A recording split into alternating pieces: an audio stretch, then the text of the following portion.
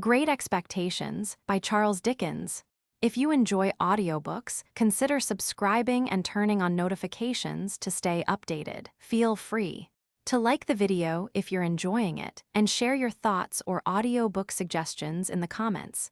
So I called myself Pip and came to be called Pip. I give Purip as my father's family name on the authority of his tombstone and my sister, Mrs.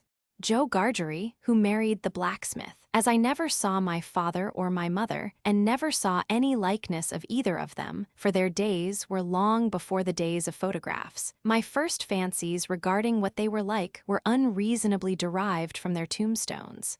The shape of the letters on my father's gave me an odd idea that he was a square, stout, dark man with curly black hair. From the character and turn of the inscription, also Georgiana, wife of the above, I drew a childish conclusion that my mother was freckled and sickly. To 5 little stone lozenges, each about 1.5 feet long, which were arranged in a neat row beside their grave, and were sacred to the memory of 5 little brothers of mine, who gave up trying to get a living exceedingly early in that universal struggle. I am indebted for a belief I religiously entertained that they had all been born on their backs with their hands in their trousers pockets, and had never taken them out in this state of existence. My first most vivid and broad impression of the identity of things seems to me to have been gained on a memorable raw afternoon towards evening. "Hold your noise," cried a terrible voice, as a man started up from among the graves at the side of the church porch. "Keep still, you little devil, or I'll cut your throat." A man with no hat and with broken shoes and with an old rag tied round his head. A man who had been soaked in water and smothered in mud and lamed by stones and cut by flints and stung by nettles and torn by briars, who limped and shivered and glared and growled, and whose teeth chattered in his head as he seized me by the chin. "Oh, don't cut my throat, sir," I pleaded in terror. "Pray don't do it, sir." "Give it mouth, Pip, Pip, sir. Find out the place." There was nothing in them but a piece of bread. When the church came to itself, for he was so sudden and strong that he made it go head over heels before me, and I saw the steeple under my feet. When the church came to itself, I say, I was seated on a high tombstone, trembling while he ate the bread ravenously. "You young dog," said the man, licking his lips, "what fat cheeks you ha got." I believe they were fat, though I was at that time undersized for my years and not strong. "Darn me if I couldn't eat 'em," said the man, with a threatening shake of his head, "and if I ha'n't half a mind taught." "Where's your mother?" I timidly explained, "also Georgiana." "That's my mother." "Oh," said he, coming back. "And is that your father alonger your mother?" He muttered then, considering, "Who d'ye live with? Supposin' you're kindly let to live, which I ha'n't made up my mind about." "Joe Gargery, wife of Joe Gargery, the blacksmith, sir." After darkly looking at his leg and me several times, he came closer to my tombstone, took me by both arms, and tilted me back as far as he could hold me, so that his eyes looked most powerfully down into mine, and mine looked most helplessly up into his. "Now looky here," he said, "the question being whether you're to be let to live. You know what a file is." After each question, he tilted me over a little more, so as to give me a greater sense of helplessness and danger. "You get me a file." He tilted me again. "And you get me wittles." He tilted me again. "You bring 'em both to me." He tilted me again. "Or I'll have your heart and liver out." He tilted me again. I was dreadfully frightened, and so giddy that I clung to him with both hands and said, "If you would kindly please to let me keep upright, sir, perhaps I shouldn't be sick, and perhaps I could attend more." He gave me a most tremendous dip and roll, so that the church jumped over its own weathercock. Then he held me by the arms, in an upright position on the top of the stone, and went on in these fearful terms. "You bring the lot to me, at that old battery over yonder. You do it, and you never dare to say a word or dare to make a sign concerning your having seen such a person as me, or any person somever, and you shall be let to live. You fail, or you go from my words in any particular, no matter how small it is, and your heart and your liver shall be tore out, roasted, and ate. Now, I ain't alone, as you may think I am. There's a young man hid with me, in comparison with which young man I am a angel. That young man hears the words I speak.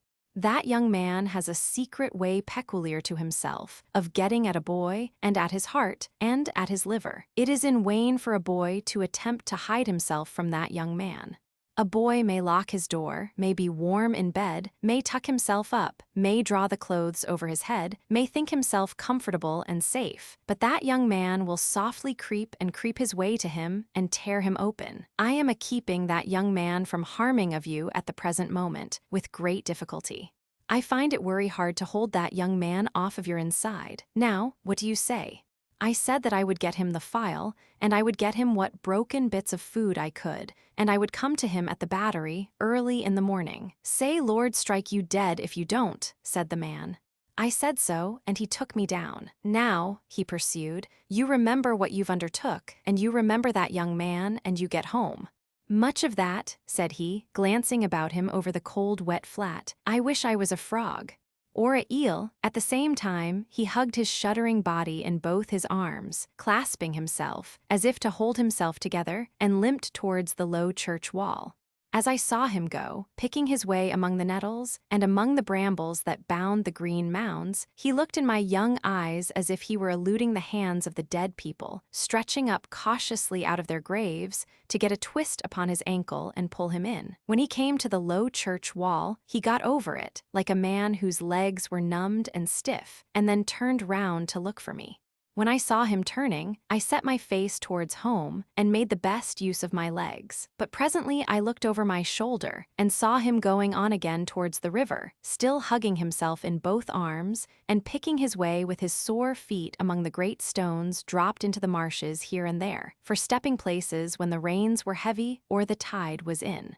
The marshes were just a long black horizontal line then, as I stopped to look after him, and the river was just another horizontal line, not nearly so broad nor yet so black, and the sky was just a row of long, angry red lines and dense black lines intermixed. The man was limping on towards this ladder, as if he were the pirate come to life, and come down, and going back to hook himself up again. It gave me a terrible turn when I thought so, and as I saw the cattle lifting their heads to gaze after him, I wondered whether they thought so too. I looked all round for the horrible young man, and could see no signs of him, but now I was frightened again, and ran home without stopping. Chapter 2. My sister, Mrs. Joe Gargery, was more than 20 years older than I, and had established a great reputation with herself and the neighbors, because she had brought me up by hand. Having at that time to find out for myself what the expression meant, and knowing her to have a hard and heavy hand, and to be much in the habit of laying it upon her husband as well as upon me, I supposed that Joe Gargery and I were both brought up by hand. She was not a good-looking woman, my sister, and I had a general impression that she must have made Joe Gargery marry her by hand. Joe was a fair man, with curls of flaxen hair on each side of his smooth face, and with eyes of such a very undecided blue that they seemed to have somehow got mixed with their own whites. He was a mild, good-natured, sweet-tempered, easy-going, foolish, dear fellow, a sort of Hercules in strength, and also in weakness. My sister, Mrs. Joe, with black hair and eyes, had such a prevailing redness of skin that I sometimes used to wonder whether it was possible she washed herself with a nutmeg grater instead of soap. She was tall and bony, and almost always wore a coarse apron, fastened over her figure behind with 2 loops, and having a square impregnable bib in front that was stuck full of pins and needles. She made it a powerful merit in herself, and a strong reproach against Joe, that she wore this apron so much, though I really see no reason why she should have worn it at all, or why, if she did wear it at all, she should not have taken it off every day of her life. Joe's forge adjoined our house, which was a wooden house, as many of the dwellings in our country were, most of them, at that time. When I ran home from the churchyard, the forge was shut up, and Joe was sitting alone in the kitchen. Joe and I being fellow sufferers, and having confidences as such, Joe imparted a confidence to me the moment I raised the latch of the door and peeped in at him opposite to it, sitting in the chimney corner. Mrs. Joe has been out a dozen times, looking for you, Pip. And she's out now, making it a baker's dozen. At this dismal intelligence, I twisted the only button on my waistcoat round and looked in great depression at the fire. Tickler was a wax-sended piece of cane, worn smooth by collision with my tickled frame. "She sot down," said Joe, "and she got up, and she made a grab at Tickler and she rampaged out." "That's what she did," said Joe, slowly clearing the fire between the lower bars with the poker and looking at it. "She rampaged out Pip."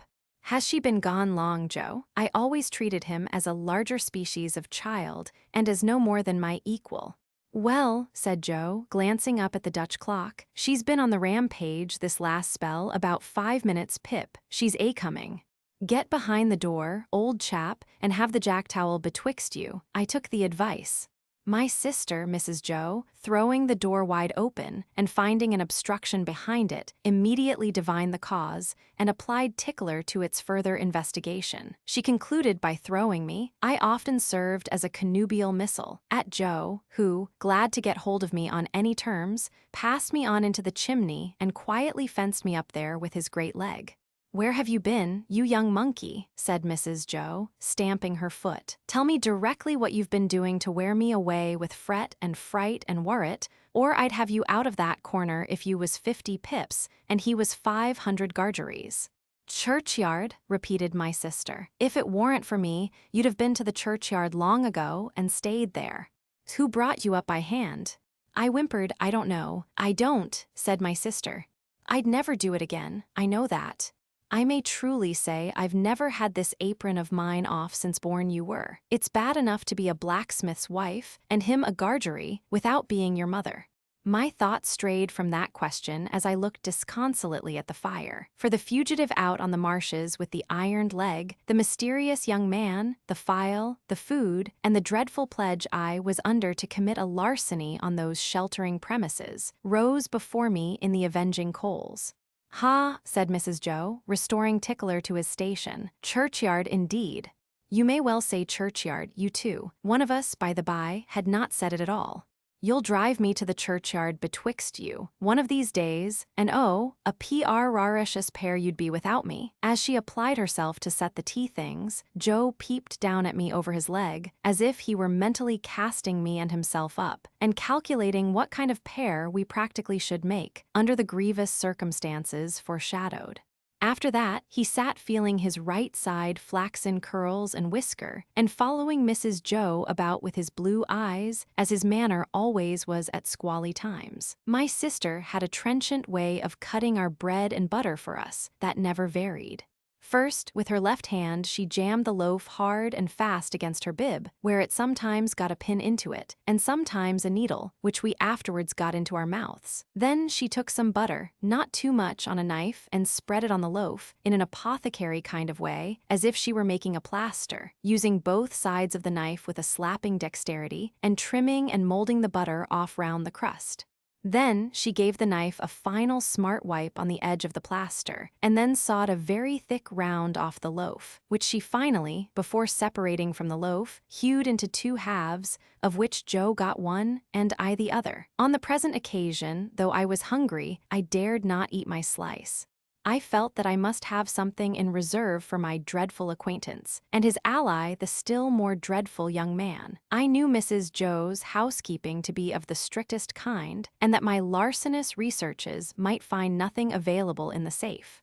Therefore, I resolved to put my hunk of bread and butter down the leg of my trousers. The effort of resolution necessary to the achievement of this purpose I found to be quite awful. It was as if I had to make up my mind to leap from the top of a high house or plunge into a great depth of water, and it was made the more difficult by the unconscious Joe. In our already mentioned Freemasonry as fellow sufferers, and in his good-natured companionship with me, it was our evening habit to compare the way we bit through our slices, by silently holding them up to each other's admiration now and then, which stimulated us to new exertions.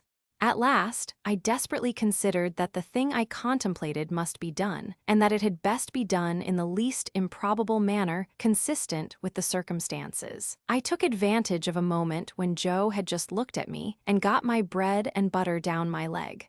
Joe was evidently made uncomfortable by what he supposed to be my loss of appetite and took a thoughtful bite out of his slice, which he didn't seem to enjoy. He turned it about in his mouth much longer than usual, pondering over it a good deal, and after all gulped it down like a pill.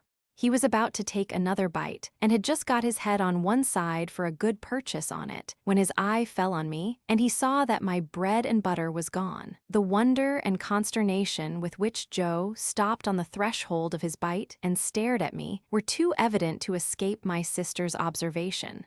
"What's the matter now?" said she smartly as she put down her cup. "I say, you know," muttered Joe, shaking his head at me in very serious remonstrance. "Pip, old chap, you'll do yourself a mischief. It'll stick somewhere. You can't have chawed it, Pip." "What's the matter now?" repeated my sister, more sharply than before.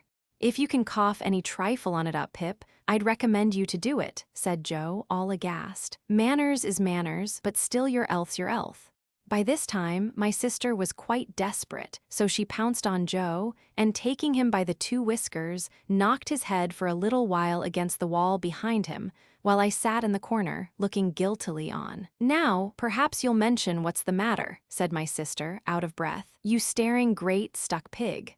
Joe looked at her in a helpless way, then took a helpless bite and looked at me again. "You know, Pip," said Joe, solemnly, with his last bite in his cheek, and speaking in a confidential voice, as if we two were quite alone, "you and me is always friends, and I'd be the last to tell upon you, any time. But he moved his chair and looked about the floor between us, and then again at me, such a most uncommon bolt as that. My sister made a dive at me and fished me up by the hair, saying nothing more than the awful words, 'You come along and be dosed.' Some medical beast had revived tar water in those days as a fine medicine, and Mrs. Joe always kept a supply of it in the cupboard, having a belief in its virtues correspondent to its nastiness. At the best of times, so much of this elixir was administered to me as a choice restorative that I was conscious of going about smelling like a new fence. On this particular evening, the urgency of my case demanded a pint of this mixture, which was poured down my throat for my greater comfort, while Mrs. Joe held my head under her arm as a boot would be held in a bootjack. Joe got off with half a pint, but was made to swallow that much to his disturbance, as he sat slowly munching and meditating before the fire, because he had had a turn. Judging from myself, I should say he certainly had a turn afterwards, if he had had none before. Conscience is a dreadful thing when it accuses man or boy. But when, in the case of a boy, that secret burden co-operates with another secret burden down the leg of his trousers, it is, as I can testify, a great punishment. Then, as the marsh winds made the fire glow and flare, I thought I heard the voice outside, of the man with the iron on his leg who had sworn me to secrecy, declaring that he couldn't and wouldn't starve until tomorrow, but must be fed now. If ever anybody's hair stood on end with terror, mine must have done so then. But perhaps nobody's ever did. It was Christmas Eve, and I had to stir the pudding for next day with a copper stick from 7 to 8 by the Dutch clock. I tried it with the load upon my leg, and that made me think afresh of the man with the load on his leg, and found the tendency of exercise to bring the bread and butter out at my ankle quite unmanageable. Happily, I slipped away and deposited that part of my conscience in my garret bedroom. "Hark!" said I, when I had done my stirring, and was taking a final warm in the chimney corner before being sent up to bed. "Was that great guns, Joe?" "There's another convict off." "What does that mean, Joe?" said I. "Escaped," administering the definition like tar water. While Mrs. Joe sat with her head bending over her needlework, I put my mouth into the forms of saying to Joe, "What's a convict?" Joe put his mouth into the forms of returning such a highly elaborate answer that I could make out nothing of it but the single word, "Pip." And they fired warning of him, and now it appears they're firing warning of another. "Who's firing?" said I. It was not very polite to herself, I thought, to imply that I should be told lies by her even if I did ask questions, but she never was polite unless there was company. At this point, Joe greatly augmented my curiosity by taking the utmost pains to open his mouth very wide and to put it into the form of a word that looked to me like sulks. Therefore, I naturally pointed to Mrs. Joe and put my mouth into the form of saying, "her."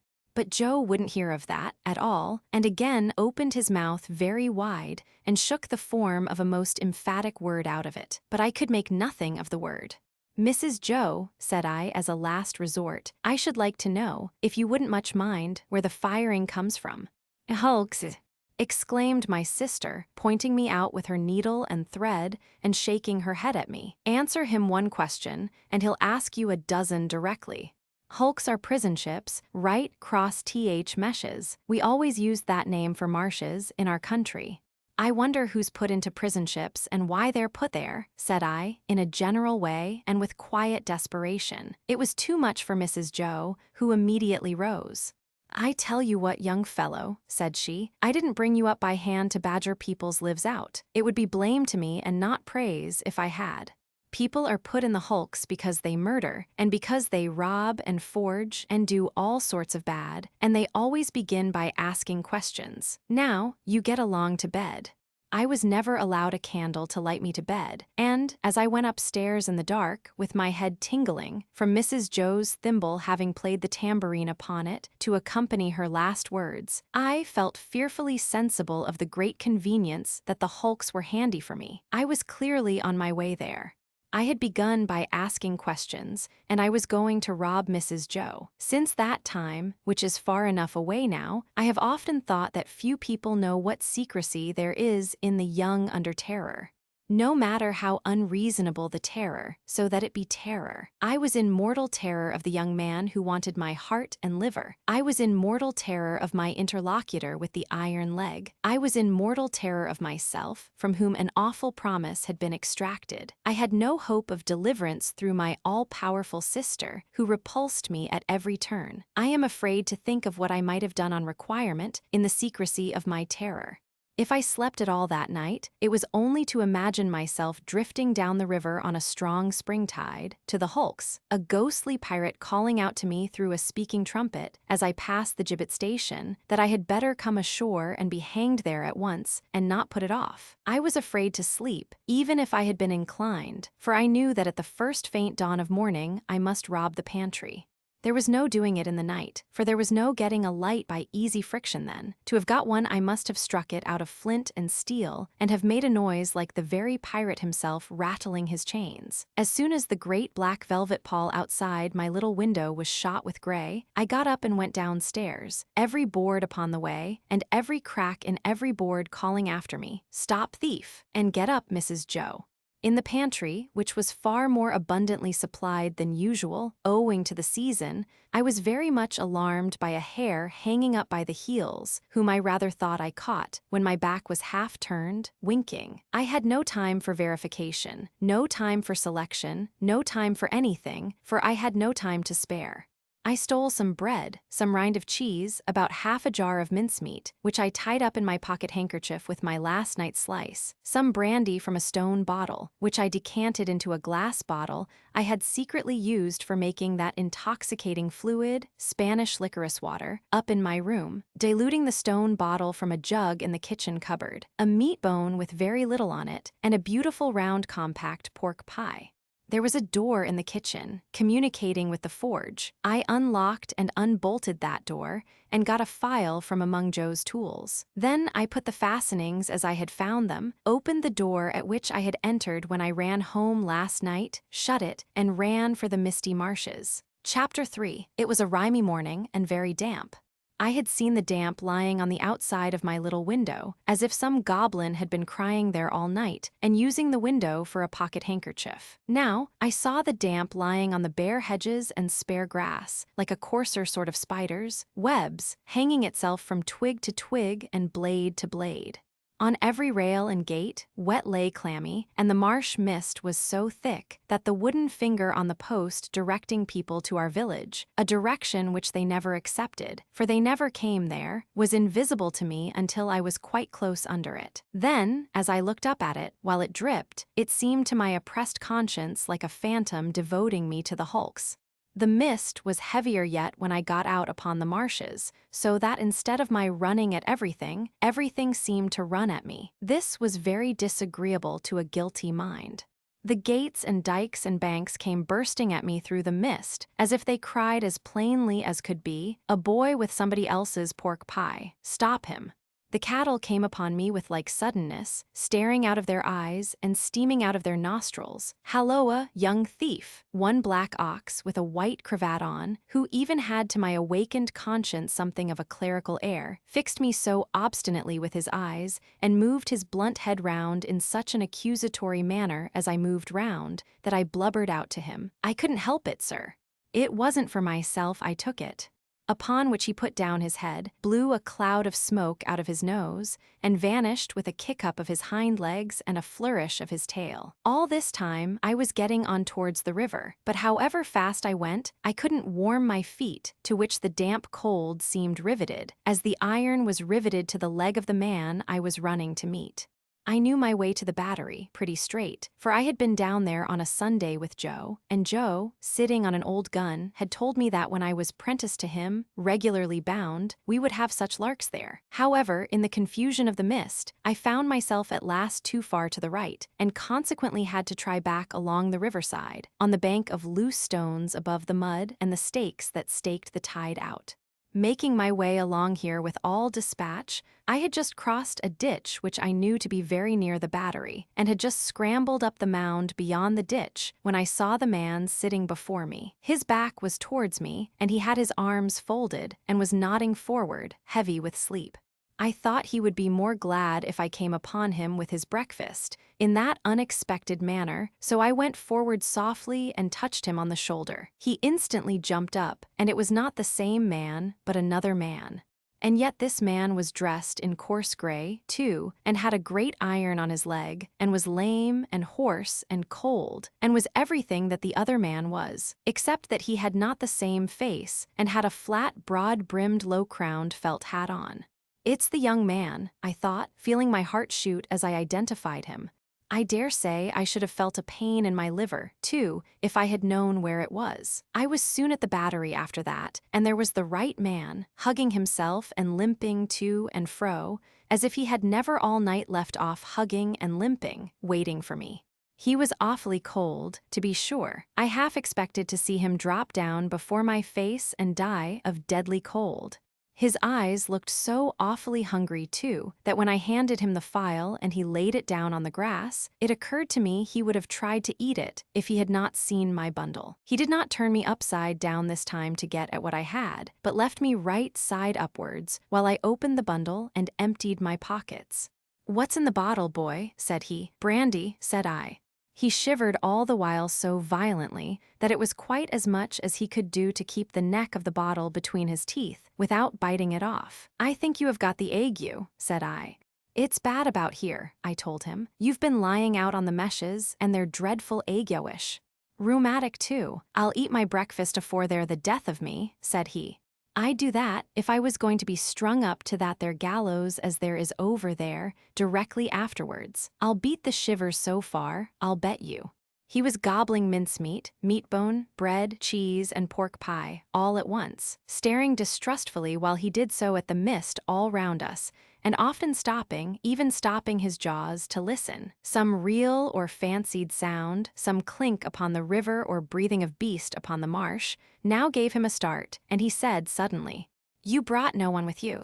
You'd be but a fierce young hound indeed, if at your time of life you could help to hunt a wretched warmint, hunted as near death and dunghill as this poor wretched warmint is." Something clicked in his throat as if he had works in him like a clock, and was going to strike. And he smeared his ragged rough sleeve over his eyes, pitying his desolation, and watching him as he gradually settled down upon the pie. I made bold to say, "I am glad you enjoy it." "And did you speak?" I had often watched a large dog of ours eating his food, and I now noticed a decided similarity between the dog's way of eating and the man's. The man took strong, sharp, sudden bites, just like the dog. He swallowed, or rather snapped up, every mouthful, too soon and too fast, and he looked sideways here and there while he ate, as if he thought there was danger in every direction of somebody's coming to take the pie away. He was altogether too unsettled in his mind over it, to appreciate it comfortably, I thought, or to have anybody to dine with him, without making a chop with his jaws at the visitor. in all of which particulars he was very like the dog. "I am afraid you won't leave any of it for him," said I, timidly, after a silence during which I had hesitated as to the politeness of making the remark. There's no more to be got where that came from. It was the certainty of this fact that impelled me to offer the hint. "Leave any for him? Who's him?" said my friend, stopping in his crunching of pie crust. "The young man that you spoke of. That was hid with you. Oh, ah." He returned with something like a gruff laugh. "Him? Yes, yes, he don't want no wittles." "I thought he looked as if he did," said I. "When?" "Dressed like you know, only with a hat," I explained, trembling. And I was very anxious to put this delicately, and with the same reason for wanting to borrow a file. "Didn't you hear the cannon last night?"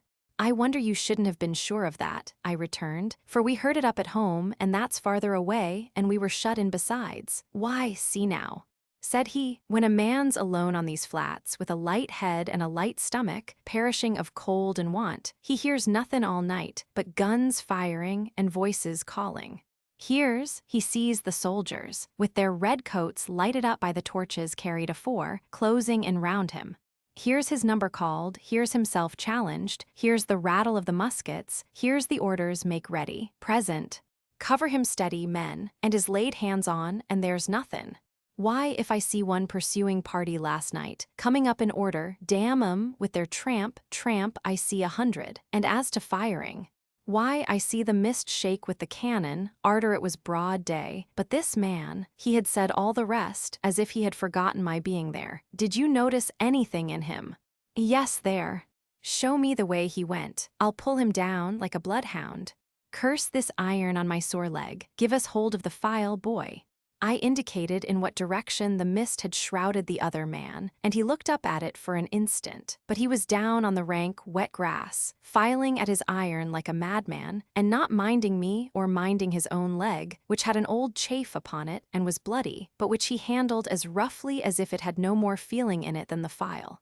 I was very much afraid of him again, now that he had worked himself into this fierce hurry, and I was likewise very much afraid of keeping away from home any longer. I told him I must go, but he took no notice, so I thought the best thing I could do was to slip off. The last I saw of him, his head was bent over his knee, and he was working hard at his fetter, muttering impatient imprecations at it and at his leg. The last I heard of him, I stopped in the mist to listen, and the file was still going. Chapter 4. Ifily expected to find a constable in the kitchen, waiting to take me up. But not only was there no constable there, but no discovery had yet been made of the robbery. Mrs. Joe was prodigiously busy in getting the house ready for the festivities of the day, and Joe had been put upon the kitchen doorstep to keep him out of the dust pan, an article into which his destiny always led him, sooner or later, when my sister was vigorously reaping the floors of her establishment. "And where the deuce ha' you been?" was Mrs. Joe's Christmas salutation, when I and my conscience showed ourselves. I said I had been down to hear the carols. "Ah, well," observed Mrs. Joe, "you might ha' done worse." Not a doubt of that, I thought. Perhaps if I warned a blacksmith's wife, and what's the same thing, a slave with her apron never off, I should have been to hear the carols, said Mrs. Joe. I'm rather partial to carols, myself, and that's the best of reasons for my never hearing any. We were to have a superb dinner, consisting of a leg of pickled pork and greens, and a pair of roast stuffed fowls. A handsome mince pie had been made yesterday morning, which accounted for the mincemeat not being missed, and the pudding was already on the boil. These extensive arrangements occasioned us to be cut off unceremoniously in respect of breakfast. "For I ain't," said Mrs. Joe, "I ain't going to have no formal cramming and busting and washing up now, with what I've got before me, I promise you." So, we had our slices served out, as if we were 2,000 troops on a forced march instead of a man and boy at home, and we took gulps of milk and water, with apologetic countenances, from a jug on the dresser. In the meantime, Mrs. Joe put clean white curtains up and tacked a new flowered flounce across the wide chimney to replace the old one, and uncovered the little state parlor across the passage, which was never uncovered at any other time, but passed the rest of the year in a cool haze of silver paper, which even extended to the 4 little white crockery poodles on the mantel shelf, each with a black nose and a basket of flowers in his mouth, and each the counterpart of the other. Cleanliness is next to godliness, and some people do the same by their religion. My sister, having so much to do, was going to church vicariously, that is to say, Joe and I were going. In his working clothes, Joe was a well-knit, characteristic-looking blacksmith. In his holiday clothes, he was more like a scarecrow in good circumstances than anything else. Nothing that he wore then fitted him or seemed to belong to him, and everything that he wore then grazed him. On the present festive occasion, he emerged from his room, when the blithe bells were going, the picture of misery, in a full suit of Sunday penitentials. As to me, I think my sister must have had some general idea that I was a young offender whom an accoucheur policeman had taken up on my birthday and delivered over to her, to be dealt with according to the outraged majesty of the law.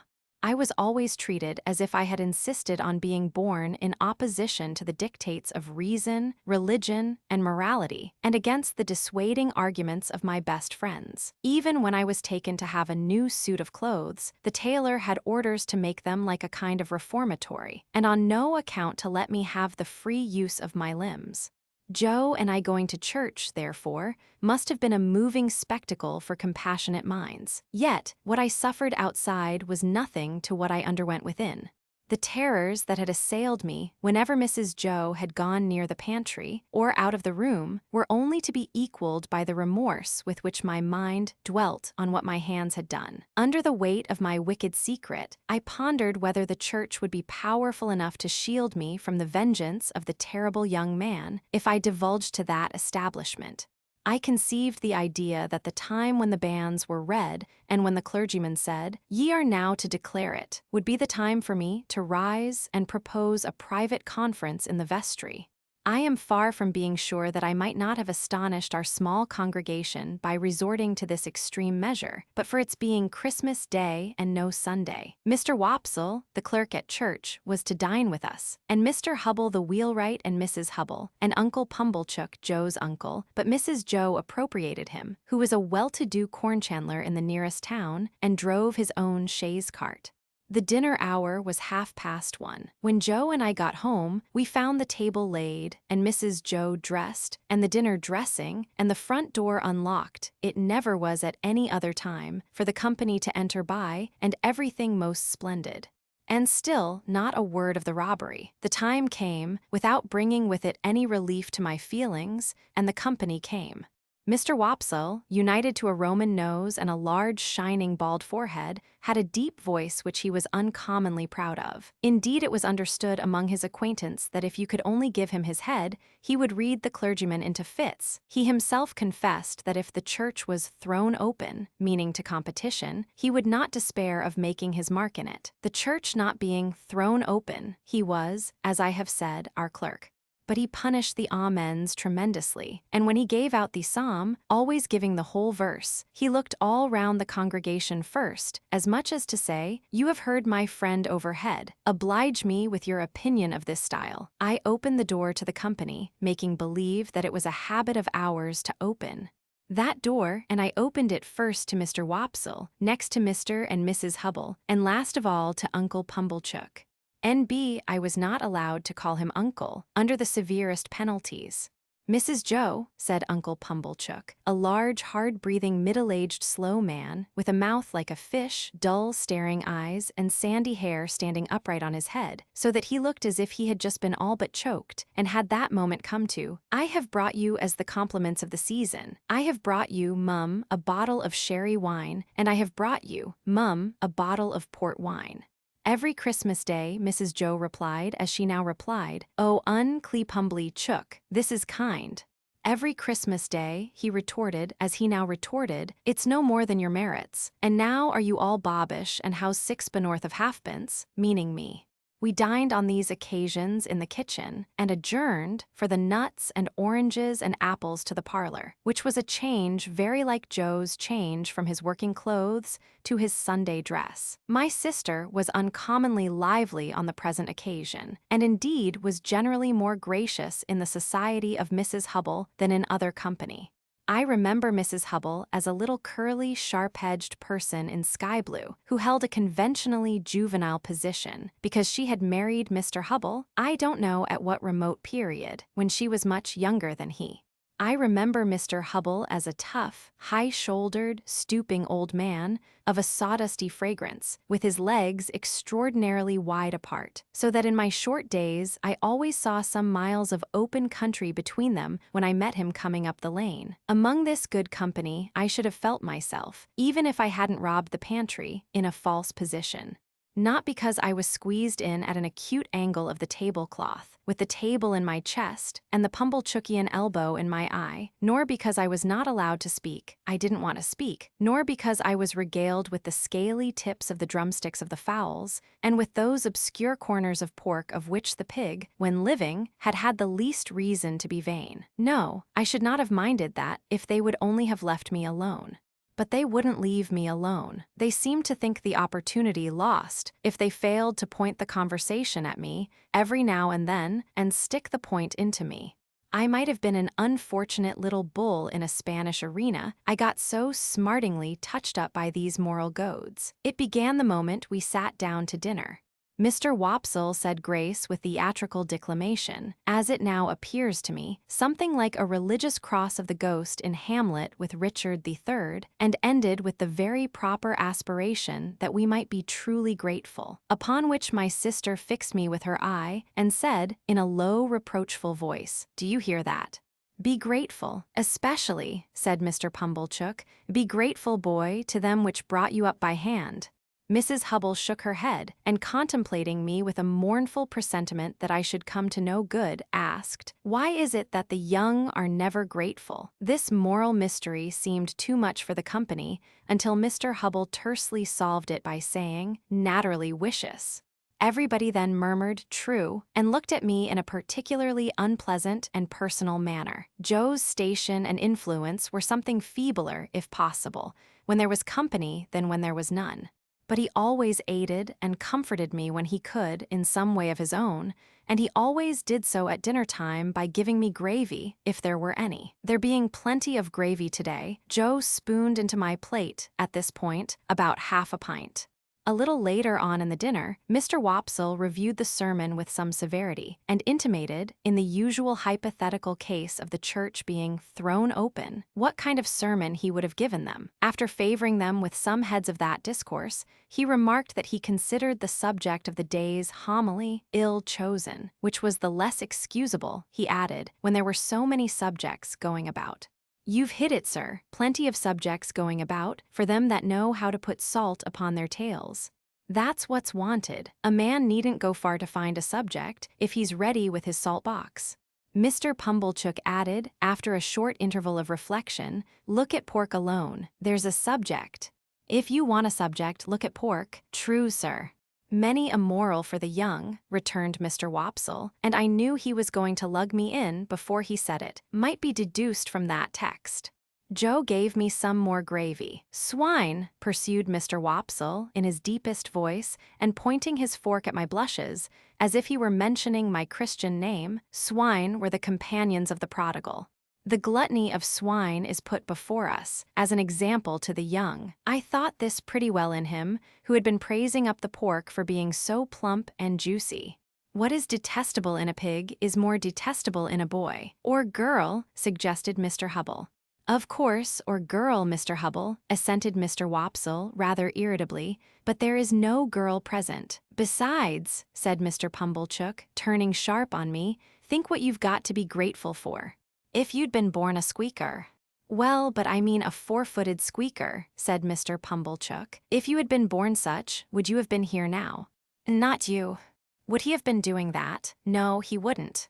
And what would have been your destination? Turning on me again. You would have been disposed of for so many shillings according to the market price of the article, and Dunstable the butcher would have come up to you as you lay in your straw, and he would have whipped you under his left arm, and with his right he would have tucked up his frock to get a penknife from out of his waistcoat pocket, and he would have shed your blood and had your life.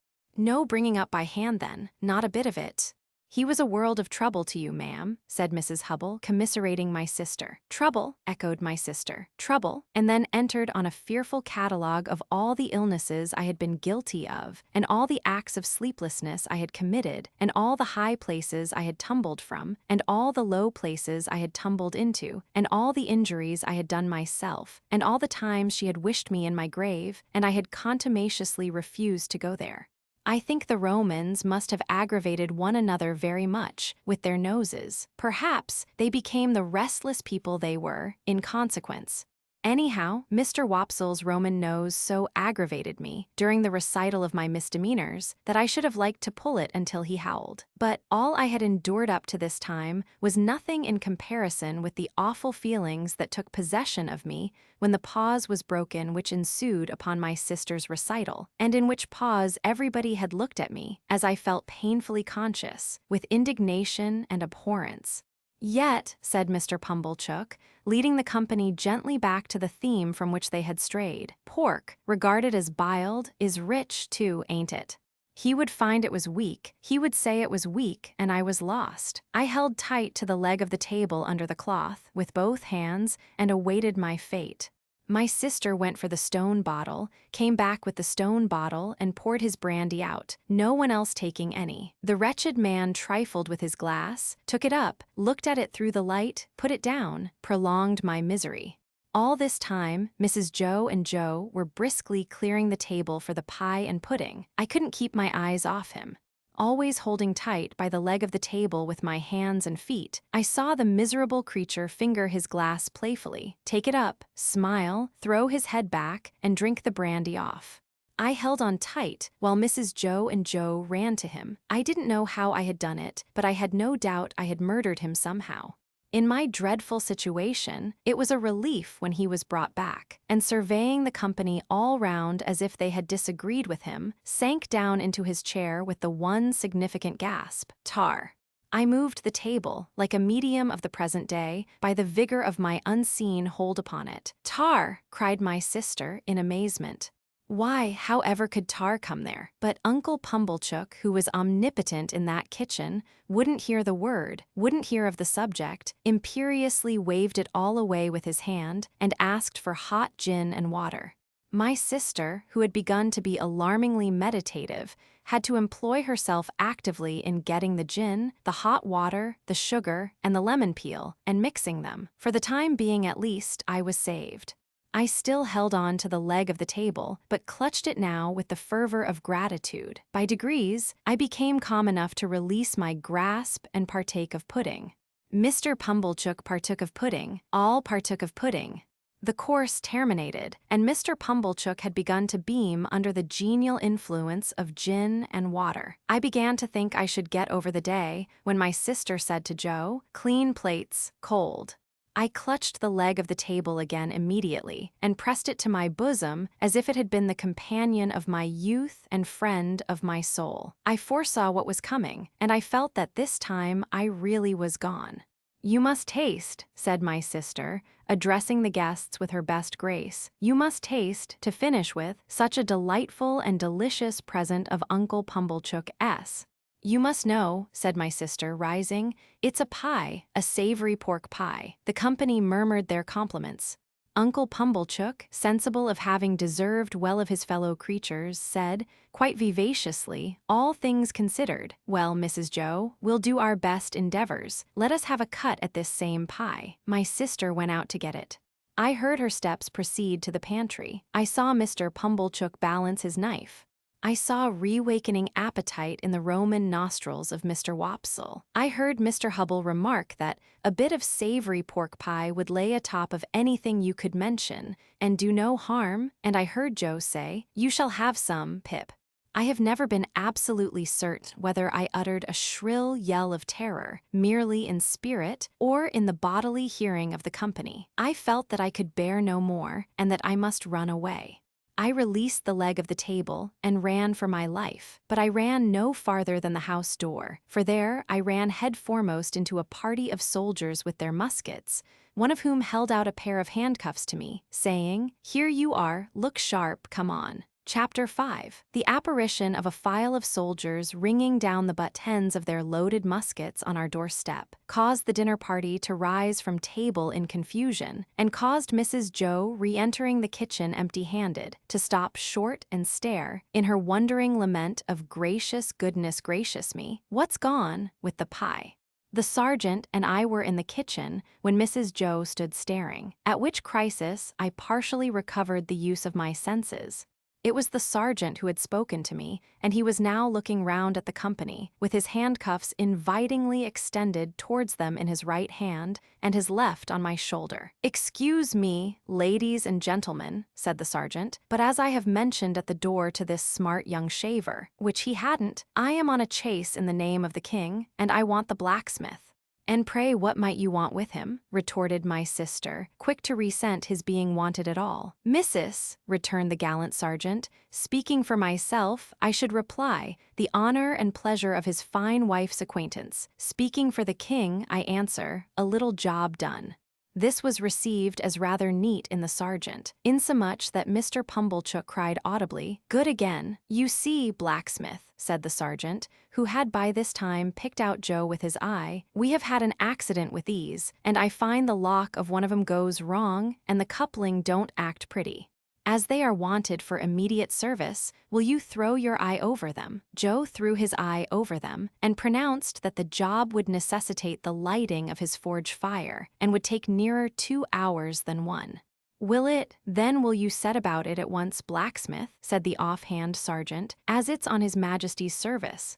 And if my men can bear a hand anywhere, they'll make themselves useful." With that, he called to his men, who came trooping into the kitchen one after another, and piled their arms in a corner. And then they stood about, as soldiers do, now with their hands loosely clasped before them, now resting a knee or a shoulder, now easing a belt or a pouch, now opening the door to spit stiffly over their high stocks out into the yard. "Would you give me the time?" said the sergeant, addressing himself to Mr. Pumblechook, as to a man whose appreciative powers justified the inference that he was equal to the time. "It's just gone 2:30. How far might you call yourselves from the marshes, hereabouts? Not above a mile, I reckon." "That'll do. We begin to close in upon 'em about dusk." "A little before dusk, my orders are." "That'll do." "Convicts, sergeant?" asked Mr. Wopsle in a matter-of-course way. "Aye," returned the sergeant, too. "They're pretty well known to be out on the marshes still, and they won't try to get clear of 'em before dusk. Anybody here seen anything of any such game?" "Nobody thought of me." "Well," said the sergeant, "they'll find themselves trapped in a circle, I expect, sooner than they count on. Now, blacksmith, if you're ready, His Majesty the King is." Joe had got his coat and waistcoat and cravat off, and his leather apron on, and passed into the forge. One of the soldiers opened its wooden windows, another lighted the fire, another turned to at the bellows, the rest stood round the blaze, which was soon roaring. Then Joe began to hammer and clink, and we all looked on. The interest of the impending pursuit not only absorbed the general attention, but even made my sister liberal. She drew a pitcher of beer from the cask for the soldiers, and invited the sergeant to take a glass of brandy. But Mr. Pumblechook said, sharply, "Give him wine, mum. I'll engage there's no tar in that." So, the sergeant thanked him and said that as he preferred his drink without tar, he would take wine, if it was equally convenient. When it was given him, he drank His Majesty's health and compliments of the season, and took it all at a mouthful and smacked his lips. "Good stuff, eh, sergeant?" said Mr. Pumblechook. "I'll tell you something," returned the sergeant. "I suspect that stuff of your providing." Mr. Pumblechook, with a fat sort of laugh, said, Aye, why? Have another glass. The top of mine to the foot of yours, the foot of yours to the top of mine. Ring once, ring twice, the best tune on the musical glasses, your health." May you live 1,000 years and never be a worse judge of the right sort than you are at the present moment of your life." The sergeant tossed off his glass again and seemed quite ready for another glass. I noticed that Mr. Pumblechook in his hospitality appeared to forget that he had made a present of the wine, but took the bottle from Mrs. Joe and had all the credit of handing it about in a gush of joviality. Even I got some. And he was so very free of the wine that he even called for the other bottle, and handed that about with the same liberality when the first was gone. As I watched them while they all stood clustering about the forge, enjoying themselves so much, I thought what terrible good sauce for a dinner my fugitive friend on the marshes was. They had not enjoyed themselves a quarter so much before the entertainment was brightened with the excitement he furnished. At last, Joe's job was done, and the ringing and roaring stopped. As Joe got on his coat, he mustered courage to propose that some of us should go down with the soldiers and see what came of the hunt. Mr. Pumblechook and Mr. Hubble declined on the plea of a pipe and ladies' society, but Mr. Wopsle said he would go if Joe would. Joe said he was agreeable and would take me if Mrs. Joe approved. We never should have got leave to go, I am sure, but for Mrs. Joe's curiosity to know all about it and how it ended. As it was, she merely stipulated, "If you bring the boy back with his head blown to bits by a musket, don't look to me to put it together again." The sergeant took a polite leave of the ladies and parted from Mr. Pumblechook as from a comrade, though I doubt if he were quite as fully sensible of that gentleman's merits under arid conditions as when something moist was going. His men resumed their muskets and fell in. Mr. Wopsle, Joe, and I received strict charge to keep in the rear and to speak no word after we reached the marshes. When we were all out in the raw air and were steadily moving towards our business, I treasonably whispered to Joe, "I hope, Joe, we shan't find them." And Joe whispered to me, "I'd give a shilling if they had cut and run, Pip." We were joined by no stragglers from the village, for the weather was cold and threatening, the way dreary, the footing bad, darkness coming on, and the people had good fires indoors and were keeping the day. A few faces hurried to glowing windows and looked after us, but none came out. We passed the finger post and held straight on to the churchyard. There we were stopped a few minutes by a signal from the sergeant's hand, while 2 or 3 of his men dispersed themselves among the graves and also examined the porch. They came in again without finding anything, and then we struck out on the open marshes through the gate at the side of the churchyard. A bitter sleet came rattling against us here on the east wind, and Joe took me on his back. Now that we were out upon the dismal wilderness, where they little thought I had been within 8 or 9 hours and had seen both men hiding, I considered for the first time, with great dread, if we should come upon them, would my particular convict suppose that it was I who had brought the soldiers there? He had asked me if I was a deceiving imp, and he had said I should be a fierce young hound if I joined the hunt against him. Would he believe that I was both imp and hound in treacherous earnest, and had betrayed him? It was of no use asking myself this question now. There I was, on Joe's back, and there was Joe beneath me, charging at the ditches like a hunter, and stimulating Mr. Wopsle not to tumble on his Roman nose, and to keep up with us. The soldiers were in front of us, extending into a pretty wide line with an interval between man and man. We were taking the course I had begun with, and from which I had diverged in the mist. Either the mist was not out again yet, or the wind had dispelled it. Under the low red glare of sunset, the beacon and the gibbet, and the mound of the battery, and the opposite shore of the river were plain, though all of a watery lead color.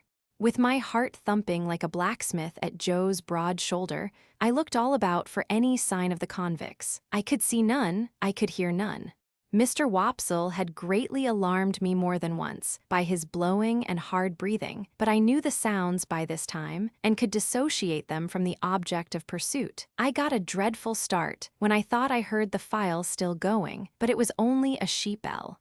The sheep stopped in their eating and looked timidly at us, and the cattle, their heads turned from the wind and sleet, stared angrily as if they held us responsible for both annoyances. But except these things, and the shudder of the dying day in every blade of grass, there was no break in the bleak stillness of the marshes. The soldiers were moving on in the direction of the old battery, and we were moving on a little way behind them, when, all of a sudden, we all stopped. For there had reached us on the wings of the wind and rain a long shout. It was repeated. It was at a distance towards the east, but it was long and loud. Nay, there seemed to be 2 or more shouts raised together, if one might judge from a confusion in the sound. To this effect, the sergeant and the nearest men were speaking under their breath, when Joe and I came up. After another moment's listening, Joe, who was a good judge, agreed, and Mr. Wopsle, who was a bad judge, agreed. The sergeant, a decisive man, ordered that the sound should not be answered, but that the course should be changed, and that his men should make towards it at the double. So we slanted to the right, where the east was, and Joe pounded away so wonderfully that I had to hold on tight to keep my seat.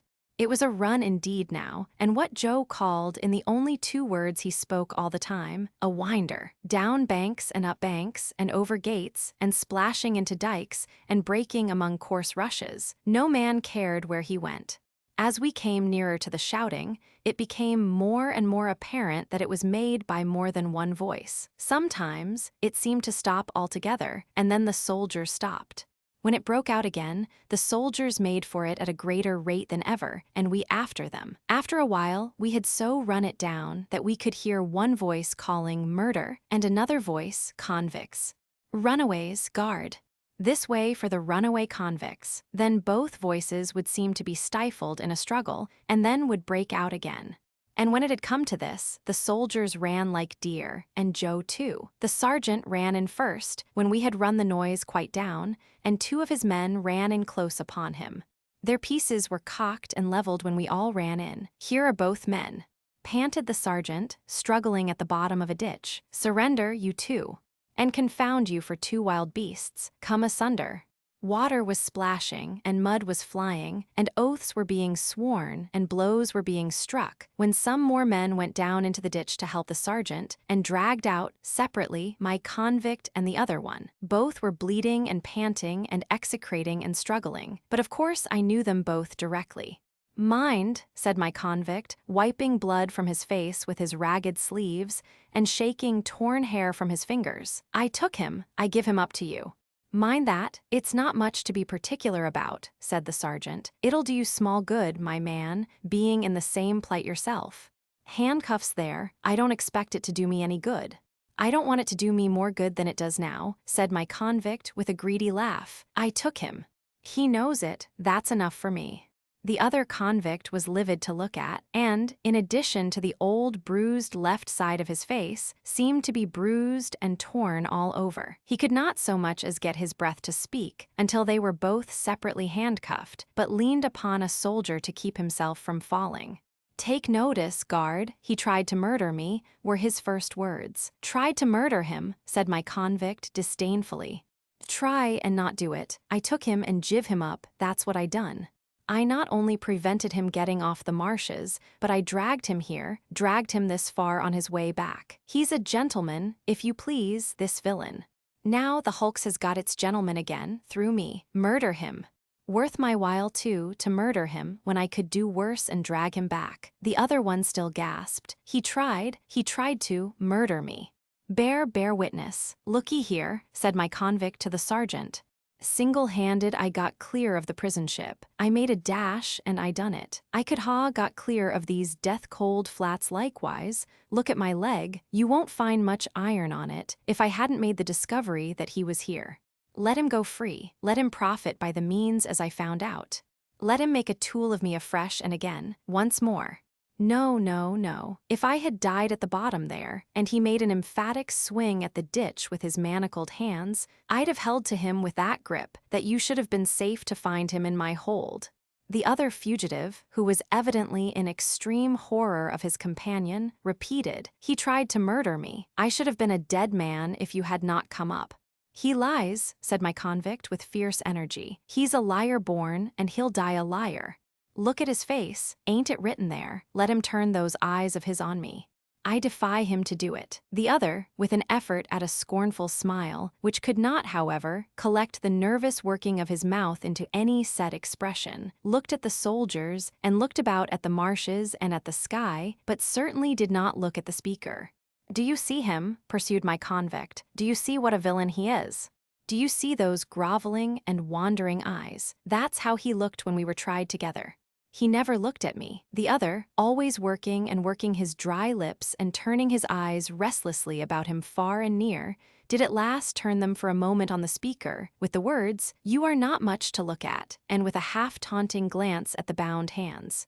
At that point, my convict became so frantically exasperated that he would have rushed upon him but for the interposition of the soldiers. "Didn't I tell you," said the other convict then, "that he would murder me if he could?"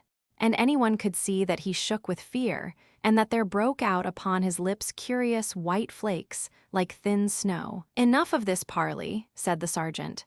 "Light those torches." As one of the soldiers, who carried a basket in lieu of a gun, went down on his knee to open it, my convict looked round him for the first time and saw me. I had alighted from Joe's back on the brink of the ditch when we came up, and had not moved since. I looked at him eagerly when he looked at me, and slightly moved my hands and shook my head. I had been waiting for him to see me, that I might try to assure him of my innocence. It was not at all expressed to me that he even comprehended my intention, for he gave me a look that I did not understand, and it all passed in a moment. But if he had looked at me for an hour or for a day, I could not have remembered his face ever afterwards as having been more attentive. The soldier with the basket soon got a light and lighted 3 or 4 torches and took one himself and distributed the others. It had been almost dark before, but now it seemed quite dark, and soon afterwards very dark. Before we departed from that spot, 4 soldiers standing in a ring fired twice into the air. Presently we saw other torches kindled at some distance behind us, and others on the marshes on the opposite bank of the river. "All right," said the sergeant. "March!" We had not gone far when 3 cannon were fired ahead of us, with a sound that seemed to burst something inside my ear.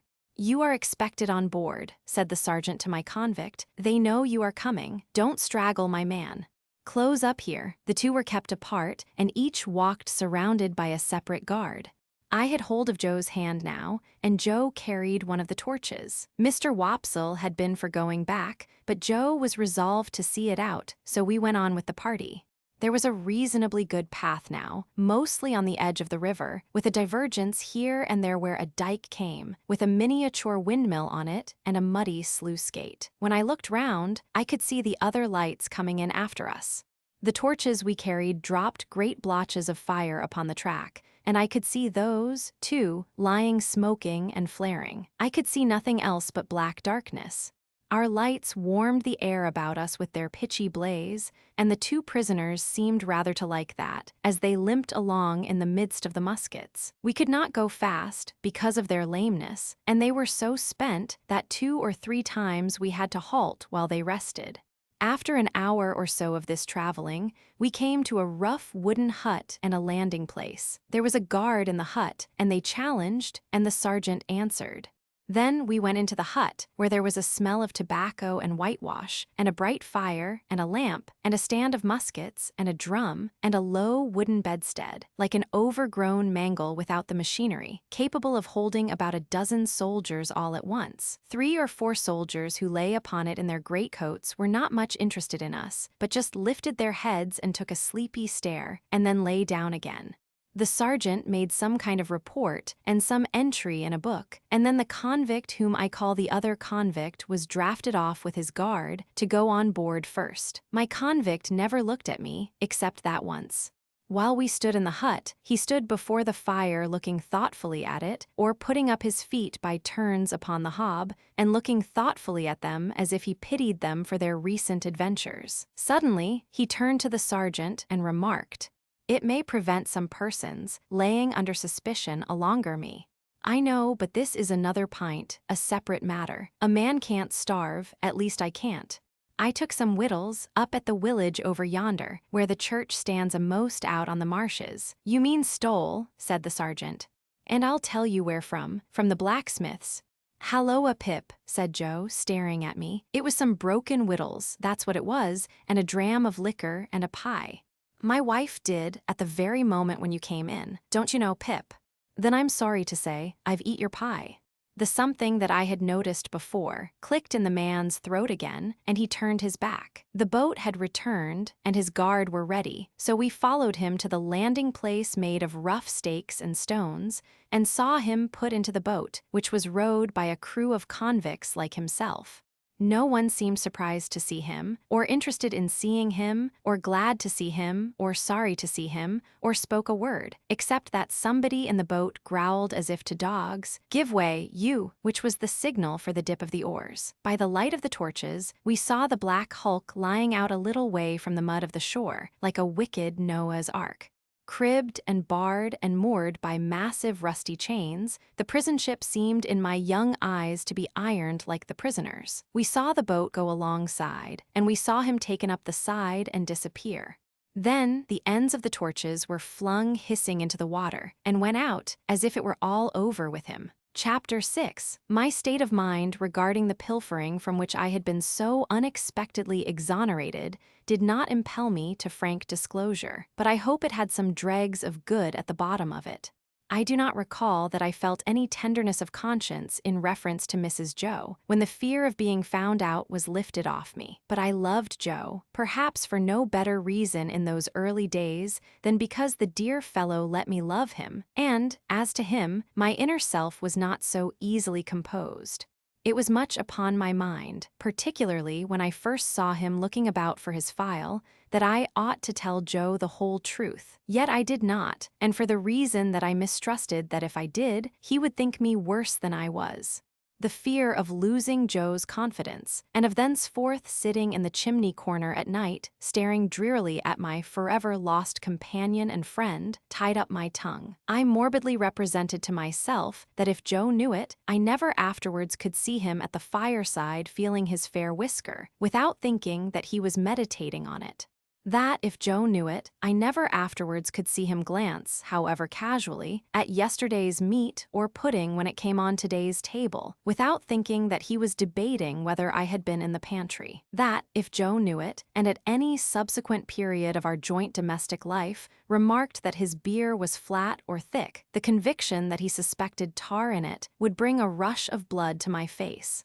In a word, I was too cowardly to do what I knew to be right, as I had been too cowardly to avoid doing what I knew to be wrong. I had had no intercourse with the world at that time, and I imitated none of its many inhabitants who act in this manner. Quite an untaught genius, I made the discovery of the line of action for myself. As I was sleepy before we were far away from the prison ship, Joe took me on his back again and carried me home. He must have had a tiresome journey of it, for Mr. Wopsle, being knocked up, was in such a very bad temper that if the church had been thrown open, he would probably have excommunicated the whole expedition, beginning with Joe and myself. In his lay capacity, he persisted in sitting down in the damp to such an insane extent that when his coat was taken off to be dried at the kitchen fire, the circumstantial evidence on his trousers would have hanged him if it had been a capital offense. By that time, I was staggering on the kitchen floor like a little drunkard, through having been newly set upon my feet, and through having been fast asleep, and through waking in the heat and lights and noise of tongues. As I came to myself, with the aid of a heavy thump between the shoulders and the restorative exclamation, "Yah, was there ever such a boy as this?" from my sister, I found Joe telling them about the convict's confession and all the visitors suggesting different ways by which he had got into the pantry. Mr. Wopsle, indeed, wildly cried out, "No," with the feeble malice of a tired man, but, as he had no theory and no coat on, he was unanimously set at naught, not to mention his smoking hard behind, as he stood with his back to the kitchen fire to draw the damp out, which was not calculated to inspire confidence.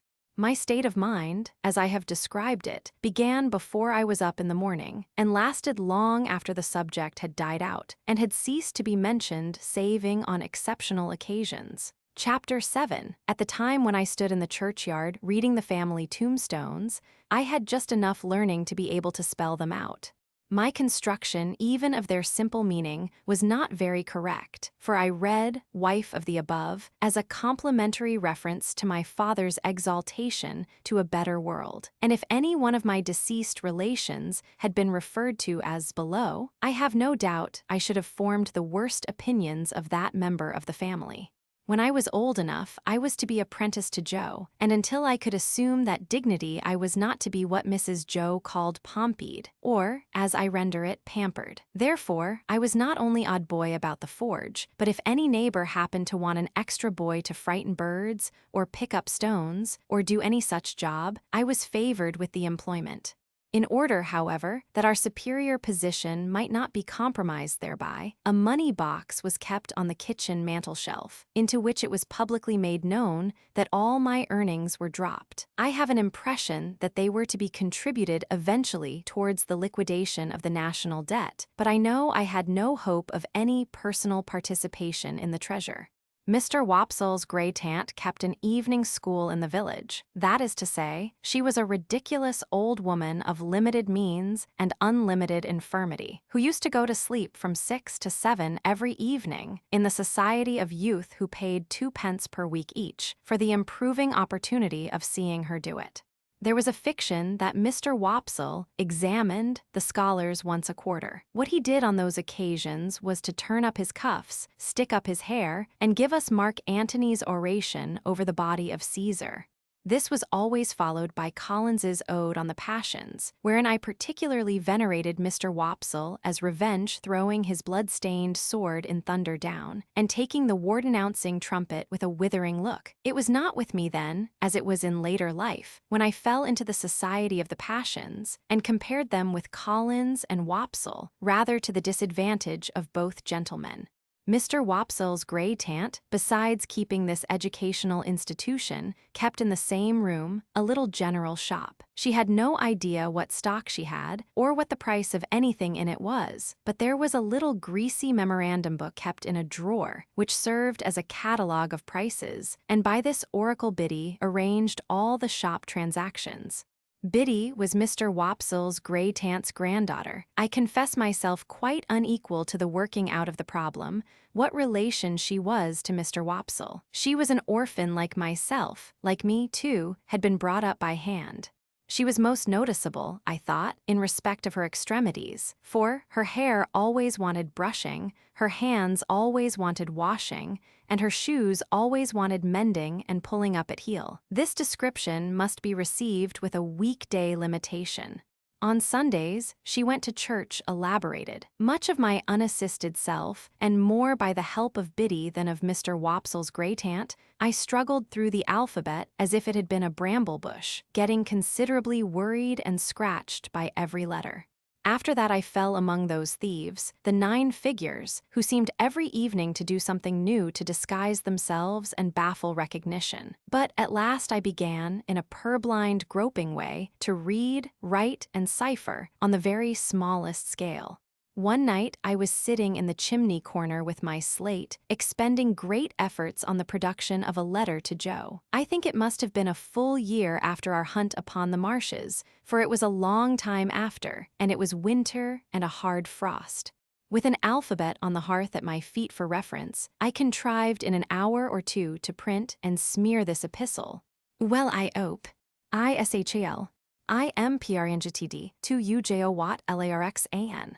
There was no indispensable necessity for my communicating with Joe by letter, inasmuch as he sat beside me and we were alone. But I delivered this written communication, slate and all, with my own hand, and Joe received it as a miracle of erudition.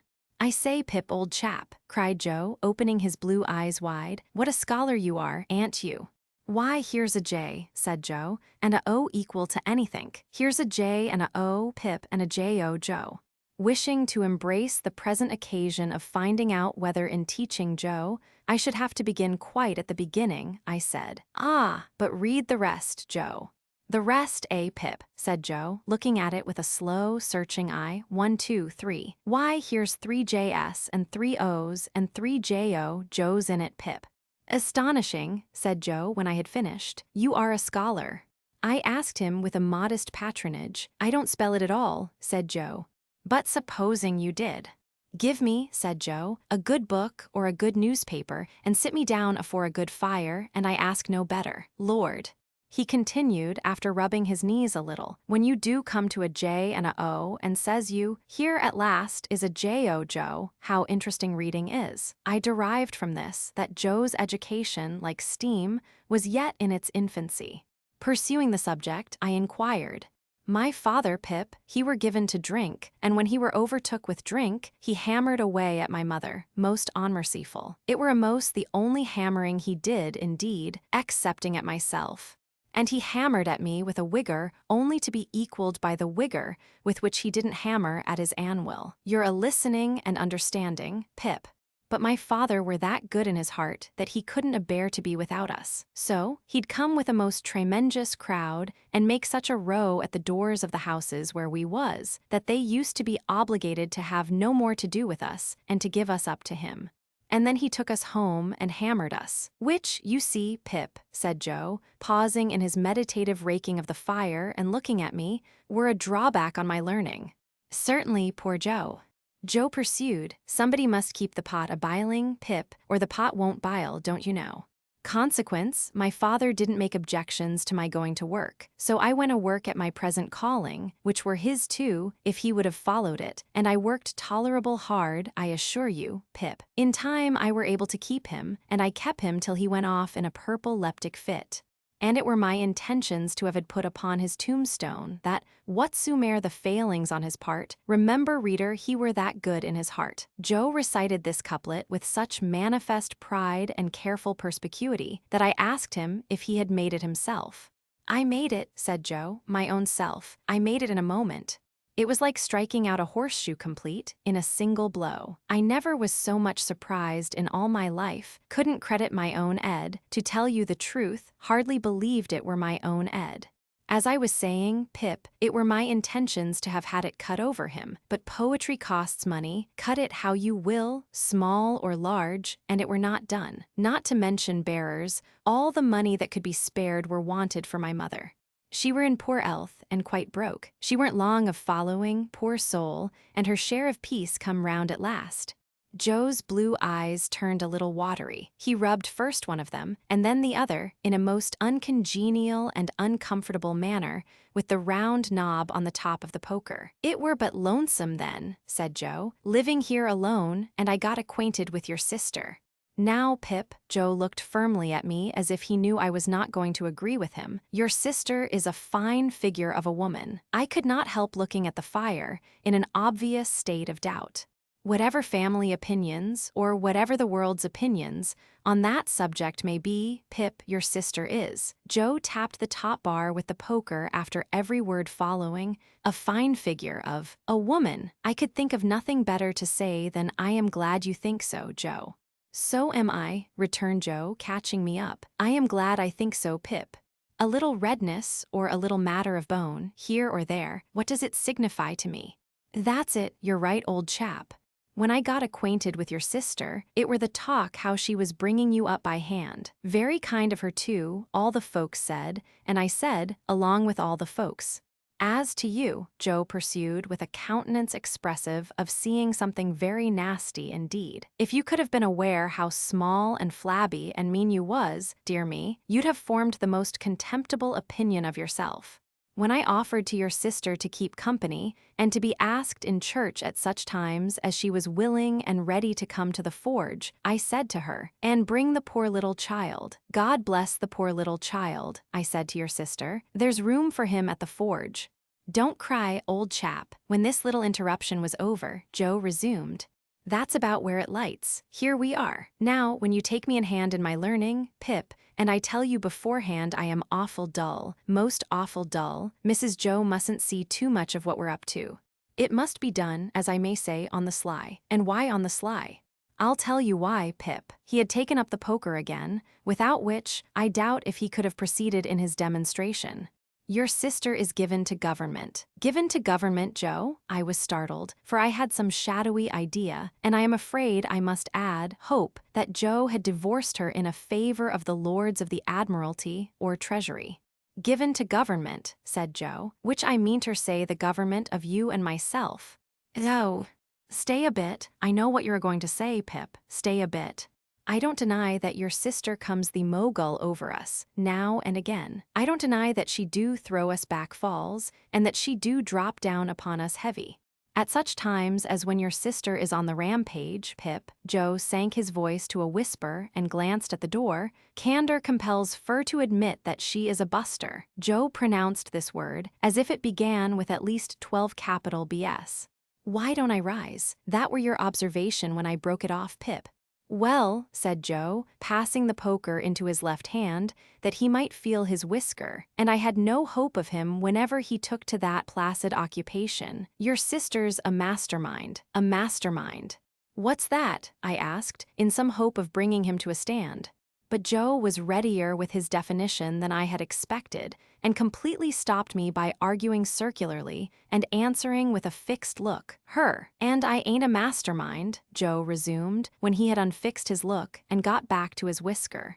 And last of all, Pip, and this I want to say very serious to you, old chap, I see so much in my poor mother, of a woman drudging and slaving and breaking her honest heart and never getting no peace in her mortal days, that I'm dead afeard of going wrong in the way of not doing what's right by a woman, and I'd fur rather of the two go wrong the t'other way, and be a little ill-convenienced myself. Young as I was, I believe that I dated a new admiration of Joe from that night. We were equals afterwards, as we had been before, but afterwards at quiet times when I sat looking at Joe and thinking about him, I had a new sensation of feeling conscious that I was looking up to Joe in my heart.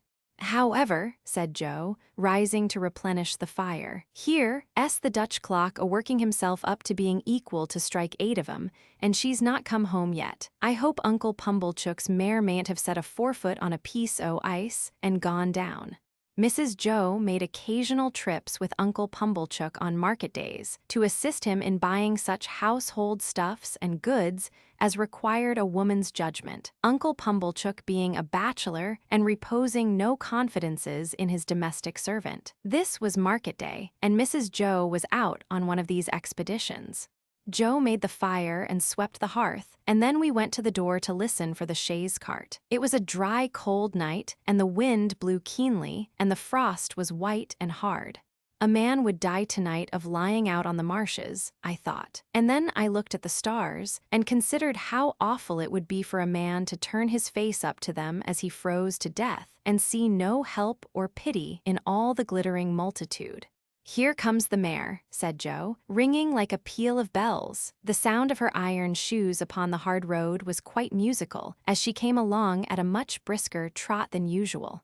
We got a chair out, ready for Mrs. Joe's alighting, and stirred up the fire that they might see a bright window, and took a final survey of the kitchen that nothing might be out of its place. When we had completed these preparations, they drove up, wrapped to the eyes.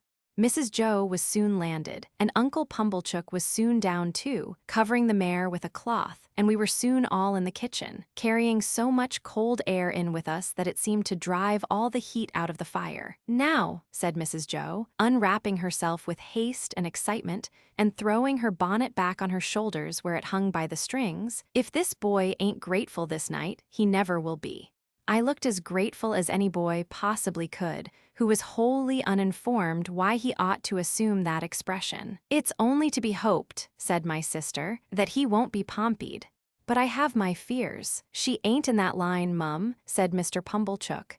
She knows better, she. I looked at Joe, making the motion with my lips and eyebrows, she. Joe looked at me, making the motion with his lips and eyebrows, she. My sister catching him in the act, he drew the back of his hand across his nose with his usual conciliatory air on such occasions, and looked at her. Well, said my sister, in her snappish way. What are you staring at? Is the house afire? And she is a she, I suppose, said my sister, unless you call Miss Havisham a he. And I doubt if even you'll go so far as that. She wants this boy to go and play there, and of course he's going.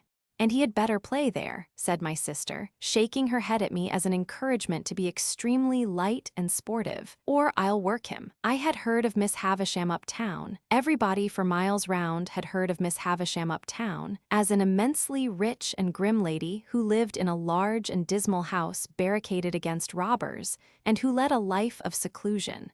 Well, to be sure, said Joe, astounded. I wonder how she come to know Pip. Who said she knew him?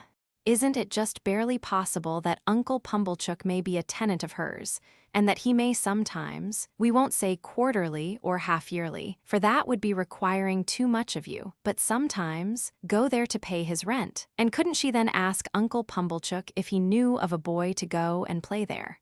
And couldn't Uncle Pumblechook, being always considerate and thoughtful for us, though you may not think it, Joseph, in a tone of the deepest reproach, as if he were the most callous of nephews, then mention this boy, standing prancing here, which I solemnly declare I was not doing, that I have forever been a willing slave to. Well put, prettily pointed. Good indeed. Now, Joseph, you know the case. You may consider that you do, but you do not, Joseph, for you do not know that Uncle Pumblechook, being sensible that for anything we can tell, this boy's fortune may be made by his going to Miss Havisham's, has offered to take him into town tonight in his own chaise cart, and to keep him tonight, and to take him with his own hands to Miss Havisham's tomorrow morning. And Lorimussy me, cried my sister, casting off her bonnet in sudden desperation. Here I stand talking to mere mooncalves, with Uncle Pumblechook waiting, and the mare catching cold at the door, and the boy grimed with crock and dirt from the hair of his head to the sole of his foot. I may here remark that I suppose myself to be better acquainted than any living authority with the ridgy effect of a wedding ring, passing unsympathetically over the human countenance. When my ablutions were completed, I was put into clean linen of the stiffest character, like a young penitent into sackcloth, and was trussed up in my tightest and fearfullest suit. I was then delivered over to Mr. Pumblechook, who formally received me as if he were the sheriff, and who let off upon me the speech that I knew he had been dying to make all along. Boy, be forever grateful to all friends, but especially unto them which brought you up by hand. Goodbye, Joe. I had never parted from him before, and what with my feelings and what with soapsuds, I could at first see no stars from the chaise cart, but they twinkled out one by one, without throwing any light on the questions why on earth I was going to play at Miss Havisham's, and what on earth I was expected to play at. Chapter 8. Mr. Pumblechook's premises in the High Street of the market town were of a peppercorny and farinaceous character, as the premises of a corn chandler and seedsman should be. It appeared to me that he must be a very happy man indeed to have so many little drawers in his shop, and I wondered when I peeped into one or two on the lower tiers, and saw the tied-up brown paper packets inside, whether the flower seeds and bulbs ever wanted of a fine day to break out of those jails and bloom. It was in the early morning after my arrival that I entertained this speculation. On the previous night, I had been sent straight to bed in an attic with a sloping roof, which was so low in the corner where the bedstead was, that I calculated the tiles as being within a foot of my eyebrows. In the same early morning, I discovered a singular affinity between seeds and corduroys. Mr. Pumblechook wore corduroys, and so did his shopman, and somehow there was a general air and flavor about the corduroys, so much in the nature of seeds, and a general air and flavor about the seeds, so much in the nature of corduroys, that I hardly knew which was which. The watchmaker, always poring over a little desk with a magnifying glass at his eye, and always inspected by a group of smock frocks poring over him through the glass of his shop window, seemed to be about the only person in the High Street whose trade engaged his attention. Mr. Pumblechook and I breakfasted at 8 o'clock in the parlor behind the shop, while the shopman took his mug of tea and hunch of bread and butter on a sack of peas in the front premises. I considered Mr. Pumblechook wretched company. Besides being possessed by my sister's idea that a mortifying and penitential character ought to be imparted to my diet, besides giving me as much crumb as possible in combination with as little butter, and putting such a quantity of warm water into my milk that it would have been more candid to have left the milk out altogether, his conversation consisted of nothing but arithmetic. On my politely bidding him good morning, he said pompously, 7 times 9, boy, and how should I be able to answer, dodged in that way, in a strange place, on an empty stomach? I was hungry, but before I had swallowed a morsel, he began a running sum that lasted all through the breakfast. 7, and 4, and 8, and 6, and 2, and 10, and so on. And after each figure was disposed of, it was as much as I could do to get a bite or a sup before the next came, while he sat at his ease guessing nothing, and eating bacon and hot roll, in, if I may be allowed the expression, a gorging and gormandizing manner. For such reasons, I was very glad when 10 o'clock came and we started for Miss Havisham's, though I was not at all at my ease regarding the manner in which I should acquit myself under that lady's roof. Within a quarter of an hour, we came to Miss Havisham's house, which was of old brick and dismal, and had a great many iron bars to it. Some of the windows had been walled up. Of those that remained, all the lower were rustily barred. There was a courtyard in front, and that was barred, so we had to wait, after ringing the bell, until someone should come to open it. While we waited at the gate, I peeped in. Even then Mr. Pumblechook said, "And 14." But I pretended not to hear him, and saw that at the side of the house there was a large brewery. No brewing was going on in it, and none seemed to have gone on for a long, long time. A window was raised, and a clear voice demanded, "What name?" To which my conductor replied, "Pumblechook." The voice returned, "Quite right," and the window was shut again, and a young lady came across the courtyard, with keys in her hand. "This," said Mr. Pumblechook, "is Pip." "This is Pip, is it?" returned the young lady, who was very pretty and seemed very proud. "Come in, Pip." Mr. Pumblechook was coming in also, when she stopped him with the gate. "Oh," she said, "did you wish to see Miss Havisham?" She said it so finally, and in such an undiscussable way, that Mr. Pumblechook, though in a condition of ruffled dignity, could not protest. But he eyed me severely, as if I had done anything to him, and departed with the words reproachfully delivered, "Boy, let your behavior here be a credit unto them, which brought you up by hand." I was not free from apprehension that he would come back to propound through the gate, and 16.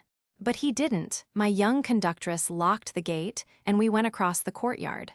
It was paved and clean, but grass was growing in every crevice. The brewery buildings had a little lane of communication with it, and the wooden gates of that lane stood open, and all the brewery beyond stood open, away to the high enclosing wall, and all was empty and disused. The cold wind seemed to blow colder there than outside the gate, and it made a shrill noise in howling in and out at the open sides of the brewery, like the noise of wind in the rigging of a ship at sea. She saw me looking at it, and she said, "You could drink without hurt all the strong beer that's brewed there now, boy. Better not try to brew beer there now, or it would turn out sour, boy, don't you think so? As to strong beer, there's enough of it in the cellars already, to drown the manor house." Its other name was Satis, which is Greek or Latin or Hebrew or all three, or all one to me for enough. "Enough house," said I. "That's a curious name, miss." "Yes," she replied, but it meant more than it said. It meant, when it was given, that whoever had this house could want nothing else. They must have been easily satisfied in those days, I should think, but don't loiter, boy. Though she called me boy so often, and with a carelessness that was far from complimentary, she was of about my own age. She seemed much older than I, of course, being a girl, and beautiful and self-possessed, and she was as scornful of me as if she had been 21 and a queen. We went into the house by a side door. The great front entrance had 2 chains across it outside, and the first thing I noticed was that the passages were all dark and that she had left a candle burning there. She took it up, and we went through more passages and up a staircase, and still it was all dark, and only the candle lighted us. At last we came to the door of a room, and she said, "Go in." I answered, more in shyness than politeness, "After you, miss." To this she returned, "Don't be ridiculous, boy, I am not going in," and scornfully walked away and, what was worse, took the candle with her. This was very uncomfortable, and I was half afraid. However, the only thing to be done being to knock at the door, I knocked, and was told from within to enter. I entered, therefore, and found myself in a pretty large room, well lighted with wax candles. No glimpse of daylight was to be seen in it. It was a dressing room, as I supposed from the furniture, though much of it was of forms and uses then quite unknown to me. But prominent in it was a draped table with a gilded looking-glass, and that I made out at first sight to be a fine lady's dressing table. Whether I should have made out this object so soon if there had been no fine lady sitting at it, I cannot say. In an armchair, with an elbow resting on the table and her head leaning on that hand, sat the strangest lady I have ever seen or shall ever see. She was dressed in rich materials, satins and lace and silks, all of white. Her shoes were white. And she had a long white veil dependent from her hair, and she had bridal flowers in her hair, but her hair was white. Some bright jewels sparkled on her neck and on her hands, and some other jewels lay sparkling on the table. Dresses, less splendid than the dress she wore, and half-packed trunks were scattered about. She had not quite finished dressing, for she had but one shoe on. The other was on the table near her hand. Her veil was but half arranged, her watch and chain were not put on, and some lace for her bosom lay with those trinkets, and with her handkerchief and gloves and some flowers and a prayer book all confusedly heaped about the looking-glass. It was not in the first few moments that I saw all these things, though I saw more of them in the first moments than might be supposed. But I saw that everything within my view which ought to be white had been white long ago, and had lost its luster and was faded and yellow. I saw that the bride within the bridal dress had withered like the dress, and like the flowers, and had no brightness left but the brightness of her sunken eyes. I saw that the dress had been put upon the rounded figure of a young woman, and that the figure upon which it now hung loose had shrunk to skin and bone. Once, I had been taken to see some ghastly waxwork at the fair, representing I know not what impossible personage lying in state. Once, I had been taken to one of our old marsh churches to see a skeleton in the ashes of a rich dress that had been dug out of a vault under the church pavement. Now, waxwork and skeletons seemed to have dark eyes that moved and looked at me. I should have cried out if I could. "Who is it?" said the lady at the table. "Pip, ma'am. Come to play."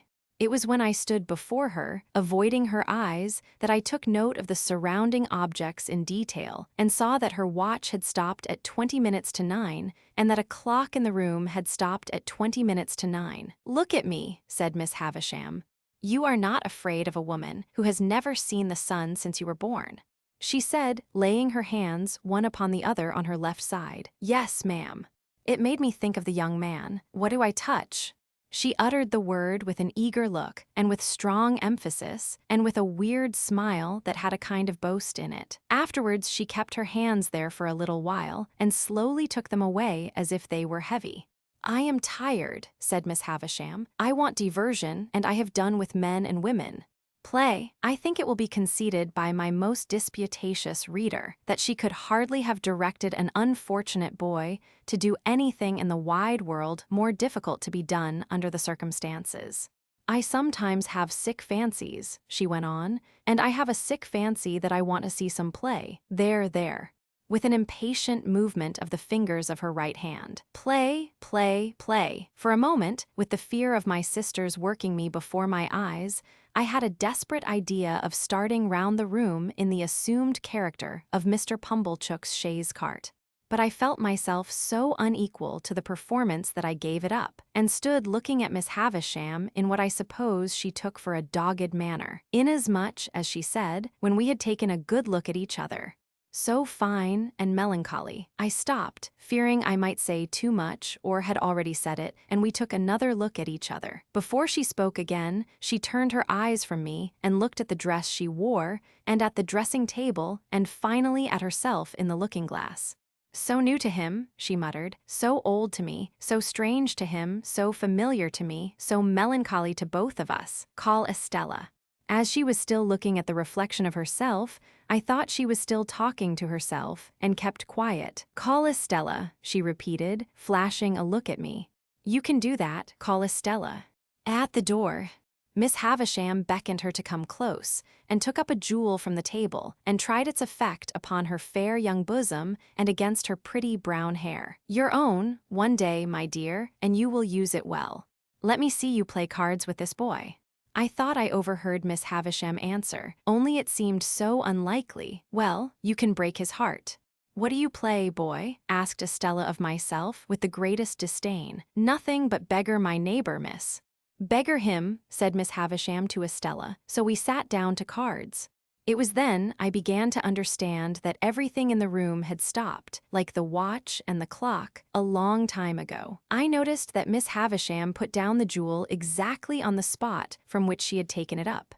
As Estella dealt the cards, I glanced at the dressing table again and saw that the shoe upon it, once white, now yellow, had never been worn. I glanced down at the foot from which the shoe was absent and saw that the silk stocking on it, once white, now yellow, had been trodden ragged. Without this arrest of everything, this standing still of all the pale, decayed objects, not even the withered bridal dress on the collapsed form could have looked so like grave clothes, or the long veil so like a shroud. So she sat, corpse-like, as we played at cards, the frillings and trimmings on her bridal dress looking like earthy paper. I knew nothing then of the discoveries that are occasionally made of bodies buried in ancient times, which fall to powder in the moment of being distinctly seen, but I have often thought since that she must have looked as if the admission of the natural light of day would have struck her to dust. "He calls the knaves jacks, this boy," said Estella with disdain, before our first game was out. "And what coarse hands he has, and what thick boots."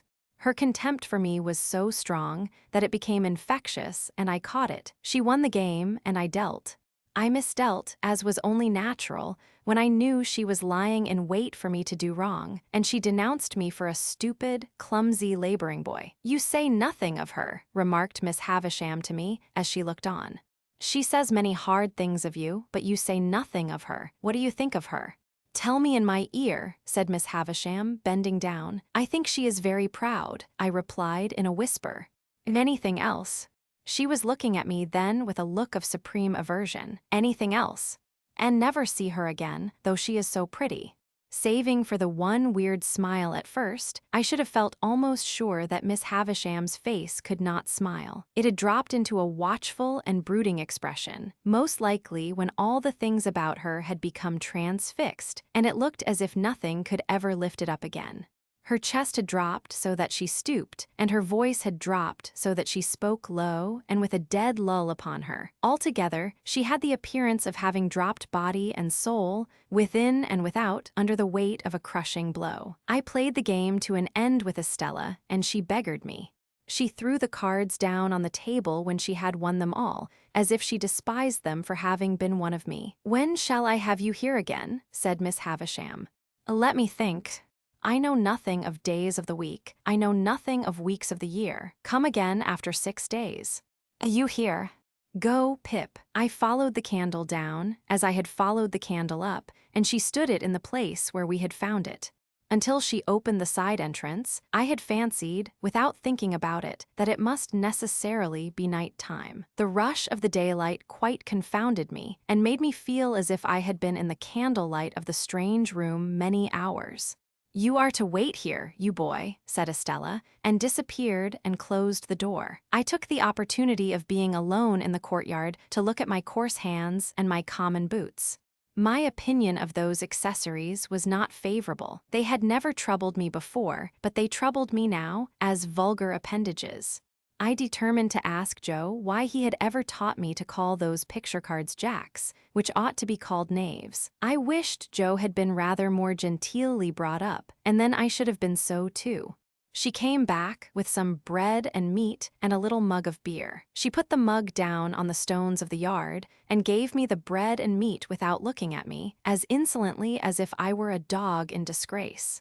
I was so humiliated, hurt, spurned, offended, angry, sorry. I cannot hit upon the right name for the smart God knows what its name was, that tears started to my eyes. The moment they sprang there, the girl looked at me with a quick delight in having been the cause of them. This gave me power to keep them back and to look at her. So she gave a contemptuous toss, but with a sense, I thought, of having made too sure that I was so wounded, and left me. But when she was gone, I looked about me for a place to hide my face in, and got behind one of the gates in the brewery lane, and leaned my sleeve against the wall there, and leaned my forehead on it and cried. As I cried, I kicked the wall and took a hard twist at my hair. So bitter were my feelings, and so sharp was the smart without a name, that needed counteraction. My sister's bringing up had made me sensitive. In the little world in which children have their existence whosoever brings them up, there is nothing so finely perceived and so finely felt as injustice. It may be only small injustice that the child can be exposed to, but the child is small, and its world is small, and its rocking horse stands as many hands high, according to scale, as a big-boned Irish hunter. Within myself, I had sustained from my babyhood a perpetual conflict with injustice. I had known, from the time when I could speak, that my sister, in her capricious and violent coercion, was unjust to me. I had cherished a profound conviction that her bringing me up by hand gave her no right to bring me up by jerks. Through all my punishments, disgraces, fasts, and vigils, and other penitential performances, I had nursed this assurance, and to my communing so much with it, in a solitary and unprotected way, I in great part refer the fact that I was morally timid and very sensitive. I got rid of my injured feelings for the time by kicking them into the brewery wall and twisting them out of my hair, and then I smoothed my face with my sleeve and came from behind the gate. The bread and meat were acceptable, and the beer was warming and tingling, and I was soon in spirits to look about me. To be sure, it was a deserted place, down to the pigeon house in the brewery yard, which had been blown crooked on its pole by some high wind, and would have made the pigeons think themselves at sea if there had been any pigeons there to be rocked by it. But there were no pigeons in the dovecot, no horses in the stable, no pigs in the sty, no malt in the storehouse, no smells of grains and beer in the copper or the vat.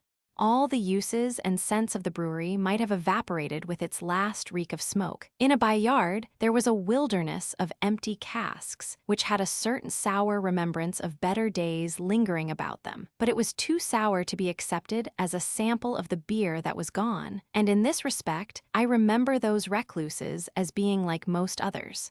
Behind the furthest end of the brewery was a rank garden with an old wall, not so high but that I could struggle up and hold on long enough to look over it, and see that the rank garden was the garden of the house, and that it was overgrown with tangled weeds, but that there was a track upon the green and yellow paths, as if someone sometimes walked there, and that Estella was walking away from me even then, but she seemed to be everywhere. For when I yielded to the temptation presented by the casks and began to walk on them, I saw her walking on them at the end of the yard of casks. She had her back towards me and held her pretty brown hair spread out in her two hands and never looked round and passed out of my view directly. So, in the brewery itself, by which I mean the large paved lofty place in which they used to make the beer, and where the brewing utensils still were, when I first went into it, and, rather oppressed by its gloom, stood near the door looking about me, I saw her pass among the extinguished fires, and ascend some light iron stairs, and go out by a gallery high overhead, as if she were going out into the sky. It was in this place, and at this moment, that a strange thing happened to my fancy. I thought it a strange thing then, and I thought it a stranger thing long afterwards. I turned my eyes, a little dimmed by looking up at the frosty light, towards a great wooden beam in a low nook of the building near me on my right hand, and I saw a figure hanging there by the neck. A figure all in yellow white, with but one shoe to the feet, and it hung so that I could see that the faded trimmings of the dress were like earthy paper, and that the face was Miss Havisham, with a movement going over the whole countenance as if she were trying to call to me. In the terror of seeing the figure, and in the terror of being certain that it had not been there a moment before, I at first ran from it, and then ran towards it, and my terror was greatest of all when I found no figure there. Nothing less than the frosty light of the cheerful sky, the sight of people passing beyond the bars of the courtyard gate, and the reviving influence of the rest of the bread and meat and beer would have brought me round. Even with those aids, I might not have come to myself as soon as I did, but that I saw Estella approaching with the keys to let me out. She would have some fair reason for looking down upon me, I thought, if she saw me frightened, and she would have no fair reason. She gave me a triumphant glance in passing me, as if she rejoiced that my hands were so coarse and my boots were so thick, and she opened the gate and stood holding it. I was passing out without looking at her when she touched me with a taunting hand. "Why don't you cry? You have been crying till you are half blind, and you are near crying again now." She laughed contemptuously, pushed me out, and locked the gate upon me. I went straight to Mr. Pumblechook's and was immensely relieved to find him not at home. Chapter 9. When I reached home, my sister was very curious to know all about Miss Havisham, and asked a number of questions. And I soon found myself getting heavily bumped from behind in the nape of the neck and the small of the back, and having my face ignominiously shoved against the kitchen wall because I did not answer those questions at sufficient length. I felt convinced that if I described Miss Havisham, as my eyes had seen it, I should not be understood. Not only that, but I felt convinced that Miss Havisham too would not be understood, and although she was perfectly incomprehensible to me, I entertained an impression that there would be something coarse and treacherous in my dragging her, as she really was, to say nothing of Miss Estella, before the contemplation of Mrs. Joe. Consequently, I said as little as I could, and had my face shoved against the kitchen wall. The worst of it was that bullying old Pumblechook, preyed upon by a devouring curiosity to be informed of all I had seen and heard, came gaping over in his chaise cart at tea time, to have the details divulged to him. And the mere sight of the torment, with his fishy eyes and mouth open, his sandy hair inquisitively on end, and his waistcoat heaving with windy arithmetic, made me vicious in my reticence. "Well, boy," Uncle Pumblechook began, as soon as he was seated in the chair of honor by the fire, "how did you get on uptown?" Mr. Pumblechook repeated, "Pretty well is no answer. Tell us what you mean by pretty well, boy." I reflected for some time, and then answered as if I had discovered a new idea, "I mean pretty well." My sister, with an exclamation of impatience, was going to fly at me. I had no shadow of defense, for Joe was busy in the forge, when Mr. Pumblechook interposed with, "No, don't lose your temper. Leave this lad to me, ma'am, leave this lad to me." Mr. Pumblechook then turned me towards him, as if he were going to cut my hair, and said, Mr. Pumblechook then put me through my penstable from 12 pence make 1 shilling, up to 40 pence make 3 and 4 pence, and then triumphantly demanded, as if he had done for me, "Now, how much is 43 pence?" To which I replied, after a long interval of reflection, "I don't know," and I was so aggravated that I almost doubt if I did know. Mr. Pumblechook worked his head like a screw to screw it out of me, and said, "Is 43 pence 7, and 6 pence 3 fardens, for instance?" "Boy, what like is Miss Havisham?" Mr. Pumblechook began again when he had recovered, folding his arms tight on his chest and applying the screw. "Very tall and dark," I told him. "Is she, uncle?" asked my sister. Mr. Pumblechook winked assent, from which I at once inferred that he had never seen Miss Havisham, for she was nothing of the kind. "Good," said Mr. Pumblechook conceitedly. "This is the way to have him. We are beginning to hold our own, I think, mum." "What was she a-doing of when you went in today?" asked Mr. Pumblechook. "She was sitting," I answered, "in a black velvet coach." Mr. Pumblechook and Mrs. Joe stared at one another, as they well might, and both repeated, "In a black velvet coach." "Yes," said I, "and Miss Estella, that's her niece, I think, handed her in cake and wine at the coach window on a gold plate." And we all had cake and wine on gold plates, and I got up behind the coach to eat mine, because she told me to. "Was anybody else there?" asked Mr. Pumblechook. "4 dogs," said I. Mr. Pumblechook and Mrs. Joe stared at one another again in utter amazement. I was perfectly frantic, a reckless witness under the torture, and would have told them anything. "Where was this coach, in the name of gracious?" asked my sister. "In Miss Havisham's room." They stared again, but there weren't any horses to it. I added this saving clause in the moment of rejecting 4 richly caparisoned coursers, which I had had wild thoughts of harnessing. "Can this be possible, uncle?" asked Mrs. Joe. "What can the boy mean?" "She's flighty, you know, very flighty, quite flighty enough to pass her days in a sedan chair." "Did you ever see her in it, uncle?" asked Mrs. Joe. "How could I?" he returned, forced to the admission, "when I never see her in my life. Never clapped eyes upon her." "Don't say you don't know that, mum. However, the boy went there to play." "What did you play at, boys?" "Flags," echoed my sister. "Yes," said I. Estella waved a blue flag, and I waved a red one, and Miss Havisham waved one sprinkled all over with little gold stars, out at the coach window. And then we all waved our swords and hurrahed. "Swords," repeated my sister. "Where did you get swords from?" "That's true, Mum," said Mr. Pumblechook with a grave nod. "That's the state of the case, for that much I've seen myself." And then they both stared at me, and I, with an obtrusive show of artlessness on my countenance, stared at them and plaited the right leg of my trousers with my right hand. If they had asked me any more questions, I should undoubtedly have betrayed myself, for I was even then on the point of mentioning that there was a balloon in the yard, and should have hazarded the statement but for my invention being divided between that phenomenon and a bear in the brewery.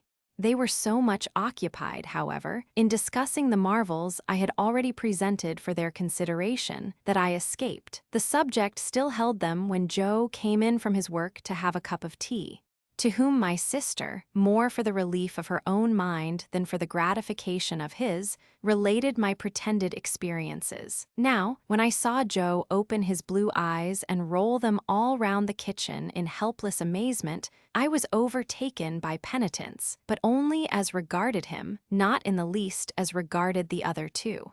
Towards Joe, and Joe only, I considered myself a young monster, while they sat debating what results would come to me from Miss Havisham's acquaintance and favor. They had no doubt that Miss Havisham would do something for me. Their doubts related to the form that something would take.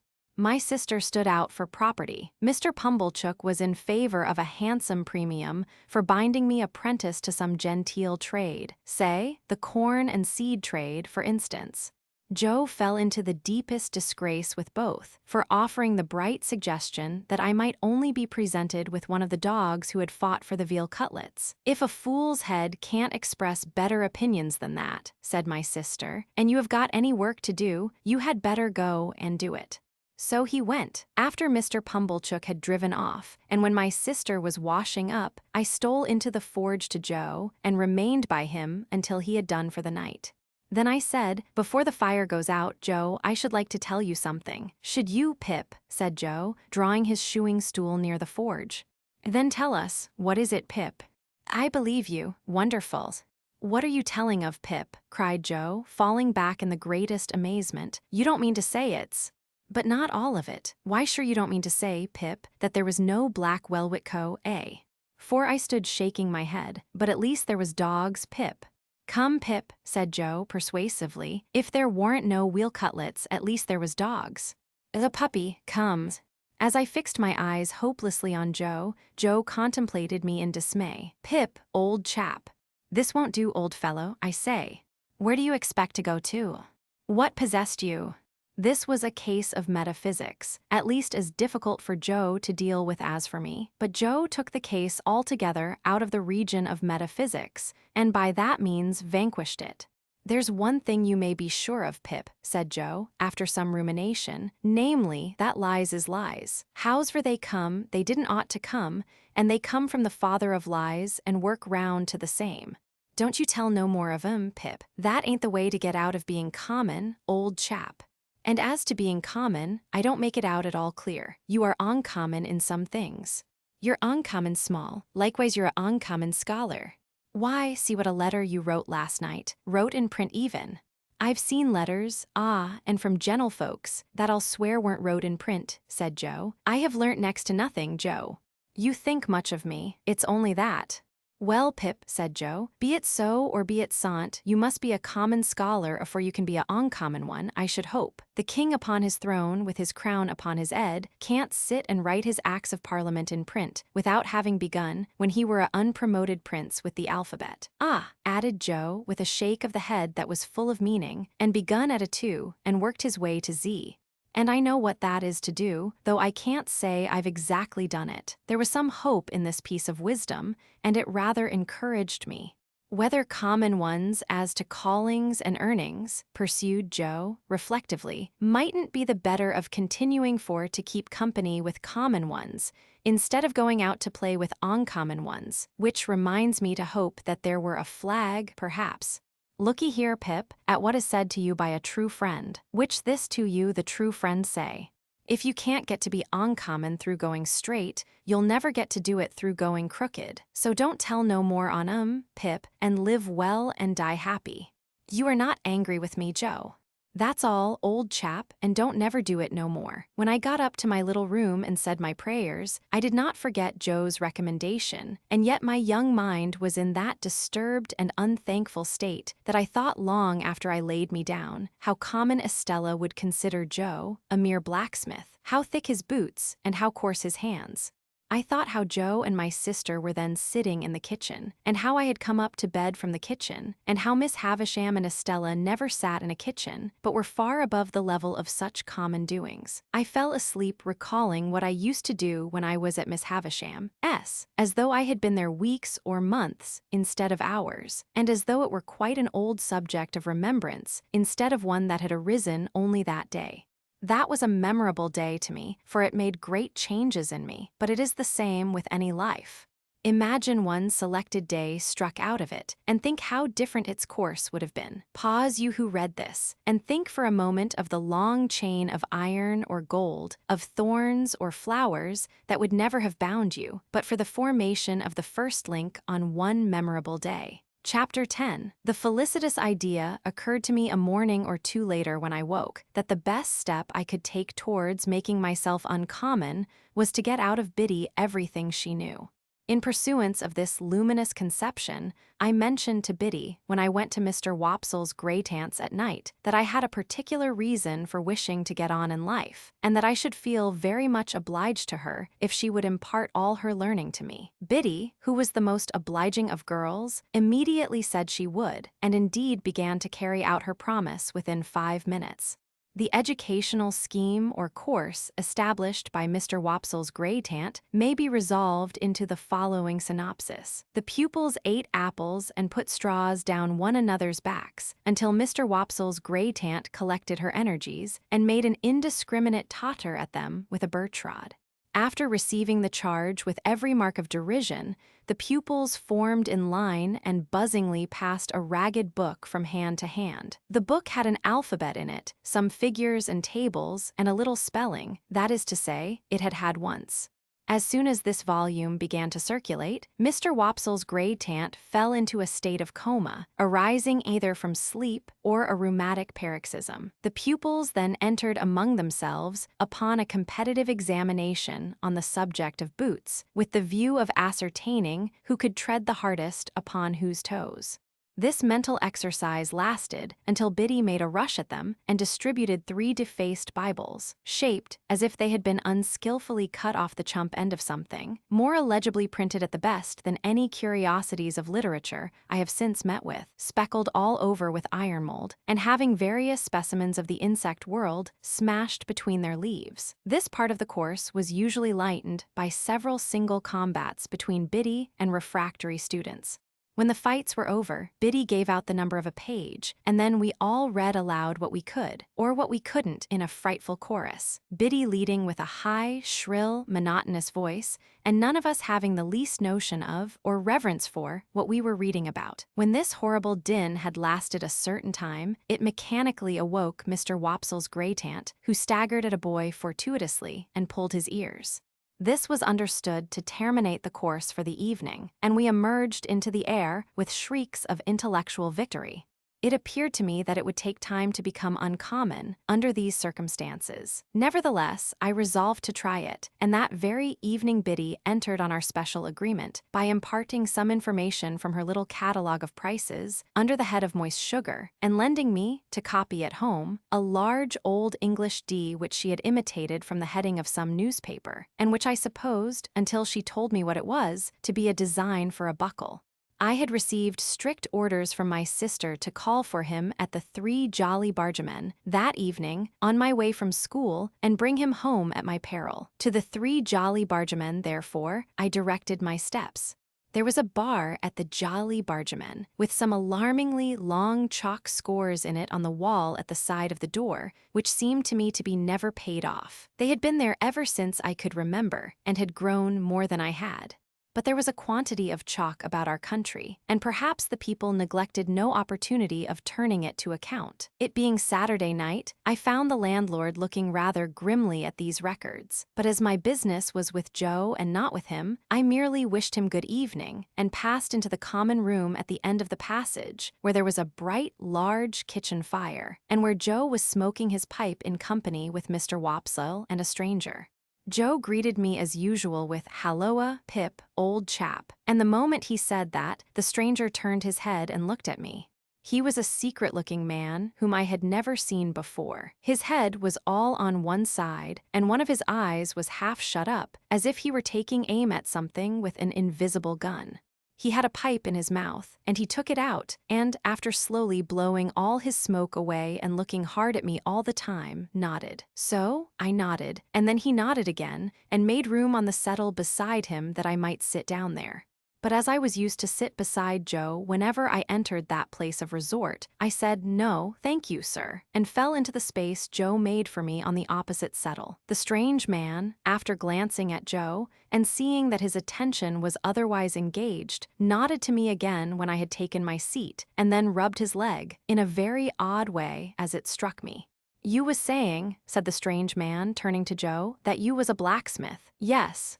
I said it, you know," said Joe. "What'll you drink, mister?" "You didn't mention your name, by the by." Joe mentioned it now, and the strange man called him by it. "What'll you drink, Mr. Gargery, at my expense?"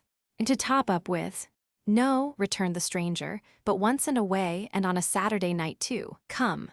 Put a name to it, Mr. Gargery. I wouldn't wish to be stiff company," said Joe. "Rum."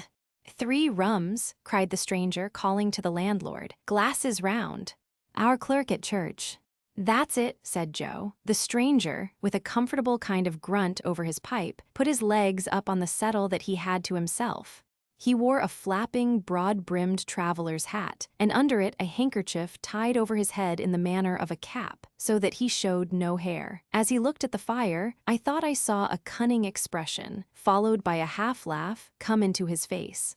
"I am not acquainted with this country, gentlemen, but it seems a solitary country towards the river." "Most marshes is solitary," said Joe. "No doubt, no doubt. Do you find any gypsies, now, or tramps, or vagrants of any sort out there?" "And we don't find them easy, eh, Mr. Wops?" "Seems you have been out after such?" asked the stranger. "Once," returned Joe. "Not that we wanted to take them, you understand. We went out as lookers-on, me and Mr. Wopsle and Pip. Didn't us, Pip?" The stranger looked at me again, still cocking his eye, as if he were expressly taking aim at me with his invisible gun, and said, "He's a likely young parcel of bones, that. What is it you call him?" "Christened Pip." "A son of yours?" "Nevy," said the strange man. "Well," said Joe, with the same appearance of profound cogitation, "he is not, no, not to deceive you, he is not, my nevy." "What the blue blazes is he?" asked the stranger, which appeared to me to be an inquiry of unnecessary strength. Mr. Wopsle struck in upon that, as one who knew all about relationships, having professional occasion to bear in mind what female relations a man might not marry, and expounded the ties between me and Joe. Having his hand in, Mr. Wopsle finished off with a most terrifically snarling passage from Richard III, and seemed to think he had done quite enough to account for it when he added, as the poet says.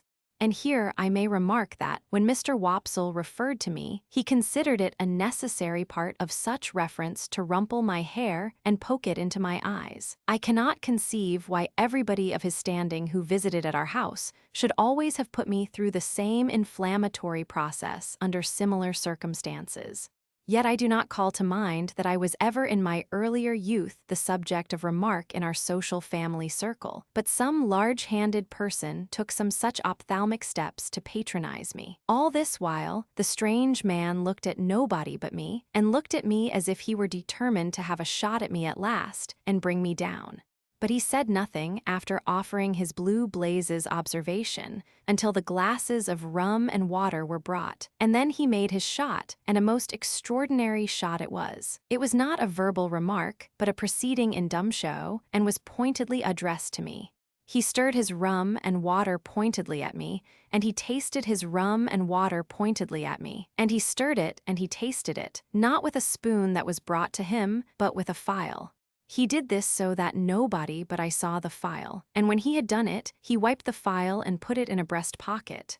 I knew it to be Joe's file, and I knew that he knew my convict the moment I saw the instrument. I sat gazing at him, spellbound. But he now reclined on his settle, taking very little notice of me, and talking principally about turnips. There was a delicious sense of cleaning up and making a quiet pause before going on in life afresh, in our village on Saturday nights, which stimulated Joe to dare to stay out half an hour longer on Saturdays than at other times. The half hour and the rum and water running out together, Joe got up to go and took me by the hand. "Stop half a moment, Mr. Gargery," said the strange man. "I think I've got a bright new shilling somewhere in my pocket, and if I have, the boy shall have it." He looked it out from a handful of small change, folded it in some crumpled paper, and gave it to me. "Yours," said he. "Mind. Your own."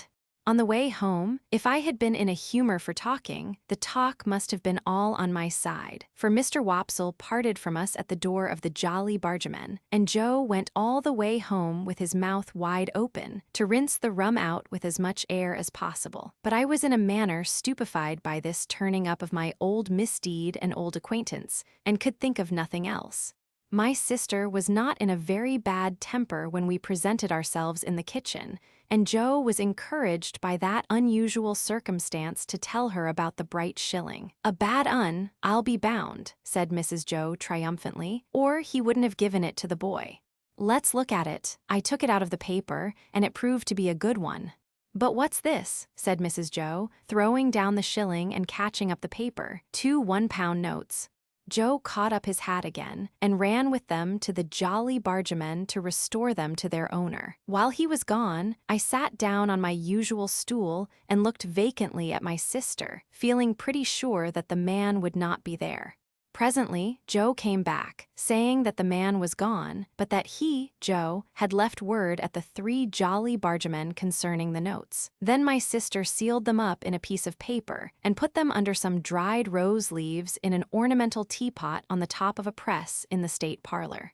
There they remained, a nightmare to me, many and many a night and day. I had sadly broken sleep when I got to bed, through thinking of the strange man taking aim at me with his invisible gun, and of the guiltily coarse and common thing it was to be on secret terms of conspiracy with convicts, a feature in my low career that I had previously forgotten. I was haunted by the file too. A dread possessed me that when I least expected it, the file would reappear. I coaxed myself to sleep by thinking of Miss Havisham, next Wednesday, and in my sleep I saw the file coming at me out of a door without seeing who held it, and I screamed myself awake. Chapter 11. At the appointed time, I returned to Miss Havisham, and my hesitating ring at the gate brought out Estella. She locked it after admitting me, as she had done before, and again preceded me into the dark passage where her candle stood. She took no notice of me until she had the candle in her hand, when she looked over her shoulder, superciliously saying, "You are to come this way today," and took me to quite another part of the house.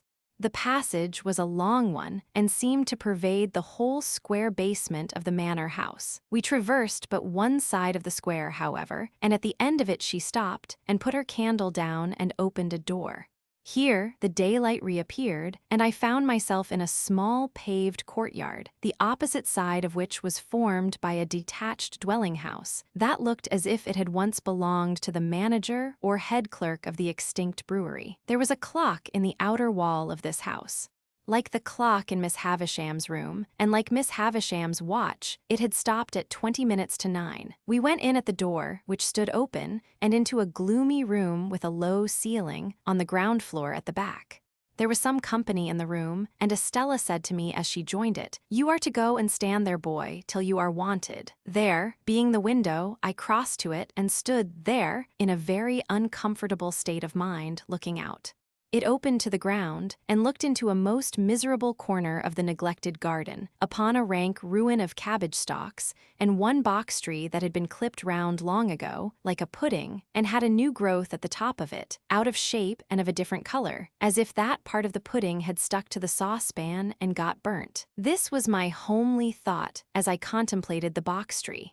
There had been some light snow overnight, and it lay nowhere else to my knowledge, but it had not quite melted from the cold shadow of this bit of garden, and the wind caught it up in little eddies and threw it at the window, as if it pelted me for coming there. I divined that my coming had stopped conversation in the room, and that its other occupants were looking at me.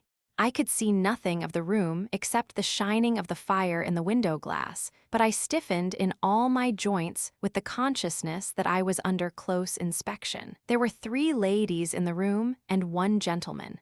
Before I had been standing at the window 5 minutes, they somehow conveyed to me that they were all toadies and humbugs, but that each of them pretended not to know that the others were toadies and humbugs, because the admission that he or she did know it would have made him or her out to be a toady and humbug. They all had a listless and dreary air of waiting somebody's pleasure, and the most talkative of the ladies had to speak quite rigidly to repress a yawn. This lady, whose name was Camilla, very much reminded me of my sister, with the difference that she was older and, as I found when I caught sight of her, of a blunter cast of features. Indeed, when I knew her better, I began to think it was a mercy she had any features at all, so very blank and high was the dead wall of her face. "Poor dear soul," said this lady, with an abruptness of manner quite my sister-'s. "Nobody's enemy but his own." "Cousin Raymond," observed another lady, "we are to love our neighbor." "Sarah Pocket," returned Cousin Raymond, "if a man is not his own neighbor, who is?" But I thought they seemed to think it rather a good idea, too. The other lady, who had not spoken yet, said gravely and emphatically, "Very true." "Poor soul," Camilla presently went on, "I knew they had all been looking at me in the meantime. He is so very strange. Would anyone believe that, when Tom's wife died, he actually could not be induced to see the importance of the children's having the deepest of trimmings to their mourning? 'Good Lord,' says he, 'Camilla, what can it signify so long as the poor bereaved little things are in black?' So like Matthew, the idea." "You know I was obliged," said Camilla. "I was obliged to be firm. I said, 'It will not do for the credit of the family.' I told him that, without deep trimmings, the family was disgraced. I cried about it from breakfast till dinner. I injured my digestion, and at last he flung out in his violent way and said, with a D, 'Then do as you like.' Thank goodness, it will always be a consolation to me to know that I instantly went out in a pouring rain and bought the things." "He paid for them, did he not?" asked Estella. "It's not the question, my dear child, who paid for them," returned Camilla. "I bought them. And I shall often think of that with peace when I wake up in the night." The ringing of a distant bell, combined with the echoing of some cry or call along the passage by which I had come, interrupted the conversation and caused Estella to say to me, "Now, boy." On my turning round, they all looked at me with the utmost contempt, and as I went out, I heard Sarah Pocket say, "Well, I am sure, what next?" And Camilla add, with indignation, "Was there ever such a fancy? The idea." As we were going with our candle along the dark passage, Estella stopped all of a sudden, and, facing round, said in her taunting manner, with her face quite close to mine. She stood looking at me, and of course I stood looking at her. "Am I pretty?" She fired when she asked the last question, and she slapped my face with such force as she had when I answered it. "Now," said she. "You little coarse monster, what do you think of me now?" Is that it? We went on our way upstairs after this episode, and, as we were going up, we met a gentleman groping his way down. "Whom have we here?" asked the gentleman, stopping and looking at me. "A boy," said Estella. He was a burly man of an exceedingly dark complexion, with an exceedingly large head and a corresponding large hand. He took my chin in his large hand and turned up my face to have a look at me by the light of the candle. He was prematurely bald on the top of his head and had bushy black eyebrows that wouldn't lie down but stood up bristling. His eyes were set very deep in his head and were disagreeably sharp and suspicious. He had a large watch chain and strong black dots where his beard and whiskers would have been if he had let them. He was nothing to me, and I could have had no foresight then that he ever would be anything to me, but it happened that I had this opportunity of observing him well. Boy of the neighborhood. Hey, said he. Yes, sir, said I. Well, behave yourself. I have a pretty large experience of boys, and you're a bad set of fellows. Now mind, said he, biting the side of his great forefinger as he frowned at me, you behave yourself. With those words, he released me, which I was glad of, for his hand smelt of scented soap, and went his way downstairs. I wondered whether he could be a doctor, but no, I thought, he couldn't be a doctor, or he would have a quieter and more persuasive manner. There was not much time to consider the subject, for we were soon in Miss Havisham's room, where she and everything else were just as I had left them. Estella left me standing near the door, and I stood there until Miss Havisham cast her eyes upon me from the dressing table. So, she said, without being startled or surprised, the days have worn away, have they? Today is. I don't want to know, are you ready to play? Not at cards again, she demanded with a searching look. Yes, ma'am, I could do that if I was wanted. Since this house strikes you old and grave, boy, said Miss Havisham impatiently, and you are unwilling to play, are you willing to work? Then go into that opposite room, said she, pointing at the door behind me with her withered hand, and wait there till I come. I crossed the staircase landing and entered the room she indicated. From that room, too, the daylight was completely excluded, and it had an airless smell that was oppressive. A fire had been lately kindled in the damp, old-fashioned grate, and it was more disposed to go out than to burn up, and the reluctant smoke which hung in the room seemed colder than the clearer air, like our own marsh mist. Certain wintry branches of candles on the high chimney-piece faintly lighted the chamber, or it would be more expressive to say, faintly troubled its darkness. It was spacious, and I dare say had once been handsome, but every discernible thing in it was covered with dust and mold and dropping to pieces. The most prominent object was a long table with a tablecloth spread on it, as if a feast had been in preparation when the house and the clocks all stopped together. I heard the mice, too, rattling behind the panels, as if the same occurrence were important to their interests. But the black beetles took no notice of the agitation, and groped about the hearth in a ponderous elderly way, as if they were short-sighted and hard of hearing, and not on terms with one another. These crawling things had fascinated my attention, and I was watching them from a distance, when Miss Havisham laid a hand upon my shoulder. In her other hand she had a crutch-headed stick on which she leaned, and she looked like the witch of the place. This, said she, pointing to the long table with her stick, is where I will be laid when I am dead. They shall come and look at me here. With some vague misgiving that she might get upon the table then and there and die at once, the complete realization of the ghastly waxwork at the fair, I shrank under her touch. What do you think that is? She asked me, again pointing with her stick. That where those cobwebs are. A bride cake, mind. She looked all round the room in a glaring manner, and then said, leaning on me while her hand twitched my shoulder, Come, come, come, walk me, walk me.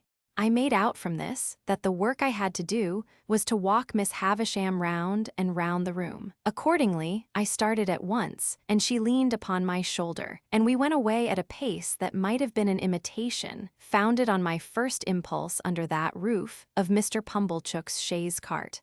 She was not physically strong, and after a little time said, Slower. Still, we went at an impatient, fitful speed, and as we went, she twitched the hand upon my shoulder and worked her mouth, and led me to believe that we were going fast because her thoughts went fast.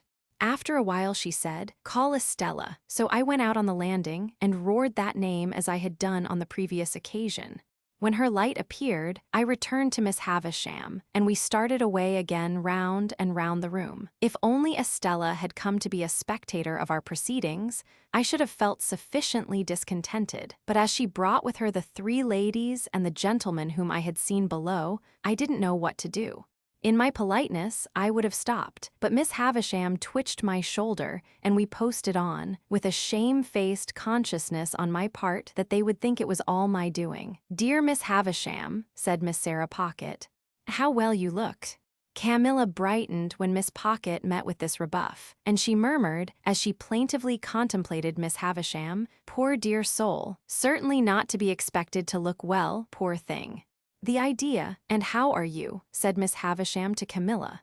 As we were close to Camilla then, I would have stopped as a matter of course, only Miss Havisham wouldn't stop. We swept on, and I felt that I was highly obnoxious to Camilla. "Thank you, Miss Havisham," she returned. "I am as well as can be expected. I don't wish to make a display of my feelings, but I have habitually thought of you more in the night than I am quite equal to." "Then don't think of me," retorted Miss Havisham. "Very easily said," remarked Camilla, amiably repressing a sob, while a hitch came into her upper lip and her tears overflowed. "Raymond is a witness what ginger and sal volatile I am obliged to take in the night. Raymond is a witness what nervous jerkings I have in my legs. Chokings and nervous jerkings, however, are nothing new to me when I think with anxiety of those I love. If I could be less affectionate and sensitive, I should have a better digestion and an iron set of nerves. I am sure I wish it could be so, but as to not thinking of you in the night, the idea." Here a burst of tears. The Raymond referred to I understood to be the gentleman present, and him I understood to be Mr. Camilla. He came to the rescue at this point, and said in a consolatory and complimentary voice, "Camilla, my dear, it is well known that your family feelings are gradually undermining you to the extent of making one of your legs shorter than the other." "Ahem. Oh, yes, yes," cried Camilla, whose fermenting feelings appeared to rise from her legs to her bosom. "It's all very true. It's a weakness to be so affectionate, but I can't help it. No doubt my health would be much better if it was otherwise. Still, I wouldn't change my disposition if I could. It's the cause of much suffering, but it's a consolation to know I possess it when I wake up in the night." Here another burst of feeling. Miss Havisham and I had never stopped all this time, but kept going round and round the room, now brushing against the skirts of the visitors, now giving them the whole length of the dismal chamber. "There, S. Matthew," said Camilla. "Never mixing with any natural ties, never coming here to see how Miss Havisham is. I have taken to the sofa with my stay-lace cut, and have lain there hours insensible, with my head over the side, and my hair all down, and my feet I don't know where. I have gone off into that state, hours and hours, on account of Matthew's strange and inexplicable conduct, and nobody has thanked me." When this same Matthew was mentioned, Miss Havisham stopped me and herself and stood looking at the speaker. This change had a great influence in bringing Camilla's chemistry to a sudden end. "Matthew will come and see me at last," said Miss Havisham sternly, "when I am laid on that table. That will be his place, there," striking the table with her stick, "at my head. And yours will be there, and your husband's there. And Sarah Pocket's there, and Georgiana's there. Now you all know where to take your stations when you come to feast upon me, and now go." At the mention of each name, she had struck the table with her stick in a new place. She now said, walk me, and we went on again. "I suppose there's nothing to be done," exclaimed Camilla, "but comply and depart. It's something to have seen the object of one's love and duty for even so short a time. I shall think of it with a melancholy satisfaction when I wake up in the night. I wish Matthew could have that comfort, but he sets it at defiance. I am determined not to make a display of my feelings, but it's very hard to be told one wants to feast on one's relations, as if one was a giant, and to be told to go. The bare idea." Sarah Pocket then made her separate effect of departing with, "Bless you, Miss Havisham dear," and with a smile of forgiving pity on her walnut-shell countenance for the weaknesses of the rest. While Estella was away lighting them down, Miss Havisham still walked with her hand on my shoulder, but more and more slowly. At last she stopped before the fire and said, after muttering and looking at it some seconds, I was going to wish her many happy returns when she lifted her stick. "I don't suffer it to be spoken of. I don't suffer those who were here just now, or anyone to speak of it. They come here on the day, but they dare not refer to it." Of course, I made no further effort to refer to it. On this day of the year, long before you were born, this heap of decay, stabbing with her crutched stick at the pile of cobwebs on the table, but not touching it, was brought here. It and I have worn away together. The mice have gnawed at it, and sharper teeth than teeth of mice have gnawed at me. She held the head of her stick against her heart as she stood looking at the table, she in her once white dress, all yellow and withered, the once white cloth all yellow and withered, everything around in a state to crumble under a touch. "When the ruin is complete," said she, with a ghastly look, "and when they lay me dead in my bride's dress on the bride's table, which shall be done, and which will be the finished curse upon him, so much the better if it is done on this day." She stood looking at the table, as if she stood looking at her own figure lying there. I remained quiet. Estella returned, and she too remained quiet. It seemed to me that we continued thus for a long time. In the heavy air of the room, and the heavy darkness that brooded in its remoter corners, I even had an alarming fancy that Estella and I might presently begin to decay. At length, not coming out of her distraught state by degrees, but in an instant, Miss Havisham said, "Let me see you two play cards. Why have you not begun?" With that, we returned to her room and sat down as before. I was beggared as before. And again, as before, Miss Havisham watched us all the time, directed my attention to Estella's beauty, and made me notice it the more by trying her jewels on Estella's breast and hair. Estella, for her part, likewise treated me as before, except that she did not condescend to speak. When we had played some half-dozen games, a day was appointed for my return, and I was taken down into the yard to be fed in the former dog-like manner. There, too, I was again left to wander about as I liked. It is not much to the purpose whether a gate in that garden wall which I had scrambled up to peep over on the last occasion was, on that last occasion, open or shut. Enough that I saw no gate then, and that I saw one now. As it stood open, and as I knew that Estella had let the visitors out, for she had returned with the keys in her hand, I strolled into the garden, and strolled all over it. It was quite a wilderness, and there were old melon frames and cucumber frames in it, which seemed in their decline to have produced a spontaneous growth of weak attempts at pieces of old hats and boots, with now and then a weedy offshoot into the likeness of a battered saucepan. When I had exhausted the garden, and a greenhouse with nothing in it but a fallen-down grapevine and some bottles, I found myself in the dismal corner upon which I had looked out of the window. Never questioning for a moment that the house was now empty, I looked in at another window, and found myself, to my great surprise, exchanging a broad stare with a pale young gentleman with red eyelids and light hair. This pale young gentleman quickly disappeared and reappeared beside me. He had been at his books when I had found myself staring at him, and I now saw that he was inky. "Halloa," said he, "young fellow," halloa being a general observation which I had usually observed to be best answered by itself. I said, "Halloa," politely omitting young fellow. "Who let you in?" said he. "Miss Estella." I have often asked myself the question since, but what else could I do? His manner was so final, and I was so astonished, that I followed where he led as if I had been under a spell. "Stop a minute, though," he said, wheeling round before we had gone many paces. "I ought to give you a reason for fighting, too. There it is." In a most irritating manner, he instantly slapped his hands against one another, daintily flung one of his legs up behind him, pulled my hair, slapped his hands again, dipped his head, and butted it into my stomach.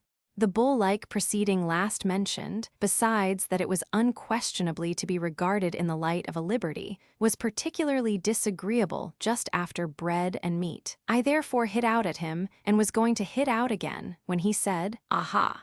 Would you?" and began dancing backwards and forwards in a manner quite unparalleled within my limited experience. "Laws of the game," said he. Here he skipped from his left leg onto his right. "Regular rules." Here he skipped from his right leg onto his left. "Come to the ground, and go through the preliminaries." Here he dodged backwards and forwards, and did all sorts of things while I looked helplessly at him. I was secretly afraid of him when I saw him so dexterous, but I felt morally and physically convinced that his light head of hair could have had no business in the pit of my stomach, and that I had a right to consider it irrelevant when so obtruded on my attention. Therefore, I followed him without a word to a retired nook of the garden, formed by the junction of two walls and screened by some rubbish. On his asking me if I was satisfied with the ground, and on my replying yes, he begged my leave to absent himself for a moment, and quickly returned with a bottle of water and a sponge dipped in vinegar. "Available for both," he said, placing these against the wall, and then fell to pulling off not only his jacket and waistcoat, but his shirt too, in a manner at once light-hearted, businesslike, and bloodthirsty. Although he did not look very healthy, having pimples on his face and a breaking out at his mouth, these dreadful preparations quite appalled me. I judged him to be about my own age, but he was much taller, and he had a way of spinning himself about that was full of appearance. For the rest, he was a young gentleman in a gray suit, when not denuded for battle, with his elbows, knees, wrists, and heels considerably in advance of the rest of him as to development. My heart failed me when I saw him squaring at me with every demonstration of mechanical nicety, and eyeing my anatomy as if he were minutely choosing his bone. I never have been so surprised in my life as I was when I let out the first blow and saw him lying on his back, looking up at me with a bloody nose and his face exceedingly foreshortened. But he was on his feet directly, and after sponging himself with a great show of dexterity, began squaring again. The second greatest surprise I have ever had in my life was seeing him on his back again, looking up at me out of a black eye. His spirit inspired me with great respect. He seemed to have no strength, and he never once hit me hard, and he was always knocked down. But he would be up again in a moment, sponging himself or drinking out of the water bottle, with the greatest satisfaction in seconding himself according to form, and then came at me with an air and a show that made me believe he really was going to do for me at last. Even after that crisis in our affairs, he got up and turned round and round confusedly a few times, not knowing where I was, but finally went on his knees to his sponge and threw it up, at the same time panting out, "That means you have won." He seemed so brave and innocent that, although I had not proposed the contest, I felt but a gloomy satisfaction in my victory.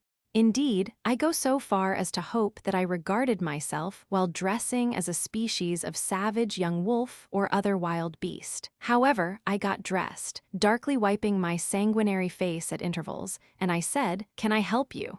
And he said, "No, thanky," and I said, "Good afternoon," and he said, "Same to you." Instead of going straight to the gate, too, she stepped back into the passage and beckoned me, "Come here. You may kiss me, if you like." I kissed her cheek as she turned it to me. I think I would have gone through a great deal to kiss her cheek, but I felt that the kiss was given to the coarse common boy as a piece of money might have been, and that it was worth nothing. What with the birthday visitors, and what with the cards, and what with the fight, my stay had lasted so long that when I neared home the light on the spit of sand off the point on the marshes was gleaming against a black night sky, and Joe's furnace was flinging a path of fire across the road. Chapter 12. My mind grew very uneasy on the subject of the pale young gentleman. The more I thought of the fight, and recalled the pale young gentleman on his back in various stages of puffy and encrimsoned countenance, the more certain it appeared that something would be done to me. I felt that the pale young gentleman's blood was on my head, and that the law would avenge it. Without having any definite idea of the penalties I had incurred, it was clear to me that village boys could not go stalking about the country, ravaging the houses of gentlefolks and pitching into the studious youth of England, without laying themselves open to severe punishment. For some days, I even kept close at home, and looked out at the kitchen door with the greatest caution and trepidation before going on an errand, lest the officers of the county jail should pounce upon me. The pale young gentleman's nose had stained my trousers, and I tried to wash out that evidence of my guilt in the dead of night. I had cut my knuckles against the pale young gentleman's teeth, and I twisted my imagination into 1,000 tangles as I devised incredible ways of accounting for that damnatory circumstance when I should be haled before the judges. When the day came round for my return to the scene of the deed of violence, my terrors reached their height. However, go to Miss Havisham's I must, and go I did, and behold, nothing came of the late struggle. It was not alluded to in any way, and no pale young gentleman was to be discovered on the premises. I found the same gate open, and I explored the garden, and even looked in at the windows of the detached house. But my view was suddenly stopped by the closed shutters within, and all was lifeless. Only in the corner where the combat had taken place could I detect any evidence of the young gentleman's existence. There were traces of his gore in that spot, and I covered them with garden mold from the eye of man. On the broad landing between Miss Havisham's own room and that other room in which the long table was laid out, I saw a garden chair, a light chair on wheels that you pushed from behind. It had been placed there since my last visit, and I entered, that same day, on a regular occupation of pushing Miss Havisham in this chair, when she was tired of walking with her hand upon my shoulder, round her own room, and across the landing, and round the other room. Over and over and over again, we would make these journeys, and sometimes they would last as long as 3 hours at a stretch. I insensibly fall into a general mention of these journeys as numerous, because it was at once settled that I should return every alternate day at noon for these purposes, and because I am now going to sum up a period of at least 8 or 10 months. As we began to be more used to one another, Miss Havisham talked more to me, and asked me such questions as what had I learnt, and what was I going to be. I told her I was going to be apprenticed to Joe, I believed, and I enlarged upon my knowing nothing and wanting to know everything, in the hope that she might offer some help towards that desirable end. But she did not. On the contrary, she seemed to prefer my being ignorant. Neither did she ever give me any money, or anything but my daily dinner, nor ever stipulate that I should be paid for my services. Estella was always about, and always let me in and out, but never told me I might kiss her again. Sometimes she would coldly tolerate me, sometimes she would condescend to me, sometimes she would be quite familiar with me, sometimes she would tell me energetically that she hated me. Miss Havisham would often ask me in a whisper, or when we were alone, does she grow prettier and prettier, Pip? And when I said yes, for indeed she did, would seem to enjoy it greedily. Also, when we played at cards, Miss Havisham would look on, with a miserly relish of Estella's moods, whatever they were. And sometimes, when her moods were so many and so contradictory of one another that I was puzzled what to say or do, Miss Havisham would embrace her with lavish fondness, murmuring something in her ear that sounded like, "Break their hearts, my pride and hope, break their hearts and have no mercy." There was a song Joe used to hum fragments of at the forge, of which the burden was Old Clem. This was not a very ceremonious way of rendering homage to a patron saint, but I believe Old Clem stood in that relation towards smiths. It was a song that imitated the measure of beating upon iron, and was a mere lyrical excuse for the introduction of Old Clem's respected name. Thus you were to hammer boys round, Old Clem, with a thump and a sound, Old Clem. Beat it out, Old Clem, with a clink for the stout, Old Clem.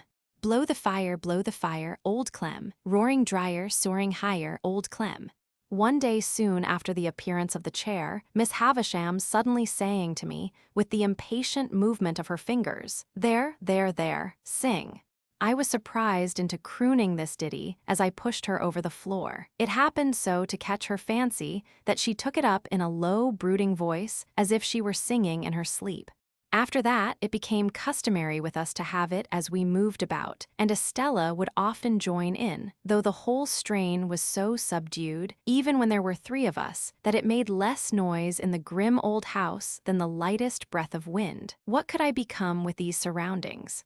How could my character fail to be influenced by them? Is it to be wondered at if my thoughts were dazed, as my eyes were, when I came out into the natural light from the misty yellow rooms? Perhaps I might have told Joe about the pale young gentleman, if I had not previously been betrayed into those enormous inventions to which I had confessed. Under the circumstances, I felt that Joe could hardly fail to discern in the pale young gentleman an appropriate passenger to be put into the black velvet coach. Therefore, I said nothing of him. Besides, that shrinking from having Miss Havisham and Estella discussed, which had come upon me in the beginning, grew much more potent as time went on. I reposed complete confidence in no one but Biddy, but I told poor Biddy everything.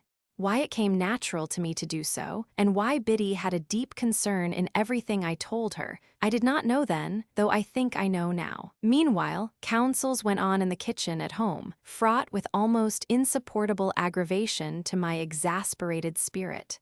That ass, Pumblechook, used often to come over of a night for the purpose of discussing my prospects with my sister, and I really do believe, to this hour with less penitence than I ought to feel, that if these hands could have taken a linchpin out of his chaise cart, they would have done it. The miserable man was a man of that confined stolidity of mind that he could not discuss my prospects without having me before him, as it were, to operate upon, and he would drag me up from my stool, usually by the collar, where I was quiet in a corner, and putting me before the fire as if I were going to be cooked, would begin by saying, "Now, mum, here is this boy which you brought up by hand.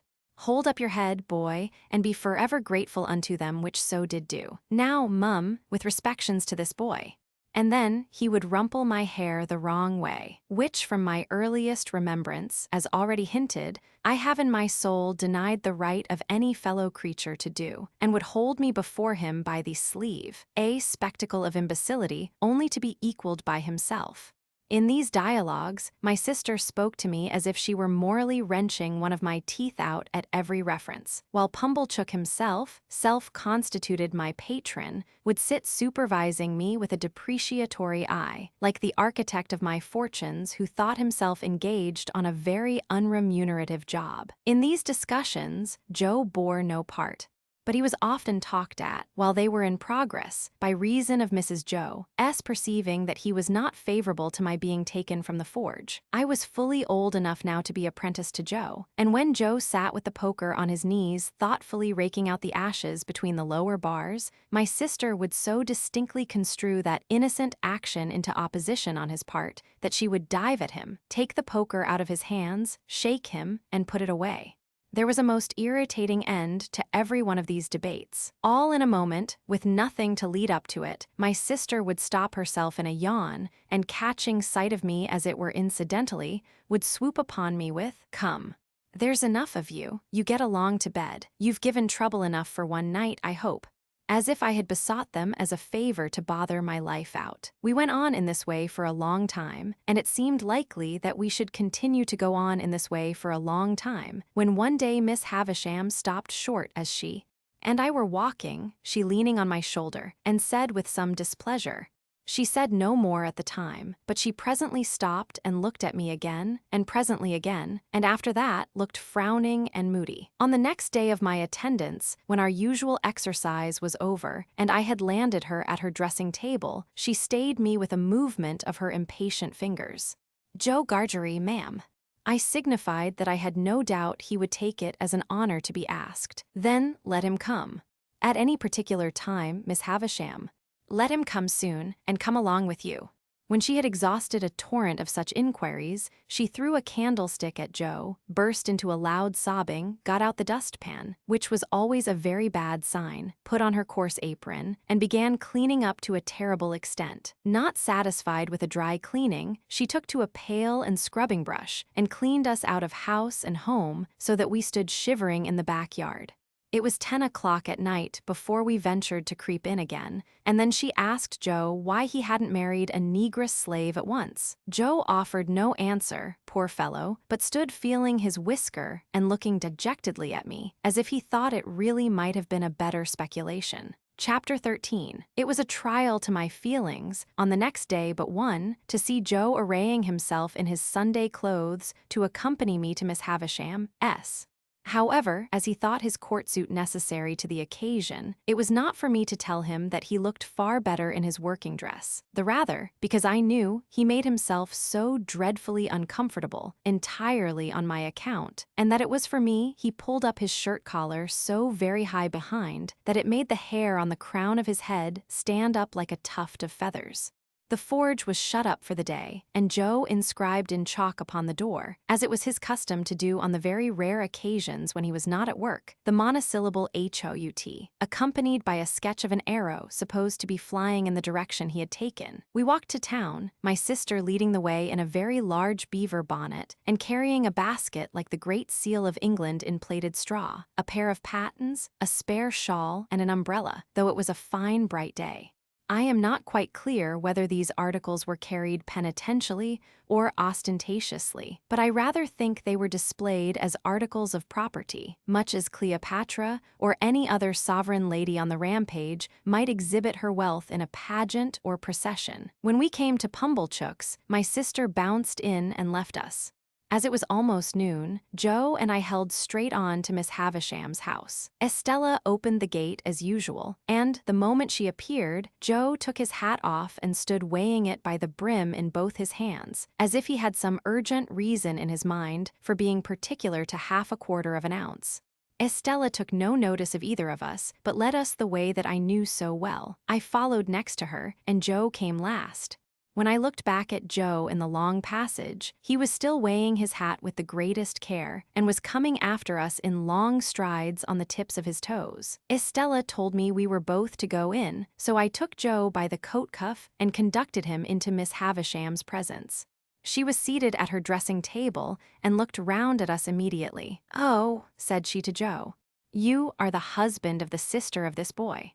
It was very aggravating, but throughout the interview, Joe persisted in addressing me instead of Miss Havisham. "Which I meanter say, Pip," Joe now observed in a manner that was at once expressive of forcible argumentation, strict confidence, and great politeness, "as I hup and married your sister, and I were at the time what you might call, if you was any ways inclined, a single man."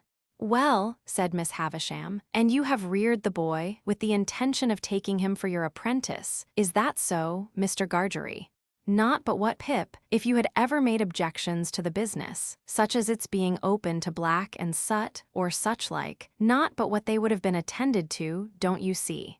I saw the idea suddenly break upon him that he would adapt his epitaph to the occasion before he went on to say, "And there weren't no objection on your part, and Pip it were the great wish of your heart." It was quite in vain for me to endeavor to make him sensible that he ought to speak to Miss Havisham. The more I made faces and gestures to him to do it, the more confidential, argumentative, and polite he persisted in being to me. "Have you brought his indentures with you?" asked Miss Havisham. "Well, Pip, you know," replied Joe, as if that were a little unreasonable, "you yourself see me put 'em in my 'at, and therefore you know as they are here," with which he took them out and gave them not to Miss Havisham, but to me. I am afraid I was ashamed of the dear good fellow. I know I was ashamed of him when I saw that Estella stood at the back of Miss Havisham's chair and that her eyes laughed mischievously. I took the indentures out of his hand and gave them to Miss Havisham. "You expected," said Miss Havisham as she looked them over, "no premium with the boy. Why don't you answer? You know it to be no, Pip, and wherefore should I say it? There are 25 guineas in this bag. Give it to your master, Pip." As if he were absolutely out of his mind with the wonder awakened in him by her strange figure and the strange room, Joe, even at this pass, persisted in addressing me. "This is worry liberal on your part, Pip," said Joe, "and it is as such received and grateful welcome, though never looked for, far nor near, nor nowheres. And now, old chap," said Joe, conveying to me a sensation, first of burning and then of freezing, for I felt as if that familiar expression were applied to Miss Havisham, "and now, old chap, may we do our duty." These words had such a round and convincing sound for him that he said them twice. "Good-bye, Pip," said Miss Havisham. "Let them out, Estella." "No, Gargery is your master now, Gargery." One word, thus calling him back as I went out of the door, I heard her say to Joe in a distinct emphatic voice, "The boy has been a good boy here, and that is his reward. Of course, as an honest man, you will expect no other and no more." How Joe got out of the room, I have never been able to determine, but I know that when he did get out he was steadily proceeding upstairs instead of coming down, and was deaf to all remonstrances until I went after him and laid hold of him. In another minute we were outside the gate, and it was locked, and Estella was gone. When we stood in the daylight alone again, Joe backed up against a wall and said to me, "Astonishing." And there he remained so long saying, "Astonishing," at intervals, so often, that I began to think his senses were never coming back. At length he prolonged his remark into, "Pip, I do assure you this is as tonishing." and so, by degrees, became conversational and able to walk away. I have reason to think that Joe's intellects were brightened by the encounter they had passed through, and that on our way to Pumblechook's, he invented a subtle and deep design.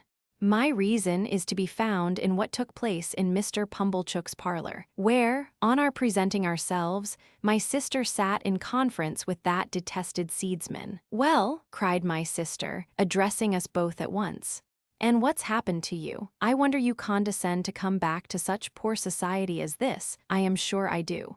"Miss Havisham," said Joe, with a fixed look at me, like an effort of remembrance, "made it worry particular that we should give her, were it compliments or respects, Pip. And wishing," pursued Joe, with another fixed look at me, like another effort of remembrance, "that the state of Miss Havisham's health were sich as would have allowed, were it, Pip," and drew a long breath. "Well," cried my sister, with a mollified glance at Mr. Pumblechook, "she might have had the politeness to send that message at first, but it's better late than never. And what did she give young Rantipole here?" Mrs. Joe was going to break out, but Joe went on. "What she jive," said Joe, "she jive to his friends." And by his friends, were her explanation, I mean into the hands of his sister Mrs. J. Gargery. Them were her words, Mrs. J. Gargery. "She mayn't have knowed," added Joe, with an appearance of reflection, "whether it were Joe or Jorge." My sister looked at Pumblechook, who smoothed the elbows of his wooden armchair and nodded at her and at the fire as if he had known all about it beforehand. "And how much have you got?" asked my sister, laughing, positively laughing. "What would present company say to £10?" demanded Joe. "They'd say," returned my sister curtly, "pretty well. Not too much, but pretty well." "Why, you don't mean to say," began my sister. "Yes, I do, Mum," said Pumblechook, "but wait a bit." "Go on, Joseph, good in you." "Go on." "Good again, follow her up, Joseph." "Then to make an end of it," said Joe, delightedly handing the bag to my sister, "it's £25." "It's £25, Mum," echoed that basest of swindlers, Pumblechook, rising to shake hands with her. "And it's no more than your merits, as I said when my opinion was asked, and I wish you joy of the money." If the villain had stopped here, his case would have been sufficiently awful, but he blackened his guilt by proceeding to take me into custody, with a right of patronage that left all his former criminality far behind. "Now you see, Joseph and wife," said Pumblechook, as he took me by the arm above the elbow, "I am one of them that always go right through with what they've begun. This boy must be bound out of hand, that's my way." "Bound out of hand? But this boy, you know, we must have him bound. I said I'd see to it, to tell you the truth." The justices were sitting in the town hall near at hand, and we at once went over to have me bound apprentice to Joe in the magisterial presence. I say we went over, but I was pushed over by Pumblechook, exactly as if I had that moment picked a pocket or fired a rick. Indeed, it was the general impression in court that I had been taken red-handed, for, as Pumblechook shoved me before him through the crowd, I heard some people say, "What's he done?"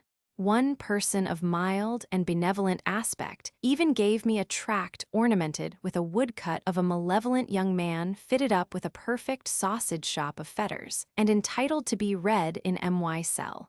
Here, in a corner, my indentures were duly signed and attested, and I was bound, Mr. Pumblechook holding me all the while as if we had looked in on our way to the scaffold, to have those little preliminaries disposed of. When we had come out again, and had got rid of the boys who had been put into great spirits by the expectation of seeing me publicly tortured, and who were much disappointed to find that my friends were merely rallying round me, we went back to Pumblechook's.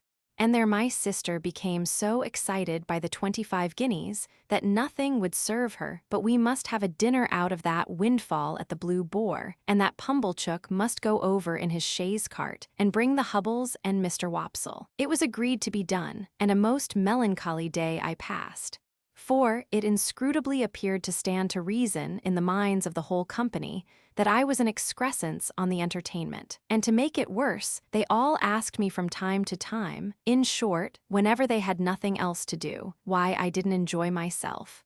And what could I possibly do then, but say I was enjoying myself, when I was? However, they were grown up and had their own way, and they made the most of it. That swindling Pumblechook, exalted into the beneficent contriver of the whole occasion, actually took the top of the table. That rather late in the evening Mr. Wopsle gave us Collins's ode, and threw his blood-stained sword in thunder down with such effect that a waiter came in and said, "The commercials underneath sent up their compliments, and it wasn't the tumblers' arms. That they were all in excellent spirits on the road home, and sang, 'O Lady Fair.'" Mr. Wopsle taking the bass, and asserting with a tremendously strong voice, in reply to the inquisitive bore who leads that piece of music in a most impertinent manner, by wanting to know all about everybody's private affairs, that he was the man with his white locks flowing, and that he was upon the whole the weakest pilgrim going. Finally, I remember that when I got into my little bedroom, I was truly wretched, and had a strong conviction on me that I should never like Joe's trade. I had liked it once, but once was not now. Chapter 14. It is a most miserable thing to feel ashamed of home. There may be black ingratitude in the thing, and the punishment may be retributive and well-deserved, but that it is a miserable thing, I can testify. Home had never been a very pleasant place to me because of my sister's temper. But Joe had sanctified it, and I had believed in it. I had believed in the best parlor as a most elegant saloon. I had believed in the front door as a mysterious portal of the temple of state, whose solemn opening was attended with a sacrifice of roast fowls. I had believed in the kitchen as a chaste, though not magnificent apartment. I had believed in the forge as the glowing road to manhood and independence. Within a single year, all this was changed. Now it was all coarse and common, and I would not have had Miss Havisham and Estella see it on any account. How much of my ungracious condition of mind may have been my own fault, how much Miss Havisham's, how much my sister's, is now of no moment to me or to anyone. The change was made in me, the thing was done. Well or ill done, excusably or inexcusably, it was done. Once, it had seemed to me that when I should at last roll up my shirt sleeves and go into the forge, Joe's prentice, I should be distinguished and happy. Now the reality was in my hold. I only felt that I was dusty with the dust of small coal, and that I had a weight upon my daily remembrance to which the anvil was a feather. There have been occasions in my later life, I suppose as in most lives, when I have felt for a time as if a thick curtain had fallen on all its interest and romance, to shut me out from anything save dull endurance any more. Never has that curtain dropped so heavy and blank, as when my way in life lay stretched out straight before me through the newly entered road of apprenticeship to Joe. I remember that at a later period of my time, I used to stand about the churchyard on Sunday evenings when night was falling, comparing my own perspective with the windy marsh view, and making out some likeness between them by thinking how flat and low both were, and how on both there came an unknown way and a dark mist, and then the sea. I was quite as dejected on the first working day of my apprenticeship as in that aftertime, but I am glad to know that I never breathed a murmur to Joe while my indentures lasted. It is about the only thing I am glad to know of myself in that connection. For though it includes what I proceed to add, all the merit of what I proceed to add was Joe's. It was not because I was faithful, but because Joe was faithful, that I never ran away and went for a soldier or a sailor. It was not because I had a strong sense of the virtue of industry, but because Joe had a strong sense of the virtue of industry, that I worked with tolerable zeal against the grain. What I wanted, who can say? How can I say when I never knew? What I dreaded was, that in some unlucky hour I, being at my grimiest and commonest, should lift up my eyes and see Estella looking in at one of the wooden windows of the forge. I was haunted by the fear that she would, sooner or later, find me out, with a black face and hands, doing the coarsest part of my work, and would exult over me and despise me.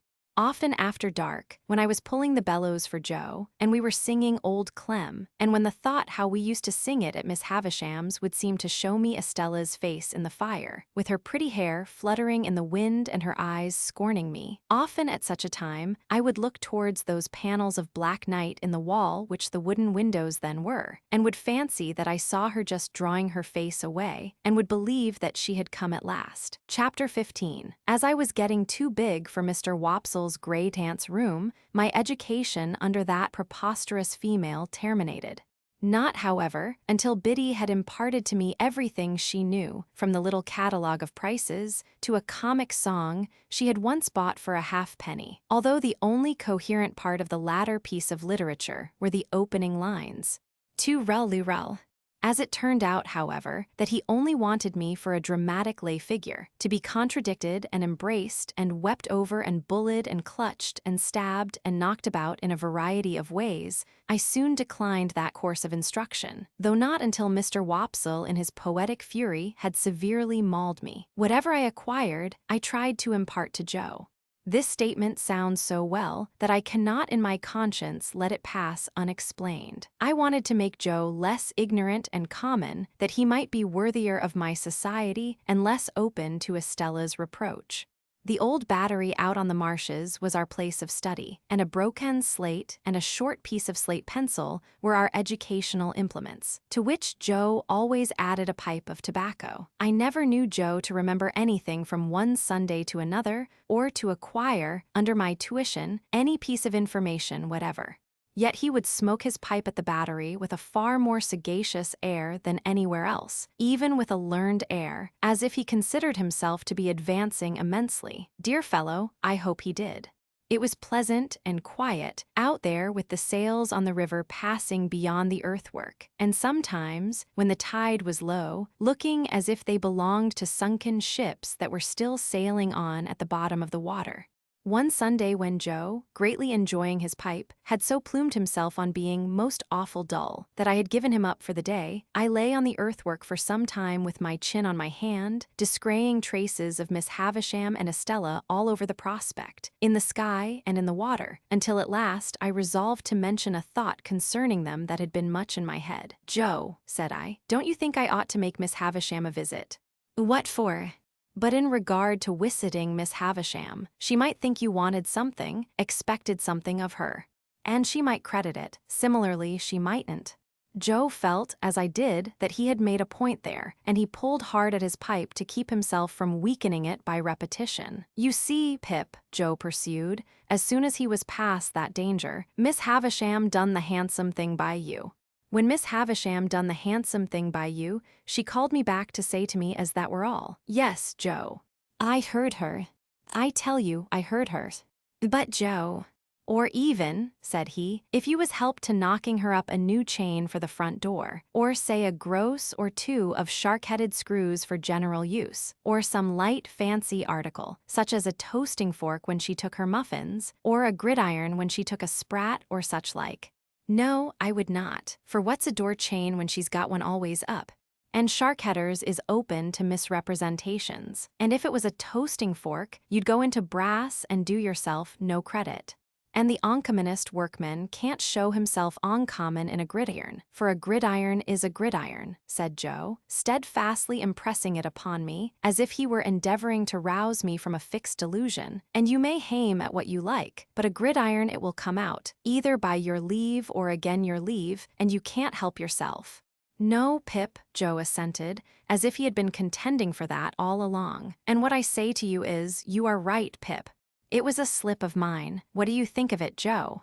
In brief, Joe thought that if I thought well of it, he thought well of it. But he was particular in stipulating that if I were not received with cordiality, or if I were not encouraged to repeat my visit as a visit which had no ulterior object, but was simply one of gratitude for a favor received, then this experimental trip should have no successor. By these conditions, I promised to abide. Now, Joe kept a journeyman at weekly wages whose name was Orlick. He pretended that his Christian name was Dolge, a clear impossibility. But he was a fellow of that obstinate disposition that I believe him to have been the prey of no delusion in this particular, but willfully to have imposed that name upon the village as an affront to its understanding.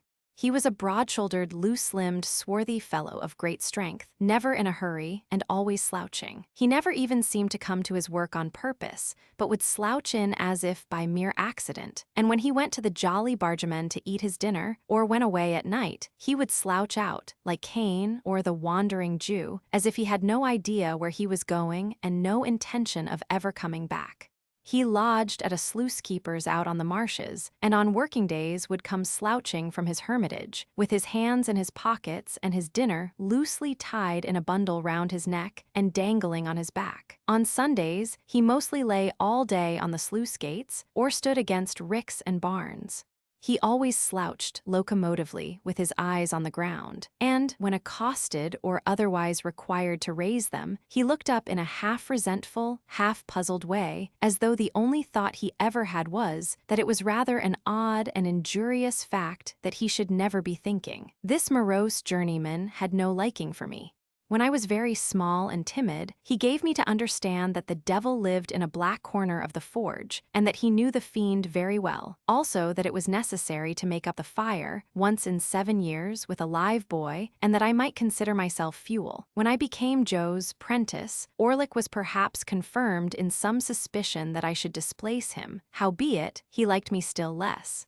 Not that he ever said anything, or did anything, openly importing hostility. I only noticed that he always beat his sparks in my direction, and that whenever I sang Old Clem, he came in out of time. Dolge Orlick was at work and present next day, when I reminded Joe of my half-holiday. He said nothing at the moment, for he and Joe had just got a piece of hot iron between them, and I was at the bellows. But by and by he said, leaning on his hammer, "If young Pip has a half-holiday, do as much for old Orlick." I suppose he was about 25, but he usually spoke of himself as an ancient person. "Why, what'll you do with a half-holiday if you get it?" said Joe. "What'll I do with it?" "What'll he do with it? I'll do as much with it as him," said Orlick. "As to Pip, he's going uptown," said Joe. "Well then, as to old Orlick, he's going uptown," retorted that worthy. "Two can go uptown, 'tain't only one Watt can go uptown." "Don't lose your temper," said Joe. "Shall if I like," growled Orlick. "Some in their uptoning, now master. Come, no favoring in this shop. Be a man," the master refusing to entertain the subject until the journeyman was in a better temper. Orlick plunged at the furnace, drew out a red-hot bar, made at me with it as if he were going to run it through my body, whisked it round my head, laid it on the anvil, hammered it out, as if it were I thought, and the sparks were my spurting blood, and finally said, when he had hammered himself hot and the iron cold, and he again leaned on his hammer, "Are you all right now?" demanded Joe. "Ah, I am all right," said gruff old Orlick. "Then, as in general you stick to your work as well as most men," said Joe, "let it be a half-holiday for all." My sister had been standing silent in the yard, within hearing. She was a most unscrupulous spy and listener, and she instantly looked in at one of the windows. "Like you fool," said she to Joe, "giving holidays to great idle hulkers like that. You are a rich man, upon my life, to waste wages in that way. I wish I was his master."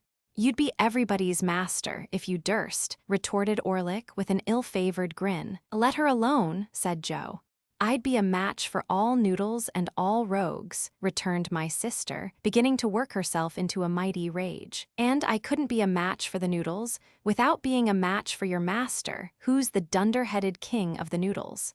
And I couldn't be a match for the rogues without being a match for you, who are the blackest looking and the worst rogue between this and France. Now, if that makes a judge of rogues, you ought to be a good un." "What did you say? What did that fellow Orlick say to me, Pip? What did he call me, with my husband standing by? Oh. No, oh."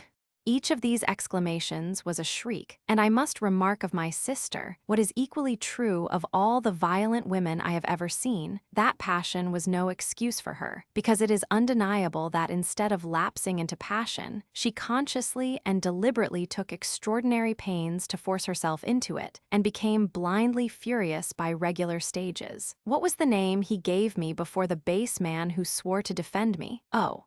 Hold me, oh. I'd hold you under the pump and choke it out of you.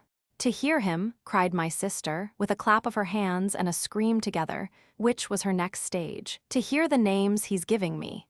That Orlick, in my own house. Me, a married woman, with my husband standing by. Oh, oh." Here my sister, after a fit of clappings and screamings, beat her hands upon her bosom and upon her knees, and threw her cap off, and pulled her hair down, which were the last stages on her road to frenzy. Being by this time a perfect fury and a complete success, she made a dash at the door which I had fortunately locked.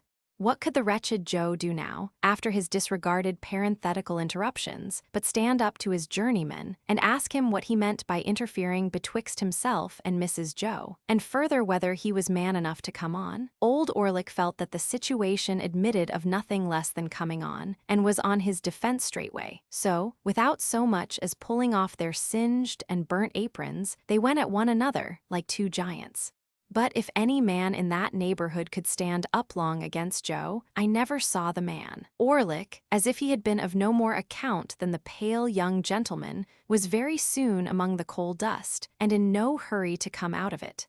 Then Joe unlocked the door and picked up my sister, who had dropped insensible at the window, but who had seen the fight first, I think, and who was carried into the house and laid down, and who was recommended to revive, and would do nothing but struggle and clench her hands in Joe's hair. When I came down again, I found Joe and Orlick sweeping up, without any other traces of discomposure than a slit in one of Orlick's nostrils, which was neither expressive nor ornamental. A pot of beer had appeared from the jolly bargemen, and they were sharing it by turns in a peaceable manner.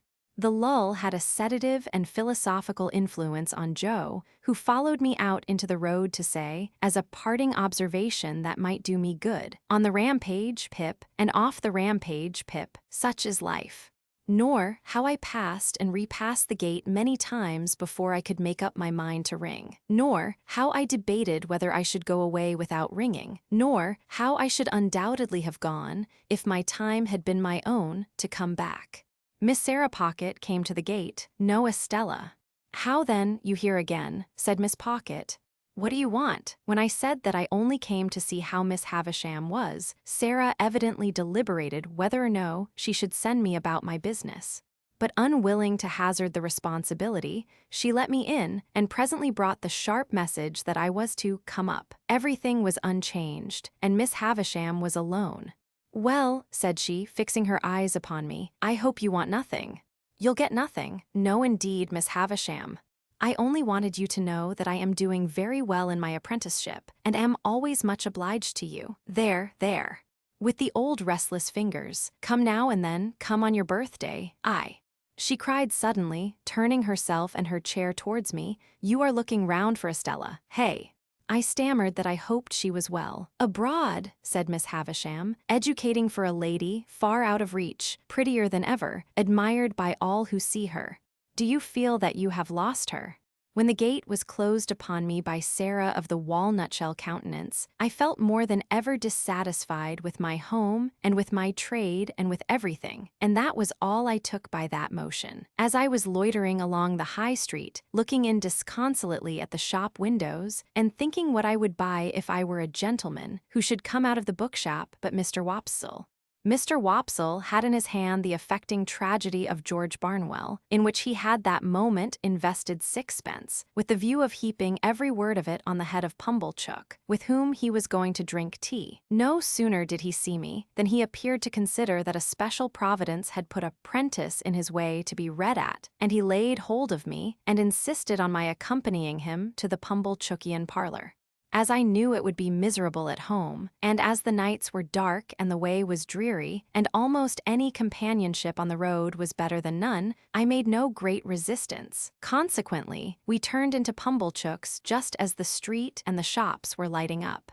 I thought it a little too much that he should complain of being cut short in his flower after all, as if he had not been running to seed, leaf after leaf, ever since his course began. This, however, was a mere question of length and wearisomeness.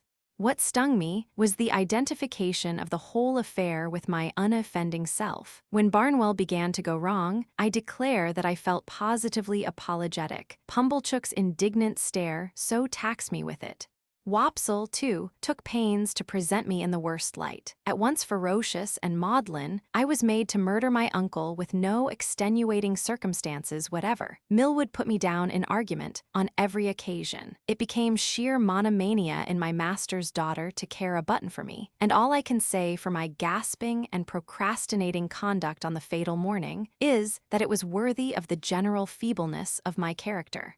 Even after I was happily hanged and Wopsle had closed the book, Pumblechook sat staring at me and shaking his head and saying, "Take warning, boy, take warning," as if it were a well-known fact that I contemplated murdering a near relation, provided I could only induce one to have the weakness to become my benefactor. It was a very dark night when it was all over, and when I set out with Mr. Wopsle on the walk home. Beyond town, we found a heavy mist out, and it fell wet and thick. The turnpike lamp was a blur, quite out of the lamp's usual place apparently, and its rays looked solid substance on the fog. We were noticing this, and saying how that the mist rose with a change of wind from a certain quarter of our marshes, when we came upon a man, slouching under the lee of the turnpike house. "Halloa," we said, stopping. "Orlick there." "You are late," I remarked. Orlick not unnaturally answered, "Well." "And you're late." "We have been," said Mr. Wopsle, exalted with his late performance. "We have been indulging, Mr. Orlick, in an intellectual evening." Old Orlick growled, as if he had nothing to say about that, and we all went on together. I asked him presently whether he had been spending his half-holiday up and down town. "Yes," said he, "all of it. I come in behind yourself." "I didn't see you, but I must have been pretty close behind you. By the by, the guns is going again." "At the hulks," said I. "The guns have been going since dark about. You'll hear one presently." In effect, we had not walked many yards further when the well-remembered boom came towards us, deadened by the mist, and heavily rolled away along the low grounds by the river, as if it were pursuing and threatening the fugitives. "A good night for cutting off in," said Orlick. "We'd be puzzled how to bring down a jailbird on the wing tonight." The subject was a suggestive one to me, and I thought about it in silence. Mr. Wopsle, as the ill-requited uncle of the evening's tragedy, fell to meditating aloud in his garden at Camberwell. Orlick, with his hands in his pockets, slouched heavily at my side. It was very dark, very wet, very muddy, and so we splashed along. Now and then, the sound of the signal cannon broke upon us again, and again rolled sulkily along the course of the river. I kept myself to myself and my thoughts. Mr. Wopsle died amiably at Camberwell, and exceedingly game on Bosworth Field, and in the greatest agonies at Glastonbury. Orlick sometimes growled, beat it out, old Clem, with a clink for thee stout, old Clem." I thought he had been drinking, but he was not drunk. Thus, we came to the village. The way by which we approached it took us past the 3 jolly bargemen, which we were surprised to find, it being 11 o'clock, in a state of commotion, with the door wide open, and unwonted lights that had been hastily caught up and put down scattered about. Mr. Wopsle dropped in to ask what was the matter, surmising that a convict had been taken, but came running out in a great hurry. "There's something wrong," said he without stopping. "Up at your place, Pip. Run all." "What is it?" I asked, keeping up with him. So did Orlick at my side. "I can't quite understand." "The house seems to have been violently entered when Joe Gargery was out, supposed by convicts. Somebody has been attacked and hurt. We were running too fast to admit of more being said, and we made no stop until we got into our kitchen. It was full of people. The whole village was there, or in the yard, and there was a surgeon, and there was Joe, and there were a group of women, all on the floor in the midst of the kitchen." Chapter 16. With my head full of George Barnwell, I was at first disposed to believe that I must have had some hand in the attack upon my sister, or at all events that as her near relation, popularly known to be under obligations to her, I was a more legitimate object of suspicion than anyone else. But when, in the clearer light of next morning, I began to reconsider the matter and to hear it discussed around me on all sides, I took another view of the case, which was more reasonable. Joe had been at the 3 jolly bargemen, smoking his pipe, from 8:15 to 8:15. While he was there, my sister had been seen standing at the kitchen door and had exchanged good night with a farm laborer going home. The man could not be more particular as to the time at which he saw her. He got into dense confusion when he tried to be, then that it must have been before 9. When Joe went home at 5 minutes before 10, he found her struck down on the floor and promptly called in assistance. The fire had not then burnt unusually low, nor was the snuff of the candle very long. The candle, however, had been blown out. Nothing had been taken away from any part of the house. Neither, beyond the blowing out of the candle, which stood on a table between the door and my sister, and was behind her when she stood facing the fire and was struck, was there any disarrangement of the kitchen, excepting such as she herself had made, in falling and bleeding. But there was one remarkable piece of evidence on the spot. She had been struck with something blunt and heavy on the head and spine. After the blows were dealt, something heavy had been thrown down at her with considerable violence, as she lay on her face. And on the ground beside her, when Joe picked her up, was a convict's leg iron which had been filed asunder. Now, Joe, examining this iron with a smith's eye, declared it to have been filed asunder some time ago. The hue and cry going off to the hulks, and people coming thence to examine the iron, Joe's opinion was corroborated. They did not undertake to say when it had left the prison ships, to which it undoubtedly had once belonged, but they claimed to know for certain that that particular manacle had not been worn by either of the 2 convicts who had escaped last night.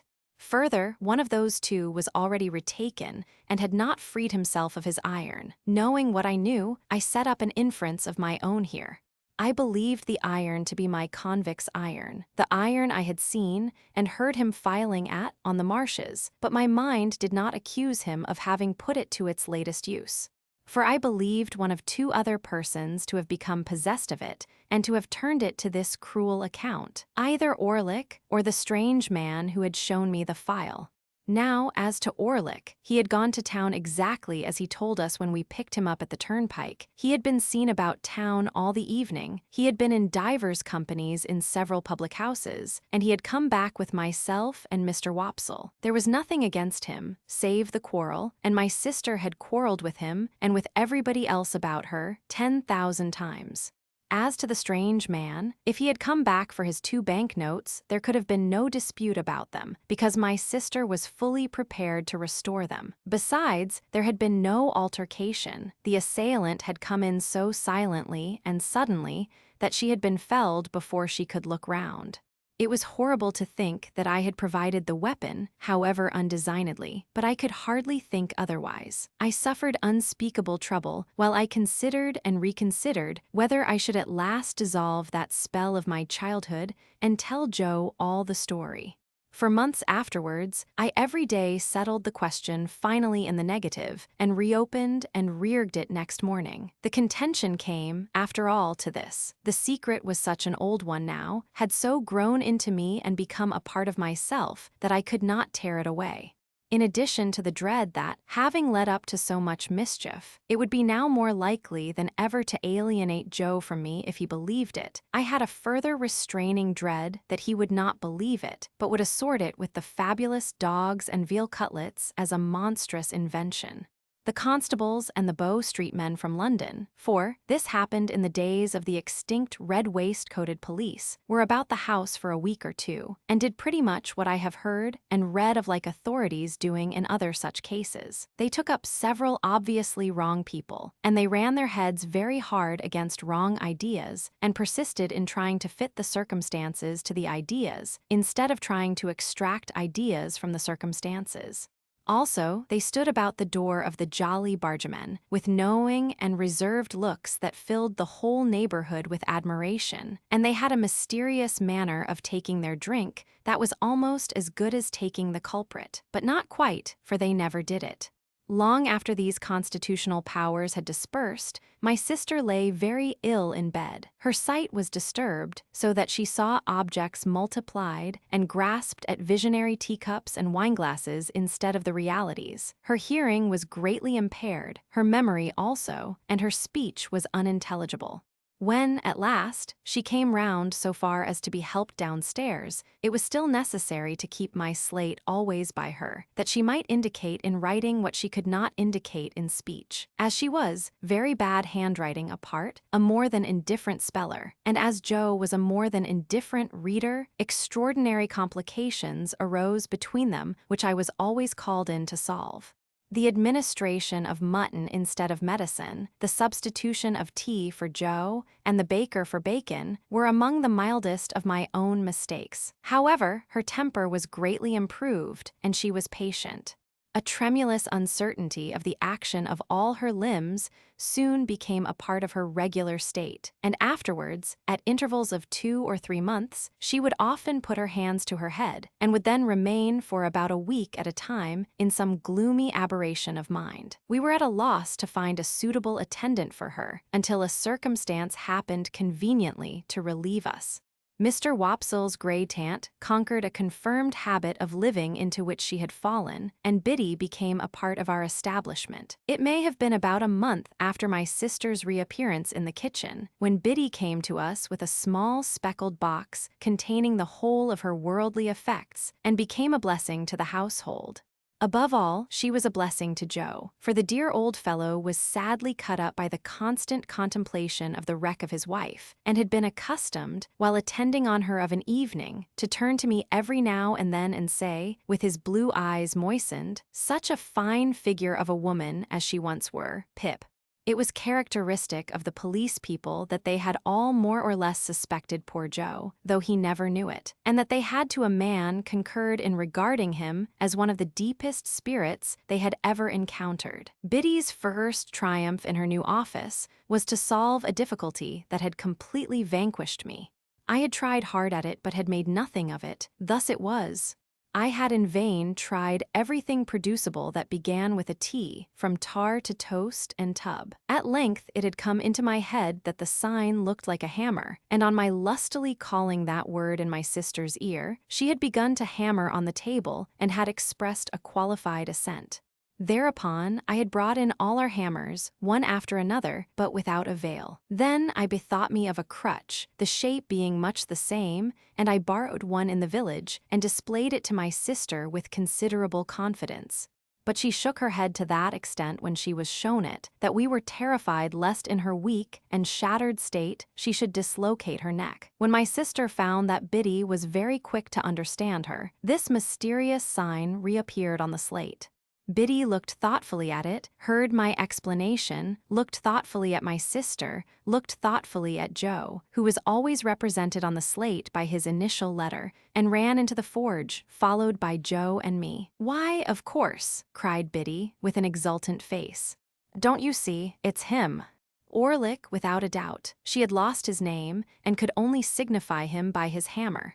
We told him why we wanted him to come into the kitchen, and he slowly laid down his hammer, wiped his brow with his arm, took another wipe at it with his apron, and came slouching out, with a curious, loose, vagabond bend in the knees that strongly distinguished him. I confess that I expected to see my sister denounce him, and that I was disappointed by the different result.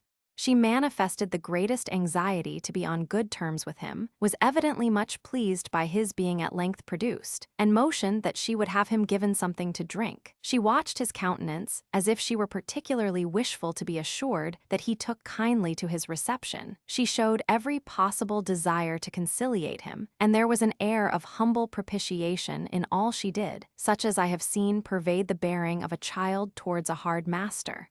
After that day, a day rarely passed without her drawing the hammer on her slate, and without Orlick's slouching in and standing doggedly before her, as if he knew no more than I did what to make of it. Chapter 17. Ino fell into a regular routine of apprenticeship life, which was varied beyond the limits of the village and the marshes by no more remarkable circumstance than the arrival of my birthday and my paying another visit to Miss Havisham. I found Miss Sarah Pocket still on duty at the gate. I found Miss Havisham just as I had left her, and she spoke of Estella in the very same way, if not in the very same words. The interview lasted but a few minutes, and she gave me a guinea when I was going, and told me to come again on my next birthday.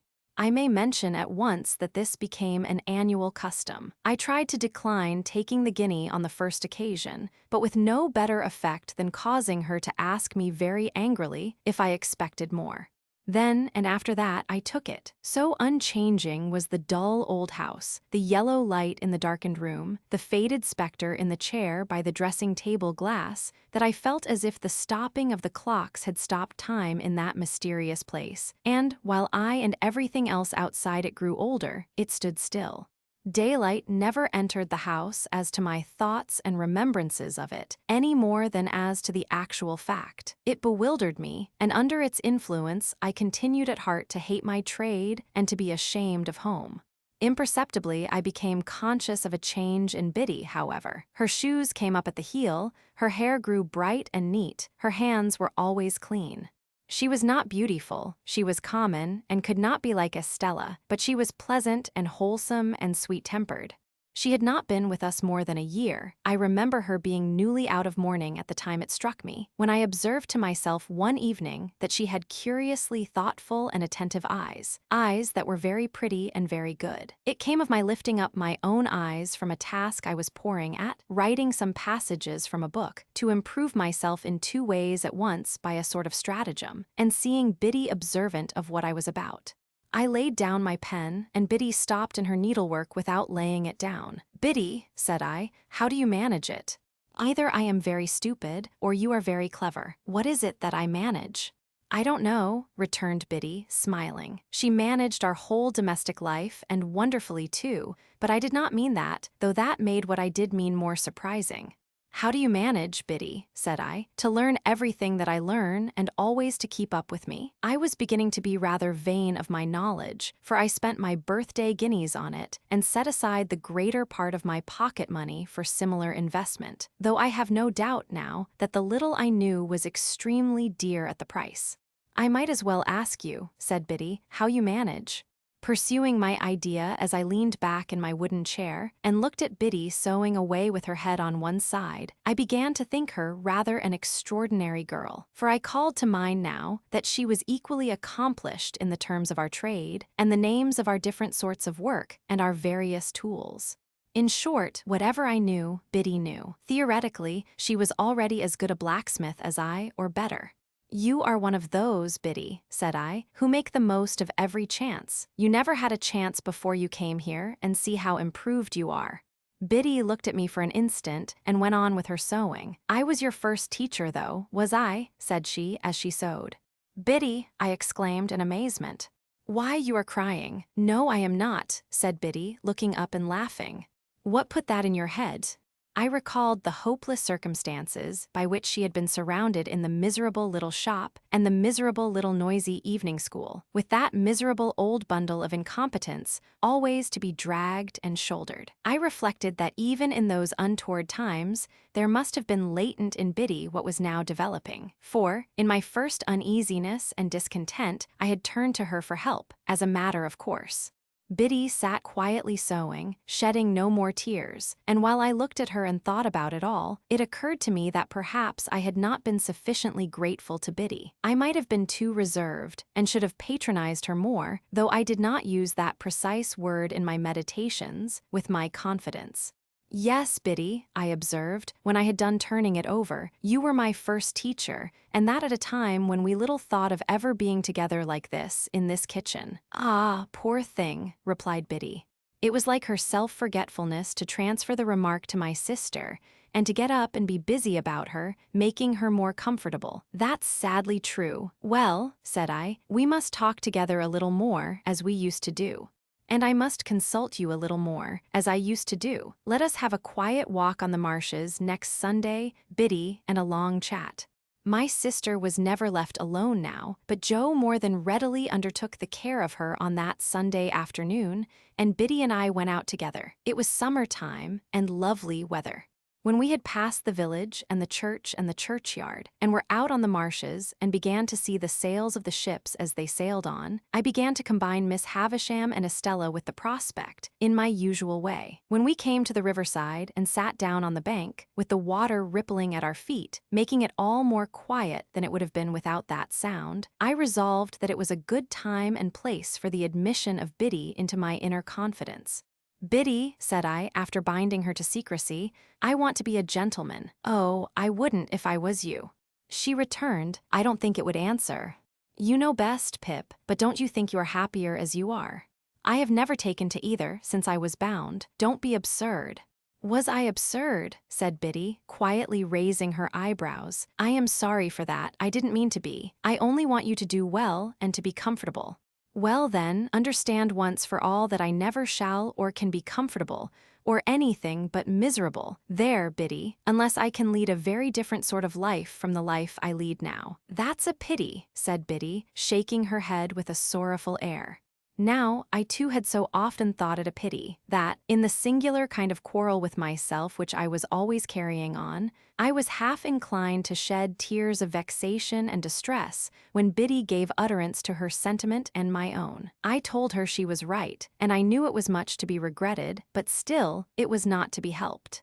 "If I could have settled down," I said to Biddy, plucking up the short grass within reach, "much as I had once upon a time pulled my feelings out of my hair and kicked them into the brewery wall. If I could have settled down and been but half as fond of the forge as I was when I was little, I know it would have been much better for me.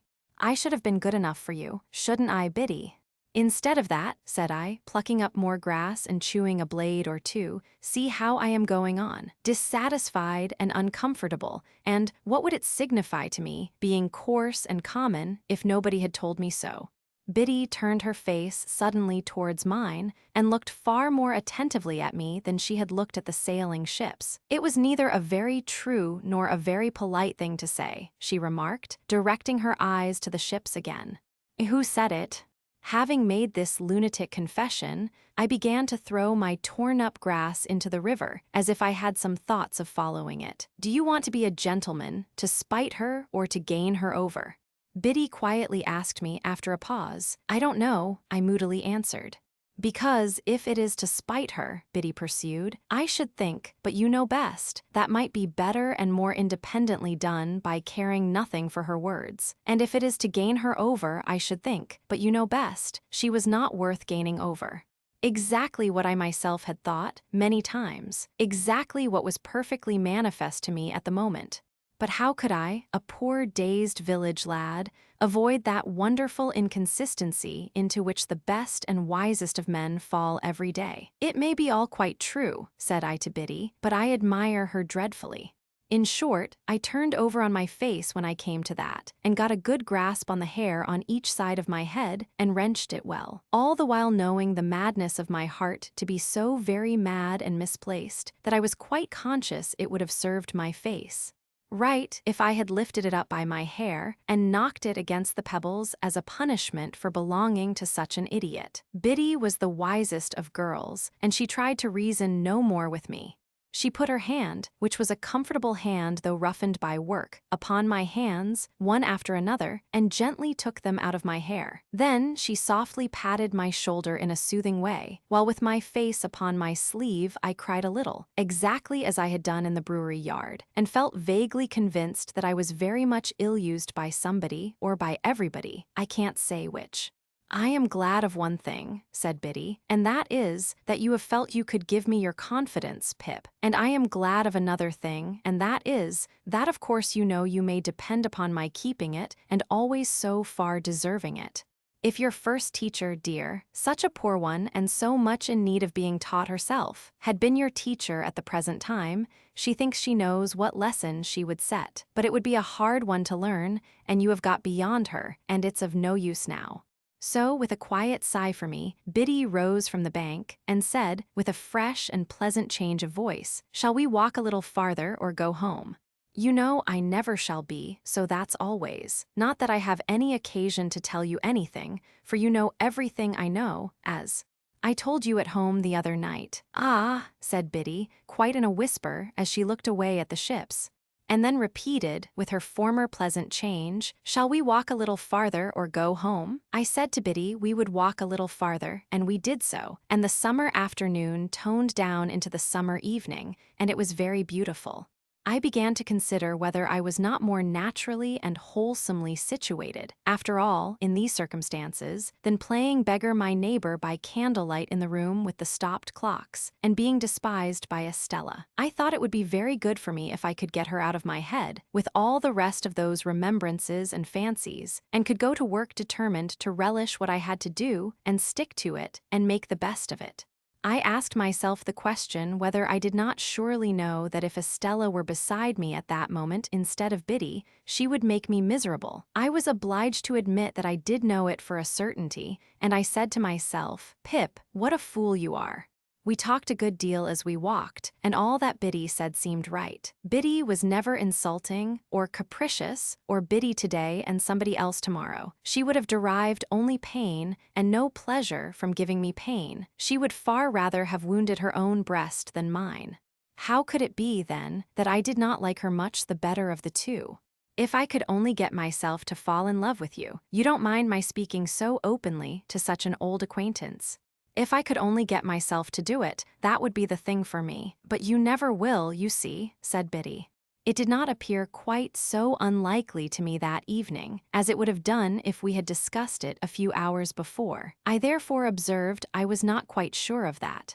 But Biddy said she was, and she said it decisively. In my heart I believed her to be right, and yet I took it rather ill, too, that she should be so positive on the point.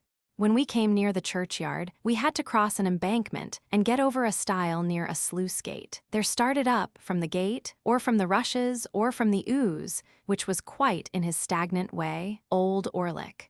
"Halloa," he growled, "where are you two going?" This penalty of being jiggered was a favorite supposititious case of his. He attached no definite meaning to the word that I am aware of, but used it, like his own pretended Christian name, to affront mankind and convey an idea of something savagely damaging. When I was younger, I had had a general belief that if he had jiggered me personally, he would have done it with a sharp and twisted hook. Biddy was much against his going with us, and said to me in a whisper, "Don't let him come, I don't like him." As I did not like him either, I took the liberty of saying that we thanked him, but we didn't want seeing home. He received that piece of information with a yell of laughter and dropped back, but came slouching after us at a little distance. Curious to know whether Biddy suspected him of having had a hand in that murderous attack of which my sister had never been able to give any account, I asked her why she did not like him. "Oh," she replied, glancing over her shoulder as he slouched after us, "because I am afraid he likes me." "Did he ever tell you he liked you?" I asked indignantly. "No," said Biddy, glancing over her shoulder again. "He never told me so, but he dances at me whenever he can catch my eye." However novel and peculiar this testimony of attachment, I did not doubt the accuracy of the interpretation. I was very hot indeed upon old Orlick's daring to admire her, as hot as if it were an outrage on myself. "But it makes no difference to you, you know," said Biddy calmly. "No, Biddy, it makes no difference to me, only I don't like it, I don't approve of it." "Nor I neither," said Biddy, "though that makes no difference to you." I kept an eye on Orlick after that night, and whenever circumstances were favorable to his dancing at Biddy, got before him to obscure that demonstration. He had struck root in Joe's establishment by reason of my sister's sudden fancy for him, or I should have tried to get him dismissed. He quite understood and reciprocated my good intentions, as I had reason to know thereafter. And now, because my mind was not confused enough before, I complicated its confusion 50,000-fold by having states and seasons when I was clear that Biddy was immeasurably better than Estella, and that the plain, honest working life to which I was born had nothing in it to be ashamed of, but offered me sufficient means of self-respect and happiness. At those times, I would decide conclusively that my disaffection to dear old Joe and the forge was gone, and that I was growing up in a fair way to be partners with Joe and to keep company with Biddy, when all in a moment some confounding remembrance of the Havisham days would fall upon me like a destructive missile and scatter my wits again. If my time had run out, it would have left me still at the height of my perplexities, I dare say. It never did run out, however, but was brought to a premature end, as I proceed to relate. Chapter 18. It was in the 4th year of my apprenticeship to Joe, and it was a Saturday night. There was a group assembled round the fire at the Three Jolly Bargemen, attentive to Mr. Wopsle as he read the newspaper aloud. Of that group, I was one. A highly popular murder had been committed, and Mr. Wopsle was imbrued in blood to the eyebrows. He gloated over every abhorrent adjective in the description and identified himself with every witness at the inquest.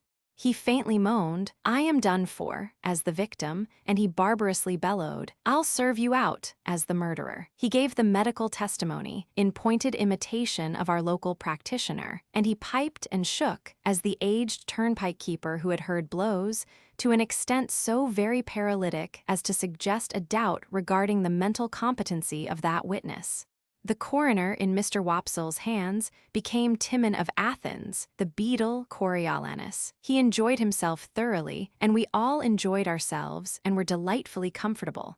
In this cosy state of mind, we came to the verdict willful murder. Then, and not sooner, I became aware of a strange gentleman leaning over the back of the settle opposite me, looking on. There was an expression of contempt on his face, and he bit the side of a great forefinger as he watched the group of faces. "Well," said the stranger to Mr. Wopsle, when the reading was done, "you have settled it all to your own satisfaction, I have no doubt." He looked at everybody coldly and sarcastically. "Guilty, of course," said he. "Out with it, come." Upon this, we all took courage to unite in a confirmatory murmur. "I know you do," said the stranger. "I knew you would." "I told you so, but now I'll ask you a question. Do you know, or do you not know, that the law of England supposes every man to be innocent until he is proved to be guilty? Either you know it or you don't know it. Which is it to be?" He stood with his head on one side and himself on one side, in a bullying, interrogative manner, and he threw his forefinger at Mr. Wopsle, as it were to mark him out, before biting it again. "Now," said he, "do you know it or don't?"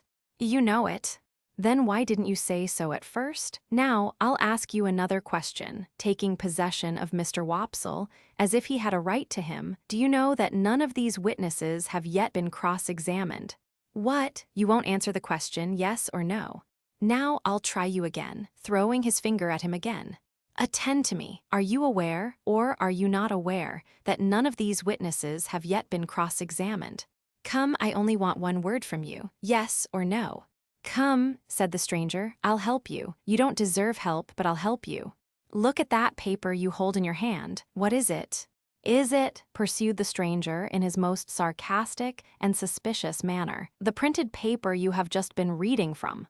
"Never mind what you read just now, sir. I don't ask you what you read just now. You may read the Lord's Prayer backwards if you like, and, perhaps, have done it before today.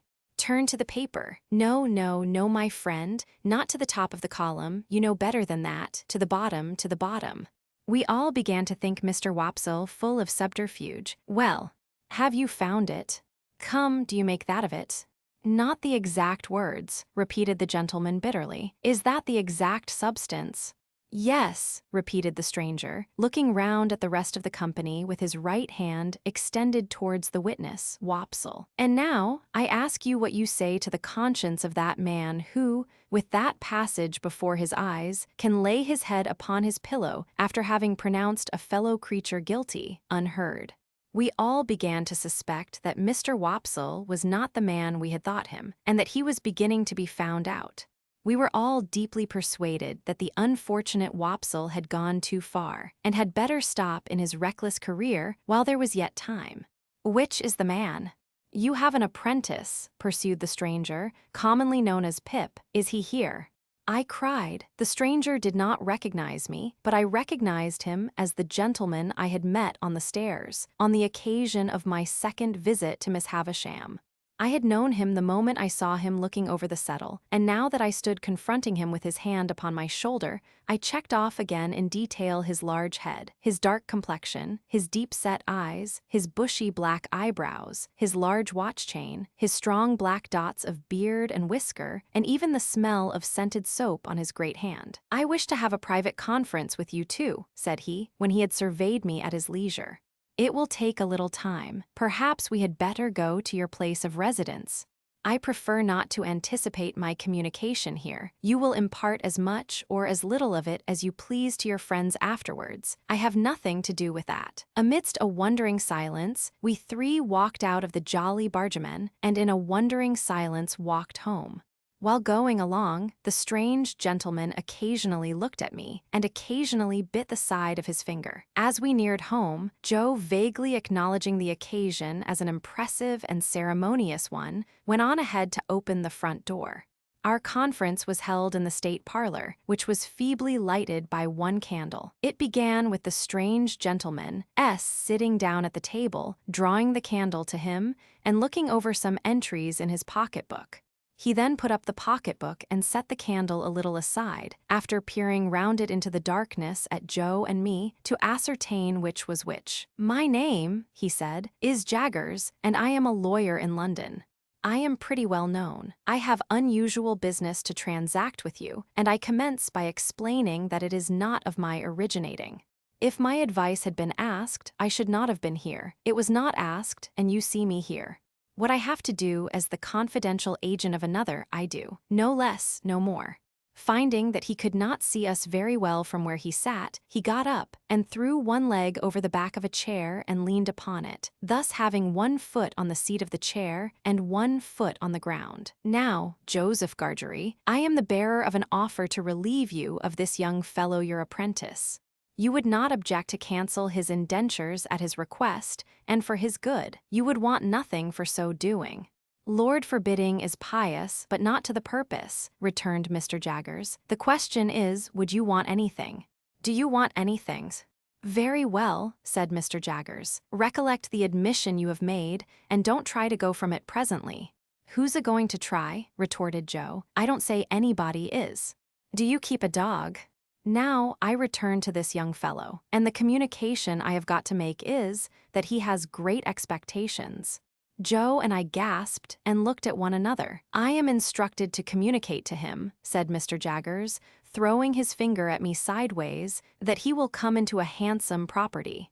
Further, that it is the desire of the present possessor of that property that he be immediately removed from his present sphere of life and from this place, and be brought up as a gentleman, in a word, as a young fellow of great expectations." My dream was out. My wild fancy was surpassed by sober reality. Miss Havisham was going to make my fortune on a grand scale. "Now, Mr. Pip," pursued the lawyer, "I address the rest of what I have to say to you. You are to understand, first, that it is the request of the person from whom I take my instructions that you always bear the name of Pip. You will have no objection, I dare say, to your great expectations being encumbered with that easy condition. But if you have any objection, this is the time to mention it." My heart was beating so fast, and there was such a singing in my ears, that I could scarcely stammer I had no objection. "I should think not. Now you are to understand, secondly, Mr. Pip, that the name of the person who is your liberal benefactor remains a profound secret until the person chooses to reveal it. I am empowered to mention that it is the intention of the person to reveal it at first hand by word of mouth to yourself. When or where that intention may be carried out, I cannot say. No one can say. It may be years hence.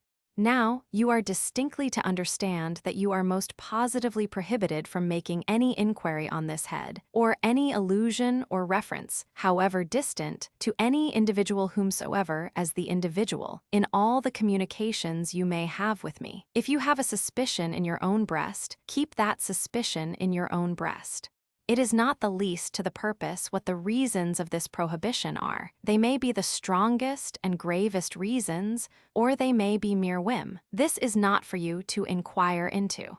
The condition is laid down. Your acceptance of it, and your observance of it as binding, is the only remaining condition that I am charged with by the person from whom I take my instructions, and for whom I am not otherwise responsible.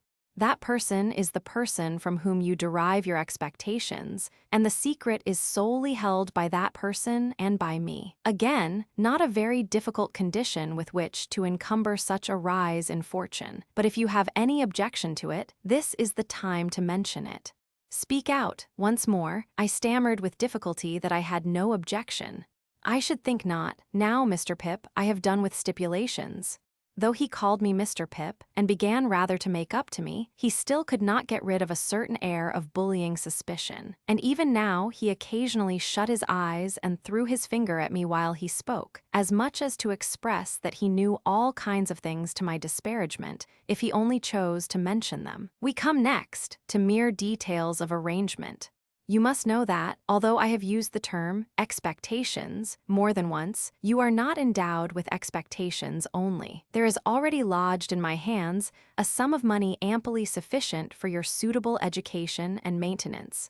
You will please consider me your guardian. Oh, for I was going to thank him. I tell you at once, I am paid for my services, or I shouldn't render them. It is considered that you must be better educated, in accordance with your altered position, and that you will be alive to the importance and necessity of at once entering on that advantage.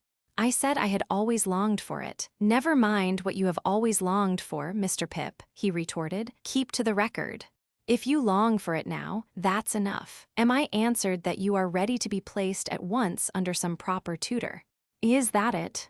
Now your inclinations are to be consulted. I don't think that wise, mind, but it's my trust. Have you ever heard of any tutor whom you would prefer to another? I don't recommend him, observe, because I never recommend anybody. The gentleman I speak of is one Mr. Matthew Pocket. I caught at the name directly. Miss Havisham's relation, the Matthew whom Mr. and Mrs. Camilla had spoken of. The Matthew whose place was to be at Miss Havisham's head when she lay dead in her bride's dress on the bride's table. You know the name, said Mr. Jaggers, looking shrewdly at me, and then shutting up his eyes while he waited for my answer. My answer was that I had heard of the name. Oh, said he. You have heard of the name, but the question is, what do you say of it?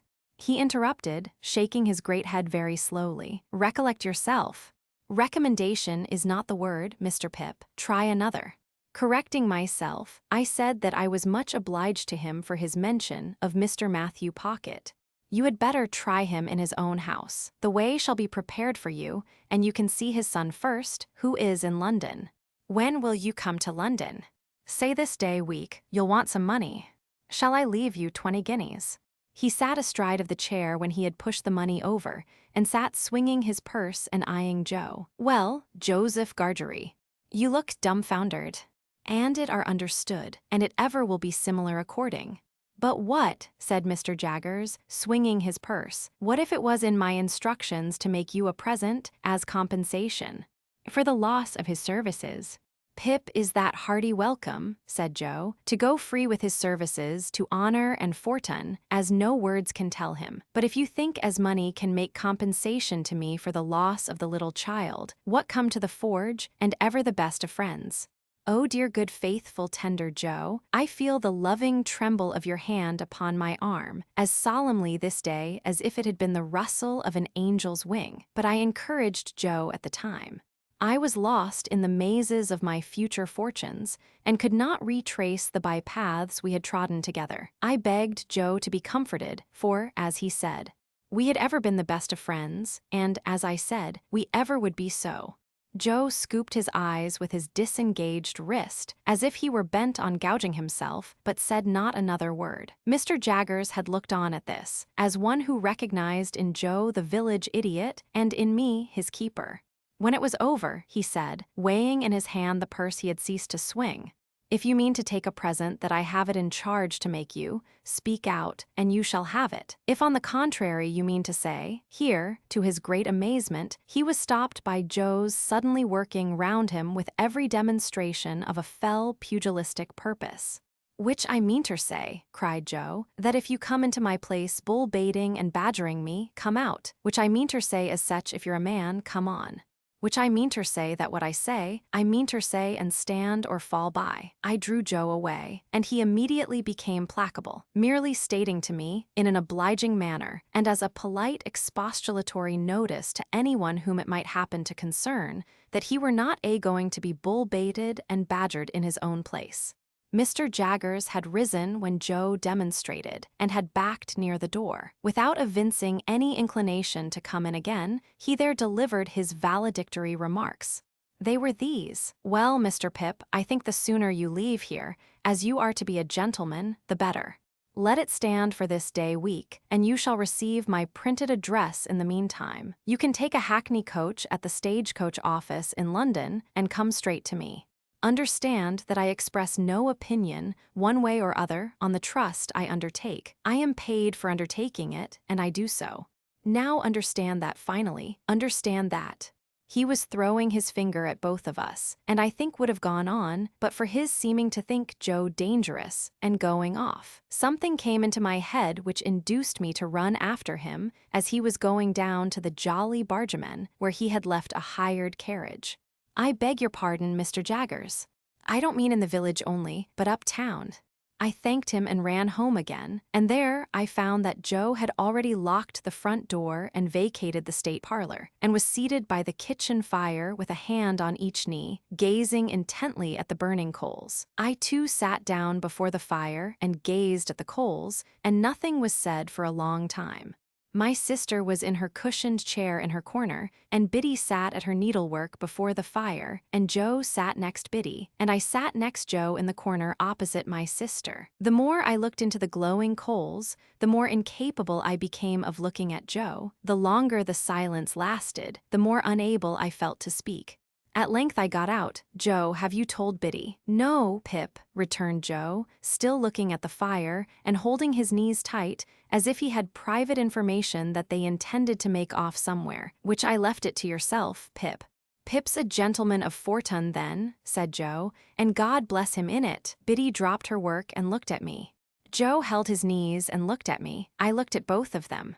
After a pause, they both heartily congratulated me, but there was a certain touch of sadness in their congratulations that I rather resented. I took it upon myself to impress Biddy, and through Biddy, Joe, with the grave obligation I considered my friends under, to know nothing and say nothing about the maker of my fortune. It would all come out in good time, I observed, and in the meanwhile nothing was to be said, save that I had come into great expectations from a mysterious patron. Biddy nodded her head thoughtfully at the fire as she took up her work again, and said she would be very particular, and Joe, still detaining his knees, said, I'll be a curvily particular, Pip." And then they congratulated me again, and went on to express so much wonder at the notion of my being a gentleman that I didn't half like it. Infinite pains were then taken by Biddy to convey to my sister some idea of what had happened. To the best of my belief, those efforts entirely failed. She laughed and nodded her head a great many times, and even repeated after Biddy the words Pip and property. But I doubt if they had more meaning in them than an election cry, and I cannot suggest a darker picture of her state of mind. I never could have believed it without experience, but as Joe and Biddy became more at their cheerful ease again, I became quite gloomy. Dissatisfied with my fortune, of course I could not be, but it is possible that I may have been, without quite knowing it, dissatisfied with myself. Anyhow, I sat with my elbow on my knee and my face upon my hand, looking into the fire as those two talked about my going away, and about what they should do without me, and all that. And whenever I caught one of them looking at me, though never so pleasantly, and they often looked at me, particularly Biddy, I felt offended, as if they were expressing some mistrust of me, though heaven knows they never did by word or sign. At those times I would get up and look out at the door, for our kitchen door opened at once upon the night, and stood open on summer evenings to air the room. The very stars to which I then raised my eyes, I am afraid I took to be but poor and humble stars for glittering on the rustic objects among which I had passed my life. "Saturday night," said I, when we sat at our supper of bread and cheese and beer. 5 more days, and then the day before the day. They'll soon go. Yes, Pip, observed Joe, whose voice sounded hollow in his beer mug. They'll soon go. It would be very disagreeable to be stared at by all the people here. Mr. and Mrs. Hubble might like to see you in your new genteel figure too, Pip, said Joe, industriously cutting his bread, with his cheese on it, in the palm of his left hand, and glancing at my untasted supper, as if he thought of the time when we used to compare slices. So might Wopsle, and the jolly bargemen might take it as a compliment. That's just what I don't want, Joe. They would make such a business of it, such a coarse and common business, that I couldn't bear myself. Ah, that indeed, Pip, said Joe, if you couldn't bear yourself. You will show yourself to us, won't you? Biddy said no more. Handsomely forgiving her, I soon exchanged an affectionate good night with her and Joe, and went up to bed. When I got into my little room, I sat down and took a long look at it, as a mean little room that I should soon be parted from and raised above, forever. It was furnished with fresh young remembrances, too, and even at the same moment I fell into much the same confused division of mind between it and the better rooms to which I was going, as I had been in so often between the Forge and Miss Havisham, and Biddy and Estella. The sun had been shining brightly all day on the roof of my attic, and the room was warm. As I put the window open and stood looking out, I saw Joe come slowly forth at the dark door, below, and take a turn or two in the air. And then I saw Biddy come and bring him a pipe and light it for him.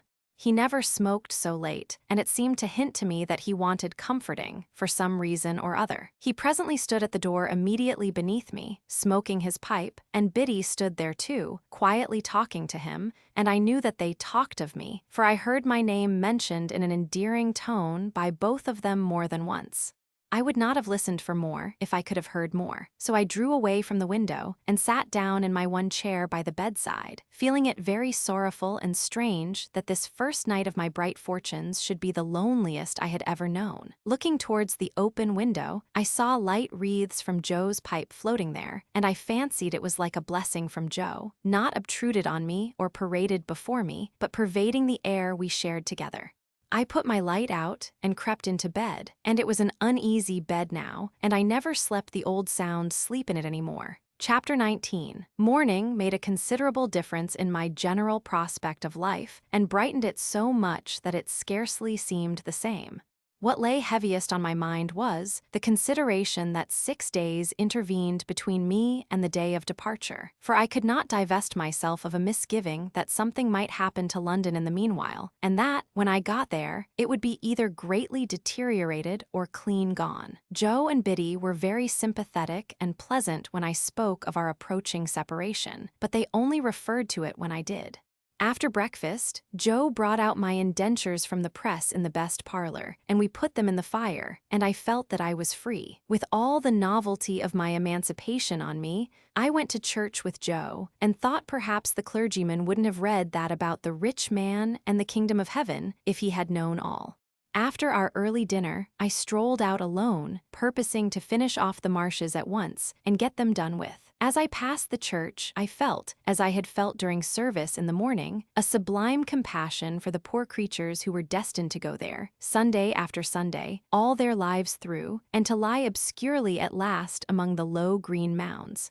I promised myself that I would do something for them one of these days, and formed a plan and outline for bestowing a dinner of roast beef and plum pudding, a pint of ale, and a gallon of condescension upon everybody in the village. If I had often thought before, with something allied to shame, of my companionship with the fugitive whom I had once seen limping among those graves, what were my thoughts on this Sunday, when the place recalled the wretch, ragged and shivering, with his felon iron and badge? My comfort was that it happened a long time ago, and that he had doubtless been transported a long way off, and that he was dead to me, and might be veritably dead into the bargain. I made my exultant way to the old battery, and, lying down there to consider the question whether Miss Havisham intended me for Estella, fell asleep. When I awoke, I was much surprised to find Joe sitting beside me, smoking his pipe. He greeted me with a cheerful smile on my opening my eyes, and said, "No, no, Pip," said Joe in a comfortable tone, "I'm sure of that. Aye, old chap. Bless you, it were only necessary to get it well round in a man's mind, to be certain on it. But it took a bit of time to get it well round, the change come so uncommon plump, didn't it? Somehow, I was not best pleased with Joe's being so mightily secure of me. I should have liked him to have betrayed emotion, or to have said, "It does you credit, Pip," or something of that sort. Therefore, I made no remark on Joe's first head, merely saying as to his second that the tidings had indeed come suddenly, but that I had always wanted to be a gentleman, and had often and often speculated on what I would do if I were one. "Have you, though?" said Joe. "Astonishing. I'm only master of my own trade. It were always a pity as I was so awful dull, but it's no more of a pity now than it was this day 12-month, don't you see?" He was so perfectly innocent of my meaning, however, that I thought I would mention it to Biddy in preference. So, when we had walked home and had had tea, I took Biddy into our little garden by the side of the lane, and, after throwing out in a general way for the elevation of her spirits, that I should never forget her, said I had a favor to ask of her. "And it is, Biddy," said I, "that you will not omit any opportunity of helping Joe on a little." "How helping him on?" asked Biddy, with a steady sort of glance. "Well, Joe is a dear good fellow. In fact, I think he is the dearest fellow that ever lived, but he is rather backward in some things. For instance, Biddy, in his learning and his manners." Although I was looking at Biddy as I spoke, and although she opened her eyes very wide when I had spoken, she did not look at me. "Oh, his manners. Won't his manners do then?" asked Biddy, plucking a black currant leaf. "My dear Biddy, they do very well here," interrupted Biddy, looking closely at the leaf in her hand. "Hear me out, but if I were to remove Joe into a higher sphere, as I shall hope to remove him when I fully come into my property, they would hardly do him justice." "And don't you think he knows that?" asked Biddy. It was such a very provoking question, for it had never in the most distant manner occurred to me, that I said, snappishly, I repeated with disdainful emphasis, "Oh, there are many kinds of pride," said Biddy, looking full at me and shaking her head. "Pride is not all of one kind." "What are you stopping for?" said I.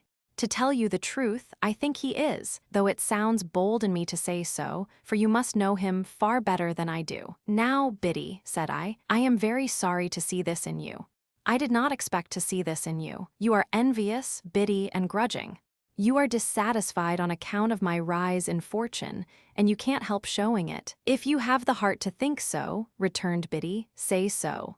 Say so over and over again if you have the heart to think so." "If you have the heart to be so, you mean, Biddy," said I, in a virtuous and superior tone, "don't put it off upon me. I am very sorry to see it, and it's a bad side of human nature. I did intend to ask you to use any little opportunities you might have after I was gone, of improving dear Joe. But after this I ask you nothing. I am extremely sorry to see this in you, Biddy," I repeated. It's a bad side of human nature." "Yet a gentleman should not be unjust neither," said Biddy, turning away her head. But morning once more brightened my view, and I extended my clemency to Biddy, and we dropped the subject. Putting on the best clothes I had, I went into town as early as I could hope to find the shops open, and presented myself before Mr. Trabb, the tailor, who was having his breakfast in the parlor behind his shop, and who did not think it worth his while to come out to me, but called me in to him. "Well," said Mr. Trabb, in a hail-fellow-well-met kind of way, "how are you, and what can I do for you?" He was a prosperous old bachelor, and his open window looked into a prosperous little garden and orchard, and there was a prosperous iron safe let into the wall at the side of his fireplace, and I did not doubt that heaps of his prosperity were put away in it in bags. "Mr. Trabb," said I, "it's an unpleasant thing to have to mention, because it looks like boasting, but I have come into a handsome property." A change passed over Mr. Trabb. He forgot the butter in bed, got up from the bedside, and wiped his fingers on the tablecloth, exclaiming, "Lord bless my soul." "I wish to pay for them," I added, otherwise I thought he might only pretend to make them, with ready money. "My dear sir," said Mr. Trabb, as he respectfully bent his body, opened his arms, and took the liberty of touching me on the outside of each elbow, "don't hurt me by mentioning that. May I venture to congratulate you? Would you do me the favor of stepping into the shop?" When I had entered, he was sweeping the shop, and he had sweetened his labors by sweeping over me. He was still sweeping when I came out into the shop with Mr. Trabb, and he knocked the broom against all possible corners and obstacles to express, as I understood it, equality with any blacksmith, alive or dead. "Hold that noise," said Mr. Trabb, with the greatest sternness, "or I'll knock your head off. Do me the favor to be seated, sir. Now, this," said Mr. Trabb, taking down a roll of cloth and tiding it out in a flowing manner over the counter, preparatory to getting his hand under it to show the gloss, "is a very sweet article. I can recommend it for your purpose, sir, because it really is extra super, but you shall see some others. Give me number 4, you," to the boy, and with a dreadfully severe stare, foreseeing the danger of that miscreant brushing me with it, or making some other sign of familiarity. Mr. Trabb never removed his stern eye from the boy until he had deposited number 4 on the counter and was at a safe distance again. Then he commanded him to bring number 5 and number 8. "And let me have none of your tricks here," said Mr. Trabb, "or you shall repent it, you young scoundrel, the longest day you have to live." Mr. Trabb then bent over number 4, and in a sort of deferential confidence recommended it to me as a light article for summer wear, an article much in vogue among the nobility and gentry, an article that it would ever be an honor to him to reflect upon a distinguished fellow townsman's, if he might claim me for a fellow townsman, having worn.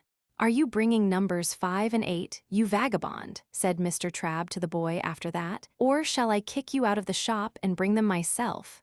So Mr. Trabb measured and calculated me in the parlor, as if I were an estate and he the finest species of surveyor, and gave himself such a world of trouble that I felt that no suit of clothes could possibly remunerate him for his pains. "Good morning, sir, much obliged." "Door," the last word was flung at the boy, who had not the least notion what it meant.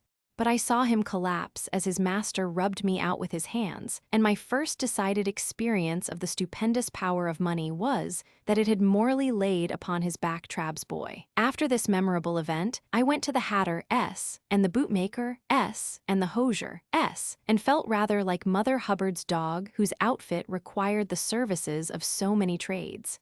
I also went to the coach office and took my place for 7 o'clock on Saturday morning. It was not necessary to explain everywhere that I had come into a handsome property, but whenever I said anything to that effect, it followed that the officiating tradesman ceased to have his attention diverted through the window by the high street and concentrated his mind upon me. When I had ordered everything I wanted, I directed my steps towards Pumblechook and, as I approached that gentleman's place of business, I saw him standing at his door. He was waiting for me with great impatience. He had been out early with the chaise cart, and had called at the forge and heard the news. He had prepared a collation for me in the Barnwell parlor, and he too ordered his shopman to come out of the gangway as my sacred person passed. "My dear friend," said Mr. Pumblechook, taking me by both hands when he and I and the collation were alone, "I give you joy of your good fortune. Well deserved, well deserved." This was coming to the point, and I thought it a sensible way of expressing himself. "To think," said Mr. Pumblechook, after snorting admiration at me for some moments, "that I should have been the humble instrument of leading up to this is a proud reward." I begged Mr. Pumblechook to remember that nothing was to be ever said or hinted on that point. "My dear young friend," said Mr. Pumblechook, "if you will allow me to call you so." "Joseph, Joseph." Thereupon he shook his head and tapped it, expressing his sense of deficiency in Joseph. "But my dear young friend," said Mr. Pumblechook, "you must be hungry, you must be exhausted. Be seated. Here is a chicken had round from the boar. Here is a tongue had round from the boar. Here's 1 or 2 little things had round from the boar, that I hope you may not despise." "But do I," said Mr. Pumblechook, getting up again the moment after he had sat down, "see afore me him as I ever sported with in his times of happy infancy, and may I. I consented, and he was fervent and then sat down again. "Here is wine," said Mr. Pumblechook. "Let us drink, thanks to fortune, and may she ever pick out her favorites with equal judgment." "And yet I cannot," said Mr. Pumblechook, getting up again, "see afore me one, and likewise drink to one, without again expressing, may I.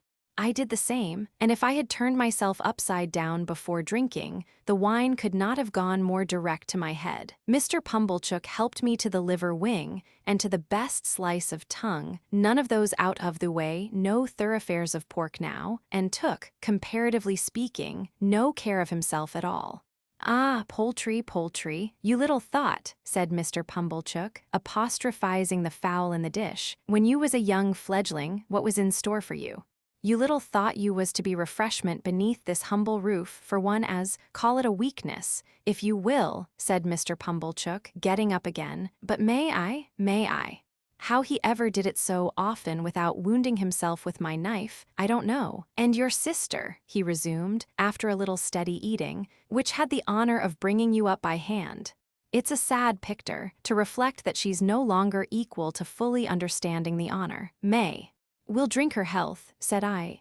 "Ever forgiving and ever affable." "It might," said the servile Pumblechook, putting down his untasted glass in a hurry and getting up again, "to a common person have the appearance of repeating, but may I?" "Let us never be blind," said Mr. Pumblechook, "to her faults of temper, but it is to be hoped she meant well." I mentioned my reason for desiring to avoid observation in the village, and he lauded it to the skies. There was nobody but himself, he intimated, worthy of my confidence, and, in short, might he. Then he asked me tenderly if I remembered our boyish games at sums, and how we had gone together to have me bound apprentice, and, in effect, how he had ever been my favorite fancy and my chosen friend. If I had taken 10 times as many glasses of wine as I had, I should have known that he never had stood in that relation towards me, and should in my heart of hearts have repudiated the idea.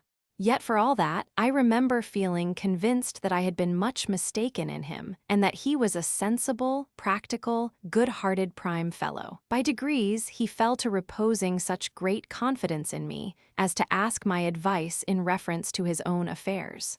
He mentioned that there was an opportunity for a great amalgamation and monopoly of the corn and seed trade on those premises, if enlarged, such as had never occurred before in that or any other neighborhood. What alone was wanting to the realization of a vast fortune, he considered to be more capital. Those were the 2 little words, more capital. But what did I think? He had great confidence in my opinion, and what did I think? I gave it as my opinion. Wait a bit. The united vastness and distinctness of this view so struck him that he no longer asked if he might shake hands with me, but said he really must, and did. We drank all the wine, and Mr. Pumblechook pledged himself over and over again to keep Joseph up to the mark, I don't know what mark, and to render me efficient and constant service, I don't know what service. He also made known to me for the first time in my life, and certainly after having kept his secret wonderfully well, that he had always said of me, "That boy is no common boy, and mark me, his fortune will be no common fortune." He said with a tearful smile that it was a singular thing to think of now, and I said so too. Finally, I went out into the air, with a dim perception that there was something unwonted in the conduct of the sunshine, and found that I had slumberously got to the turnpike without having taken any account of the road. There, I was roused by Mr. Pumblechook's hailing me. He was a long way down the sunny street, and was making expressive gestures for me to stop. I stopped, and he came up breathless. "No, my dear friend," said he, when he had recovered wind for speech, "not if I can help it. This occasion shall not entirely pass without that affability on your part. May I, as an old friend and well-wisher, may I?" Then he blessed me and stood waving his hand to me until I had passed the crook in the road, and then I turned into a field and had a long nap under a hedge before I pursued my way home. I had scant luggage to take with me to London, for little of the little I possessed was adapted to my new station. But I began packing that same afternoon, and wildly packed up things that I knew I should want next morning, in a fiction that there was not a moment to be lost. So, Tuesday, Wednesday, and Thursday passed, and on Friday morning I went to Mr. Pumblechook's to put on my new clothes and pay my visit to Miss Havisham. Mr. Pumblechook's own room was given up to me to dress in, and was decorated with clean towels expressly for the event. My clothes were rather a disappointment, of course.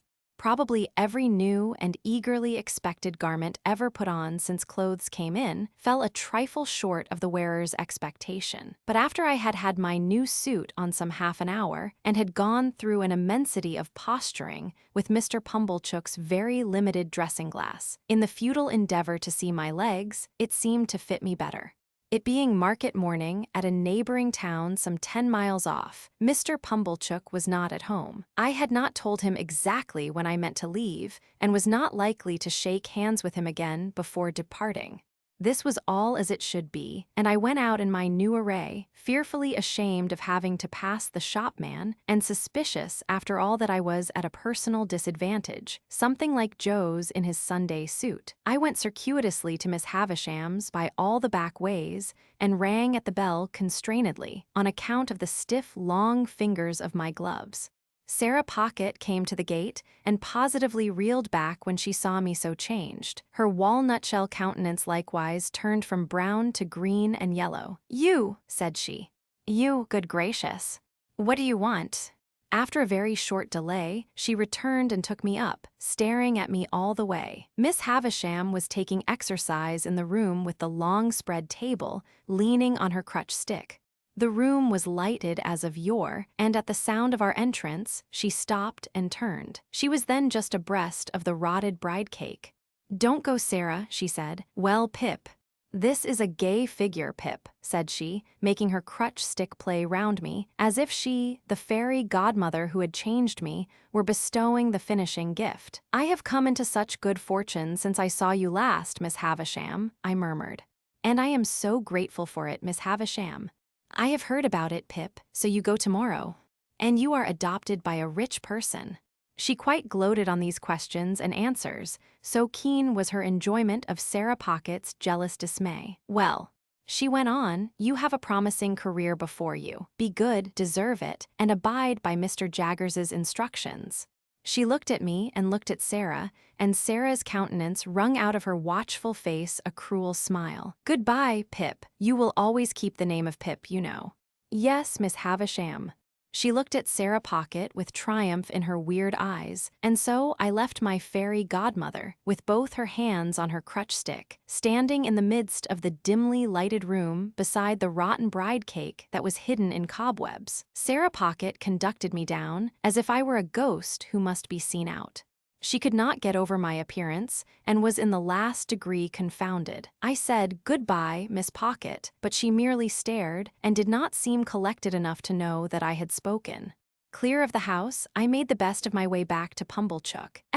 Took off my new clothes, made them into a bundle, and went back home in my older dress, carrying it, to speak the truth, much more at my ease too, though I had the bundle to carry. And now, those 6 days which were to have run out so slowly, had run out fast and were gone, and tomorrow looked me in the face more steadily than I could look at it. As the 6 evenings had dwindled away to 5, to 4, to 3, to 2, I had become more and more appreciative of the society of Joe and Biddy. On this last evening, I dressed myself out in my new clothes for their delight, and sat in my splendor until bedtime. We had a hot supper on the occasion, graced by the inevitable roast fowl, and we had some flip to finish with. We were all very low, and none the higher for pretending to be in spirits. I was to leave our village at 5 in the morning, carrying my little hand portmanteau, and I had told Joe that I wished to walk away all alone. I am afraid, sore afraid, that this purpose originated in my sense of the contrast there would be between me and Joe if we went to the coach together.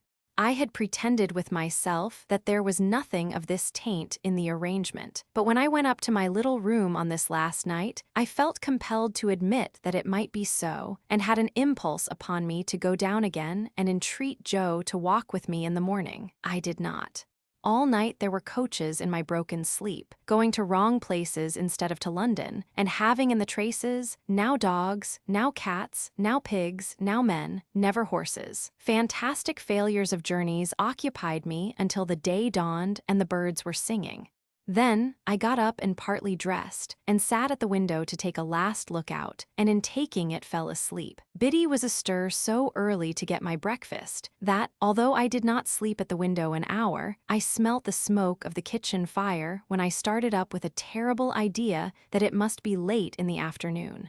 But long after that, and long after I had heard the clinking of the teacups and was quite ready, I wanted the resolution to go downstairs. After all, I remained up there, repeatedly unlocking and unstrapping my small portmanteau and locking and strapping it up again, until Biddy called to me that I was late.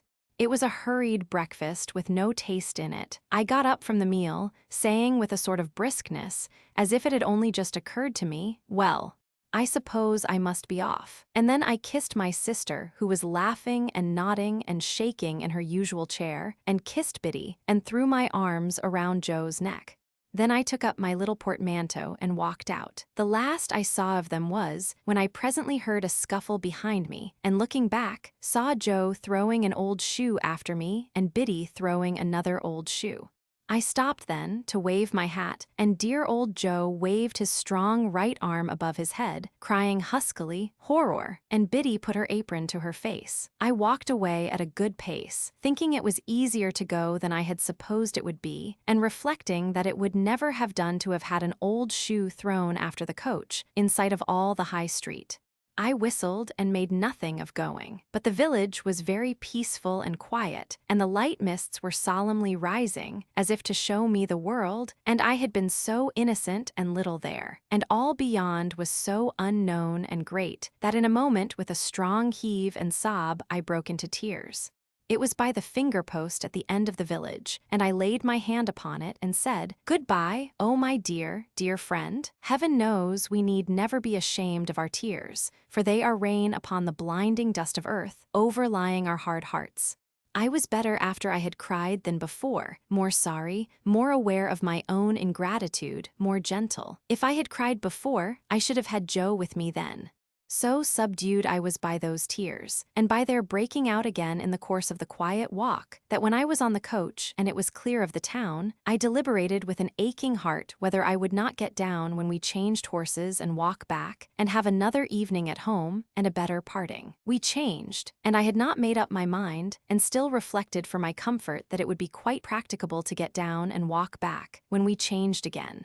And while I was occupied with these deliberations, I would fancy an exact resemblance to Joe in some man coming along the road towards us, and my heart would beat high, as if he could possibly be there. We changed again, and it was now too late and too far to go back, and I went on. And the mists had all solemnly risen now, and the world lay spread before me. This is the end of the first stage of Pippa's expectations. Chapter 20. The journey from our town to the metropolis was a journey of about 5 hours. It was a little past midday when the 4-horse stagecoach, by which I was a passenger, got into the ravel of traffic frayed out about the Cross Keys, Wood Street, Cheapside, London. We Britons had at that time particularly settled that it was treasonable to doubt our having and our being the best of everything. Otherwise, while I was scared by the immensity of London, I think I might have had some faint doubts whether it was not rather ugly, crooked, narrow, and dirty. Mr. Jaggers had duly sent me his address. It was Little Britain, and he had written after it on his card, just out of Smithfield and close by the coach office. Nevertheless, a hackney coachman, who seemed to have as many capes to his greasy greatcoat as he was years old, packed me up in his coach and hemmed me in with a folding and jingling barrier of steps, as if he were going to take me 50 miles. His getting on his box, which I remember to have been decorated with an old weather-stained pea-green hammercloth moth-eaten into rags, was quite a work of time. It was a wonderful equipage, with 6 great coronets outside, and ragged things behind for I don't know how many footmen to hold on by, and a harrow below them, to prevent amateur footmen from yielding to the temptation. I had scarcely had time to enjoy the coach, and to think how like a straw yard it was, and yet how like a rag shop, and to wonder why the horses' nose-bags were kept inside, when I observed the coachman beginning to get down, as if we were going to stop presently. And stop we presently did, in a gloomy street, at certain offices with an open door, whereon was painted Mr. Jaggers. "How much?" I asked the coachman. The coachman answered, "A shilling, unless you wish to make it more." I naturally said I had no wish to make it more. "Then it must be a shilling," observed the coachman. "I don't want to get into trouble." "I know him." He darkly closed an eye at Mr. Jaggers's name and shook his head. When he had got his shilling, and had in course of time completed the ascent to his box, and had got away, which appeared to relieve his mind, I went into the front office with my little portmanteau in my hand and asked, "Was Mr. Jaggers at home?" "He is not," returned the clerk. "He is in court at present. Am I addressing Mr. Pip?" "Mr. Jaggers left word. Would you wait in his room? He couldn't say how long he might be, having a case on. But it stands to reason, his time being valuable, that he won't be longer than he can help." "Go and wait outside, Mike," said the clerk. I began to say that I hoped I was not interrupting, when the clerk shoved this gentleman out with as little ceremony as I ever saw used, and tossing his fur cap out after him, left me alone. Mr. Jaggers's room was lighted by a skylight only, and was a most dismal place. The skylight, eccentrically pitched like a broken head, and the distorted adjoining houses looking as if they had twisted themselves to peep down at me through it. Mr. Jaggers's own high-backed chair was of deadly black horsehair, with rows of brass nails round it, like a coffin, and I fancied I could see how he leaned back in it and bit his forefinger at the clients. The room was but small, and the client seemed to have had a habit of backing up against the wall, especially opposite to Mr. Jaggers's chair, being greasy with shoulders. I recalled, too, that the one-eyed gentleman had shuffled forth against the wall when I was the innocent cause of his being turned out. I sat down in the cliental chair placed over against Mr. Jaggers's chair and became fascinated by the dismal atmosphere of the place. I called to mind that the clerk had the same air of knowing something to everybody else's disadvantage as his master had. I wondered how many other clerks there were upstairs, and whether they all claimed to have the same detrimental mastery of their fellow creatures. I wondered what was the history of all the odd litter about the room, and how it came there. I wondered whether the two swollen faces were of Mr. Jaggers's family, and, if he were so unfortunate as to have had a pair of such ill-looking relations, why he stuck them on that dusty perch for the blacks and flies to settle on, instead of giving them a place at home. Of course, I had no experience of a London summer day, and my spirits may have been oppressed by the hot, exhausted air, and by the dust and grit that lay thick on everything. But I sat wondering and waiting in Mr. Jaggers's close room, until I really could not bear the two casts on the shelf above Mr. Jaggers's chair, and got up and went out. When I told the clerk that I would take a turn in the air while I waited, he advised me to go round the corner, and I should come into Smithfield. So I came into Smithfield, and the shameful place, being all asmear with filth and fat and blood and foam, seemed to stick to me. So I rubbed it off with all possible speed by turning into a street where I saw the great black dome of St. Paul's bulging at me from behind a grim stone building, which a bystander said was Newgate Prison. Following the wall of the jail, I found the roadway covered with straw to deaden the noise of passing vehicles, and from this, and from the quantity of people standing about smelling strongly of spirits and beer, I inferred that the trials were on. As I declined the proposal on the plea of an appointment, he was so good as to take me into a yard and show me where the gallows was kept, and also where people were publicly whipped, and then he showed me the debtor's door, out of which culprits came to be hanged, heightening the interest of that dreadful portal by giving me to understand that 4 on 'em would come out at that door the day after tomorrow at 8 in the morning, to be killed in a row. Under these circumstances, I thought myself well rid of him for a shilling. I dropped into the office to ask if Mr. Jaggers had come in yet, and I found he had not, and I strolled out again. This time, I made the tour of Little Britain and turned into Bartholomew Close, and now I became aware that other people were waiting about for Mr. Jaggers. As well as I, there were 2 men of secret appearance lounging in Bartholomew Close, and thoughtfully fitting their feet into the cracks of the pavement as they talked together, one of whom said to the other when they first passed me, that Jaggers would do it if it was to be done. There was a red-eyed little Jew who came into the close while I was loitering there, in company with a second little Jew whom he sent upon an errand. And while the messenger was gone, I remarked this Jew, who was of a highly excitable temperament, performing a jig of anxiety under a lamp post and accompanying himself, in a kind of frenzy, with the words, "O Jaggerth, Jaggerth, Jaggerth, all otherth ithcag maggerth, give me Jaggerth." These testimonies to the popularity of my guardian made a deep impression on me, and I admired and wondered more than ever. At length, as I was looking out at the iron gate of Bartholomew Close into Little Britain, I saw Mr. Jaggers coming across the road towards me. All the others who were waiting saw him at the same time, and there was quite a rush at him. Mr. Jaggers, putting a hand on my shoulder and walking me on at his side without saying anything to me, addressed himself to his followers. First, he took the two secret men. "Now, I have nothing to say to you," said Mr. Jaggers, throwing his finger at them. "I want to know no more than I know. As to the result, it's a toss-up. I told you from the first it was a toss-up. Have you paid Wemmick? I don't ask you when you made it up, or where, or whether you made it up at all. Has Wemmick got it? Very well, then you may go. Now, I won't have it," said Mr. Jaggers, waving his hand at them to put them behind him.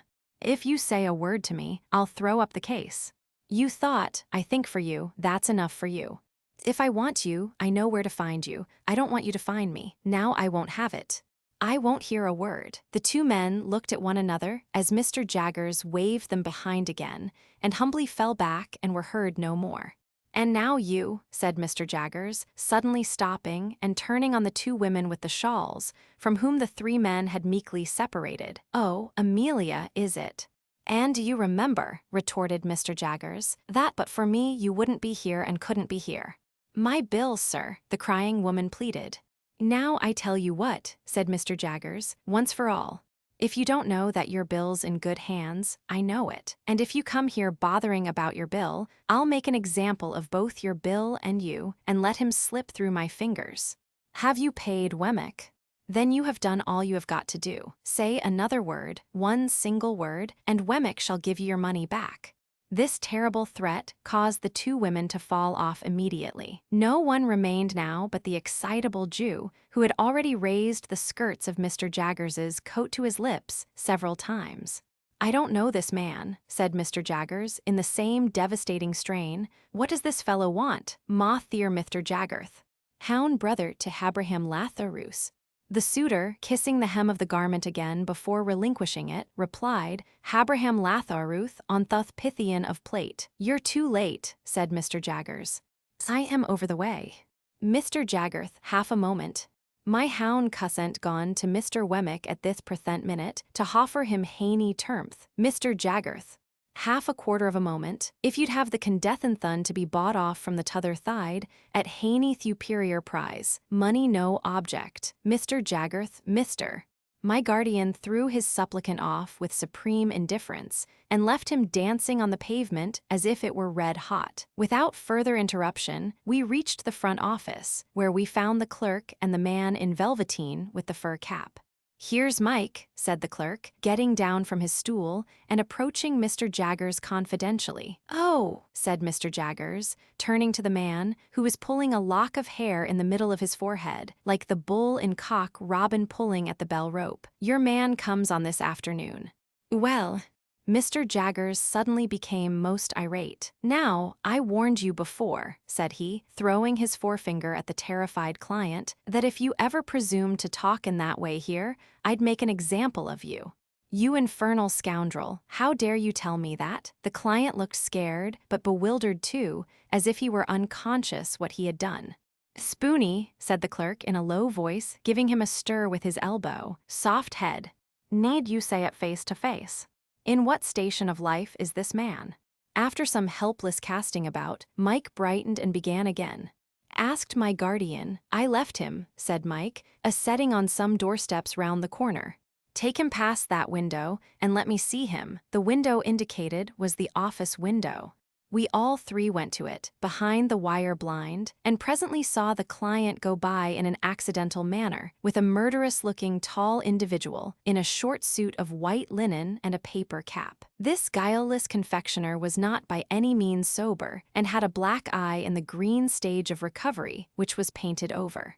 "Tell him to take his witness away directly," said my guardian to the clerk, in extreme disgust, "and ask him what he means by bringing such a fellow as that." My guardian then took me into his own room, and while he lunched, standing, from a sandwich box and a pocket flask of sherry, he seemed to bully his very sandwich as he ate it, informed me what arrangements he had made for me.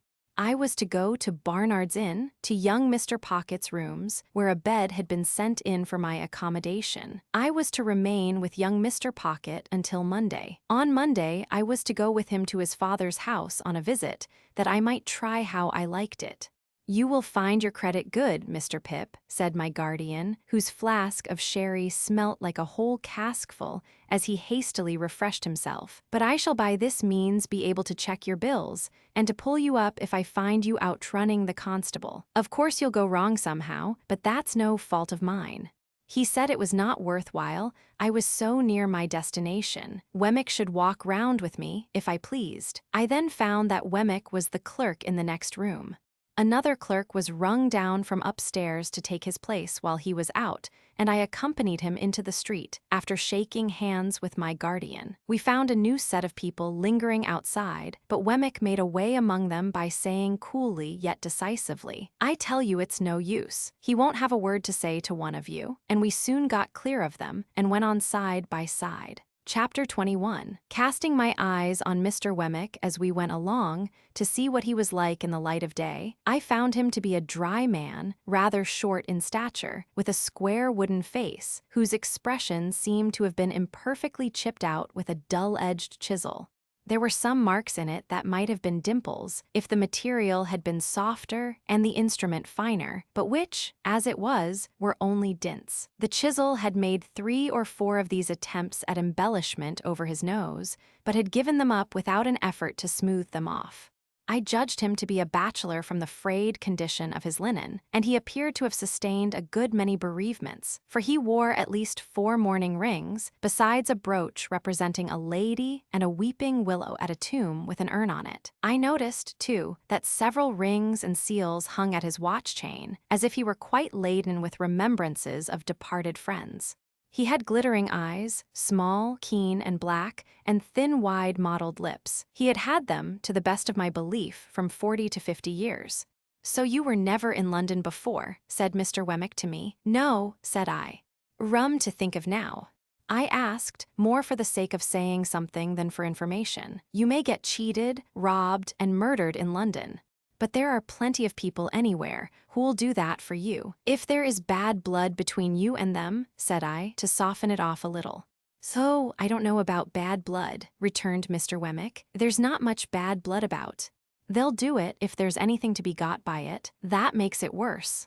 Much about the same, I should say." He wore his hat on the back of his head and looked straight before him, walking in a self-contained way as if there were nothing in the streets to claim his attention. His mouth was such a post office of a mouth that he had a mechanical appearance of smiling. We had got to the top of Holborn Hill before I knew that it was merely a mechanical appearance, and that he was not smiling at all. "Do you know where Mr. Matthew Pocket lives?" I asked Mr. Wemmick. "Yes," said he, nodding in the direction, "at Hammersmith, west of London. Say 5 miles. Do you know him?" "Yes, I know him. I know him." There was an air of toleration or depreciation about his utterance of these words that rather depressed me, and I was still looking sideways at his block of a face in search of any encouraging note to the text, when he said here we were at Barnard's Inn. My depression was not alleviated by the announcement, for I had supposed that establishment to be an hotel kept by Mr. Barnard, to which the Blue Boar in our town was a mere public house.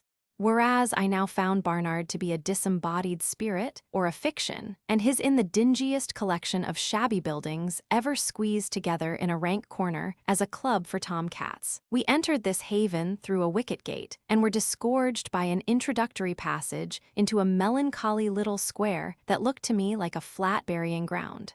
I thought it had the most dismal trees in it, and the most dismal sparrows, and the most dismal cats, and the most dismal houses, in number half a dozen or so, that I had ever seen.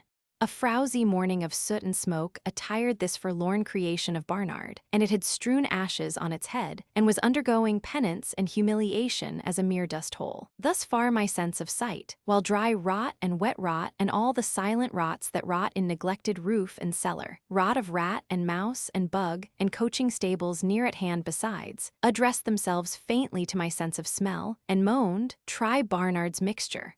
So imperfect was this realization of the first of my great expectations that I looked in dismay at Mr. Wemmick. "Ah," said he, mistaking me, "the retirement reminds you of the country."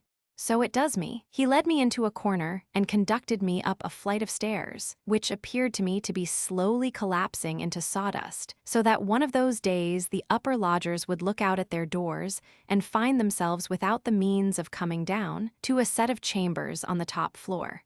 Mr. Pocket, Jun, was painted on the door, and there was a label on the letter box, "Return shortly." "Good day." Then he looked at me and said, correcting himself, "You're in the habit of shaking hands. Very glad, I'm sure, to make your acquaintance. Good day." When we had shaken hands and he was gone, I opened the staircase window and had nearly beheaded myself, for the lines had rotted away, and it came down like the guillotine. Happily, it was so quick that I had not put my head out. After this escape, I was content to take a foggy view of the inn through the windows encrusting dirt, and to stand dolefully looking out, saying to myself that London was decidedly overrated. Mr. Pocket, Jr.'s, idea of shortly was not mine, for I had nearly maddened myself with looking out for half an hour, and had written my name with my finger several times in the dirt of every pane in the window, before I heard footsteps on the stairs. Gradually there arose before me the hat, head, neckcloth, waistcoat, trousers, boots of a member of society of about my own standing. He had a paper bag under each arm and a pottle of strawberries in one hand, and was out of breath. "Mr. Pip," said he. "Mr. Pocket," said I. He exclaimed, "I am extremely sorry, but I knew there was a coach from your part of the country at midday, and I thought you would come by that one. The fact is, I have been out on your account, not that that is any excuse, for I thought, coming from the country, you might like a little fruit after dinner, and I went to Covent Garden Market to get it good. For a reason that I had, I felt as if my eyes would start out of my head." I acknowledged his attention incoherently, and began to think this was a dream. "Dear me," said Mr. Pocket, Jr. "This door sticks so."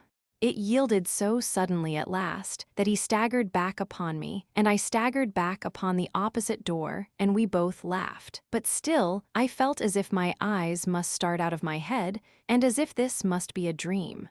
"Pray come in," said Mr. Pocket, Jr. "Allow me to lead the way. I am rather bare here, but I hope you'll be able to make out tolerably well till Monday. My father thought you would get on more agreeably through tomorrow with me than with him, and might like to take a walk about London. I am sure I shall be very happy to show London to you. As to our table, you won't find that bad, I hope, for it will be supplied from our coffee house here, and it is only right. I should add, at your expense, such being Mr. Jaggers's directions. As to our lodging, it's not by any means splendid, because I have my own bread to earn, and my father hasn't anything to give me, and I shouldn't be willing to take it if he had. This is our sitting room, just such chairs and tables and carpet and so forth, you see, as they could spare from home. You mustn't give me credit for the tablecloth and spoons and casters, because they come for you from the coffee house.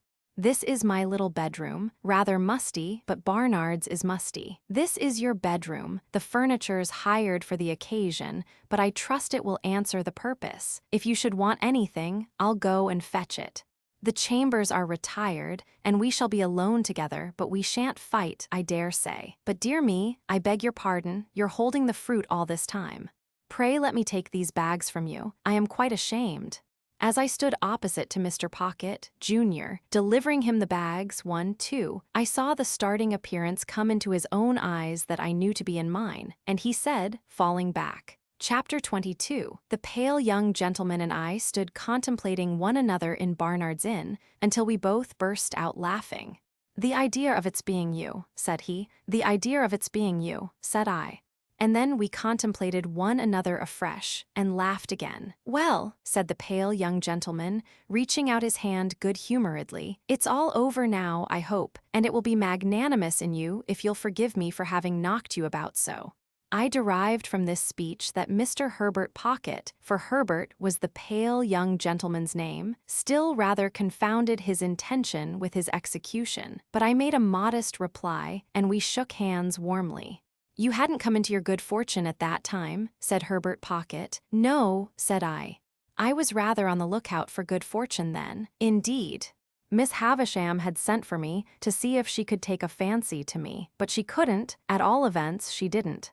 I thought it polite to remark that I was surprised to hear that. "Bad taste," said Herbert, laughing, "but a fact." Yes, she had sent for me on a trial visit, and if I had come out of it successfully, I suppose I should have been provided for. Perhaps I should have been what you may called it to Estella. "What's that?" I asked with sudden gravity. He was arranging his fruit in plates while we talked, which divided his attention, and was the cause of his having made this lapse of a word. "Affianced," he explained, still busy with the fruit. "Betrothed." "Engaged. What's his name?" "Any word of that sort." "Pooh," said he, "I didn't care much for it. She's a Tartar." "Miss Havisham." "Only adopted. Why should she wreak revenge on all the male sex?" "What revenge?" "It's quite a story, and shall be saved till dinner time. And now let me take the liberty of asking you a question. How did you come there that day?" "Mr. Jaggers is your guardian, I understand," he went on. "Yes. He was so obliging as to suggest my father for your tutor, and he called on my father to propose it. Of course, he knew about my father from his connection with Miss Havisham. My father is Miss Havisham's cousin, not that that implies familiar intercourse between them, for he is a bad courtier and will not propitiate her. Herbert Pocket had a frank and easy way with him that was very taking. I had never seen anyone then, and I have never seen anyone since, who more strongly expressed to me, in every look and tone, a natural incapacity to do anything secret and mean. There was something wonderfully hopeful about his general air, and something that at the same time whispered to me he would never be very successful or rich. I don't know how this was. I became imbued with the notion on that first occasion before we sat down to dinner, but I cannot define by what means. He was still a pale young gentleman, and had a certain conquered languor about him in the midst of his spirits and briskness that did not seem indicative of natural strength. He had not a handsome face, but it was better than handsome, being extremely amiable and cheerful.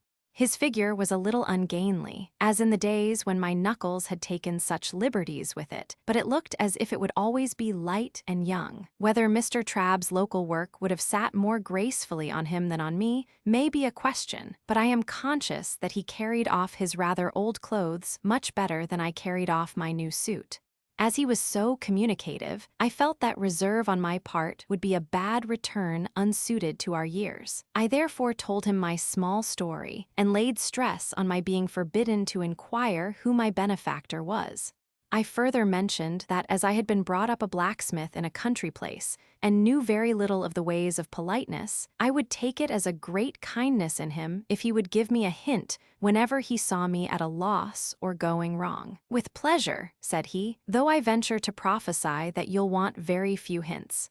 I dare say we shall be often together, and I should like to banish any needless restraint between us. Will you do me the favor to begin at once to call me by my Christian name, Herbert?" I informed him in exchange that my Christian name was Philip. "I don't take to Philip," said he, smiling, "for it sounds like a moral boy out of the spelling book, who was so lazy that he fell into a pond, or so fat that he couldn't see out of his eyes, or so avaricious that he locked up his cake till the mice ate it, or so determined to go a bird's nesting that he got himself eaten by bears who lived handy in the neighborhood. I tell you what I should like. We are so harmonious, and you have been a blacksmith. Would you mind it? Would you mind Handel for a familiar name? There's a charming piece of music by Handel called The Harmonious Blacksmith." "Then, my dear Handel," said he, turning round as the door opened, "here is the dinner, and I must beg of you to take the top of the table, because the dinner is of your providing." This I would not hear of, so he took the top, and I faced him. It was a nice little dinner, seemed to me then a very Lord Mayor's feast, and it acquired additional relish from being eaten under those independent circumstances, with no old people by, and with London all around us. All this made the feast delightful, and when the waiter was not there to watch me, my pleasure was without alloy. We had made some progress in the dinner, when I reminded Herbert of his promise to tell me about Miss Havisham. "True," he replied, "I'll redeem it at once. Let me introduce the topic, Handel, by mentioning that in London it is not the custom to put the knife in the mouth, for fear of accidents, and that while the fork is reserved for that use, it is not put further in than necessary. It is scarcely worth mentioning, only it's as well to do as other people do. Also, the spoon is not generally used overhand, but under. This has two advantages.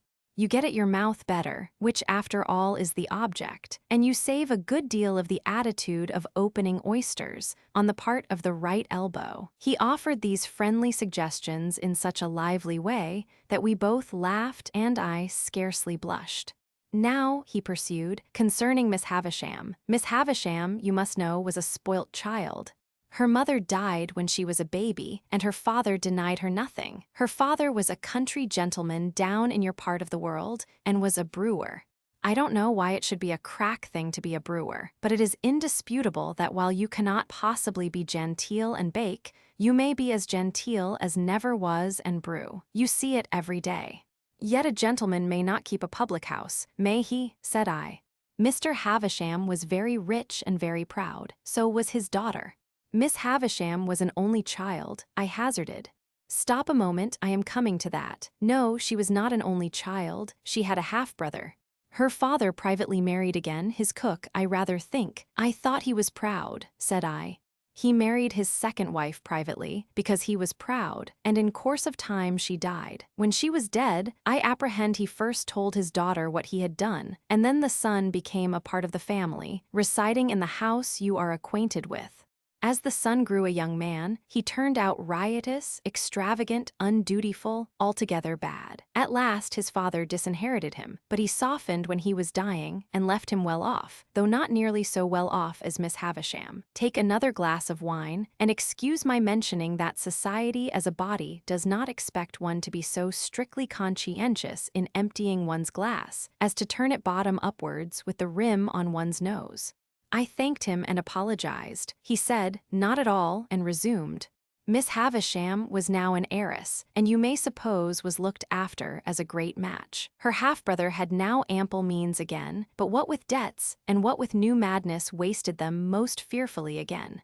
There were stronger differences between him and her than there had been between him and his father, and it is suspected that he cherished a deep and mortal grudge against her as having influenced the father's anger. Now, I come to the cruel part of the story, merely breaking off, my dear Handel, to remark that a dinner napkin will not go into a tumbler. Why I was trying to pack mine into my tumbler, I am wholly unable to say. I only know that I found myself, with a perseverance worthy of a much better cause, making the most strenuous exertions to compress it within those limits. Again I thanked him and apologized, and again he said in the cheerfulest manner, "Not at all, I am sure," and resumed. There appeared upon the scene, say at the races, or the public balls, or anywhere else you like, a certain man who made love to Miss Havisham.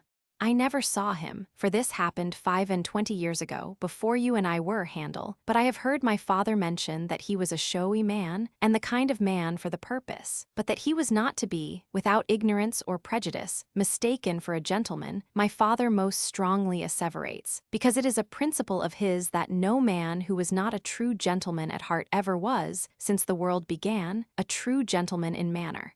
He says no varnish can hide the grain of the wood, and that the more varnish you put on, the more the grain will express itself. Well, this man pursued Miss Havisham closely and professed to be devoted to her. I believe she had not shown much susceptibility up to that time, but all the susceptibility she possessed certainly came out then, and she passionately loved him.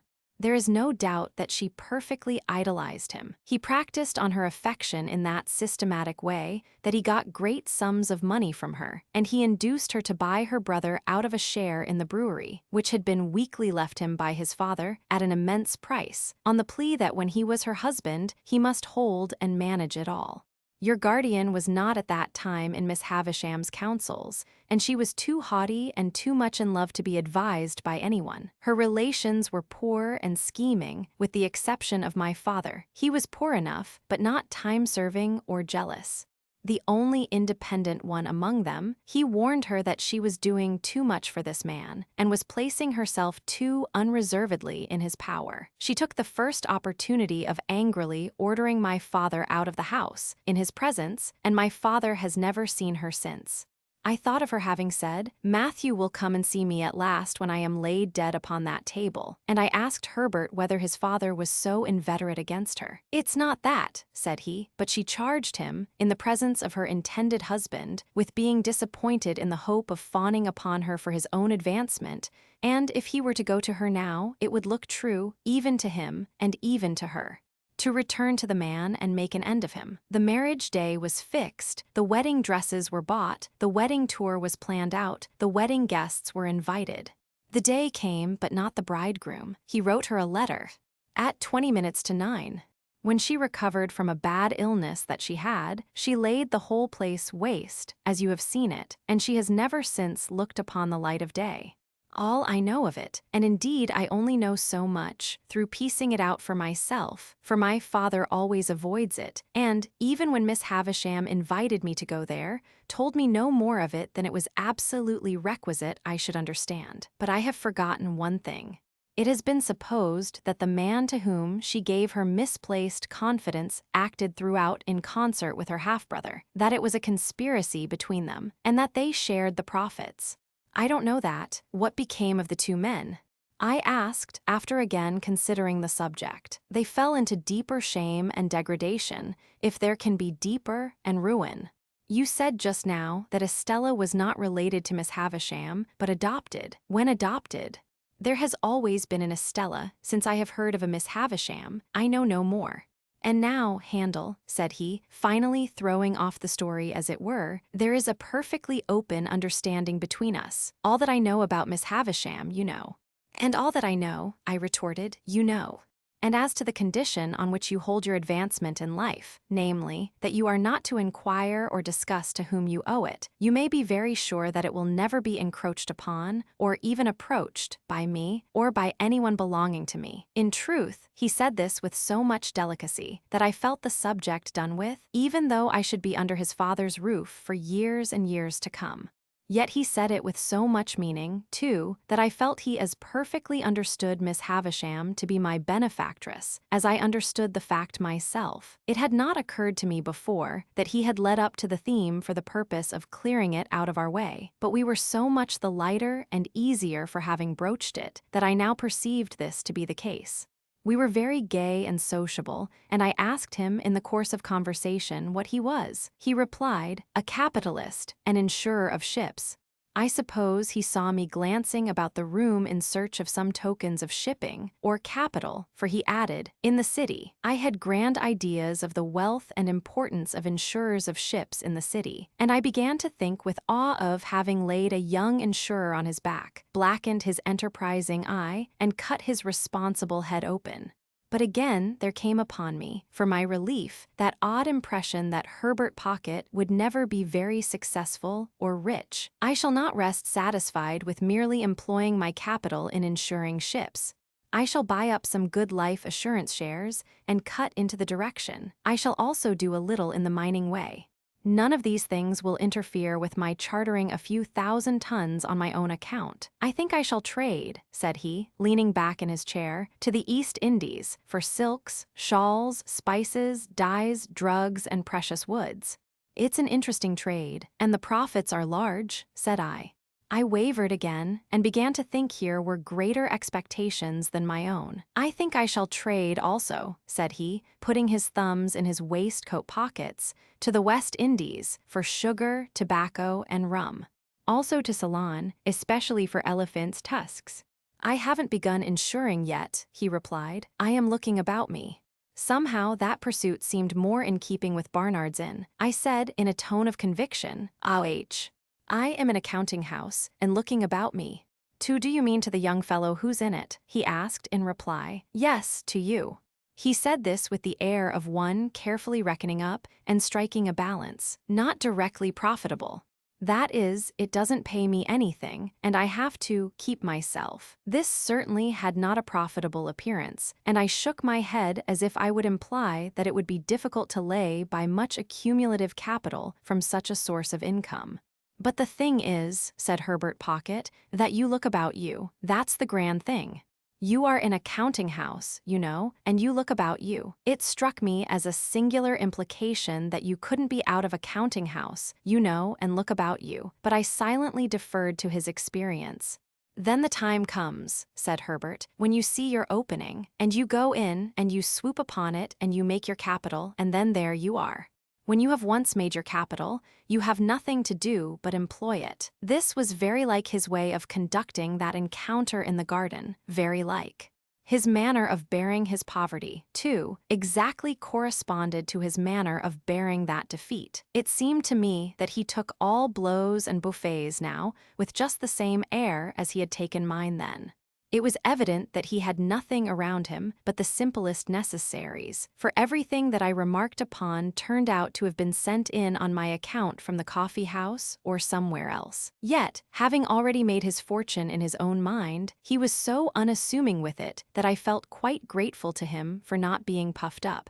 It was a pleasant addition to his naturally pleasant ways, and we got on famously. In the evening we went out for a walk in the streets, and went half-price to the theatre. And next day we went to church at Westminster Abbey, and in the afternoon we walked in the parks, and I wondered who shod all the horses there, and wished Joe did. On a moderate computation, it was many months, that Sunday, since I had left Joe and Biddy. The space interposed between myself and them partook of that expansion, and our marshes were any distance off. That I could have been at our old church in my old church-going clothes, on the very last Sunday that ever was, seemed a combination of impossibilities, geographical and social, solar and lunar. On the Monday morning at 9:15, Herbert went to the counting house to report himself, to look about him, too, I suppose, and I bore him company. He was to come away in an hour or two to attend me to Hammersmith, and I was to wait about for him. It appeared to me that the eggs from which young insurers were hatched were incubated in dust and heat, like the eggs of ostriches, judging from the places to which those incipient giants repaired on a Monday morning.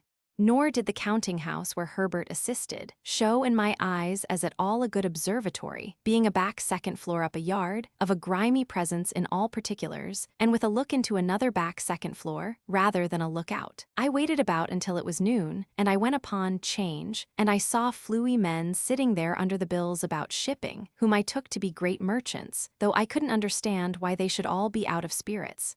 When Herbert came, we went and had lunch at a celebrated house which I then quite venerated, but now believed to have been the most abject superstition in Europe, and where I could not help noticing, even then, that there was much more gravy on the tablecloths and knives and waiters' clothes than in the steaks. This collation disposed of at a moderate price, considering the grease, which was not charged for, we went back to Barnard's Inn and got my little portmanteau, and then took coach for Hammersmith.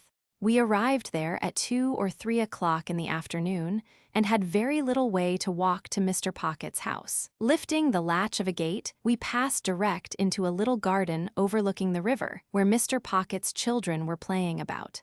And unless I deceive myself on a point where my interests or prepossessions are certainly not concerned, I saw that Mr. and Mrs. Pocket's children were not growing up or being brought up, but were tumbling up. Mrs. Pocket was sitting on a garden chair under a tree, reading, with her legs upon another garden chair, and Mrs. Pocket's 2 nursemaids were looking about them while the children played. "Mamma," said Herbert, "this is young Mr. Pip," upon which Mrs. Pocket received me with an appearance of amiable dignity. "Master Alec and Miss Jane," cried one of the nurses to 2 of the children, "if you go a-bouncing up against them bushes, you'll fall over into the river and be drownded, and what'll your pa say then?" This unexpected inquiry put me into such a difficulty that I began saying in the absurdest way that if there had been any such person, I had no doubt she would have been quite well and would have been very much obliged and would have sent her compliments when the nurse came to my rescue. "Well," she cried, picking up the pocket handkerchief, "if that don't make 7 times, what are you a-doing of this afternoon, mum?" Mrs. Pocket received her property, at first with a look of unutterable surprise as if she had never seen it before, and then with a laugh of recognition and said, "Thank you, Flopson," and forgot me, and went on reading. I found, now I had leisure to count them, that there were no fewer than 6 little pockets present, in various stages of tumbling up.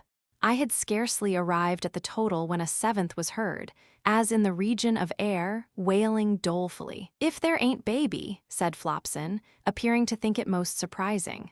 "Make haste up, Millers." We were waiting, I supposed, for Mr. Pocket to come out to us. At any rate, we waited there, and so I had an opportunity of observing the remarkable family phenomenon that whenever any of the children strayed near Mrs. Pocket in their play, they always tripped themselves up and tumbled over her, always very much to her momentary astonishment and their own more enduring lamentation. "Gracious me, Flopson," said Mrs. Pocket, looking off her book for a moment, "everybody's tumbling." "Gracious you, indeed, mum," returned Flopson, very red in the face. "What have you got there?" "Why, if it ain't your footstool," cried Flopson, "and if you keep it under your skirts like that, who's to help tumbling? Here, take the baby, mum, and give me your book." Mrs. Pocket acted on the advice, and inexpertly danced the infant a little in her lap, while the other children played about it. This had lasted but a very short time, when Mrs. Pocket issued summary orders that they were all to be taken into the house for a nap. Thus I made the second discovery on that first occasion, that the nurture of the little Pockets consisted of alternately tumbling up and lying down. Chapter 23. Mr. Pocket said he was glad to see me, and he hoped I was not sorry to see him. "For I really am not," he added with his son's smile, "an alarming personage." He was a young-looking man, in spite of his perplexities and his very gray hair, and his manner seemed quite natural. I use the word natural in the sense of its being unaffected. There was something comic in his distraught way, as though it would have been downright ludicrous, but for his own perception that it was very near being so. When he had talked with me a little, he said to Mrs. Pocket, with a rather anxious contraction of his eyebrows, which were black and handsome, "Belinda, I hope you have welcomed Mr. Pip." And she looked up from her book and said, "Yes." She then smiled upon me in an absent state of mind and asked me if I liked the taste of orange flower water. As the question had no bearing, near or remote, on any foregone or subsequent transaction, I consider it to have been thrown out, like her previous approaches, in general conversational condescension. I believe he had been knighted himself for storming the English grammar at the point of the pen, in a desperate address engrossed on vellum, on the occasion of the laying of the first stone of some building or other, and for handing some royal personage either the trowel or the mortar. Be that as it may, he had directed Mrs. Pocket to be brought up from her cradle as one who in the nature of things must marry a title, and who was to be guarded from the acquisition of plebeian domestic knowledge. So successful a watch and ward had been established over the young lady by this judicious parent, that she had grown up highly ornamental, but perfectly helpless and useless. With her character thus happily formed, in the first bloom of her youth, she had encountered Mr. Pocket, who was also in the first bloom of youth, and not quite decided whether to mount to the woolsack, or to roof himself in with a mitre. As his doing the one or the other was a mere question of time, he and Mrs. Pocket had taken time by the forelock, when, to judge from its length, it would seem to have wanted cutting, and had married without the knowledge of the judicious parent. The judicious parent, having nothing to bestow or withhold but his blessing, had handsomely settled that dower upon them after a short struggle, and had informed Mr. Pocket that his wife was a treasure for a prince.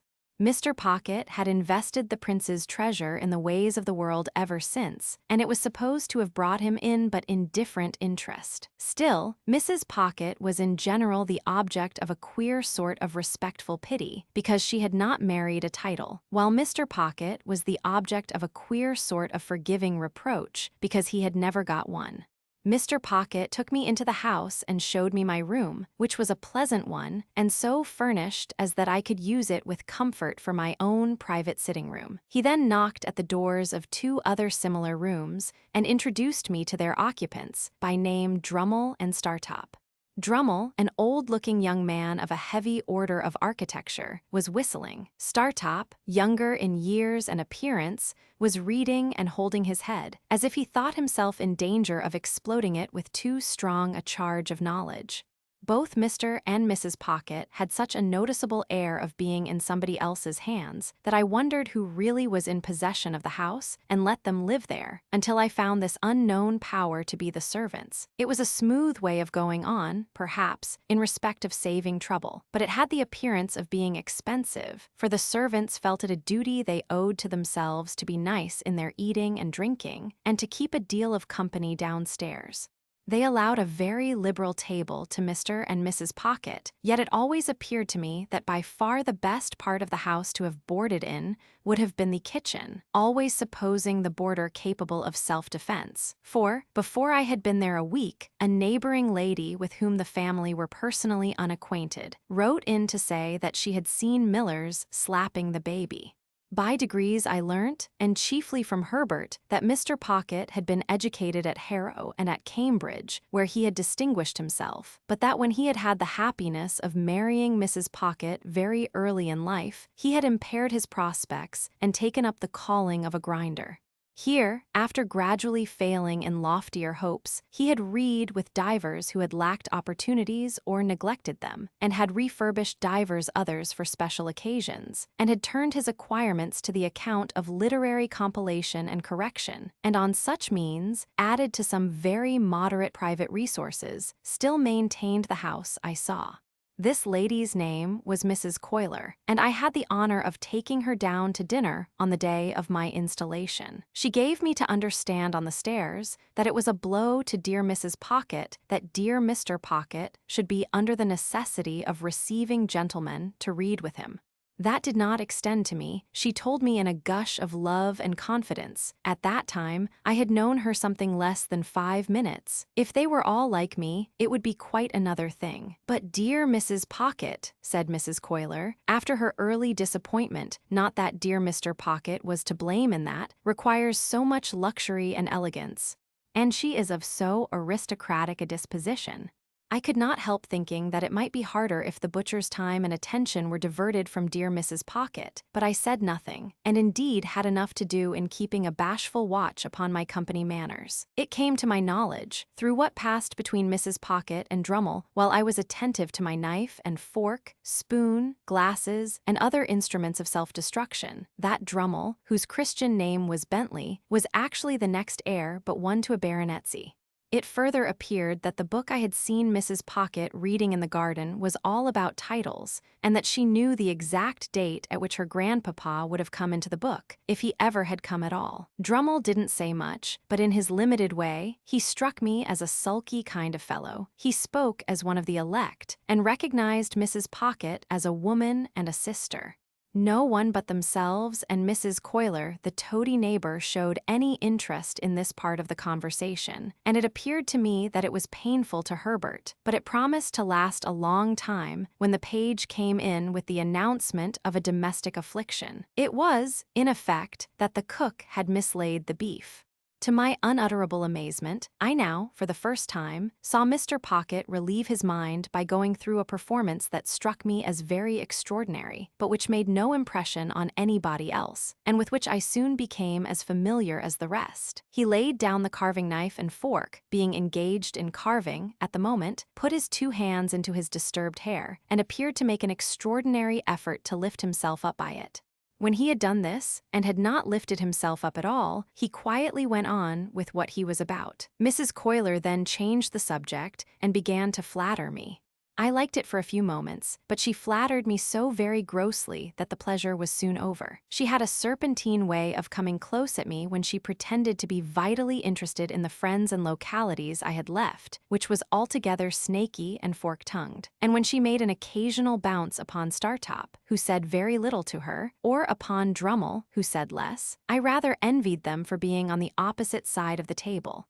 After dinner, the children were introduced, and Mrs. Coiler made admiring comments on their eyes, noses, and legs, a sagacious way of improving their minds. There were 4 little girls and 2 little boys, besides the baby who might have been either, and the baby's next successor, who was as yet neither. They were brought in by Flopson and Millers, much as though those 2 non-commissioned officers had been recruiting somewhere for children and had enlisted these, while Mrs. Pocket looked at the young nobles that ought to have been as if she rather thought she had had the pleasure of inspecting them before, but didn't quite know what to make of them. "Here, give me your fork, Mum, and take the baby," said Flopson. "Don't take it that way, or you'll get its head under the table." Thus advised, Mrs. Pocket took it the other way and got its head upon the table, which was announced to all present by a prodigious concussion. "Dear, dear." "Give it me back, Mum," said Flopson. "And Miss Jane, come and dance to baby, do." One of the little girls, a mere mite who seemed to have prematurely taken upon herself some charge of the others, stepped out of her place by me and danced to and from the baby until it left off crying and laughed. Then all the children laughed, and Mr. Pocket, who in the meantime had twice endeavored to lift himself up by the hair, laughed, and we all laughed and were glad. Flopson, by dint of doubling the baby at the joints like a Dutch doll, then got it safely into Mrs. Pocket's lap, and gave it the nutcrackers to play with, at the same time recommending Mrs. Pocket to take notice that the handles of that instrument were not likely to agree with its eyes, and sharply charging Miss Jane to look after the same. Then the 2 nurses left the room and had a lively scuffle on the staircase with a dissipated page who had waited at dinner and who had clearly lost half his buttons at the gaming table. I was made very uneasy in my mind by Mrs. Pocket's falling into a discussion with Drummle respecting 2 baronetcies, while she ate a sliced orange steeped in sugar and wine, and, forgetting all about the baby on her lap, who did most appalling things with the nutcrackers. At length little Jane, perceiving its young brains to be imperiled, softly left her place, and with many small artifices coaxed the dangerous weapon away. Mrs. Pocket, finishing her orange at about the same time, and not approving of this, said to Jane, "Go and sit down this instant." "Mamma dear," lisped the little girl, "baby ood have put hith ith out."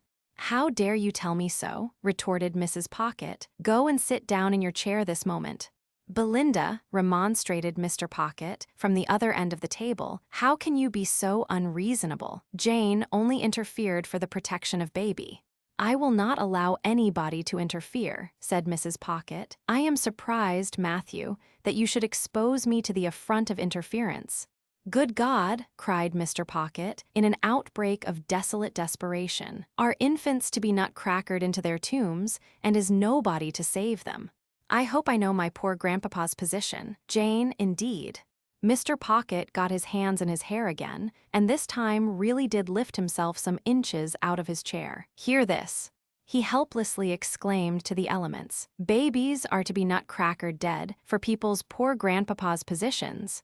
Then he let himself down again and became silent. We all looked awkwardly at the tablecloth while this was going on. A pause succeeded, during which the honest and irrepressible baby made a series of leaps and crows at little Jane, who appeared to me to be the only member of the family, irrespective of servants, with whom it had any decided acquaintance. "Mr. Drummle," said Mrs. Pocket, "will you ring for Flopson?" "Jane, you undutiful little thing, go and lie down. Now, baby darling, come with Ma." The baby was the soul of honor, and protested with all its might. It doubled itself up the wrong way over Mrs. Pocket's arm, exhibited a pair of knitted shoes and dimpled ankles to the company in lieu of its soft face, and was carried out in the highest state of mutiny. And it gained its point after all, for I saw it through the window within a few minutes, being nursed by little Jane. It happened that the other 5 children were left behind at the dinner table, through Flopson's having some private engagement and there not being anybody else's business. I thus became aware of the mutual relations between them and Mr. Pocket, which were exemplified in the following manner. Mr. Pocket, with the normal perplexity of his face heightened and his hair rumpled, looked at them for some minutes, as if he couldn't make out how they came to be boarding and lodging in that establishment, and why they hadn't been billeted by nature on somebody else. Then, in a distant missionary way, he asked them certain questions, as why little Joe had that hole in his frill, who said, Pa, Flopson was going to mend it when she had time, and how little Fanny came by that whitlow, who said, Pa, Millers was going to poultice it when she didn't forget. Then he melted into parental tenderness and gave them a shilling apiece and told them to go and play. And then, as they went out, with one very strong effort to lift himself up by the hair, he dismissed the hopeless subject. In the evening there was rowing on the river. As Drummle and Startop had each a boat, I resolved to set up mine and to cut them both out. I was pretty good at most exercises in which country boys are adepts, but as I was conscious of wanting elegance of style for the Thames, not to say for other waters, I at once engaged to place myself under the tuition of the winner of a prize-wherry who plied at our stairs, and to whom I was introduced by my new allies. This practical authority confused me very much by saying I had the arm of a blacksmith. If he could have known how nearly the compliment lost him his pupil, I doubt if he would have paid it. There was a supper tray after we got home at night, and I think we should all have enjoyed ourselves, but for a rather disagreeable domestic occurrence. Mr. Pocket was in good spirits when a housemaid came in and said, "If you please, sir, I should wish to speak to you." "Speak to your master," said Mrs. Pocket, whose dignity was roused again. "How can you think of such a thing? Go and speak to Flopson, or speak to me at some other time." "Begging your pardon, ma'am," returned the housemaid, "I should wish to speak at once and to speak to master." Here, the cook lying insensibly drunk on the kitchen floor, with a large bundle of fresh butter made up in the cupboard ready to sell for grease. "Sophia has told you," said Mrs. Pocket. "Did I not see her with my own eyes and hear her with my own ears come into the room just now and ask to speak to you?" "But has she not taken me downstairs, Belinda," returned Mr. Pocket, "and shown me the woman and the bundle too? Besides, the cook has always been a very nice, respectful woman, and said in the most natural manner when she came to look after the situation that she felt I was born to be a duchess." There was a sofa where Mr. Pocket stood, and he dropped upon it in the attitude of the dying gladiator. Still in that attitude, he said, with a hollow voice, "Good night, Mr. Pip," when I deemed it advisable to go to bed and leave him. Chapter 24. After 2 or 3 days, when I had established myself in my room and had gone backwards and forwards to London several times, and had ordered all I wanted of my tradesmen, Mr. Pocket and I had a long talk together. He knew more of my intended career than I knew myself, for he referred to his having been told by Mr. Jaggers that I was not designed for any profession, and that I should be well enough educated for my destiny if I could hold my own with the average of young men in prosperous circumstances. I acquiesced, of course, knowing nothing to the contrary. He advised my attending certain places in London for the acquisition of such mere rudiments as I wanted, and my investing him with the functions of explainer and director of all my studies. He hoped that with intelligent assistance I should meet with little to discourage me, and should soon be able to dispense with any aid but his.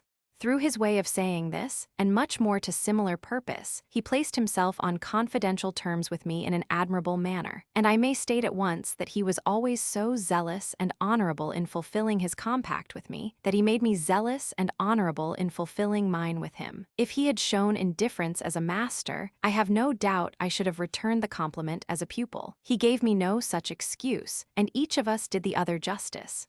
Nor did I ever regard him as having anything ludicrous about him, or anything but what was serious, honest, and good, in his tutor communication with me. When these points were settled, and so far carried out as that I had begun to work in earnest, it occurred to me that if I could retain my bedroom in Barnard's Inn, my life would be agreeably varied, while my manners would be none the worse for Herbert's society.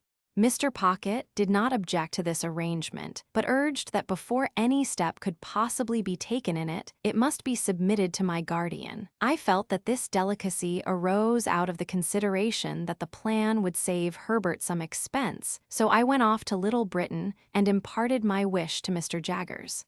"If I could buy the furniture now hired for me," said I, "and 1 or 2 other little things, I should be quite at home there." "Well, how much do you want?" I said I didn't know how much. "Come," retorted Mr. Jaggers. "How much? £50. £5, said Mr. Jaggers. This was such a great fall that I said in discomfiture, "Oh, more than that." "More than that, eh?" retorted Mr. Jaggers, lying in wait for me with his hands in his pockets, his head on one side and his eyes on the wall behind me. "How much more?" "It is so difficult to fix a sum," said I, hesitating. "Come," said Mr. Jaggers, "let's get at it. 2 5, will that do? 3 times 5, will that do? 4 times 5, will that do?" I said I thought that would do handsomely. 4 times 5 will do handsomely, will it? Said Mr. Jaggers, knitting his brows. Now, what do you make of 4 times 5? Never mind what I make it, my friend, observed Mr. Jaggers, with a knowing and contradictory toss of his head. I want to know what you make it. £20, of course. Wemmick, said Mr. Jaggers, opening his office door. Take Mr. Pip's written order and pay him £20. This strongly marked way of doing business made a strongly marked impression on me, and that not of an agreeable kind. Mr. Jaggers never laughed, but he wore great bright creaking boots, and in poising himself on these boots, with his large head bent down and his eyebrows joined together, awaiting an answer, he sometimes caused the boots to creak, as if they laughed in a dry and suspicious way. As he happened to go out now, and as Wemmick was brisk and talkative, I said to Wemmick that I hardly knew what to make of Mr. Jaggers's manner. Tell him that, and he'll take it as a compliment, answered Wemmick. He don't mean that you should know what to make of it. Oh, for I looked surprised. It's not personal, it's professional, only professional. Wemmick was at his desk, lunching and crunching on a dry, hard biscuit, pieces of which he threw from time to time into his slit of a mouth, as if he were posting them. Always seems to me, said Wemmick, as if he had set a man trap and was watching it. Suddenly, click you're caught, pointing with his pen at the office floor, to express that Australia was understood, for the purposes of the figure, to be symmetrically on the opposite spot of the globe. If there was anything deeper, added Wemmick, bringing his pen to paper, he'd be it. Then I said I supposed he had a fine business, and Wemmick said, "Cow pie tal." Then I asked if there were many clerks. To which he replied, "Would you like to see 'em? You are one of us, as I may say." I accepted the offer. When Mr. Wemmick had put all the biscuit into the post and had paid me my money from a cash box in a safe, the key of which safe he kept somewhere down his back and produced from his coat collar like an iron pigtail, we went upstairs. The house was dark and shabby, and the greasy shoulders that had left their mark in Mr. Jaggers's room seemed to have been shuffling up and down the staircase for years. In the front first floor, a clerk who looked something between a publican and a rat-catcher, a large, pale, puffed, swollen man, was attentively engaged with 3 or 4 people of shabby appearance, whom he treated as unceremoniously as everybody seemed to be treated who contributed to Mr. Jaggers's coffers. "Getting evidence together," said Mr. Wemmick as we came out, "for the Bailey." In the room over that, a little flabby terrier of a clerk with dangling hair, his cropping seemed to have been forgotten when he was a puppy, was similarly engaged with a man with weak eyes, whom Mr. Wemmick presented to me as a smelter who kept his pot always boiling, and who would melt me anything I pleased, and who was in an excessive white perspiration, as if he had been trying his art on himself. In a back room, a high-shouldered man with a face-ache tied up in dirty flannel, who was dressed in old black clothes that bore the appearance of having been waxed, was stooping over his work of making fair copies of the notes of the other 2 gentlemen, for Mr. Jaggers's own use. This was all the establishment.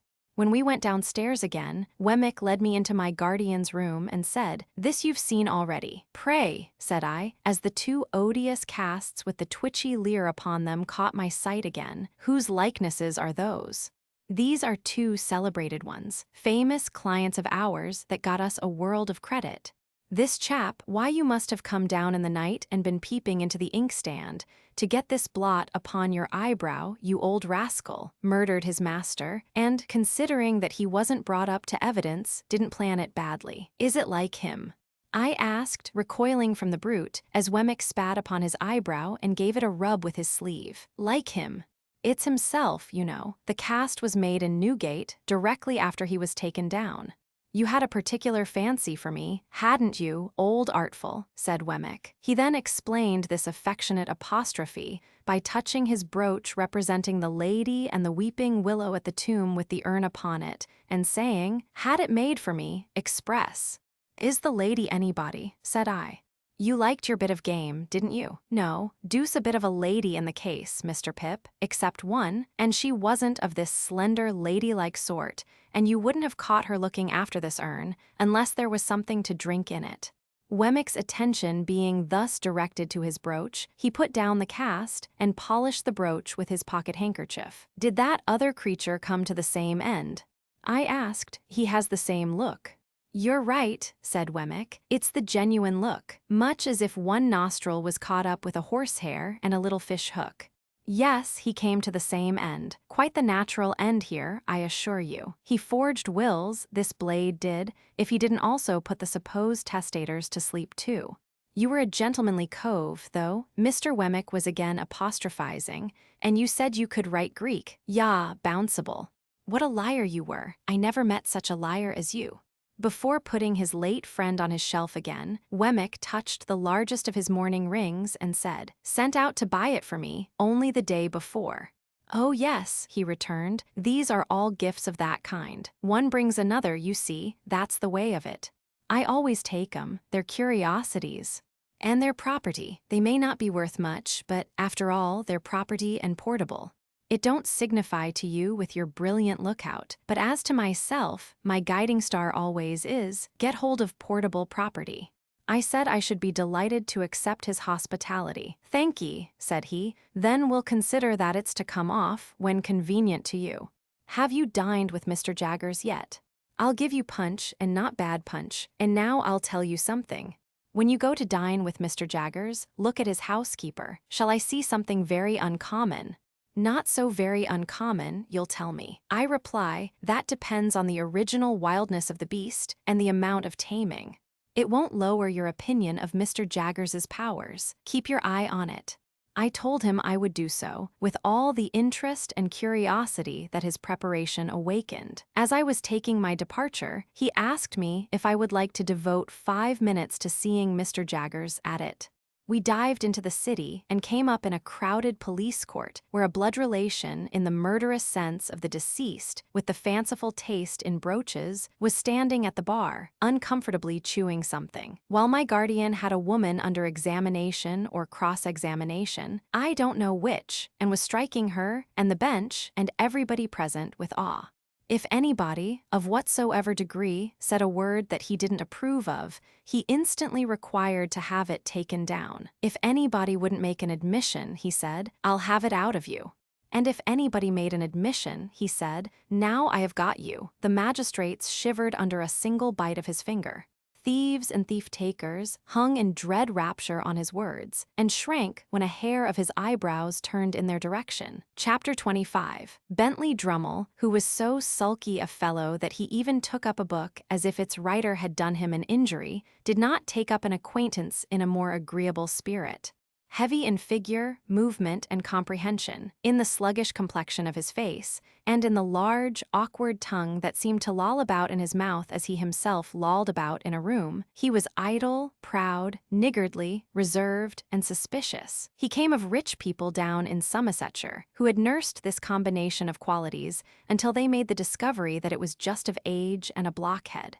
Thus, Bentley Drummle had come to Mr. Pocket when he was a head taller than that gentleman, and half a dozen heads thicker than most gentlemen. Startop had been spoilt by a weak mother and kept at home when he ought to have been at school, but he was devotedly attached to her and admired her beyond measure.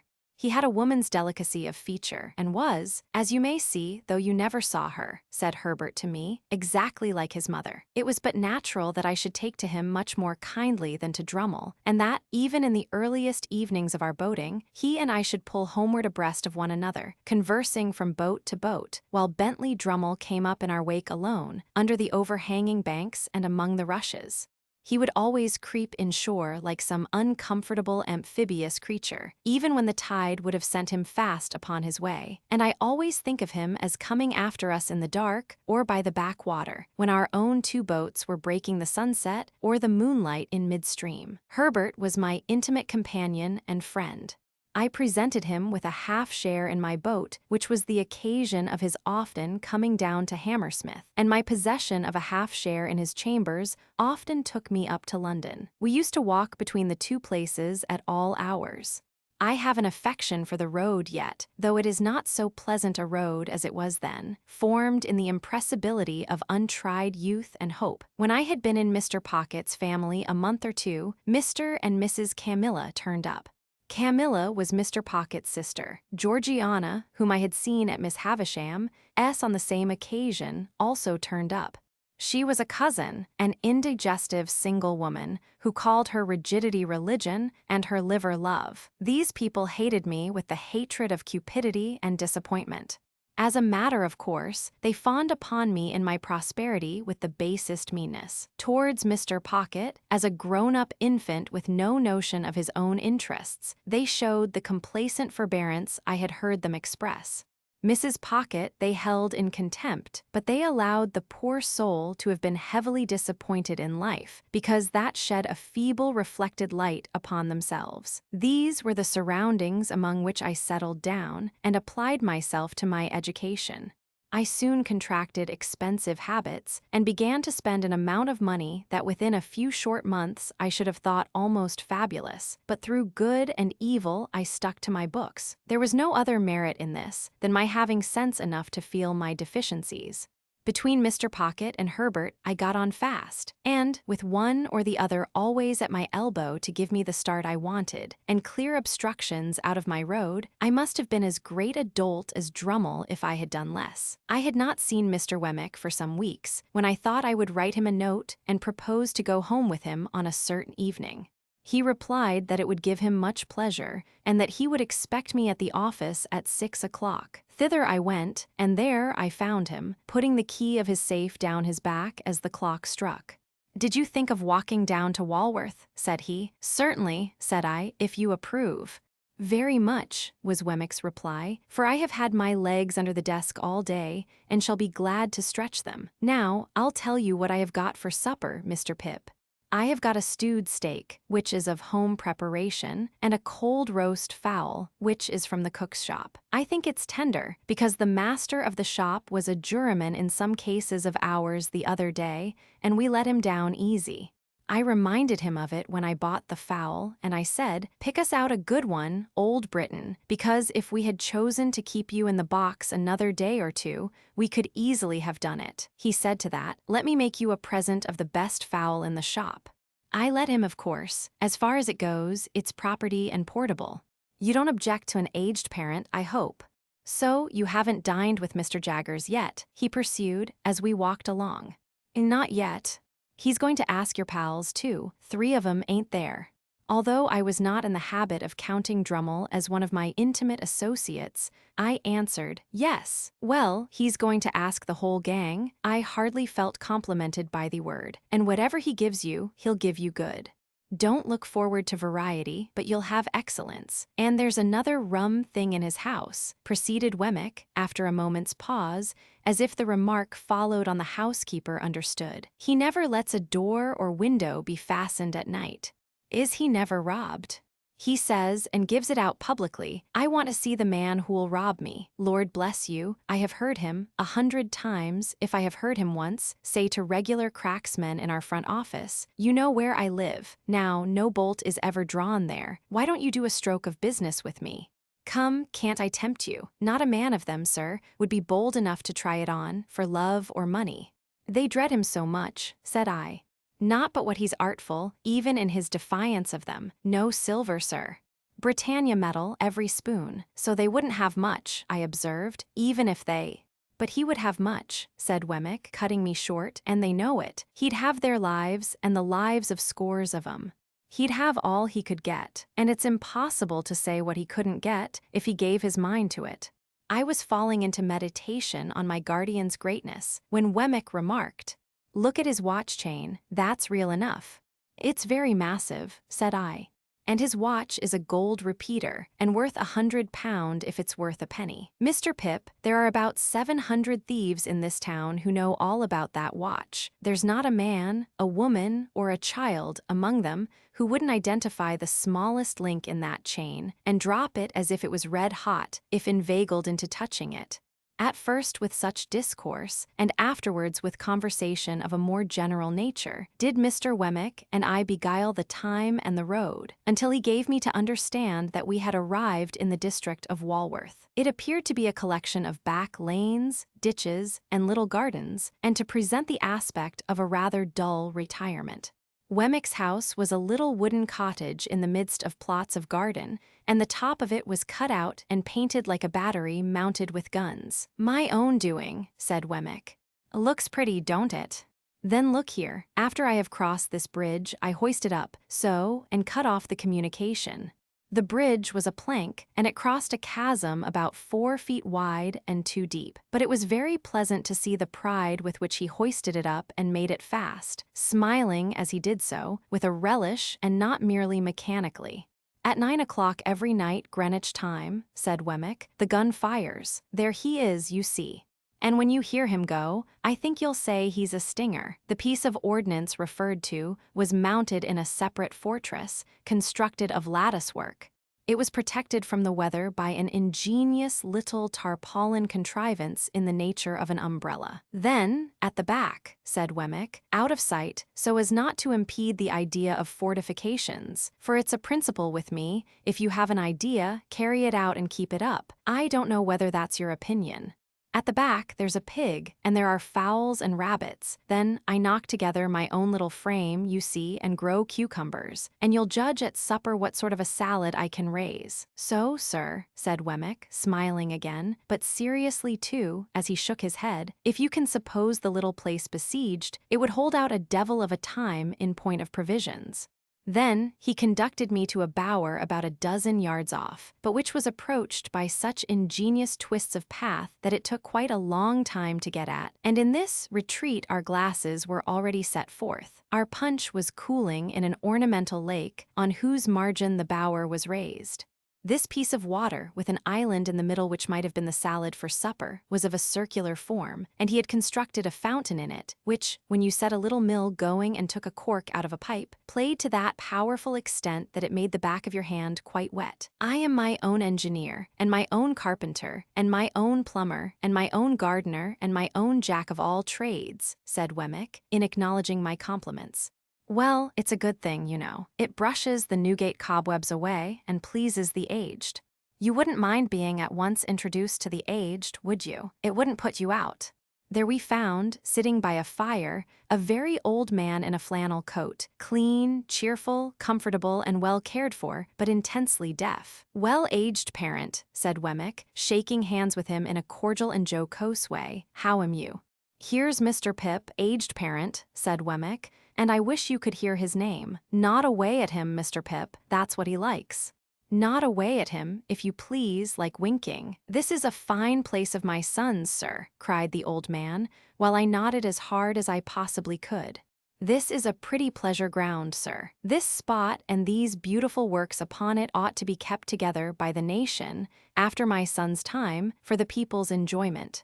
You're as proud of it as Punch, ain't you, aged?" said Wemmick, contemplating the old man with his hard face really softened. "There's a nod for you, giving him a tremendous one. There's another for you, giving him a still more tremendous one. You like that, don't you? If you're not tired, Mr. Pip, though I know it's tiring to strangers, will you tip him one more?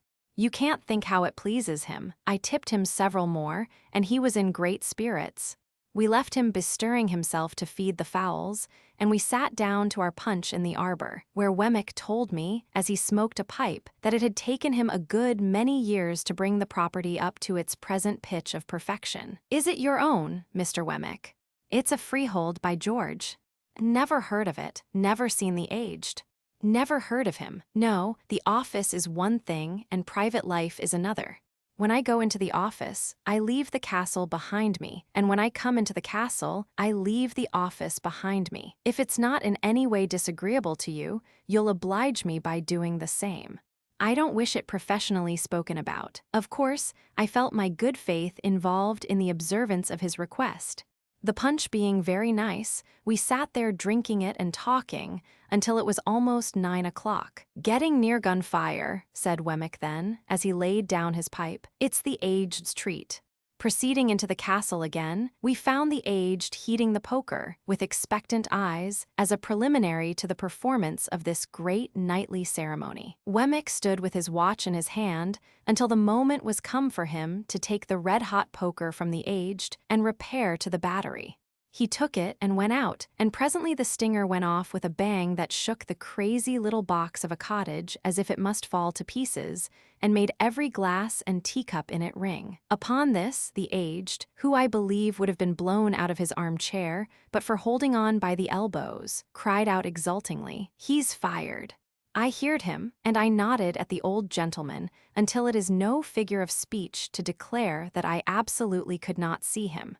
The interval between that time and supper, Wemmick devoted to showing me his collection of curiosities. They were mostly of a felonious character, comprising the pen with which a celebrated forgery had been committed, a distinguished razor or two, some locks of hair, and several manuscript confessions written under condemnation, upon which Mr. Wemmick set particular value as being, to use his own words, "every one of 'em lies, sir."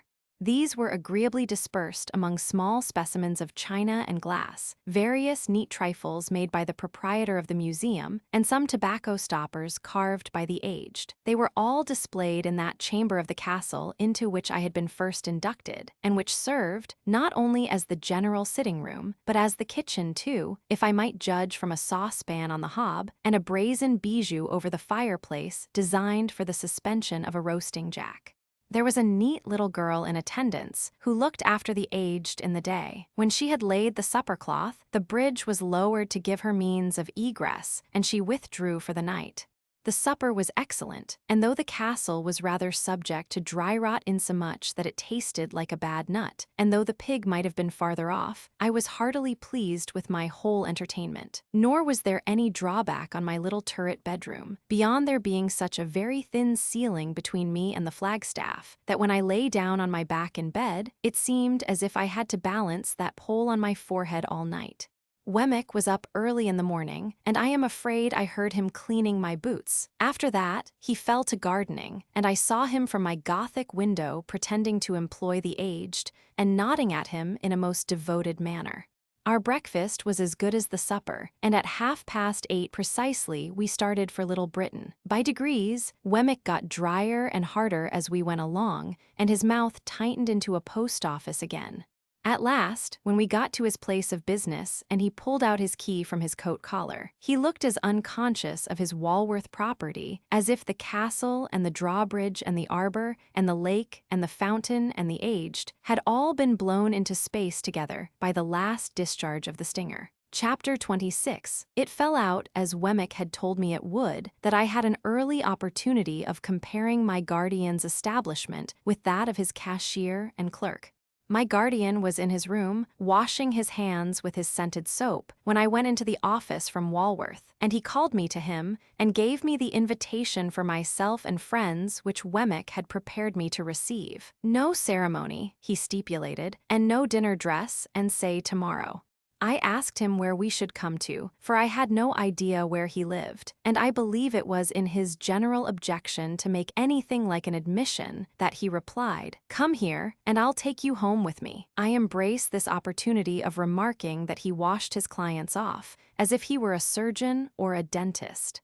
He had a closet in his room, fitted up for the purpose, which smelt of the scented soap like a perfumer's shop. It had an unusually large jack towel on a roller inside the door, and he would wash his hands and wipe them and dry them all over this towel whenever he came in from a police court or dismissed a client from his room. When I and my friends repaired to him at 6 o'clock next day, he seemed to have been engaged on a case of a darker complexion than usual, for we found him with his head buted into this closet, not only washing his hands, but laving his face and gargling his throat. And even when he had done all that, and had gone all round the jack towel, he took out his penknife and scraped the case out of his nails before he put his coat on. There were some people slinking about as usual when we passed out into the street, who were evidently anxious to speak with him, but there was something so conclusive in the halo of scented soap which encircled his presence that they gave it up for that day. As we walked along westward, he was recognized ever and again by some face in the crowd of the streets, and whenever that happened he talked louder to me, but he never otherwise recognized anybody or took notice that anybody recognized him. He conducted us to Gerrard Street, Soho, to a house on the south side of that street. Rather a stately house of its kind, but dolefully in want of painting and with dirty windows. He took out his key and opened the door, and we all went into a stone hall, bare, gloomy, and little used. So, up a dark brown staircase into a series of 3 dark brown rooms on the first floor. There were carved garlands on the paneled walls, and as he stood among them giving us welcome, I know what kind of loops I thought they looked like. Dinner was laid in the best of these rooms, the second was his dressing room, the third his bedroom. He told us that he held the whole house, but rarely used more of it than we saw. The table was comfortably laid, no silver in the service, of course, and at the side of his chair was a capacious dumbwaiter, with a variety of bottles and decanters on it, and 4 dishes of fruit for dessert. I noticed throughout that he kept everything under his own hand and distributed everything himself. There was a bookcase in the room. I saw from the backs of the books that they were about evidence, criminal law, criminal biography, trials, acts of parliament, and such things. The furniture was all very solid and good, like his watch chain. It had an official look, however, and there was nothing merely ornamental to be seen. In a corner was a little table of papers with a shaded lamp, so that he seemed to bring the office home with him in that respect too, and to wheel it out of an evening and fall to work. As he had scarcely seen my 3 companions until now, for he and I had walked together, he stood on the hearthrug, after ringing the bell, and took a searching look at them. To my surprise, he seemed at once to be principally, if not solely, interested in Drummle. "Pip," said he, putting his large hand on my shoulder and moving me to the window, "I don't know one from the other. Who's the spider? I like the look of that fellow." He immediately began to talk to Drummle, not at all deterred by his replying in his heavy, reticent way, but apparently led on by it to screw discourse out of him. I was looking at the two when there came between me and them the housekeeper with the first dish for the table. She was a woman of about 40. I supposed, but I may have thought her younger than she was. Rather tall, of a lithe, nimble figure, extremely pale, with large faded eyes and a quantity of streaming hair. I cannot say whether any diseased affection of the heart caused her lips to be parted as if she were panting, and her face to bear a curious expression of suddenness and flutter. But I know that I had been to see Macbeth at the theatre, a night or 2 before, and that her face looked to me as if it were all disturbed by fiery air, like the faces I had seen rise out of the witch's cauldron. She set the dish on, touched my guardian quietly on the arm with a finger to notify that dinner was ready, and vanished.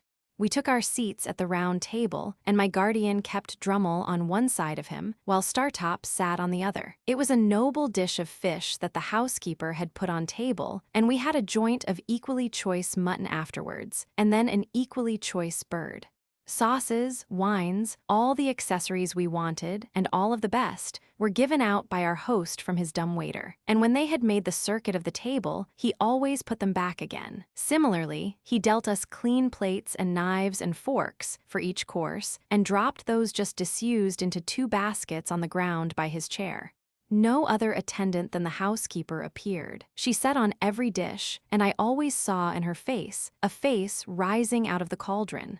Years afterwards, I made a dreadful likeness of that woman by causing a face that had no other natural resemblance to it than it derived from flowing hair to pass behind a bowl of flaming spirits in a dark room. I fancied that I could detect in his manner a consciousness of this, and a purpose of always holding her in suspense. Dinner went off gaily, and although my guardian seemed to follow rather than originate subjects, I knew that he wrenched the weakest part of our dispositions out of us. For myself, I found that I was expressing my tendency to lavish expenditure and to patronize Herbert and to boast of my great prospects before I quite knew that I had opened my lips. It was so with all of us, but with no one more than Drummle, the development of whose inclination to gird in a grudging and suspicious way at the rest was screwed out of him before the fish was taken off. It was not then, but when we had got to the cheese, that our conversation turned upon our rowing feats, and that Drummle was rallied for coming up behind of a night in that slow, amphibious way of his. Drummle, upon this, informed our host that he much preferred our room to our company, and that as to skill he was more than our master, and that as to strength he could scatter us like chaff. By some invisible agency, my guardian wound him up to a pitch little short of ferocity about this trifle, and he fell to bearing and spanning his arm to show how muscular it was, and we all fell to bearing and spanning our arms in a ridiculous manner.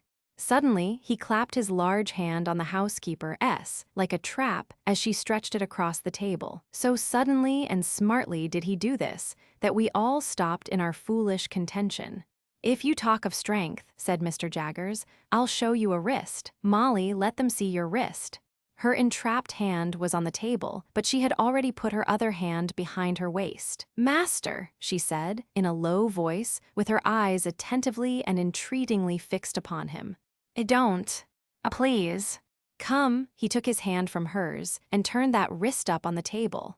She brought her other hand from behind her and held the two out side by side. The last wrist was much disfigured, deeply scarred and scarred across and across.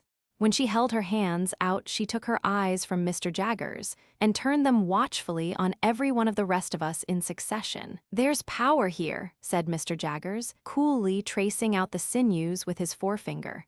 "Very few men have the power of wrist that this woman has. It's remarkable what mere force of grip there is in these hands. I have had occasion to notice many hands, but I never saw stronger in that respect, man's or woman's, than these." While he said these words in a leisurely, critical style, she continued to look at every one of us in regular succession as we sat. The moment he ceased, she looked at him again. "That'll do, Molly," said Mr. Jaggers, giving her a slight nod. "You have been admired and can go." She withdrew her hands and went out of the room, and Mr. Jaggers, putting the decanters on from his dumb waiter, filled his glass and passed round the wine. "At 9:30, gentlemen," said he, "we must break up. Pray make the best use of your time. I am glad to see you all. Mr. Drummle, I drink to you." If his object in singling out Drummle were to bring him out still more, it perfectly succeeded. In a sulky triumph, Drummle showed his morose depreciation of the rest of us, in a more and more offensive degree, until he became downright intolerable. Through all his stages, Mr. Jaggers followed him with the same strange interest. He actually seemed to serve as a zest to Mr. Jaggers's wine. In our boyish want of discretion, I dare say, we took too much to drink, and I know we talked too much. We became particularly hot upon some boorish sneer of Drummle's, to the effect that we were too free with our money. It led to my remarking, with more zeal than discretion, that it came with a bad grace from him, to whom Startop had lent money in my presence but a week or so before. "Well," retorted Drummle, "he'll be paid." "I don't mean to imply that he won't," said I, "but it might make you hold your tongue about us and our money, I should think." "You should think," retorted Drummle. "Oh, Lord." "You are right," said Drummle. "I wouldn't lend one of you a sixpence. I wouldn't lend anybody a sixpence. Rather mean to borrow under those circumstances, I should say." "Oh, Lord!" This was so very aggravating, the more especially as I found myself making no way against his surly obtuseness, that I said, disregarding Herbert's efforts to check me, "I don't want to know what passed between Herbert there and you," growled Drummle, and I think he added in a lower growl that we might both go to the devil and shake ourselves. "I'll tell you, however," said I, "whether you want to know or not. We said that as you put it in your pocket, very glad to get it, you seemed to be immensely amused at his being so weak as to lend it." Drummle laughed outright and sat laughing in our faces, with his hands in his pockets and his round shoulders raised, plainly signifying that it was quite true and that he despised us as asses all. Hereupon Startop took him in hand, though with a much better grace than I had shown, and exhorted him to be a little more agreeable. Startop being a lively, bright young fellow, and Drummle being the exact opposite, the latter was always disposed to resent him as a direct personal affront. He now retorted in a coarse, lumpish way, and Startop tried to turn the discussion aside with some small pleasantry that made us all laugh. Resenting this little success more than anything, Drummle, without any threat or warning, pulled his hands out of his pockets, dropped his round shoulders, swore, took up a large glass, and would have flung it at his adversary's head, but for our entertainers dexterously seizing it at the instant when it was raised for that purpose. On this hint, we all rose to depart. Before we got to the street door, Startop was cheerily calling Drummle "old boy" as if nothing had happened. But the old boy was so far from responding that he would not even walk to Hammersmith on the same side of the way. So Herbert and I, who remained in town, saw them going down the street on opposite sides, Startop leading and Drummle lagging behind in the shadow of the houses, much as he was wont to follow in his boat. As the door was not yet shut, I thought I would leave Herbert there for a moment and run upstairs again to say a word to my guardian. I found him in his dressing room, surrounded by his stock of boots, already hard at it, washing his hands of us. I told him I had come up again to say how sorry I was that anything disagreeable should have occurred, and that I hoped he would not blame me much. "Pooh," said he, sluicing his face and speaking through the water drops. "It's nothing, Pip. I like that spider, though." He had turned towards me now, and was shaking his head and blowing and toweling himself. "I am glad you like him, sir," said I, "but I don't." "No, no," my guardian assented. "Don't have too much to do with him. Keep as clear of him as you can." "But I like the fellow, Pip. He is one of the true sort. Why, if I was a fortune-teller—" "But I am not a fortune-teller," he said, letting his head drop into a festoon of towel and toweling away at his 2 ears. "You know what I am, don't you? Good night, Pip." Chapter 27, My Dear Mr. Pip. He would call at Barnard's Hotel Tuesday morning at 9 o'clock, when if not agreeable please leave word. Your poor sister is much the same as when you left. We talk of you in the kitchen every night and wonder what you are saying and doing. If now considered in the light of a liberty, excuse it for the love of poor old days. No more, dear Mr. Pip, from. He says you will understand. I hope and do not doubt it will be agreeable to see him, even though a gentleman, for you had ever a good heart, and he is a worthy, worthy man. I have read him all, excepting only the last little sentence, and he wishes me most particular to write again what larks. I received this letter by the post on Monday morning, and therefore its appointment was for next day. Let me confess exactly with what feelings I looked forward to Joe's coming. Not with pleasure, though I was bound to him by so many ties. No, with considerable disturbance, some mortification, and a keen sense of incongruity. If I could have kept him away by paying money, I certainly would have paid money. My greatest reassurance was that he was coming to Barnard's Inn, not to Hammersmith, and consequently would not fall in Bentley Drummle's way. I had little objection to his being seen by Herbert or his father, for both of whom I had a respect, but I had the sharpest sensitiveness as to his being seen by Drummle, whom I held in contempt. So, throughout life, our worst weaknesses and meannesses are usually committed for the sake of the people whom we most despise. I had begun to be always decorating the chambers in some quite unnecessary and inappropriate way or other, and very expensive those wrestles with Barnard proved to be. By this time, the rooms were vastly different from what I had found them, and I enjoyed the honor of occupying a few prominent pages in the books of a neighboring upholsterer. I had got on so fast of late that I had even started a boy in boots, top boots, in bondage and slavery to whom I might have been said to pass my days. For, after I had made the monster out of the refuse of my washerwoman's family, and had clothed him with a blue coat, canary waistcoat, white cravat, creamy breeches, and the boots already mentioned, I had to find him a little to do and a great deal to eat, and with both of those horrible requirements he haunted my existence. This avenging phantom was ordered to be on duty at 8 on Tuesday morning in the hall. It was 2 feet square, as charged for floorcloth, and Herbert suggested certain things for breakfast that he thought Joe would like. While I felt sincerely obliged to him for being so interested and considerate, I had an odd, half-provoked sense of suspicion upon me that if Joe had been coming to see him, he wouldn't have been quite so brisk about it. However, I came into town on the Monday night to be ready for Joe, and I got up early in the morning and caused the sitting room and breakfast table to assume their most splendid appearance. Unfortunately, the morning was drizzly, and an angel could not have concealed the fact that Barnard was shedding sooty tears outside the window, like some weak giant of a sweep.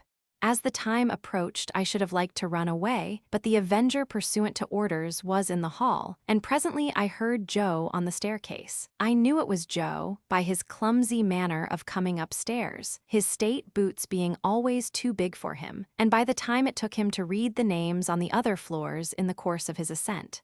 When at last he stopped outside our door, I could hear his finger tracing over the painted letters of my name, and I afterwards distinctly heard him breathing in at the keyhole. Finally, he gave a faint single rap, and Pepper, such was the compromising name of the avenging boy, announced Mr. Gargery. I thought he never would have done wiping his feet, and that I must have gone out to lift him off the mat, but at last he came in. "Joe, how are you, Joe?" "I am glad to see you, Joe. Give me your hat."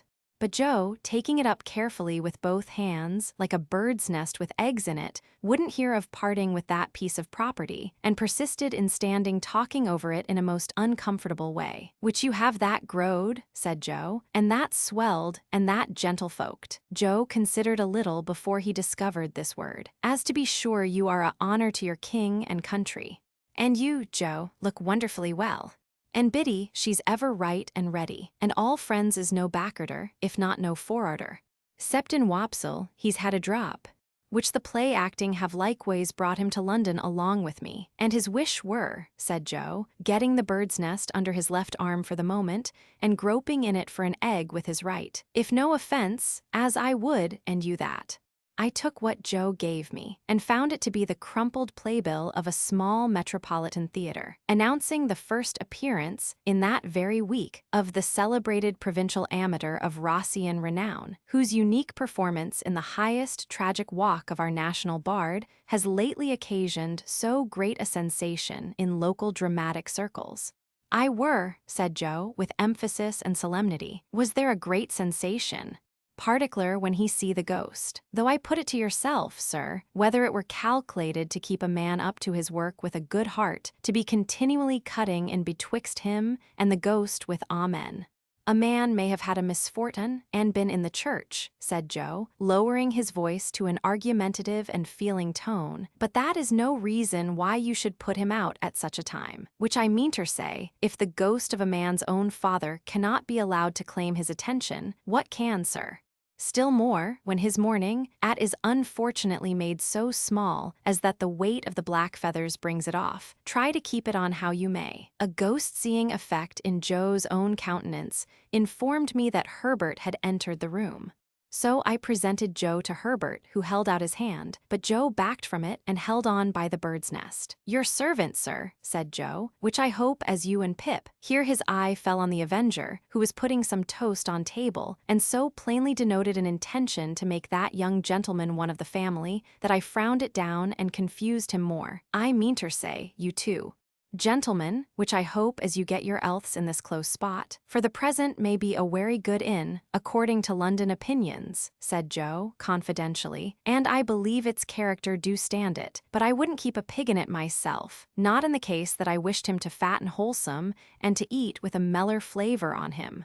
Having borne this flattering testimony to the merits of our dwelling place, and having incidentally shown this tendency to call me sir, Joe, being invited to sit down to table, looked all round the room for a suitable spot on which to deposit his hat, as if it were only on some very few rare substances in nature that it could find a resting place, and ultimately stood it on an extreme corner of the chimney-piece, from which it ever afterwards fell off at intervals. "Thank ye, sir," said Joe, stiff from head to foot. "I'll take whichever is most agreeable to yourself. What do you say to coffee? But don't you never find it a little eating? As if it were an absolute point of good breeding that it should tumble off again soon. When did you come to town, Mr. Gargery?" "No, it were not. Yes, it were." "Yes, it were yesterday afternoon." With an appearance of mingled wisdom, relief, and strict impartiality. But we didn't find that it come up to its likeness in the red bills at the shop doors, which I mean ter say, added Joe, in an explanatory manner, as it is their drawed too architectural. I really believe Joe would have prolonged this word, mightily expressive to my mind of some architecture that I know, into a perfect chorus, but for his attention being providentially attracted by his hat, which was toppling. Indeed, it demanded from him a constant attention, and a quickness of eye and hand, very like that exacted by wicket-keeping.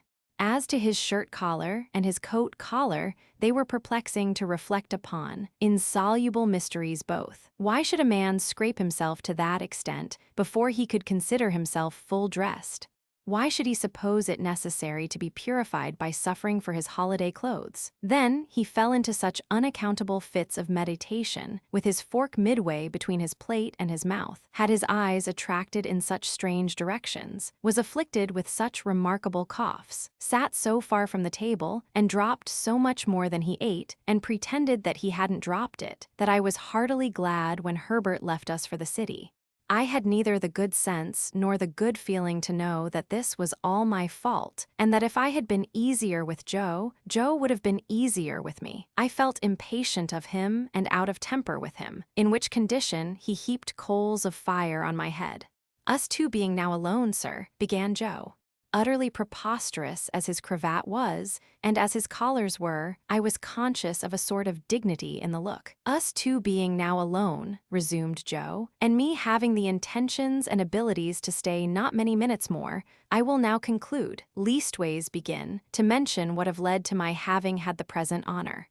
For was it not," said Joe, with his old air of lucid exposition, "that my only wish were to be useful to you, I should not have had the honor of breaking victuals in the company and abode of gentlemen." I was so unwilling to see the look again, that I made no remonstrance against this tone. "Well, sir," pursued Joe, "this is how it were. I were at the Bargeman t'other night, Pip, whenever he subsided into affection, he called me Pip, and whenever he relapsed into politeness, he called me sir. When there come up in his shay-cart, Pumblechook, which that same identical," said Joe, going down a new track, "do comb my air the wrong way sometimes awful, by giving out up and down town as it were him, which ever had your infant companionation, and were looked upon as a playfellow by yourself." "Nonsense, it was you, Joe." "Well, Pip, this same identical, which his manners is given to blusterous, come to me at the Bargeman, wad a pipe, and a pint of beer do give refreshment to the working man, sir, and do not over-stimulate, and his word were, 'Joseph, Miss Havisham, she wished to speak to you.'" "Yes, Joe, go on, please."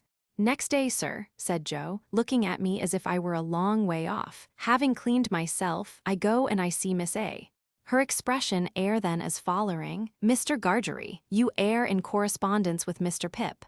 Having had a letter from you, I were able to say, I am. When I married your sister, sir, I said, I will, and when I answered your friend Pip, I said, I am.' Would you tell him then," said she, "that which Estella has come home and would be glad to see him?" "Biddy," pursued Joe, "when I got home and asked her fur to write the message to you, a little hung back. Biddy says, 'I know he will be very glad to have it by word of mouth. It is holiday time, you want to see him, go.'" "I have now concluded, sir," said Joe, rising from his chair, "and, Pip, I wish you ever well and ever prospering to a greater and a greater height. But you are not going now, Joe." "Yes, I am," said Joe, "but you are coming back to dinner, Joe." Our eyes met, and all the sir melted out of that manly heart as he gave me his hand. "Pip, dear old chap, life is made of ever so many partings welded together, as I may say, and one man's a blacksmith, and one's a whitesmith, and one's a goldsmith, and one's a coppersmith. Diwisions among such must come, and must be met as they come. If there's been any fault at all today, it's mine. You and me is not two figures to be together in London, nor yet anywheres else but what is private, and be known, and understood among friends. It ain't that I am proud, but that I want to be right, as you shall never see me no more in these clothes. I'm wrong in these clothes. I'm wrong out of the forge, the kitchen, or off th meshes.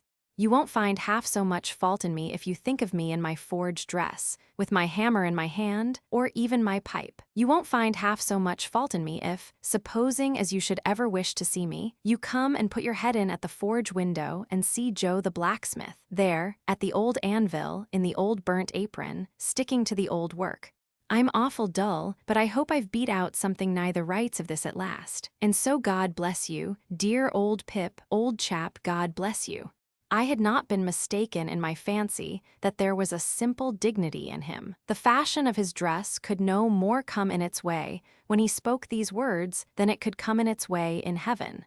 He touched me gently on the forehead and went out. As soon as I could recover myself sufficiently, I hurried out after him and looked for him in the neighboring streets, but he was gone. Chapter 28. It was clear that I must repair to our town next day, and in the first flow of my repentance, it was equally clear that I must stay at Joe's.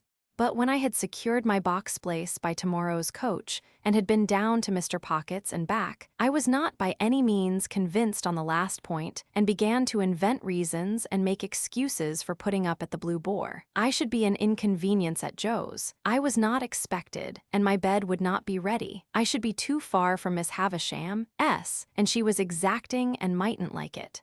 All other swindlers upon earth are nothing to the self-swindlers, and with such pretenses did I cheat myself. Surely a curious thing. That I should innocently take a bad half-crown of somebody else's manufacture is reasonable enough, but that I should knowingly reckon the spurious coin of my own make as good money. An obliging stranger, under pretense of compactly folding up my banknotes for security's sake, abstracts the notes and gives me nutshells. But what is his sleight of hand to mine, when I fold up my own nutshells and pass them on myself as notes? It was tempting to think of that expensive mercenary publicly airing his boots in the archway of the Blue Boar's posting yard. It was almost solemn to imagine him casually produced in the tailor's shop, and confounding the disrespectful senses of Trabb's boy. On the other hand, Trabb's boy might worm himself into his intimacy and tell him things, or, reckless and desperate wretch as I knew he could be, might hoot him in the High Street. My patroness, too, might hear of him and not approve. On the whole, I resolved to leave the Avenger behind. It was the afternoon coach by which I had taken my place, and, as winter had now come round, I should not arrive at my destination until 2 or 3 hours after dark. Our time of starting from the Cross Keys was 2 o'clock. I arrived on the ground with a quarter of an hour to spare, attended by the Avenger, if I may connect that expression with one who never attended on me if he could possibly help it. At that time, it was customary to carry convicts down to the dockyards by stagecoach. As I had often heard of them in the capacity of outside passengers, and had more than once seen them on the high road dangling their ironed legs over the coach roof, I had no cause to be surprised when Herbert, meeting me in the yard, came up and told me there were 2 convicts going down with me. But I had a reason that was an old reason now for constitutionally faltering whenever I heard the word convict. "You don't mind them, Handel," said Herbert. "Oh, no. But I don't mind them. What a degraded and vile sight it is. They had been treating their guard, I suppose, for they had a jailer with them, and all 3 came out wiping their mouths on their hands. The 2 convicts were handcuffed together and had irons on their legs, irons of a pattern that I knew well. They wore the dress that I likewise knew well. Their keeper had a brace of pistols, and carried a thick-knobbed bludgeon under his arm, but he was on terms of good understanding with them, and stood with them beside him, looking on at the putting to of the horses, rather with an air as if the convicts were an interesting exhibition not formally open at the moment, and he the curator. His arms and legs were like great pincushions of those shapes, and his attire disguised him absurdly. But I knew his half-closed eye at one glance. There stood the man whom I had seen on the settle at the 3 Jolly Bargemen on a Saturday night, and who had brought me down with his invisible gun. It was easy to make sure that as yet he knew me no more than if he had never seen me in his life. He looked across at me, and his eye appraised my watch chain, and then he incidentally spat and said something to the other convict, and they laughed and slewed themselves round with a clink of their coupling manacle and looked at something else. The great numbers on their backs, as if they were street doors, their coarse, mangy, ungainly outer surface, as if they were lower animals, their ironed legs, apologetically garlanded with pocket handkerchiefs, and the way in which all present looked at them and kept from them, made them, as Herbert had said, a most disagreeable and degraded spectacle. But this was not the worst of it. It came out that the whole of the back of the coach had been taken by a family removing from London, and that there were no places for the two prisoners, but on the seat in front behind the coachman. Hereupon, a choleric gentleman, who had taken the fourth place on that seat, flew into a most violent passion, and said that it was a breach of contract to mix him up with such villainous company, and that it was poisonous and pernicious and infamous and shameful, and I don't know what else. At this time the coach was ready and the coachman impatient, and we were all preparing to get up, and the prisoners had come over with their keeper, bringing with them that curious flavor of bread poultice, baize, rope yarn, and hearthstone, which attends the convict presence. "Don't take it so much amiss, sir," pleaded the keeper to the angry passenger. "I'll sit next you myself. I'll put 'em on the outside of the row. They won't interfere with you, sir. You needn't know they're there. And don't blame me," growled the convict I had recognized. "I don't want to go. I am quite ready to stay behind. As far as I am concerned, anyone's welcome to my place." "Or mine," said the other gruffly. "I wouldn't have incommoded none of you if I'd had my way." Then they both laughed and began cracking nuts and spitting the shells about, as I really think I should have liked to do myself if I had been in their place and so despised. At length, it was voted that there was no help for the angry gentleman, and that he must either go in his chance company or remain behind. So he got into his place, still making complaints, and the keeper got into the place next him, and the convicts hauled themselves up as well as they could, and the convict I had recognized sat behind me with his breath on the hair of my head. "Goodbye, Handel," Herbert called out as we started. I thought what a blessed fortune it was that he had found another name for me than Pip. It is impossible to express with what acuteness I felt the convict's breathing, not only on the back of my head, but all along my spine. The sensation was like being touched in the marrow with some pungent and searching acid. It set my very teeth on edge. He seemed to have more breathing business to do than another man, and to make more noise in doing it, and I was conscious of growing high-shouldered on one side in my shrinking endeavors to fend him off. The weather was miserably raw, and the two cursed the cold. It made us all lethargic before we had gone far, and when we had left the halfway house behind, we habitually dozed and shivered and were silent. I dozed off myself in considering the question whether I ought to restore a couple of pounds sterling to this creature before losing sight of him, and how it could best be done. In the act of dipping forward as if I were going to bathe among the horses, I woke in a fright and took the question up again. But I must have lost it longer than I had thought, since, although I could recognize nothing in the darkness and the fitful lights and shadows of our lamps, I traced marsh country in the cold, damp wind that blew at us. Cowering forward for warmth and to make me a screen against the wind, the convicts were closer to me than before. The very first words I heard them interchange as I became conscious were the words of my own thought, 2 1-pound notes. "How did he get 'em?" said the convict I had never seen. "How should I know?" returned the other. "He had 'em stowed away somehows. Give him by friends, I expect. I'd sell all the friends I ever had for one, and think it a blessed good bargain. Well, so he says. Would I find out that boy that had fed him and kept his secret, and give him them 2 1-pound notes? Yes, I would. And I did. More fool you, growled the other. I'd have spent 'em on a man, in wittles and drink. He must have been a green one. Mean to say he knowed nothing of you. He was tried again for prison breaking, and got made a lifer. And was that, honor, the only time you worked out in this part of the country? What might have been your opinion of the place? They both execrated the place in very strong language, and gradually growled themselves out, and had nothing left to say. After overhearing this dialogue, I should assuredly have got down and been left in the solitude and darkness of the highway, but for feeling certain that the man had no suspicion of my identity. Indeed, I was not only so changed in the course of nature, but so differently dressed and so differently circumstanced, that it was not at all likely he could have known me without accidental help. Still, the coincidence of our being together on the coach was sufficiently strange to fill me with a dread that some other coincidence might at any moment connect me, in his hearing, with my name. For this reason, I resolved to alight as soon as we touched the town and put myself out of his hearing. This device I executed successfully. My little portmanteau was in the boot under my feet. I had but to turn a hinge to get it out. I threw it down before me, got down after it, and was left at the first lamp on the first stones of the town pavement. As to the convicts, they went their way with the coach, and I knew at what point they would be spirited off to the river. In my fancy, I saw the boat with its convict crew waiting for them at the slime-wash stairs. Again heard the gruff, "Give way, you," like an order to dogs. Again saw the wicked Noah's Ark lying out on the black water. I could not have said what I was afraid of, for my fear was altogether undefined and vague, but there was great fear upon me. As I walked on to the hotel, I felt that a dread, much exceeding the mere apprehension of a painful or disagreeable recognition, made me tremble.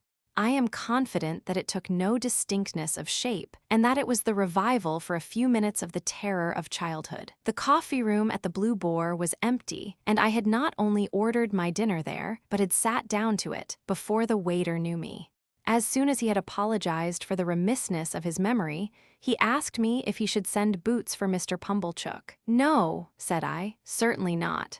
The waiter, it was he who had brought up the great remonstrance from the commercials, on the day when I was bound, appeared surprised, and took the earliest opportunity of putting a dirty old copy of a local newspaper so directly in my way that I took it up and read this paragraph. It is not wholly irrespective of our personal feelings that we record Him as the mentor of our young Telemachus, for it is good to know that our town produced the founder of the latter's fortunes. Does the thought-contracted brow of the local sage or the lustrous eye of local beauty inquire whose fortunes? We believe that Quintin Matses was the blacksmith of Antwerp. Verb. Sap. I entertain a conviction, based upon large experience, that if in the days of my prosperity I had gone to the North Pole, I should have met somebody there, wandering Esquimaux or civilized man, who would have told me that Pumblechook was my earliest patron and the founder of my fortunes. Chapter 29. Betimes in the morning I was up and out. It was too early yet to go to Miss Havisham's, so I loitered into the country on Miss Havisham's side of town, which was not Joe's side. I could go there tomorrow, thinking about my patroness and painting brilliant pictures of her plans for me. She had adopted Estella, she had as good as adopted me, and it could not fail to be her intention to bring us together. She reserved it for me to restore the desolate house, admit the sunshine into the dark rooms, set the clocks a-going and the cold hearths a-blazing, tear down the cobwebs, destroy the vermin, in short, do all the shining deeds of the young knight of romance, and marry the princess. Estella was the inspiration of it, and the heart of it, of course. But though she had taken such strong possession of me, though my fancy and my hope were so set upon her, though her influence on my boyish life and character had been all-powerful, I did not, even that romantic morning, invest her with any attributes save those she possessed. I mention this in this place, of a fixed purpose, because it is the clue by which I am to be followed into my poor labyrinth. According to my experience, the conventional notion of a lover cannot be always true. The unqualified truth is that when I loved Estella with the love of a man, I loved her simply because I found her irresistible. Once for all, I knew to my sorrow, often and often, if not always, that I loved her against reason, against promise, against peace, against hope, against happiness, against all discouragement that could be. Once for all, I loved her none the less because I knew it, and it had no more influence in restraining me than if I had devoutly believed her to be human perfection. I so shaped out my walk as to arrive at the gate at my old time.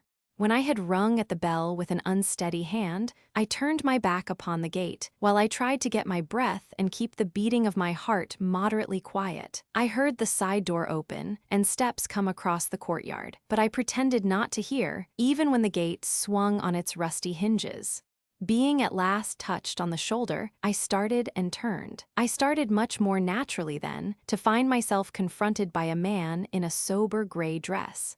The last man I should have expected to see in that place of porter at Miss Havisham's door. Orlick.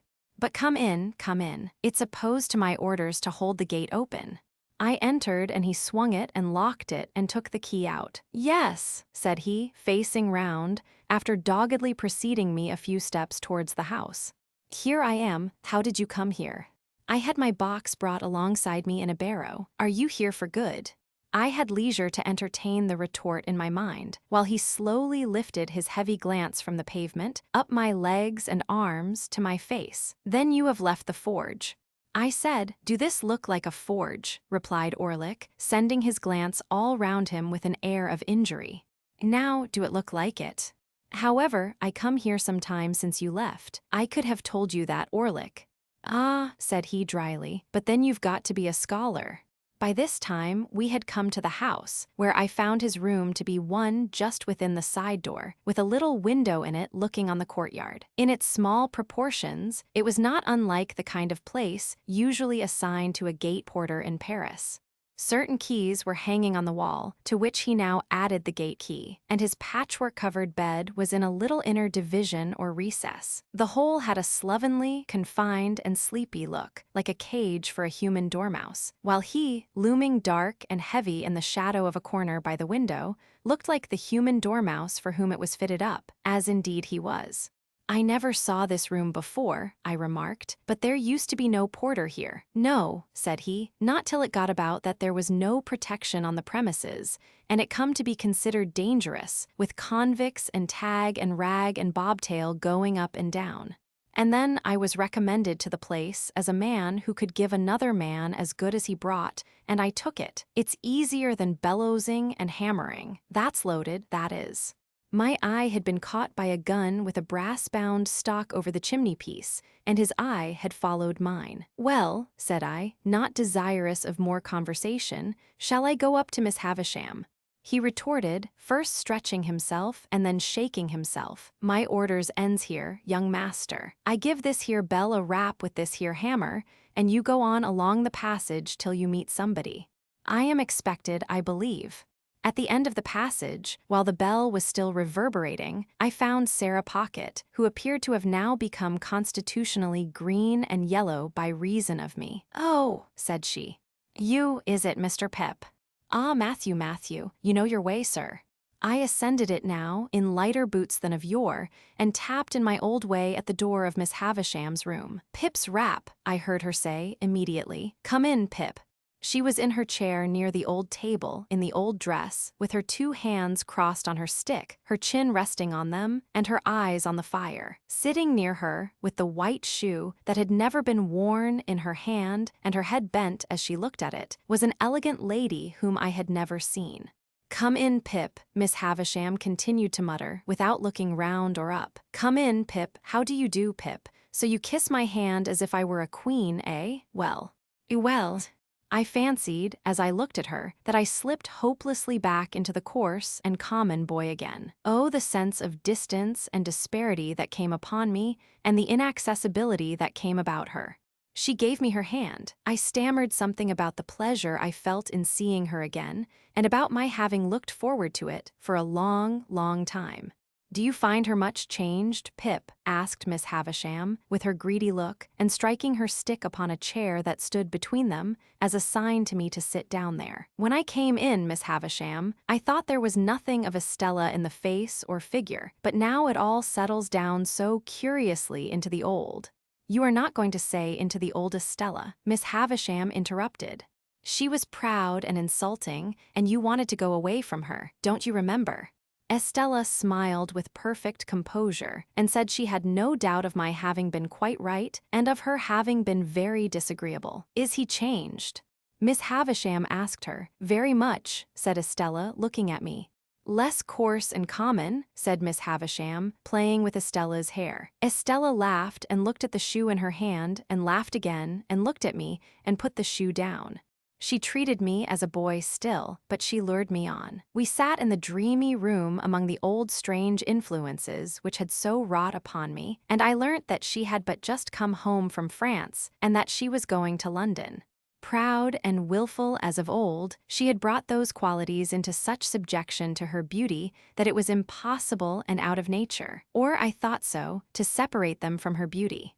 In a word, it was impossible for me to separate her, in the past or in the present, from the innermost life of my life. It was settled that I should stay there all the rest of the day, and return to the hotel at night, and to London tomorrow.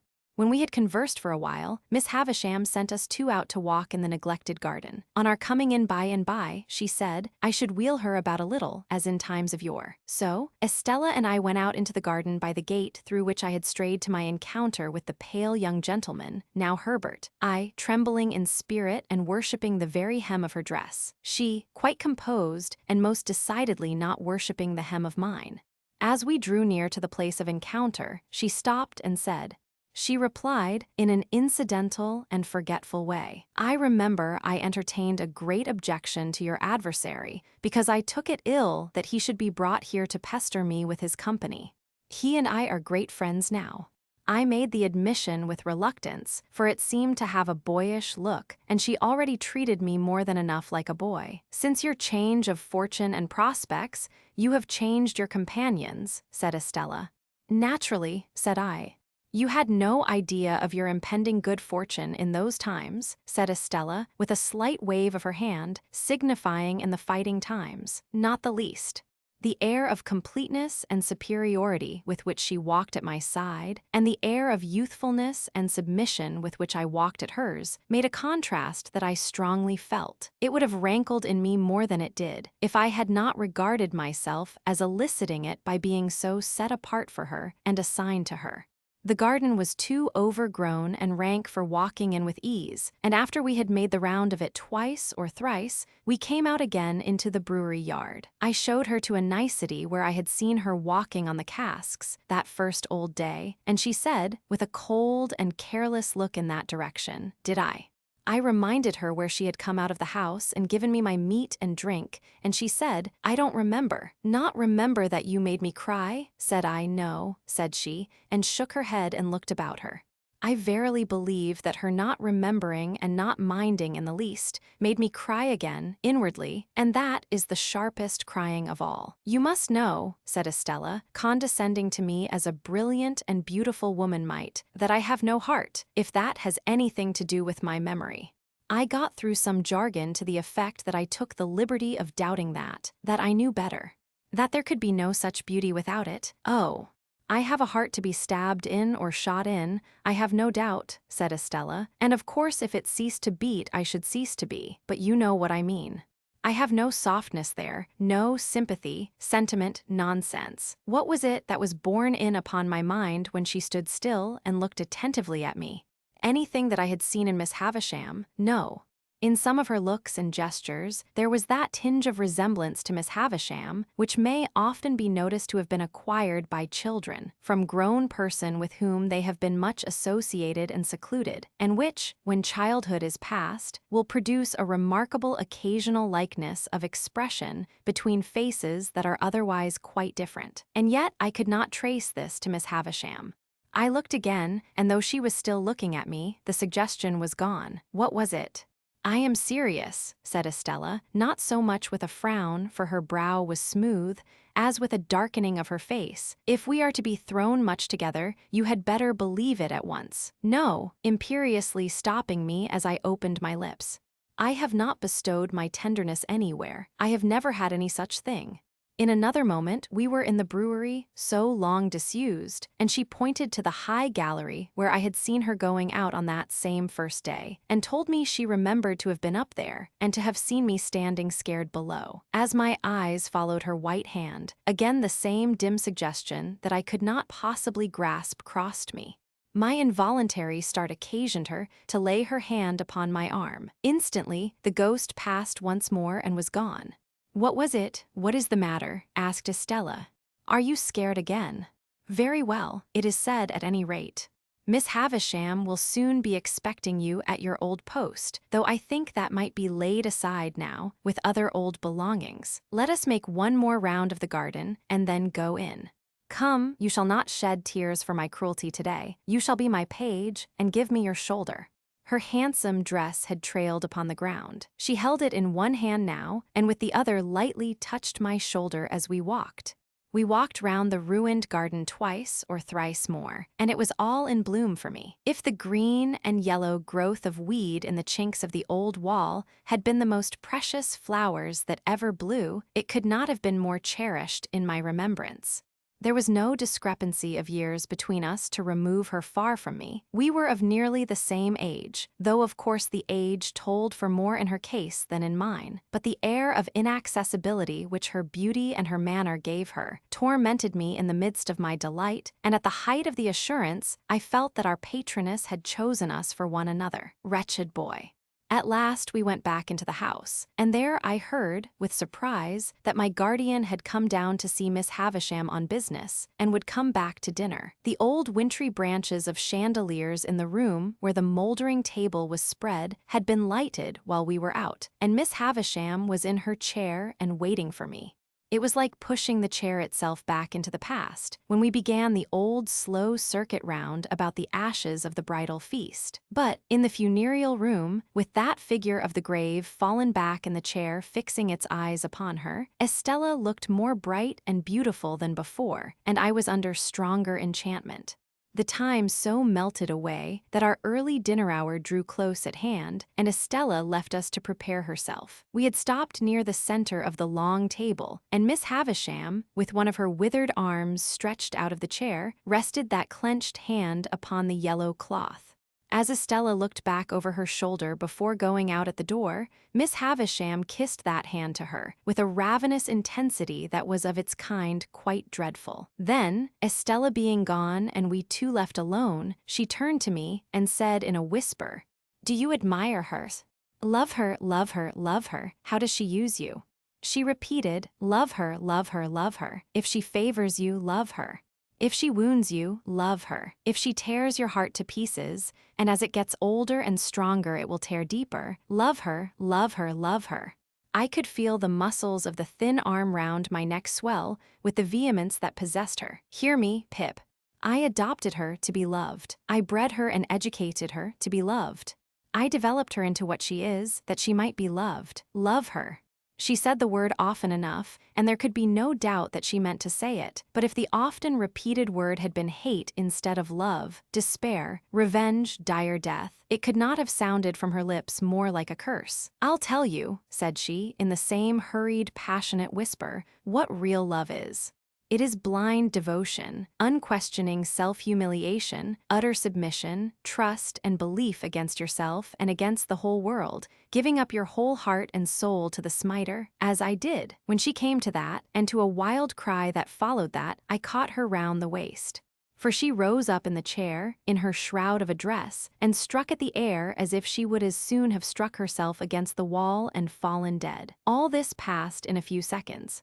As I drew her down into her chair, I was conscious of a scent that I knew, and turning, saw my guardian in the room. He always carried, I have not yet mentioned it, I think, a pocket handkerchief of rich silk and of imposing proportions, which was of great value to him in his profession. I have seen him so terrify a client or a witness by ceremoniously unfolding this pocket handkerchief, as if he were immediately going to blow his nose, and then pausing, as if he knew he should not have time to do it before such client or witness committed himself, that the self-committal has followed directly, quite as a matter of course. When I saw him in the room he had this expressive pocket handkerchief in both hands and was looking at us. On meeting my eye, he said plainly, by a momentary and silent pause in that attitude, "Indeed, singular," and then put the handkerchief to its right use with wonderful effect. Miss Havisham had seen him as soon as I, and was, like everybody else, afraid of him. She made a strong attempt to compose herself, and stammered that he was as punctual as ever. "As punctual as ever," he repeated, coming up to us. "How do you do, Pip? Shall I give you a ride, Miss Havisham? Once round, and so you are here, Pip. To which he replied, "Ah, very fine young lady." Then he pushed Miss Havisham in her chair before him with one of his large hands and put the other in his trousers pocket, as if the pocket were full of secrets. "Well, Pip, how often have you seen Miss Estella before?" said he, when he came to a stop. "How often? 10,000 times. Oh, certainly not so many." While we were still on our way to those detached apartments across the paved yard at the back, he asked me how often I had seen Miss Havisham eat and drink, offering me a breadth of choice, as usual, between 100 times and once. I considered and said, "Never." "And never will, Pip," he retorted, with a frowning smile. "She has never allowed herself to be seen doing either, since she lived this present life of hers. She wanders about in the night, and then lays hands on such food as she takes." "Pray, sir," said I, "may I ask you a question?" "Put your question." I had nothing to add. "Or what?" said he. "Is it Havisham?" Mr. Jaggers presided. Estella sat opposite to him. I faced my green and yellow friend. We dined very well, and were waited on by a maid-servant whom I had never seen in all my comings and goings, but who, for anything I know, had been in that mysterious house the whole time. After dinner, a bottle of choice old port was placed before my guardian. He was evidently well acquainted with the vintage, and the two ladies left us. Anything to equal the determined reticence of Mr. Jaggers under that roof I never saw elsewhere, even in him. He kept his very looks to himself, and scarcely directed his eyes to Estella's face once during dinner. When she spoke to him, he listened, and in due course answered, but never looked at her, that I could see. On the other hand, she often looked at him, with interest and curiosity if not distrust, but his face never showed the least consciousness. Throughout dinner, he took a dry delight in making Sarah Pocket greener and yellower, by often referring in conversation with me to my expectations. But here, again, he showed no consciousness, and even made it appear that he extorted, and even did extort, though I don't know how, those references out of my innocent self. And when he and I were left alone together, he sat with an air upon him of general lying by in consequence of information he possessed that really was too much for me. He cross-examined his very wine when he had nothing else in hand. He held it between himself and the candle, tasted the port, rolled it in his mouth, swallowed it, looked at his glass again, smelt the port, tried it, drank it, filled again, and cross-examined the glass again, until I was as nervous as if I had known the wine to be telling him something to my disadvantage. I think Miss Pocket was conscious that the sight of me involved her in the danger of being goaded to madness, and perhaps tearing off her cap, which was a very hideous one, in the nature of a muslin mop, and strewing the ground with her hair, which assuredly had never grown on her head. She did not appear when we afterwards went up to Miss Havisham's room, and we four played at whist. In the interval, Miss Havisham, in a fantastic way, had put some of the most beautiful jewels from her dressing table into Estella's hair, and about her bosom and arms, and I saw even my guardian look at her from under his thick eyebrows, and raise them a little when her loveliness was before him, with those rich flushes of glitter and color in it. What I suffered from was the incompatibility between his cold presence and my feelings towards Estella. It was not that I knew I could never bear to speak to him about her, that I knew I could never bear to hear him creak his boots at her, that I knew I could never bear to see him wash his hands of her. It was that my admiration should be within a foot or two of him. It was that my feelings should be in the same place with him. That was the agonizing circumstance. We played until 9 o'clock, and then it was arranged that when Estella came to London, I should be forewarned of her coming and should meet her at the coach, and then I took leave of her and touched her and left her. My guardian lay at the boar in the next room to mine. Far into the night, Miss Havisham's words, "Love her, love her, love her," sounded in my ears. I adapted them for my own repetition and said to my pillow, "I love her, I love her, I love her," hundreds of times. Then a burst of gratitude came upon me that she should be destined for me, once the blacksmith's boy. Then I thought if she were, as I feared, by no means rapturously grateful for that destiny yet, when would she begin to be interested in me? When should I awaken the heart within her that was mute and sleeping now? Ah me, I thought those were high and great emotions. but I never thought there was anything low and small in my keeping away from Jo, because I knew she would be contemptuous of him. It was but a day gone, and Jo had brought the tears into my eyes. They had soon dried, God forgive me. Soon dried. Chapter 30. After well considering the matter, while I was dressing at the Blue Boar in the morning, I resolved to tell my guardian that I doubted Orlick's being the right sort of man to fill a post of trust at Miss Havisham's. "Why, of course, he is not the right sort of man, Pip," said my guardian, comfortably satisfied beforehand on the general head, "because the man who fills the post of trust never is the right sort of man." It seemed quite to put him into spirits to find that this particular post was not exceptionally held by the right sort of man, and he listened in a satisfied manner while I told him what knowledge I had of Orlick. "Very good, Pip," he observed when I had concluded. "I'll go round presently and pay our friend off." Rather alarmed by this summary action, I was for a little delay and even hinted that our friend himself might be difficult to deal with. "Oh no, he won't," said my guardian, making his pocket-handkerchief point with perfect confidence. "I should like to see him argue the question with me." I was thus enabled to fly from the Blue Boar immediately after breakfast. By then making a loop of about a couple of miles into the open country at the back of Pumblechook's premises, I got round into the High Street again, a little beyond that pitfall, and felt myself in comparative security. It was interesting to be in the quiet old town once more, and it was not disagreeable to be here and there suddenly recognized and stared after. One or two of the tradespeople even darted out of their shops and went a little way down the street before me, that they might turn, as if they had forgotten something, and pass me face to face, on which occasions I don't know whether they or I made the worse pretense, they of not doing it, or I of not seeing it. Still, my position was a distinguished one, and I was not at all dissatisfied with it, until fate threw me in the way of that unlimited miscreant, Trabb's boy. Casting my eyes along the street at a certain point of my progress, I beheld Trabb's boy approaching, lashing himself with an empty blue bag.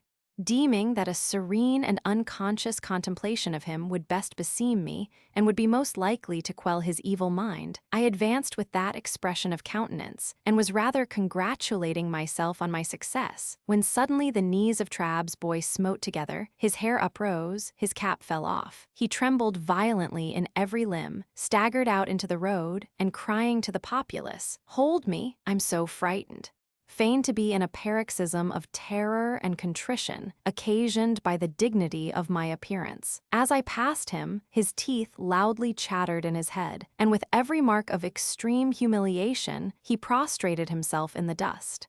This was a hard thing to bear, but this was nothing. I had not advanced another 200 yards when, to my inexpressible terror, amazement, and indignation, I again beheld Trabb's boy approaching.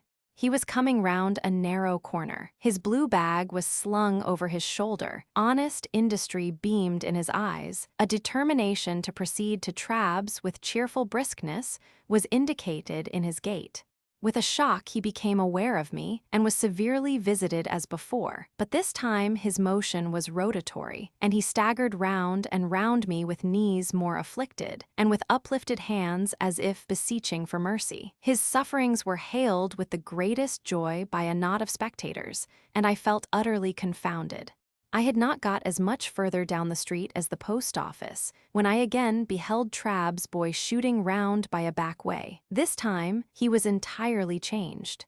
He wore the blue bag in the manner of my greatcoat, and was strutting along the pavement towards me on the opposite side of the street, attended by a company of delighted young friends, to whom he from time to time exclaimed, with a wave of his hand, "Don't know, yah." The disgrace attendant on his immediately afterwards taking to crowing and pursuing me across the bridge with crows, as from an exceedingly dejected fowl who had known me when I was a blacksmith, culminated the disgrace with which I left the town, and was, so to speak, ejected by it into the open country. But unless I had taken the life of Trabb's boy on that occasion, I really do not even now see what I could have done save endure. To have struggled with him in the street, or to have exacted any lower recompense from him than his heart's best blood, would have been futile and degrading. Moreover, he was a boy whom no man could hurt, an invulnerable and dodging serpent who, when chased into a corner, flew out again between his captor's legs, scornfully yelping. I wrote, however, to Mr. Trabb by next day's post, to say that Mr. Pip must decline to deal further with one who could so far forget what he owed to the best interests of society, as to employ a boy who excited loathing in every respectable mind. The coach, with Mr. Jaggers inside, came up in due time, and I took my box seat again, and arrived in London safe, but not sound, for my heart was gone. As soon as I arrived, I sent a penitential codfish and barrel of oysters to Joe as reparation for not having gone myself, and then went on to Barnard's Inn. I found Herbert dining on cold meat and delighted to welcome me back. Having dispatched the Avenger to the coffee house for an addition to the dinner, I felt that I must open my breast that very evening to my friend and chum. As confidence was out of the question with the Avenger in the hall, which could merely be regarded in the light of an antechamber to the keyhole, I sent him to the play. A better proof of the severity of my bondage to that taskmaster could scarcely be afforded than the degrading shifts to which I was constantly driven to find him employment. So mean is extremity that I sometimes sent him to Hyde Park Corner to see what o'clock it was. Dinner done, and we sitting with our feet upon the fender, I said to Herbert, "My dear Herbert, I have something very particular to tell you." "My dear Handel," he returned, "I shall esteem and respect your confidence." Herbert crossed his feet, looked at the fire with his head on one side, and having looked at it in vain for some time, looked at me because I didn't go on. "Herbert," said I, laying my hand upon his knee, I adore Estella." Instead of being transfixed, Herbert replied in an easy matter-of-course way, "Exactly. Well, is that all you say?" "Well, of course I know that. You have never told me when you have got your hair cut, but I have had senses to perceive it. You have always adored her, ever since I have known you. You brought your adoration and your portmanteau here together, told me. Why, you have always told me all day long. When you told me your own story, you told me plainly that you began adoring her the first time you saw her, when you were very young indeed." "Very well, then," said I, to whom this was a new and not unwelcome light, "I have never left off adoring her, and she has come back, a most beautiful and most elegant creature. And I saw her yesterday, and if I adored her before, I now doubly adore her." "Lucky for you then, Handel," said Herbert, "that you are picked out for her and allotted to her. Without encroaching on forbidden ground, we may venture to say that there can be no doubt between ourselves of that fact. Have you any idea yet of Estella's views on the adoration question?" "She is thousands of miles away from me," said I. "You call me a lucky fellow. Of course I am. I was a blacksmith's boy but yesterday. What shall I say I am today? On the whole, I by no means recognize the analysis, but thought it not worth disputing. When I ask what I am to call myself today, Herbert," I went on, "I suggest what I have in my thoughts. You say I am lucky. I know I have done nothing to raise myself in life, and that fortune alone has raised me. That is being very lucky. And yet, when I think of Estella, then, my dear Herbert, I cannot tell you how dependent and uncertain I feel, and how exposed to hundreds of chances. Avoiding forbidden ground, as you did just now, I may still say that on the constancy of one person, naming no person, all my expectations depend. And at the best, how indefinite and unsatisfactory, only to know so vaguely what they are. In saying this, I relieved my mind of what had always been there, more or less, though no doubt most since yesterday. "Now, Handel," Herbert replied, in his gay, hopeful way, "it seems to me that in the despondency of the tender passion, we are looking into our gift-horse's mouth with a magnifying glass. Likewise, it seems to me that, concentrating our attention on the examination, we altogether overlook one of the best points of the animal. Didn't you tell me that your guardian, Mr. Jaggers, told you in the beginning that you were not endowed with expectations only? And even if he had not told you so, though that is a very large if, I grant, could you believe that of all men in London, Mr. Jaggers is the man to hold his present relations towards you unless he were sure of his ground? I said it. People often do so, in such cases, like a rather reluctant concession to truth and justice, as if I wanted to deny it. I should think it was a strong point, said Herbert, and I should think you would be puzzled to imagine a stronger. As to the rest, you must bide your guardian's time, and he must bide his client's time. You'll be 1 and 20 before you know where you are, and then perhaps you'll get some further enlightenment. At all events, you'll be nearer getting it, for it must come at last. What a hopeful disposition you have, said I, gratefully admiring his cheery ways. I ought to have, said Herbert, for I have not much else. I must acknowledge, by the by, that the good sense of what I have just said is not my own, but my father's. The only remark I ever heard him make on your story was the final one: the thing is settled and done, or Mr. Jaggers would not be in it. And now, before I say anything more about my father or my father's son and repay confidence with confidence, I want to make myself seriously disagreeable to you for a moment, positively repulsive. You won't succeed, said I. 1, 2, 3, and now I am in for it. Handel, my good fellow, though he spoke in this light tone, he was very much in earnest. I have been thinking, since we have been talking with our feet on this fender, that Estella surely cannot be a condition of your inheritance if she was never referred to by your guardian. Am I right in so understanding what you have told me, as that he never referred to her, directly or indirectly, in any way, never even hinted, for instance, that your patron might have views as to your marriage ultimately? Now, Handel, I am quite free from the flavor of sour grapes, upon my soul and honor. Not being bound to her, can you not detach yourself from her? I told you I should be disagreeable. I turned my head aside, for, with a rush and a sweep, like the old marsh winds coming up from the sea, a feeling like that which had subdued me on the morning when I left the forge, when the mists were solemnly rising, and when I laid my hand upon the village finger-post, smote upon my heart again. There was silence between us for a little while.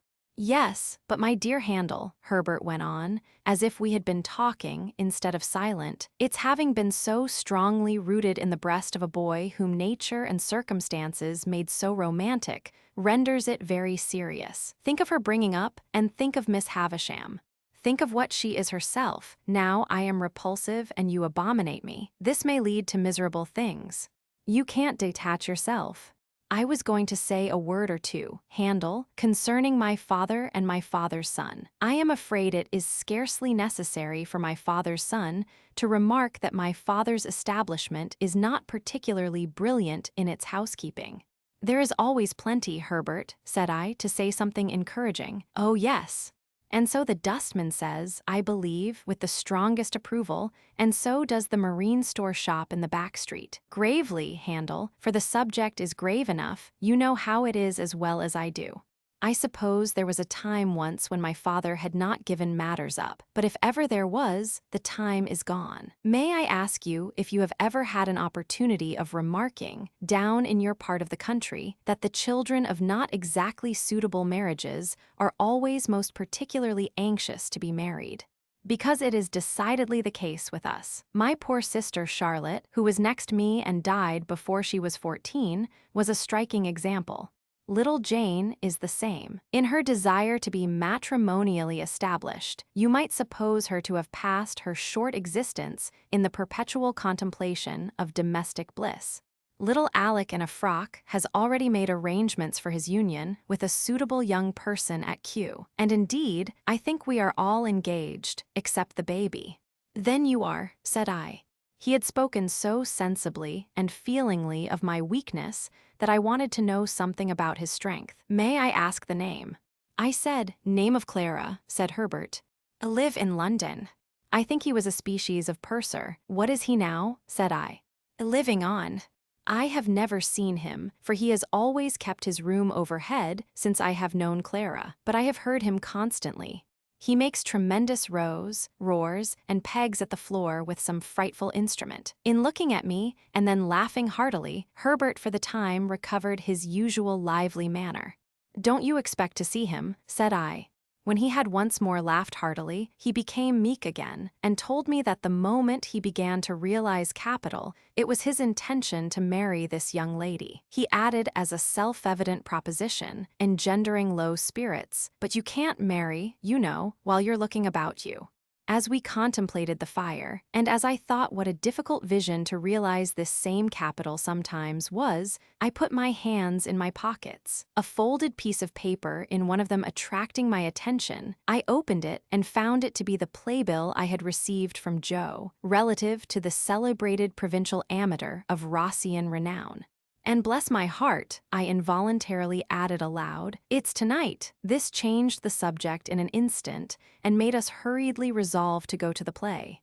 So, when I had pledged myself to comfort and abet Herbert in the affair of his heart by all practicable and impracticable means, and when Herbert had told me that his affianced already knew me by reputation, and that I should be presented to her, and when we had warmly shaken hands upon our mutual confidence, we blew out our candles, made up our fire, locked our door, and issued forth in quest of Mr. Wopsle and Denmark. Chapter 31. On our arrival in Denmark, we found the king and queen of that country elevated in 2 armchairs on a kitchen table, holding a court.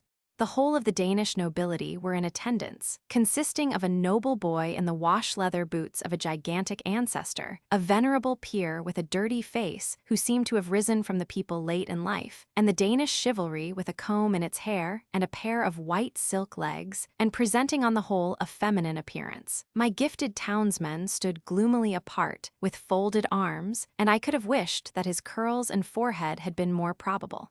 Several curious little circumstances transpired as the action proceeded. The late king of the country not only appeared to have been troubled with a cough at the time of his decease, but to have taken it with him to the tomb and to have brought it back. The royal phantom also carried a ghostly manuscript round its truncheon, to which it had the appearance of occasionally referring, and that too, with an air of anxiety and a tendency to lose the place of reference which were suggestive of a state of mortality. It was this, I conceive, which led to the shades being advised by the gallery to turn over, a recommendation which it took extremely ill. It was likewise to be noted of this majestic spirit, that whereas it always appeared with an air of having been out a long time and walked an immense distance, it perceptibly came from a closely contiguous wall. This occasioned its terrors to be received derisively. The Queen of Denmark, a very buxom lady, though no doubt historically brazen, was considered by the public to have too much brass about her, her chin being attached to her diadem by a broad band of that metal, as if she had a gorgeous toothache, her waist being encircled by another, and each of her arms by another, so that she was openly mentioned as the kettle-drum. This gradually led to a want of toleration for him, and even, on his being detected in holy orders, and declining to perform the funeral service, to the general indignation taking the form of nuts, which, to say the least of it, was out of keeping. Upon my unfortunate townsman, all these incidents accumulated with playful effect. Whenever that undecided prince had to ask a question or state a doubt, the public helped him out with it. As, for example, on the question whether 'twas nobler in the mind to suffer, some roared yes and some no, and some inclining to both opinions said toss up for it, and quite a debating society arose. When he asked what should such fellows as he do crawling between earth and heaven, he was encouraged with loud cries of "Hear, hear." When he appeared with his stocking disordered, its disorder expressed, according to usage, by one very neat fold in the top, which I suppose to be always got up with a flat iron, a conversation took place in the gallery respecting the paleness of his leg, and whether it was occasioned by the turn the ghost had given him. On his taking the recorders, very like a little black flute that had just been played in the orchestra and handed out at the door, he was called upon unanimously for Rule Britannia. When he recommended the player not to saw the air thus, the sulky man said, "And don't you do it, neither, you're a deal worse than him." And I grieve to add that peals of laughter greeted Mr. Wopsle on every one of these occasions, but his greatest trials were in the churchyard, which had the appearance of a primeval forest, with a kind of small ecclesiastical wash-house on one side and a turnpike gate on the other. Mr. Wopsle in a comprehensive black cloak, being descried entering at the turnpike. The gravedigger was admonished in a friendly way, "Look out, here, the undertaker a-coming, to see how you're a-getting on with your work." I believe it is well known in a constitutional country that Mr. Wopsle could not possibly have returned the skull, after moralizing over it, without dusting his fingers on a white napkin taken from his breast. But even that innocent and indispensable action did not pass without the comment, "Whiter." The joy attended Mr. Wopsle through his struggle with Laertes on the brink of the orchestra and the grave, and slackened no more until he had tumbled the king off the kitchen table, and had died by inches from the ankles upward. We had made some pale efforts in the beginning to applaud Mr. Wopsle, but they were too hopeless to be persisted in. Therefore we had sat, feeling keenly for him, but laughing, nevertheless, from ear to ear. When the tragedy was over, and he had been called for and hooted, I said to Herbert, "Let us go at once, or perhaps we shall meet him." We made all the haste we could downstairs, but we were not quick enough either. Standing at the door was a Jewish man with an unnatural heavy smear of eyebrow, who caught my eyes as we advanced, and said, when we came up with him, "Waldengarver," I repeated, when Herbert murmured in my ear, "Probably Wopsle."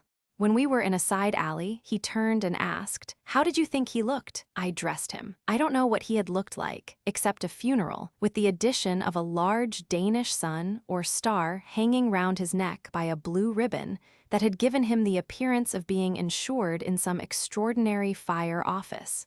But I said he had looked very nice. "When he come to the grave," said our conductor, "he showed his cloak beautiful. But judging from the wing, it looked to me that, when he see the ghost in the Queen's apartment, he might have made more of his stockings." I modestly assented, and we all fell through a little dirty swing door into a sort of hot packing case immediately behind it. Here Mr. Wopsle was divesting himself of his Danish garments, and here there was just room for us to look at him over one another's shoulders by keeping the packing case door or lid wide open. "Gentlemen," said Mr. Wopsle, "I am proud to see you. I hope, Mr. Pip, you will excuse my sending round. I had the happiness to know you in former times, and the drama has ever had a claim which has ever been acknowledged on the noble and the affluent." Meanwhile, Mr. Waldengarver, in a frightful perspiration, was trying to get himself out of his princely sables. "Skin the stockings off Mr. Waldengarver," said the owner of that property, "or you'll bust 'em. Bust 'em, and you'll bust 35 shillings. Shakespeare never was complimented with a finer pair. Keep quiet in your chair now, and leave 'em to me."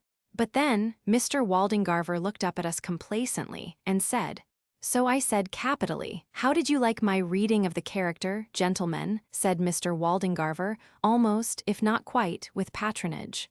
Herbert said from behind, again poking me, "Massive and concrete." So I said boldly, as if I had originated it, and must beg to insist upon it, "Massive and concrete."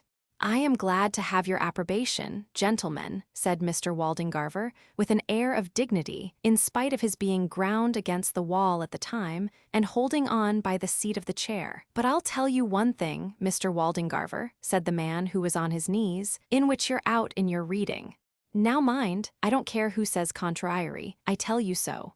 You're out in your reading of Hamlet when you get your legs in profile. The last Hamlet, as I dressed, made the same mistakes in his reading at rehearsal, till I got him to put a large red wafer on each of his shins, and then at that rehearsal, which was the last, I went in front, sir, to the back of the pit, and whenever his reading brought him into profile, I called out, 'I don't see no wafers,' and at night his reading was lovely."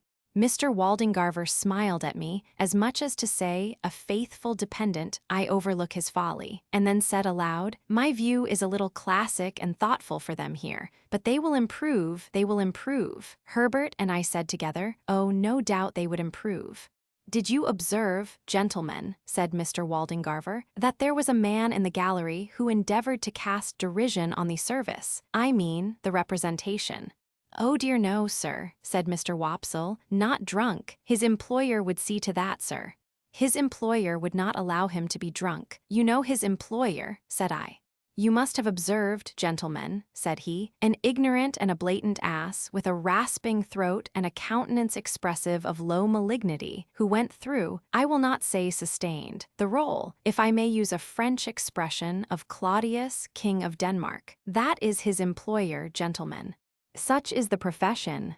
I forget in detail what they were, but I have a general recollection that he was to begin with reviving the drama and to end with crushing it, inasmuch as his decease would leave it utterly bereft and without a chance or hope." Chapter 32. One day when I was busy with my books and Mr. Pocket, I received a note by the post, the mere outside of which threw me into a great flutter. For, though I had never seen the handwriting in which it was addressed, I divined whose hand it was.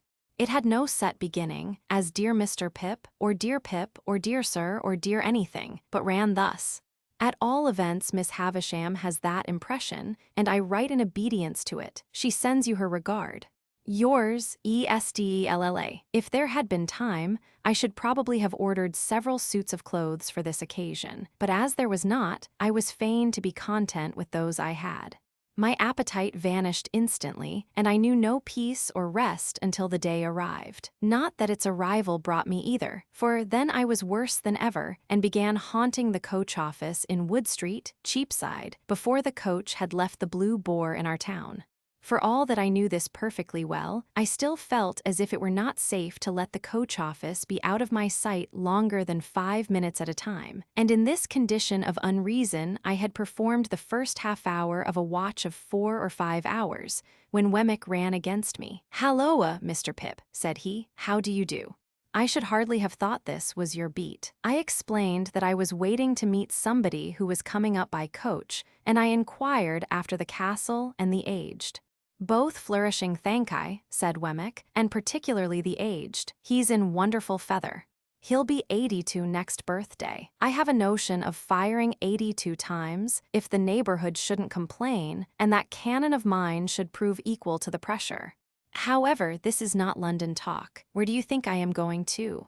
"Next thing to it," returned Wemmick, "I am going to Newgate. We are in a banker's parcel case just at present, and I have been down the road taking a squint at the scene of action, and thereupon must have a word or two with our client." "Did your client commit the robbery?" I asked.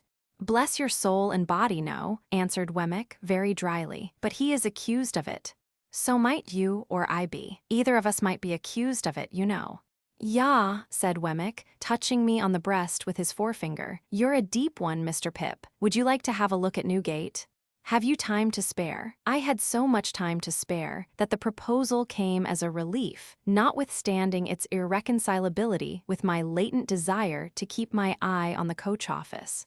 Muttering that I would make the inquiry whether I had time to walk with him, I went into the office and ascertained from the clerk with the nicest precision and much to the trying of his temper the earliest moment at which the coach could be expected, which I knew beforehand, quite as well as he. I then rejoined Mr. Wemmick, and affecting to consult my watch and to be surprised by the information I had received, accepted his offer. We were at Newgate in a few minutes, and we passed through the lodge where some fetters were hanging up on the bare walls among the prison rules, into the interior of the jail. At that time, jails were much neglected, and the period of exaggerated reaction consequent on all public wrongdoing, and which is always its heaviest and longest punishment, was still far off. So, felons were not lodged and fed better than soldiers, to say nothing of paupers, and seldom set fire to their prisons with the excusable object of improving the flavor of their soup. It was visiting time when Wemmick took me in, and a potman was going his rounds with beer, and the prisoners, behind bars and yards, were buying beer and talking to friends, and a frowsy, ugly, disorderly, depressing scene it was. It struck me that Wemmick walked among the prisoners much as a gardener might walk among his plants. This was first put into my head by his seeing a shoot that had come up in the night, and saying, "What, Captain Tom? Are you there? Ah, indeed. And also, is that black bill behind the cistern? Why I didn't look for you these 2 months. How do you find yourself?" equally in his stopping at the bars and attending to anxious whisperers, always singly. Wemmick, with his post office in an immovable state, looked at them while in conference, as if he were taking particular notice of the advance they had made, since last observed, towards coming out in full blow at their trial. His personal recognition of each successive client was comprised in a nod, and in his settling his hat a little easier on his head with both hands, and then tightening the post office, and putting his hands in his pockets. In one or two instances there was a difficulty respecting the raising of fees, and then Mr. Wemmick, backing as far as possible from the insufficient money produced, said, "It's no use, my boy. I'm only a subordinate, I can't take it. Don't go on in that way with a subordinate. If you are unable to make up your quantum, my boy, you had better address yourself to a principal. There are plenty of principals in the profession, you know, and what is not worth the while of one may be worth the while of another. That's my recommendation to you, speaking as a subordinate. Don't try on useless measures. Why should you? Now who's next?" Thus we walked through Wemmick's greenhouse until he turned to me and said, "Notice the man I shall shake hands with." I should have done so, without the preparation, as he had shaken hands with no one yet. "Colonel to you," said Wemmick. "How are you, Colonel?"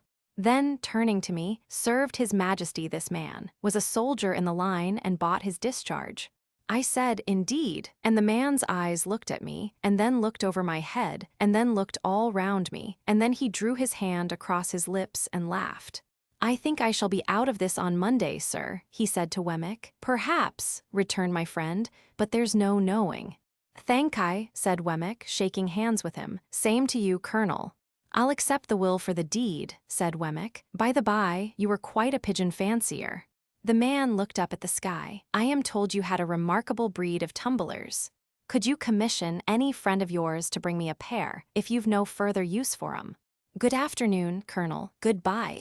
They shook hands again, and as we walked away Wemmick said to me, "A coiner, a very good workman. The recorder's report is made today, and he is sure to be executed on Monday.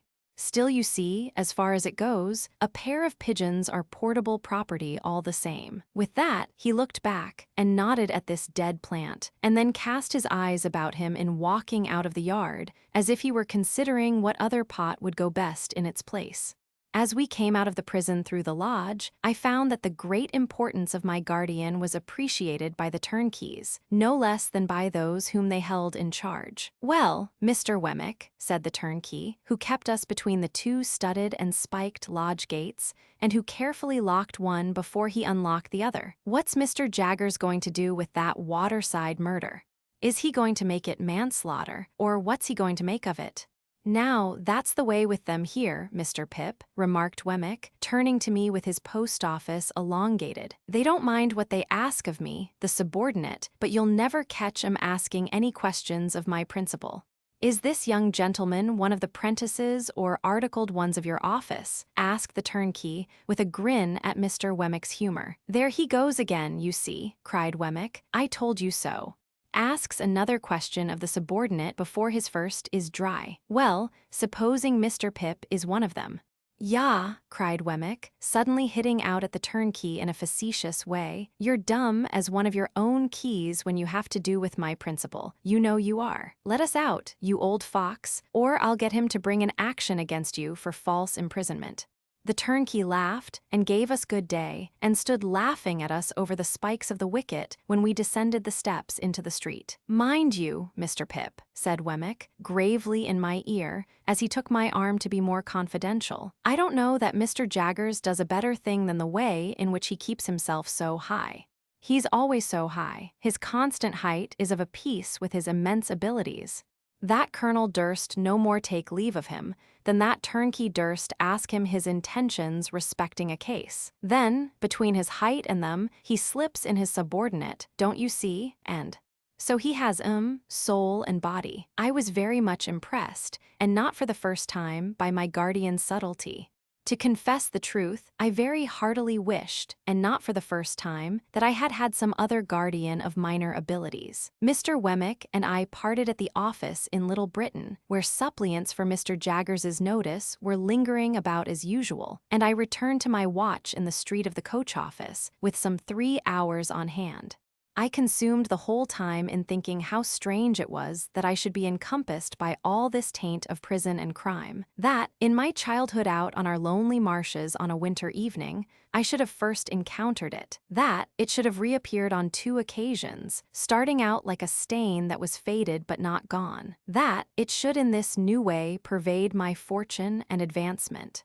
I wished that Wemmick had not met me, or that I had not yielded to him and gone with him, so that, of all days in the year on this day, I might not have had Newgate in my breath and on my clothes. I beat the prison dust off my feet as I sauntered to and fro, and I shook it out of my dress, and I exhaled its air from my lungs.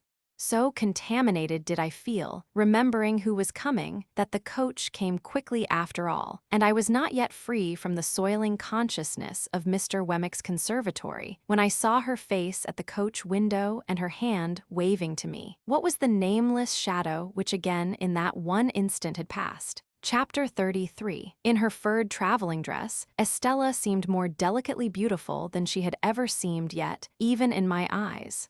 Her manner was more winning than she had cared to let it be to me before, and I thought I saw Miss Havisham's influence in the change. We stood in the inn yard while she pointed out her luggage to me, and when it was all collected, I remembered, having forgotten everything but herself in the meanwhile, that I knew nothing of her destination. "I am going to Richmond," she told me. "Our lesson is that there are 2 Richmonds, one in Surrey and one in Yorkshire, and that mine is the Surrey-Richmond. The distance is 10 miles. I am to have a carriage, and you are to take me. This is my purse, and you are to pay my charges out of it. Oh, you must take the purse. We have no choice, you and I, but to obey our instructions. We are not free to follow our own devices, you and I." She said them slightingly, but not with displeasure. "A carriage will have to be sent for, Estella. Will you rest here a little?" Upon that, he pulled out a napkin, as if it were a magic clue without which he couldn't find the way upstairs, and led us to the black hole of the establishment, fitted up with a diminishing mirror, quite a superfluous article, considering the hole's proportions, an anchovy sauce screw-it, and somebody's patents. On my objecting to this retreat, he took us into another room with a dinner table for 30, and in the grate a scorched leaf of a copybook under a bushel of coal dust. Having looked at this extinct conflagration and shaken his head, he took my order, which, proving to be merely "some tea for the lady," sent him out of the room in a very low state of mind. I was, and I am, sensible that the air of this chamber, in its strong combination of stable with soup stock, might have led one to infer that the coaching department was not doing well, and that the enterprising proprietor was boiling down the horses for the refreshment department. Yet the room was all in all to me, Estella being in it. I thought that with her, I could have been happy there for life. I was not at all happy there at the time, observe, and I knew it well. "Where are you going to, at Richmond?" I asked Estella. "I am going to live," said she, "at a great expense with a lady there who has the power, or says she has, of taking me about, and introducing me, and showing people to me, and showing me to people. I suppose you will be glad of variety and admiration. Where did you learn how I speak of others?" "Come, come," said Estella, smiling delightfully, "you must not expect me to go to school to you. I must talk in my own way. How do you thrive with Mr. Pocket?" "As pleasantly as I could anywhere, away from you. He is nobody's enemy. They watch you, misrepresent you, write letters about you, anonymous sometimes, and you are the torment and the occupation of their lives. You can scarcely realize to yourself the hatred those people feel for you." This was very singular to me, and I looked at her in considerable perplexity. When she left off, and she had not laughed languidly, but with real enjoyment, I said, in my diffident way with her, "No, no, you may be sure of that," said Estella. "You may be certain that I laugh because they fail. Oh, those people with Miss Havisham, and the tortures they undergo." She laughed again, and even now when she had told me why, her laughter was very singular to me, for I could not doubt its being genuine, and yet it seemed too much for the occasion. I thought there must really be something more here than I knew. She saw the thought in my mind and answered it. It is not easy for even you, said Estella, to know what satisfaction it gives me to see those people thwarted, or what an enjoyable sense of the ridiculous I have when they are made ridiculous. For you were not brought up in that strange house from a mere baby. I was. You had not your little wits sharpened by their intriguing against you, suppressed and defenseless, under the mask of sympathy and pity and what not that is soft and soothing. I had. You did not gradually open your round, childish eyes wider and wider to the discovery of that impostor of a woman who calculates her stores of peace of mind for when she wakes up in the night. I did. It was no laughing matter with Estella now, nor was she summoning these remembrances from any shallow place. I would not have been the cause of that look of hers for all my expectations in a heap.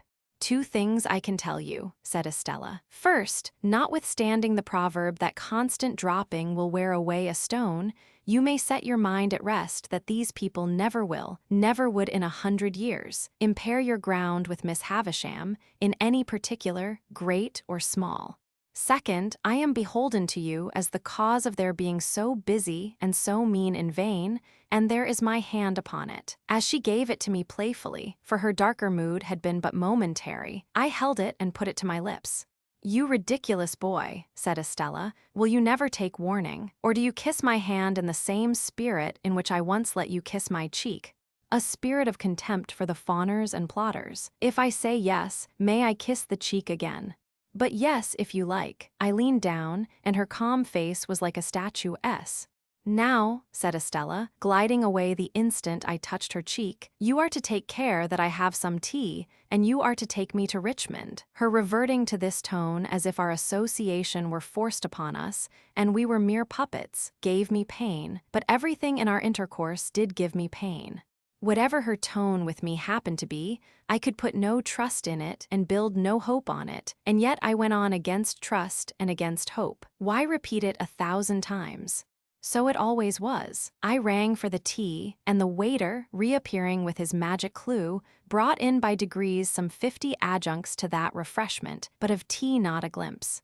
A tea-board, cups and saucers, plates, knives and forks, including carvers, spoons, various, salt-cellars, a meek little muffin confined with the utmost precaution under a strong iron cover, Moses in the bulrushes typified by a soft bit of butter and a quantity of parsley, a pale loaf with a powdered head, 2 proof impressions of the bars of the kitchen fireplace on triangular bits of bread, and ultimately a fat family urn.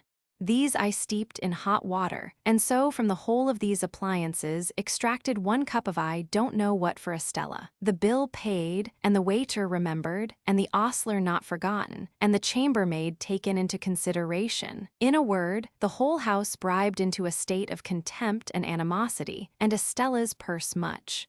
Lightened, we got into our post-coach and drove away. Turning into Cheapside and rattling up Newgate Street, we were soon under the walls of which I was so ashamed. "What place is that?" Estella asked me. I made a foolish pretense of not at first recognizing it, and then told her, as she looked at it and drew in her head again, murmuring, "Wretches!" I would not have confessed to my visit for any consideration. "Mr. Jaggers," said I, by way of putting it neatly on somebody else, "has the reputation of being more in the secrets of that dismal place than any man in London."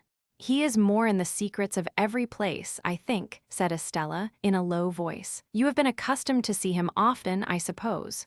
But I know him no better now than I did before I could speak plainly. What is your own experience of him? Do you advance with him?" "I fancy," said Estella, shrinking, "that must be a curious place." "It is a curious place." I should have been chary of discussing my guardian too freely even with her, but I should have gone on with the subject so far as to describe the dinner in Gerrard Street, if we had not then come into a sudden glare of gas. It seemed, while it lasted, to be all alight and alive with that inexplicable feeling I had had before, and when we were out of it, I was as much dazed for a few moments as if I had been in lightning. So we fell into other talk, and it was principally about the way by which we were traveling, and about what parts of London lay on this side of it, and what on that. The great city was almost new to her, she told me, for she had never left Miss Havisham's neighborhood until she had gone to France, and she had merely passed through London, then in going and returning. I asked her if my guardian had any charge of her while she remained here. To that she emphatically said, God forbid. And no more. It was impossible for me to avoid seeing that she cared to attract me, that she made herself winning, and would have won me even if the task had needed pains. Yet this made me none the happier, for even if she had not taken that tone of our being disposed of by others, I should have felt that she held my heart in her hand because she willfully chose to do it, and not because it would have wrung any tenderness in her to crush it and throw it away. When we passed through Hammersmith, I showed her where Mr. Matthew Pocket lived, and said it was no great way from Richmond, and that I hoped I should see her sometimes. Oh yes, you are to see me. You are to come when you think proper. You are to be mentioned to the family. Indeed, you are already mentioned. I inquired was it a large household she was going to be a member of. No, there are only two, mother and daughter. The mother is a lady of some station, though not averse to increasing her income. It is a part of Miss Havisham's plans for me, Pip, said Estella, with a sigh, as if she were tired. I am to write to her constantly and see her regularly and report how I go on, I and the jewels, for they are nearly all mine now. It was the first time she had ever called me by my name.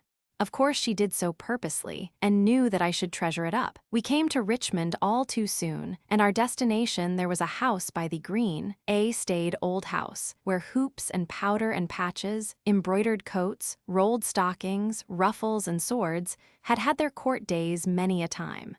Some ancient trees before the house were still cut into fashions as formal and unnatural as the hoops and wigs and stiff skirts, but their own allotted places in the great procession of the dead were not far off, and they would soon drop into them and go the silent way of the rest.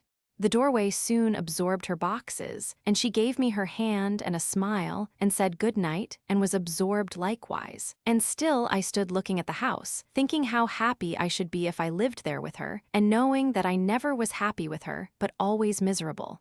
I got into the carriage to be taken back to Hammersmith, and I got in with a bad heartache, and I got out with a worse heartache. At our own door, I found little Jane Pocket coming home from a little party escorted by her little lover, and I envied her little lover, in spite of his being subject to Flopson. Mr. Pocket was out lecturing, for he was a most delightful lecturer on domestic economy, and his treatises on the management of children and servants were considered the very best textbooks on those themes. But Mrs. Pocket was at home, and was in a little difficulty, on account of the baby's having been accommodated with a needle case to keep him quiet during the unaccountable absence, with a relative in the foot guards of Miller's. And more needles were missing than it could be regarded as quite wholesome for a patient of such tender years either to apply externally or to take as a tonic. Mr. Pocket being justly celebrated for giving most excellent practical advice, and for having a clear and sound perception of things and a highly judicious mind, I had some notion in my heartache of begging him to accept my confidence. But happening to look up at Mrs. Pocket as she sat reading her book of dignities after prescribing bed as a sovereign remedy for baby, I thought, well, no, I wouldn't. Chapter 34. As I had grown accustomed to my expectations, I had insensibly begun to notice their effect upon myself and those around me. Their influence on my own character I disguised from my recognition as much as possible, but I knew very well that it was not all good. I lived in a state of chronic uneasiness respecting my behavior to Joe. My conscience was not by any means comfortable about Biddy. When I woke up in the night, like Camilla, I used to think, with a weariness on my spirits, that I should have been happier and better if I had never seen Miss Havisham's face, and had risen to manhood content to be partners with Joe in the honest old forge. Many a time of an evening, when I sat alone looking at the fire, I thought, after all there was no fire like the forge fire and the kitchen fire at home. Yet Estella was so inseparable from all my restlessness and disquiet of mind that I really fell into confusion as to the limits of my own part in its production. That is to say, supposing I had had no expectations, and yet had had Estella to think of, I could not make out to my satisfaction that I should have done much better. Now, concerning the influence of my position on others, I was in no such difficulty, and so I perceived, though dimly enough perhaps, that it was not beneficial to anybody, and, above all, that it was not beneficial to Herbert. My lavish habits led his easy nature into expenses that he could not afford, corrupted the simplicity of his life, and disturbed his peace with anxieties and regrets. I was not at all remorseful for having unwittingly set those other branches of the Pocket family to the poor arts they practiced, because such littlenesses were their natural bent and would have been evoked by anybody else if I had left them slumbering. But Herbert S. was a very different case, and it often caused me a twinge to think that I had done him evil service in crowding his sparely furnished chambers with incongruous upholstery work, and placing the canary-breasted avenger at his disposal. So now, as an infallible way of making little ease great ease, I began to contract a quantity of debt. I could hardly begin, but Herbert must begin too, so he soon followed. At Startop's suggestion, we put ourselves down for election into a club called the Finches of the Grove, the object of which institution I have never divined, if it were not that the members should dine expensively once a fortnight, to quarrel among themselves as much as possible after dinner, and to cause 6 waiters to get drunk on the stairs. I know that these gratifying social ends were so invariably accomplished that Herbert and I understood nothing else to be referred to in the first standing toast of the society, which ran, "Gentlemen, may the present promotion of good feeling ever reign predominant among the Finches of the Grove." Occasionally, he shot himself out of his equipage headforemost over the apron, and I saw him on one occasion deliver himself at the door of the Grove in this unintentional way, like Coles. But here I anticipate a little, for I was not a Finch, and could not be, according to the sacred laws of the society, until I came of age. In my confidence in my own resources, I would willingly have taken Herbert's expenses on myself, but Herbert was proud, and I could make no such proposal to him. So he got into difficulties in every direction and continued to look about him. When we gradually fell into keeping late hours and late company, I noticed that he looked about him with a desponding eye at breakfast time, that he began to look about him more hopefully about midday, that he drooped when he came into dinner, that he seemed to descry capital in the distance, rather clearly, after dinner, that he all but realized capital towards midnight. Herbert would often come to Hammersmith when I was there, and I think at those seasons his father would occasionally have some passing perception that the opening he was looking for had not appeared yet. But in the general tumbling up of the family, his tumbling out in life somewhere was a thing to transact itself somehow. In the meantime, Mr. Pocket grew grayer, and tried oftener to lift himself out of his perplexities by the hair, while Mrs. Pocket tripped up the family with her footstool, read her book of dignities, lost her pocket handkerchief, told us about her grandpapa, and taught the young idea how to shoot, by shooting it into bed whenever it attracted her notice.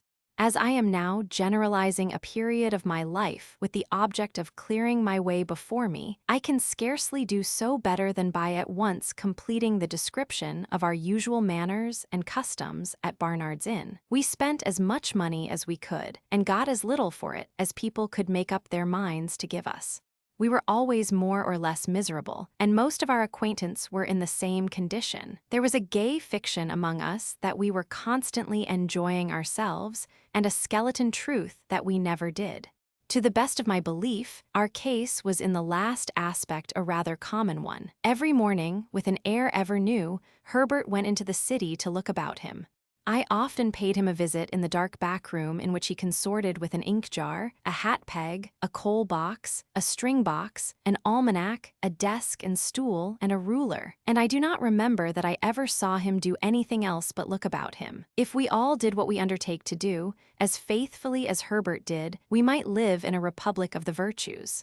He had nothing else to do, poor fellow, except at a certain hour of every afternoon to go to Lloyd's, in observance of a ceremony of seeing his principal, I think. He never did anything else in connection with Lloyd's that I could find out, except come back again. When he felt his case unusually serious, and that he positively must find an opening, he would go on change at a busy time and walk in and out in a kind of gloomy country dance figure among the assembled magnates. For, says Herbert to me, coming home to dinner on one of those special occasions, I find the truth to be, Handel, that an opening won't come to one, but one must go to it. So I have been. If we had been less attached to one another, I think we must have hated one another regularly every morning. I detested the chambers beyond expression at that period of repentance, and could not endure the sight of the Avenger's livery, which had a more expensive and a less remunerative appearance then than at any other time in the 24 hours. At certain times, meaning at uncertain times, for they depended on our humor, I would say to Herbert as if it were a remarkable discovery. Then, Herbert, I would respond, let us look into our affairs. We always derived profound satisfaction from making an appointment for this purpose. I always thought this was business, this was the way to confront the thing, this was the way to take the foe by the throat, and I know Herbert thought so too.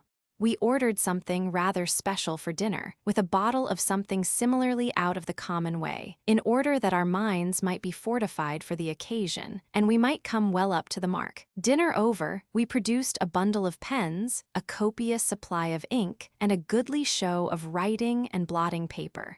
For there was something very comfortable in having plenty of stationery. I would then take a sheet of paper and write across the top of it, in a neat hand, the heading, Memorandum of Pip's Debts, with Barnard's Inn and the date very carefully added. Herbert would also take a sheet of paper and write across it with similar formalities, Memorandum of Herbert's Debts. Each of us would then refer to a confused heap of papers at his side, which had been thrown into drawers, worn into holes in pockets, half burnt in lighting candles, stuck for weeks into the looking-glass, and otherwise damaged. The sound of our pens going refreshed us exceedingly, insomuch that I sometimes found it difficult to distinguish between this edifying business proceeding and actually paying the money. In point of meritorious character, the two things seemed about equal. When we had written a little while, I would ask Herbert how he got on. Herbert probably would have been scratching his head in a most rueful manner at the sight of his accumulating figures. They are mounting up, Handel, Herbert would say. Upon my life, they are mounting up. Look into your affairs, stare them out of countenance. So I would, Handel, only they are staring me out of countenance. However, my determined manner would have its effect, and Herbert would fall to work again. After a time, he would give up once more, on the plea that he had not got Cobbs's bill, or Lobb's S, or Nobbs's, as the case might be. Then, Herbert, estimated in round numbers and put it down. What a fellow of resource you are, my friend would reply, with admiration. Really, your business powers are very remarkable. I thought so too.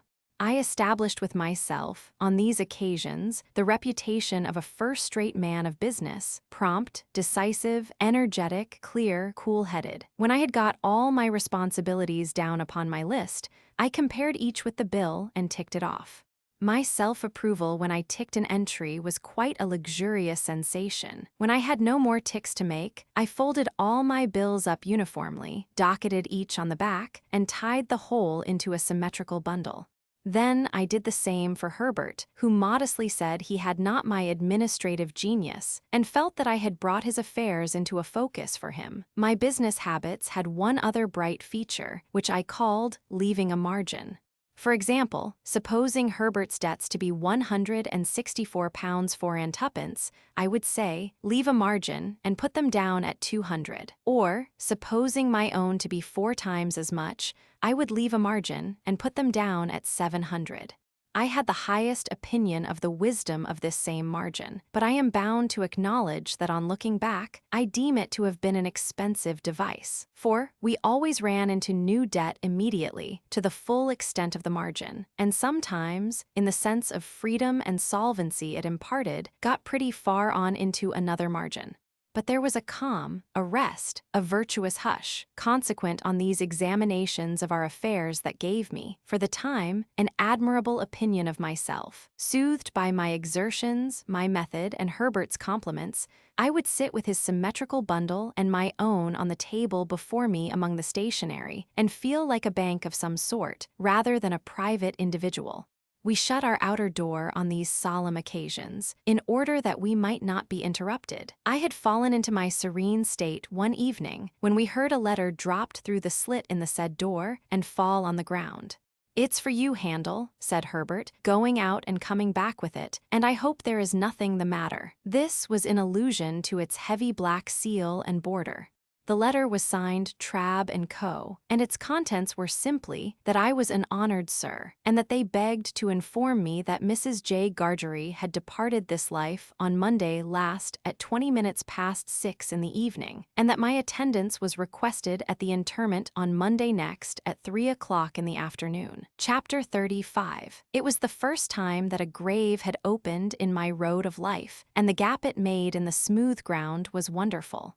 The figure of my sister in her chair by the kitchen fire haunted me night and day. That the place could possibly be, without her, was something my mind seemed unable to compass, and whereas she had seldom or never been in my thoughts of late, I had now the strangest ideas that she was coming towards me in the street, or that she would presently knock at the door. In my rooms, too, with which she had never been at all associated, there was at once the blankness of death and a perpetual suggestion of the sound of her voice or the turn of her face or figure, as if she were still alive and had been often there. Whatever my fortunes might have been, I could scarcely have recalled my sister with much tenderness. But I suppose there is a shock of regret which may exist without much tenderness, under its influence, and perhaps to make up for the want of the softer feeling.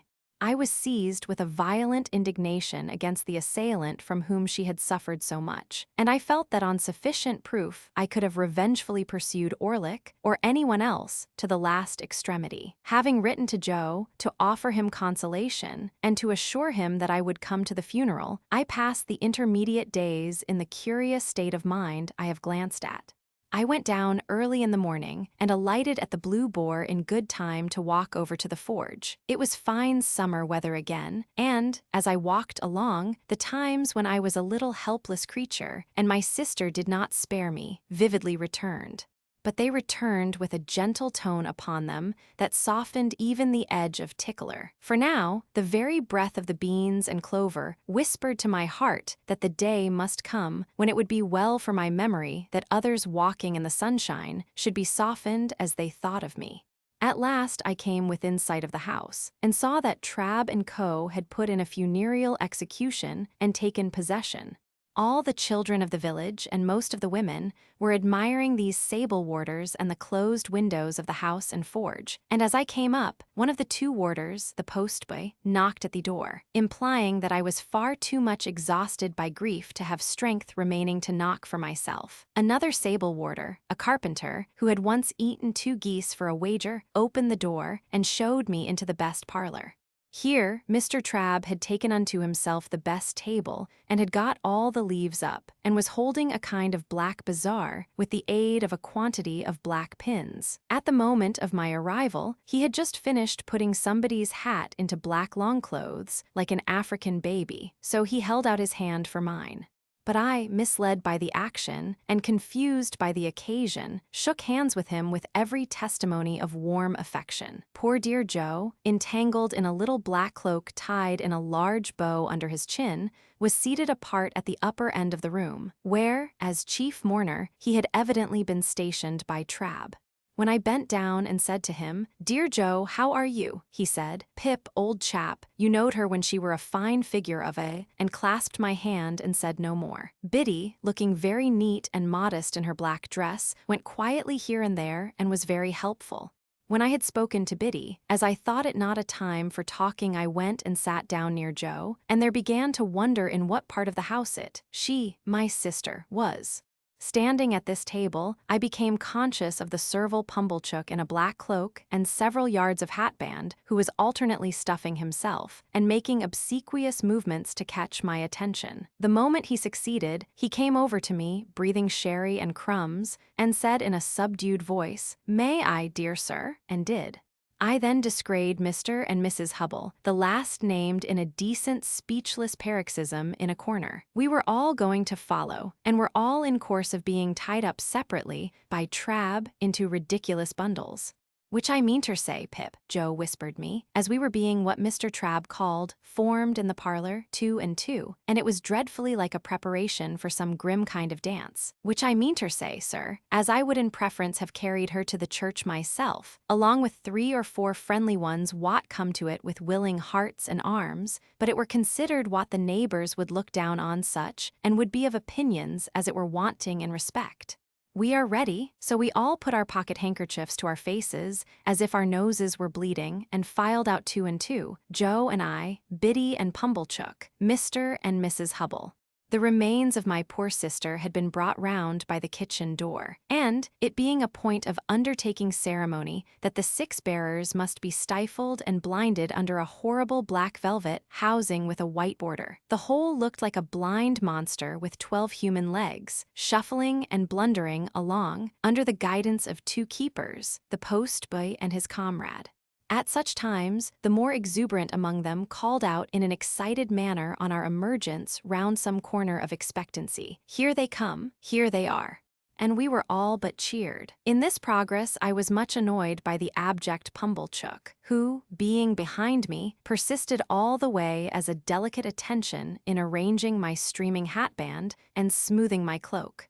My thoughts were further distracted by the excessive pride of Mr. and Mrs. Hubble, who were surpassingly conceited and vainglorious in being members of so distinguished a procession. And now the range of marshes lay clear before us, with the sails of the ships on the river growing out of it, and we went into the churchyard, close to the graves of my unknown parents, Philip Purrip, late of this parish, and also Georgiana, wife of the above.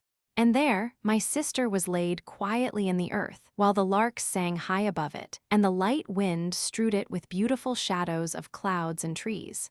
When we got back, he had the hardihood to tell me that he wished my sister could have known I had done her so much honor, and to hint that she would have considered it reasonably purchased at the price of her death. After that, he drank all the rest of the sherry, and Mr. Hubble drank the port, and the 2 talked, which I have since observed to be customary in such cases, as if they were of quite another race from the deceased, and were notoriously immortal. Finally, he went away with Mr. and Mrs. Hubble, to make an evening of it, I felt sure, and to tell the jolly bargemen that he was the founder of my fortunes and my earliest benefactor. When they were all gone, and when Trab and his men, but not his boy, I looked for him, had crammed their mummery into bags, and were gone too, the house felt wholesomer. Soon afterwards, Biddy, Joe, and I had a cold dinner together, but we dined in the best parlor, not in the old kitchen, and Joe was so exceedingly particular what he did with his knife and fork and the salt cellar and what not, that there was great restraint upon us. But after dinner, when I made him take his pipe, and when I had loitered with him about the forge, and when we sat down together on the great block of stone outside it, we got on better. I noticed that after the funeral Joe changed his clothes so far as to make a compromise between his Sunday dress and working dress, in which the dear fellow looked natural and like the man he was. He was very much pleased by my asking if I might sleep in my own little room, and I was pleased too, for I felt that I had done rather a great thing in making the request. When the shadows of evening were closing in, I took an opportunity of getting into the garden with Biddy for a little talk. "Biddy," said I think you might have written to me about these sad matters." "Do you, Mr. Pip?" said Biddy. "I should have written if I had thought that." After looking a little at her downcast eyes as she walked beside me, I gave up that point. "I suppose it will be difficult for you to remain here now, Biddy dear." "I can't do so, Mr. Pip," said Biddy, in a tone of regret but still of quiet conviction. "I have been speaking to Mrs. Hubble, and I am going to her tomorrow. I hope we shall be able to take some care of Mr. Gargery, together, until he settles down. How are you going to live, Biddy? If you want any mo, I am going to try to get the place of mistress in the new school nearly finished here. I can be well recommended by all the neighbors, and I hope I can be industrious and patient and teach myself while I teach others. You know, Mr. Pip, pursued Biddy, with a smile, as she raised her eyes to my face, the new schools are not like the old, but I learnt a good deal from you after that time, and have had time since then to improve. I think you would always improve, Biddy, under any circumstances. Except in my bad side of human nature, murmured Biddy. It was not so much a reproach as an irresistible thinking aloud. Well, I thought I would give up that point too. So I walked a little further with Biddy, looking silently at her downcast eyes. I have not heard the particulars of my sister's death, Biddy. She had been in one of her bad states, though they had got better of late, rather than worse, for 4 days, when she came out of it in the evening, just at tea time, and said quite plainly, "Joe." As she had never said any word for a long while, I ran and fetched in Mr. Gargery from the forge. She made signs to me that she wanted him to sit down close to her and wanted me to put her arms round his neck. So I put them round his neck, and she laid her head down on his shoulder quite content and satisfied. And so she presently said, "Joe," again, and once "Pardon," and once "Pip." And so she never lifted her head up any more, and it was just an hour later when we laid it down on her own bed, because we found she was gone. Biddy cried, the darkening garden, and the lane, and the stars that were coming out were blurred in my own sight. Nothing was ever discovered, Biddy. Do you know what has become of Orlick?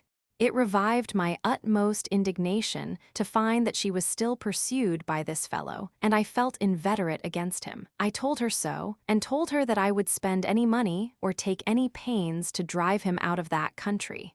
By degrees she led me into more temperate talk, and she told me how Joe loved me and how Joe never complained of anything. She didn't say of me, she had no need, I knew what she meant, but ever did his duty in his way of life, with a strong hand, a quiet tongue, and a gentle heart. Indeed, it would be hard to say too much for him, said I. And Biddy, we must often speak of these things, for of course I shall be often down here now.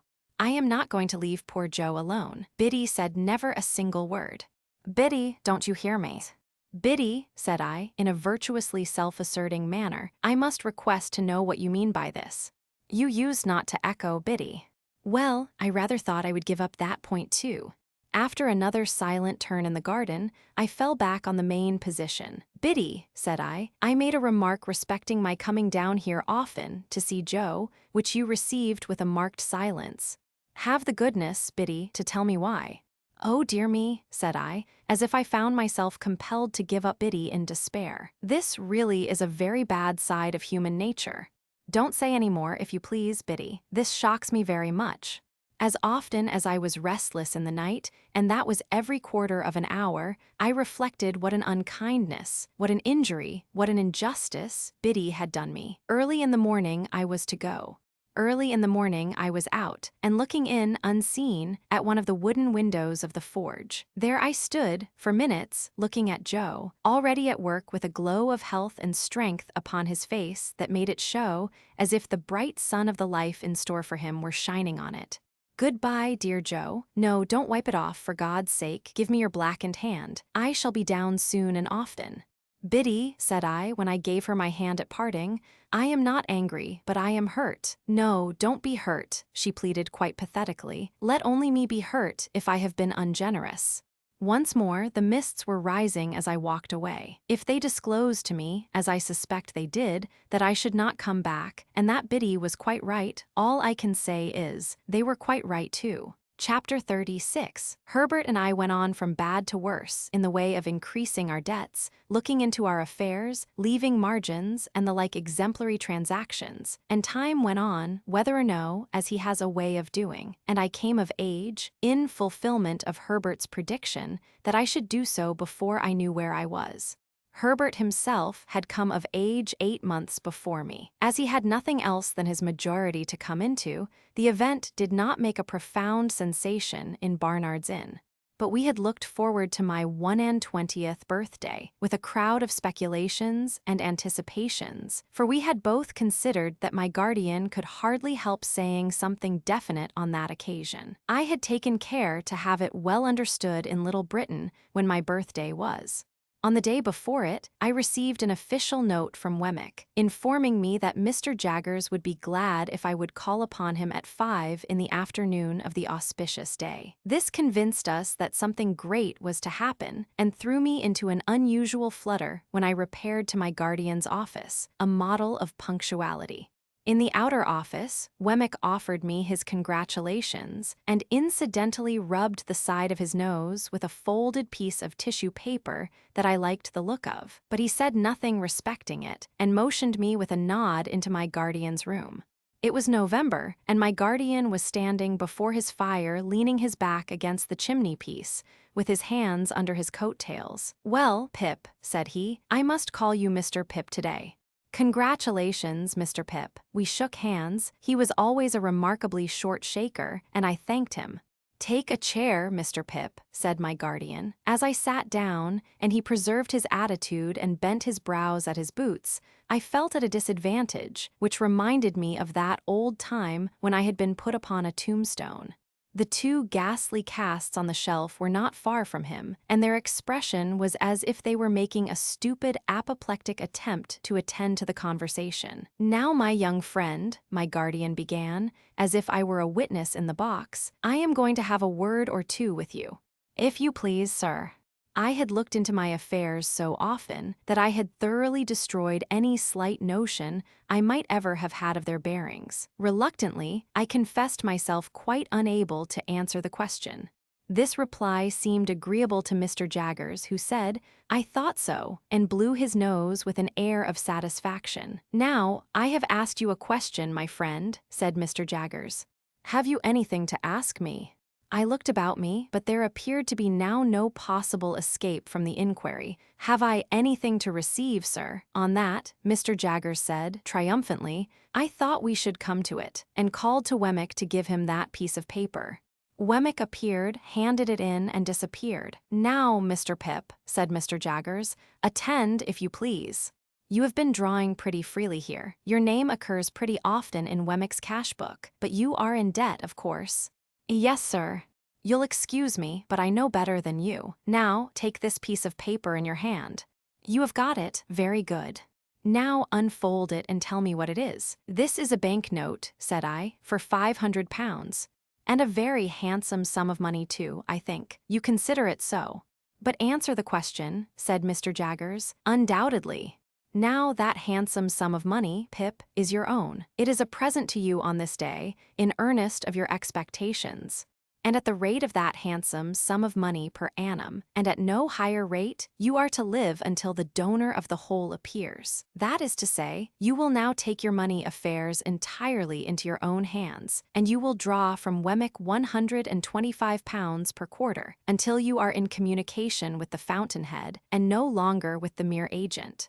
As I have told you before, I am the mere agent. I execute my instructions, and I am paid for doing so. I think them injudicious, but I am not paid for giving any opinion on their merits. I was beginning to express my gratitude to my benefactor for the great liberality with which I was treated, when Mr. Jaggers stopped me. "I am not paid, Pip," said he coolly, "to carry your words to anyone," and then gathered up his coat-tails, as he had gathered up the subject, and stood frowning at his boots as if he suspected them of designs against him. After a pause, I hinted, "I hope I am doing nothing wrong in asking it again." "Is it likely," I said, after hesitating, "that my patron, the fountainhead you have spoken of, Mr. Jaggers, will soon—" There I delicately stopped. "Will soon what?" asked Mr. Jaggers. "That's no question as it stands, you know." "Just so," said Mr. Jaggers, "that's my answer." "Do you suppose it will still be years hence, Mr. Jaggers?" "That's a question I must not be asked. You'll understand that better when I tell you it's a question that might compromise me. Come, I'll go a little further with you. I'll say something more." He bent down so low to frown at his boots that he was able to rub the calves of his legs in the pause he made. "When that person discloses," said Mr. Jaggers, straightening himself, "you and that person will settle your own affairs. When that person discloses, my part in this business will cease and determine. When that person discloses, it will not be necessary for me to know anything about it. And that's all I have got to say. We looked at one another until I withdrew my eyes and looked thoughtfully at the floor. From this last speech, I derived the notion that Miss Havisham, for some reason or no reason, had not taken him into her confidence as to her designing me for Estella, that he resented this and felt a jealousy about it, or that he really did object to that scheme and would have nothing to do with it. When I raised my eyes again, I found that he had been shrewdly looking at me all the time and was doing so still. "If that is all you have to say, sir," I remarked, "there can be nothing left for me to say." He nodded assent and pulled out his thief-dreaded watch and asked me where I was going to dine. I replied at my own chambers with Herbert. As a necessary sequence, I asked him if he would favor us with his company, and he promptly accepted the invitation. But he insisted on walking home with me in order that I might make no extra preparation for him, and first he had a letter or two to write, and of course had his hands to wash. So I said I would go into the outer office and talk to Wemmick. The fact was that when the £500 had come into my pocket, a thought had come into my head which had been often there before, and it appeared to me that Wemmick was a good person to advise with concerning such thought. He had already locked up his safe and made preparations for going home. He had left his desk, brought out his 2 greasy office candlesticks, and stood them in line with the snuffers on a slab near the door, ready to be extinguished. He had raked his fire low, put his hat and greatcoat ready, and was beating himself all over the chest with his safe key as an athletic exercise after business. "Mr. Wemmick," said I want to ask your opinion. I am very desirous to serve a friend." Wemmick tightened his post office and shook his head, as if his opinion were dead against any fatal weakness of that sort. "This friend," I pursued, "is trying to get on in commercial life, but has no money, and finds it difficult and disheartening to make a beginning. Now I want somehow to help him to a beginning." "With money down," said Wemmick, in a tone drier than any sawdust. "With some money down," I replied, for an uneasy remembrance shot across me of that symmetrical bundle of papers at home, "with some money down, and perhaps some anticipation of my expectations." "Mr. Pip," said Wemmick, "I should like just to run over with you on my fingers, if you please, the names of the various bridges up as high as Chelsea Reach. Let's see. There's London 1, Southwark 2, Blackfriars 3, Waterloo 4, Westminster 5, Vauxhall 6. He had checked off each bridge in its turn, with the handle of his safe key on the palm of his hand. "There's as many as 6, you see, to choose from. Serve a friend with it, and you may know the end of it too, but it's a less pleasant and profitable end." I could have posted a newspaper in his mouth. He made it so wide after saying this. "This is very discouraging," said I. "Then is it your opinion," I inquired with some little indignation, "that a man should never, unless he wants to get rid of the friend, and then it becomes a question how much portable property it may be worth to get rid of him." "And that," said I, "is your deliberate opinion, Mr. Wemmick." "Ah," said I, pressing him, for I thought I saw him near a loophole here, "but would that be your opinion at Walworth?" "Mr. Pip," he replied with gravity, "Walworth is one place, and this office is another. Much as the aged is one person, and Mr. Jaggers is another, they must not be confounded together. My Walworth sentiments must be taken at Walworth. None but my official sentiments can be taken in this office." We had held this conversation in a low voice, well knowing my guardian's ears to be the sharpest of the sharp. As he now appeared in his doorway, toweling his hands, Wemmick got on his greatcoat and stood by to snuff out the candles. We all 3 went into the street together, and from the doorstep, Wemmick turned his way, and Mr. Jaggers and I turned ours. I could not help wishing more than once that evening that Mr. Jaggers had had an aged in Gerrard Street, or a stinger, or a something, or a somebody, to unbend his brows a little. It was an uncomfortable consideration on a 21st birthday that coming of age at all seemed hardly worth while in such a guarded and suspicious world as he made of it. He was 1,000 times better informed and cleverer than Wemmick, and yet I would 1,000 times rather have had Wemmick to dinner. And Mr. Jaggers made not me alone intensely melancholy, because, after he was gone, Herbert said of himself, with his eyes fixed on the fire, that he thought he must have committed a felony and forgotten the details of it. He felt so dejected and guilty. Chapter 37. Deeming Sunday the best day for taking Mr. Wemmick's Walworth sentiments, I devoted the next ensuing Sunday afternoon to a pilgrimage to the castle. On arriving before the battlements, I found the Union Jack flying and the drawbridge up, but undeterred by this show of defiance and resistance, I rang at the gate and was admitted in a most pacific manner by the aged. "My son, sir," said the old man, after securing the drawbridge, "rather had it in his mind that you might happen to drop in, and he left word that he would soon be home from his afternoon's walk. He is very regular in his walks, is my son. Very regular in everything is my son." I nodded at the old gentleman as Wemmick himself might have nodded, and we went in and sat down by the fireside. "You made acquaintance with my son, sir," said the old man, in his chirping way, while he warmed his hands at the blaze, "at his office, I expect." I nodded. "Ha! I have heard that my son is a wonderful hand at his business, sir." I nodded hard. "Yes, so they tell me. His business is the law." I nodded harder. "Which makes it more surprising in my son," said the old man, "for he was not brought up to the law but to the wine coopering." Curious to know how the old gentleman stood informed concerning the reputation of Mr. Jaggers, I roared that name at him. He threw me into the greatest confusion by laughing heartily and replying in a very sprightly manner, "No, to be sure, you're right."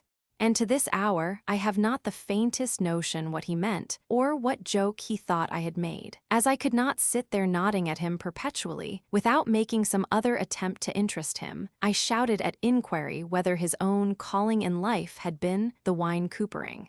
By dint of straining that term out of myself several times, and tapping the old gentleman on the chest to associate it with him, I at last succeeded in making my meaning understood. "No," said the old gentleman, "the warehousing, the warehousing.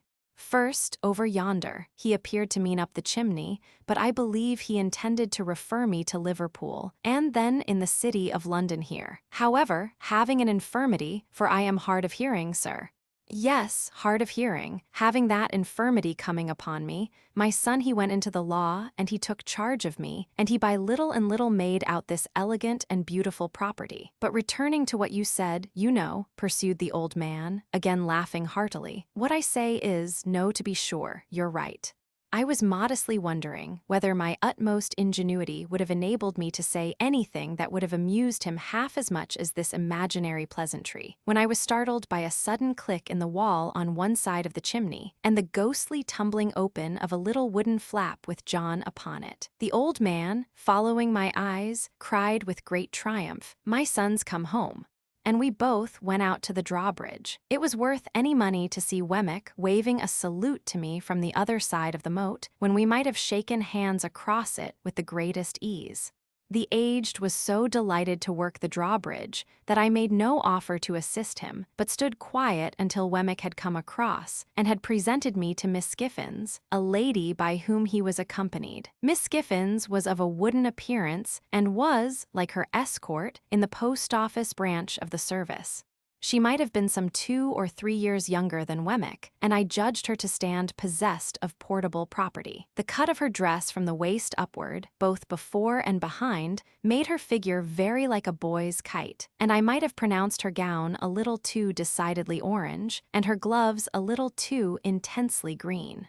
But she seemed to be a good sort of fellow, and showed a high regard for the aged. I was not long in discovering that she was a frequent visitor at the castle, for, on our going in, and my complimenting Wemmick on his ingenious contrivance for announcing himself to the aged, he begged me to give my attention for a moment to the other side of the chimney, and disappeared. Presently another click came, and another little door tumbled open with Miss Skiffins on it. Then Miss Skiffins shut up and John tumbled open. Then Miss Skiffins and John both tumbled open together, and finally shut up together. On Wemmick's return from working these mechanical appliances, I expressed the great admiration with which I regarded them, and he said, "Well, you know, they're both pleasant and useful to the aged. And by George, sir, it's a thing worth mentioning, that of all the people who come to this gate, the secret of those pulls is only known to the aged, Miss Skiffins, and me. And Mr. Wemmick made them," added Miss Skiffins, "with his own hands out of his own head." While Miss Skiffins was taking off her bonnet, she retained her green gloves during the evening as an outward and visible sign that there was company. Wemmick invited me to take a walk with him round the property and see how the island looked in wintertime. Thinking that he did this to give me an opportunity of taking his Walworth sentiments, I seized the opportunity as soon as we were out of the castle. Having thought of the matter with care, I approached my subject as if I had never hinted at it before. I informed Wemmick that I was anxious in behalf of Herbert Pocket, and I told him how we had first met and how we had fought. I glanced at Herbert's home and at his character, and at his having no means but such as he was dependent on his father for, those uncertain and unpunctual. I alluded to the advantages I had derived in my first rawness and ignorance from his society, and I confessed that I feared I had but ill repaid them, and that he might have done better without me and my expectations. Keeping Miss Havisham in the background at a great distance, I still hinted at the possibility of my having competed with him in his prospects, and at the certainty of his possessing a generous soul, and being far above any mean distrusts, retaliations, or designs. I begged Wemmick, in conclusion, to understand that my help must always be rendered without Herbert's knowledge or suspicion, and that there was no one else in the world with whom I could advise. I wound up by laying my hand upon his shoulder and saying, "I can't help confiding in you, though I know it must be troublesome to you, but that is your fault in having ever brought me here." Wemmick was silent for a little while, and then said with a kind of start, "Well, you know, Mr. Pip, I must tell you one thing. This is devilish good of you." "Say you'll help me to be good, then," said I.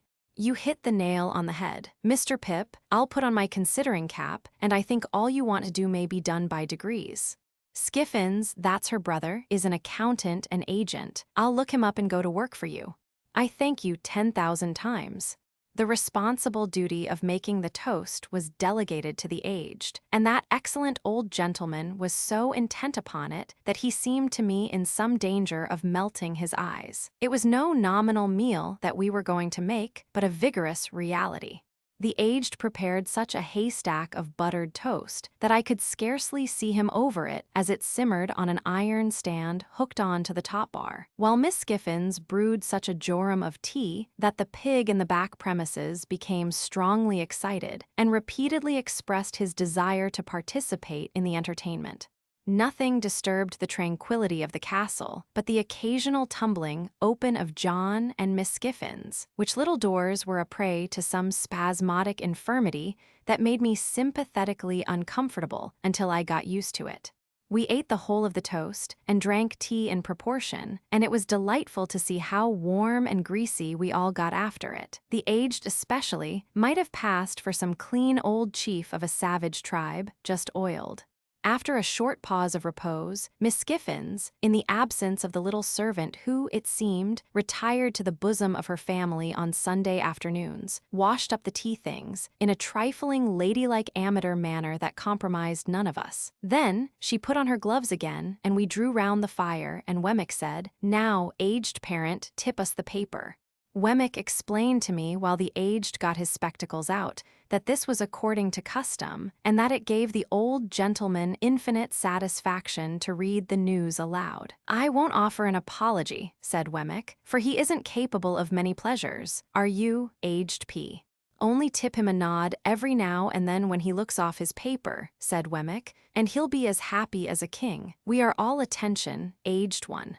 The aged's reading reminded me of the classes at Mr. Wopsle's Greytant,'s, with the pleasanter peculiarity that it seemed to come through a keyhole. As he wanted the candles close to him, and as he was always on the verge of putting either his head or the newspaper into them, he required as much watching as a powder mill. But Wemmick was equally untiring and gentle in his vigilance, and the aged read on, quite unconscious of his many rescues. Whenever he looked at us, we all expressed the greatest interest and amazement, and nodded until he resumed again. As Wemmick and Miss Skiffins sat side by side, and as I sat in a shadowy corner, I observed a slow and gradual elongation of Mr. Wemmick's mouth, powerfully suggestive of his slowly and gradually stealing his arm round Miss Skiffins's waist. Miss Skiffens's composure while she did this was one of the most remarkable sights I have ever seen, and if I could have thought the act consistent with abstraction of mind, I should have deemed that Miss Skiffens performed it mechanically. By and by, I noticed Wemmick's arm beginning to disappear again and gradually fading out of view. Shortly afterwards, his mouth began to widen again. After an interval of suspense on my part that was quite enthralling and almost painful, I saw his hand appear on the other side of Miss Skiffens. Instantly, Miss Skiffens stopped it with the neatness of a placid boxer, took off that girdle or cestus as before, and laid it on the table. Taking the table to represent the path of virtue, I am justified in stating that during the whole time of the age's reading, Wemmick's arm was straying from the path of virtue and being recalled to it by Miss Skiffens. At last, the aged read himself into a light slumber. This was the time for Wemmick to produce a little kettle, a tray of glasses, and a black bottle with a porcelain-topped cork, representing some clerical dignitary of a rubicund and social aspect. With the aid of these appliances, we all had something warm to drink, including the aged, who was soon awake again. Miss Skiffens mixed, and I observed that she and Wemmick drank out of one glass. Of course, I knew better than to offer to see Miss Skiffens home, and under the circumstances, I thought I had best go first, which I did, taking a cordial leave of the aged, and having passed a pleasant evening. Before a week was out, I received a note from Wemmick, dated Walworth, stating that he hoped he had made some advance in that matter appertaining to our private and personal capacities, and that he would be glad if I could come and see him again upon it. So I went out to Walworth again, and yet again, and I saw him by appointment in the city several times, but never held any communication with him on the subject in or near Little Britain. The upshot was that we found a worthy young merchant or shipping broker, not long established in business, who wanted intelligent help, and who wanted capital, and who in due course of time and receipt would want a partner. Between him and me, secret articles were signed of which Herbert was the subject, and I paid him half of my £500 down and engaged for sundry other payments, some to fall due at certain dates out of my income, some contingent on my coming into my property. Miss Skiffens's brother conducted the negotiation. Wemmick pervaded it throughout, but never appeared in it. The whole business was so cleverly managed that Herbert had not the least suspicion of my hand being in it. I never shall forget the radiant face with which he came home one afternoon and told me, as a mighty piece of news, of his having fallen in with one cleriker, the young merchant's name, and of clericers having shown an extraordinary inclination towards him, and of his belief that the opening had come at last. At length, the thing being done, and he having that day entered Cleriker's house, and he having talked to me for a whole evening in a flush of pleasure and success, I did really cry in good earnest when I went to bed, to think that my expectations had done some good to somebody. A great event in my life, the turning point of my life, now opens on my view. But before I proceed to narrate it, and before I pass on to all the changes it involved, I must give one chapter to Estella. It is not much to give to the theme that so long filled my heart. Chapter 38. If that staid old house near the green at Richmond should ever come to be haunted when I am dead, it will be haunted, surely, by my ghost. Oh, the many, many nights and days through which the unquiet spirit within me haunted that house when Estella lived there. Let my body be where it would, my spirit was always wandering about that house. The lady with whom Estella was placed, Mrs. Branley by name, was a widow with one daughter several years older than Estella. The mother looked young and the daughter looked old. The mother's complexion was pink and the daughter's was yellow. The mother set up for frivolity and the daughter for theology. They were in what is called a good position, and were visited by numbers of people. Little, if any, community of feeling subsisted between them and Estella, but the understanding was established that they were necessary to her, and that she was necessary to them. Mrs. Branley had been a friend of Miss Havisham's before the time of her seclusion. In Mrs. Branley's house, and out of Mrs. Branley's house, I suffered every kind and degree of torture that Estella could cause me. the nature of my relations with her, which placed me on terms of familiarity without placing me on terms of favor, conduced to my distraction. She made use of me to tease other admirers, and she turned the very familiarity between herself and me to the account of putting a constant slight on my devotion to her. If I had been her secretary, steward, half-brother, poor relation, if I had been a younger brother of her appointed husband, I could not have seemed to myself further from my hopes when I was nearest to her. The privilege of calling her by her name and hearing her call me by mine became, under the circumstances, an aggravation of my trials. And while I think it likely that it almost maddened her other lovers, I know too certainly that it almost maddened me. She had admirers without end. No doubt my jealousy made an admirer of everyone who went near her, but there were more than enough of them without that. I saw her often at Richmond, I heard of her often in town, and I used often to take her and the Branleys on the water. There were picnics, fête days, plays, operas, concerts, parties, all sorts of pleasures, through which I pursued her, and they were all miseries to me. I never had 1 hour's happiness in her society, and yet my mind all round the 24 hours was harping on the happiness of having her with me unto death.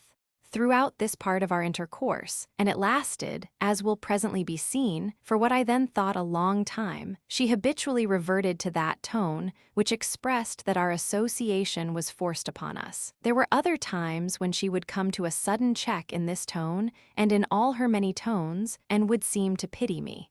"Pip, Pip," she said one evening, coming to such a check, when we sat apart at a darkening window of the house in Richmond, "will you never take warning? If you don't know what I mean, you are blind." I should have replied that love was commonly reputed blind, but for the reason that I always was restrained, and this was not the least of my miseries, by a feeling that it was ungenerous to press myself upon her, when she knew that she could not choose but obey Miss Havisham. My dread always was that this knowledge on her part laid me under a heavy disadvantage with her pride, and made me the subject of a rebellious struggle in her bosom. "At any rate," said I have no warning given me just now, for you wrote to me to come to you this time." "That's true," said Estella, with a cold, careless smile that always chilled me. After looking at the twilight without for a little while, she went on to say, "You are to take me there, and bring me back, if you will." She would rather I did not travel alone, and objects to receiving my maid, for she has a sensitive horror of being talked of by such people. "Can you take me?" "You are to pay all charges out of my purse. You hear the condition of your going." "And must obey," said I. She was even more dreadfully fond of Estella than she had been when I last saw them together. I repeat the word advisedly, for there was something positively dreadful in the energy of her looks and embraces. She hung upon Estella's beauty, hung upon her words, hung upon her gestures, and sat mumbling her own trembling fingers while she looked at her, as though she were devouring the beautiful creature she had reared. From Estella she looked at me, with a searching glance that seemed to pry into my heart and probe its wounds. "How does she use you, Pip? How does she use you?" she asked me again, with her witch-like eagerness, even in Estella's hearing. I saw in this, wretched though it made me, and bitter the sense of dependence and even of degradation that it awakened, I saw in this that Estella was set to wreak Miss Havisham's revenge on men, and that she was not to be given to me until she had gratified it for a term. I saw in this a reason for her being beforehand assigned to me, sending her out to attract and torment and do mischief. Miss Havisham sent her with the malicious assurance that she was beyond the reach of all admirers, and that all who staked upon that cast were secured to lose. I saw in this that I, too, was tormented by a perversion of ingenuity, even while the prize was reserved for me. I saw in this the reason for my being staved off so long, and the reason for my late guardian's declining to commit himself to the formal knowledge of such a scheme. In a word, I saw in this Miss Havisham as I had her then and there before my eyes, and always had her before my eyes, and I saw in this the distinct shadow of the darkened and unhealthy house in which her life was hidden from the sun. The candles that lighted that room of hers were placed in sconces on the wall. They were high from the ground, and they burnt with the steady dullness of artificial light in air that is seldom renewed. As I looked round at them, and at the pale gloom they made, and at the stopped clock, and at the withered articles of bridal dress upon the table and the ground, and at her own awful figure with its ghostly reflection, thrown large by the fire upon the ceiling and the wall, I saw in everything the construction that my mind had come to, repeated and thrown back to me. It happened on the occasion of this visit that some sharp words arose between Estella and Miss Havisham. It was the first time I had ever seen them opposed. We were seated by the fire, as just now described, and Miss Havisham still had Estella's arm drawn through her own, and still clutched Estella's hand in hers, when Estella gradually began to detach herself. She had shown a proud impatience more than once before, and had rather endured that fierce affection than accepted or returned it. "What," said Miss Havisham, flashing her eyes upon her, "are you tired of me?" Estella looked at her with perfect composure, and again looked down at the fire. Her graceful figure and her beautiful face expressed a self-possessed indifference to the wild heat of the other that was almost cruel. "You stock and stone," exclaimed Miss Havisham, "you cold, cold heart." "What?" said Estella, preserving her attitude of indifference as she leaned against the great chimney-piece and only moving her eyes. "Do you reproach me for being cold? You should know," said Estella, "I am what you have made me. Take all the praise, take all the blame, take all the success, take all the failure, in short, take me." "At least I was no party to the compact," said Estella, "for if I could walk and speak when it was made, it was as much as I could do. But what would you have? You have been very good to me, and I owe everything to you. What would you have?" "You have it, I have not," said Miss Havisham. "Mother by adoption," retorted Estella, never departing from the easy grace of her attitude, never raising her voice as the other did, never yielding either to anger or tenderness. "Mother by adoption, I have said that I owe everything to you. All I possess is freely yours.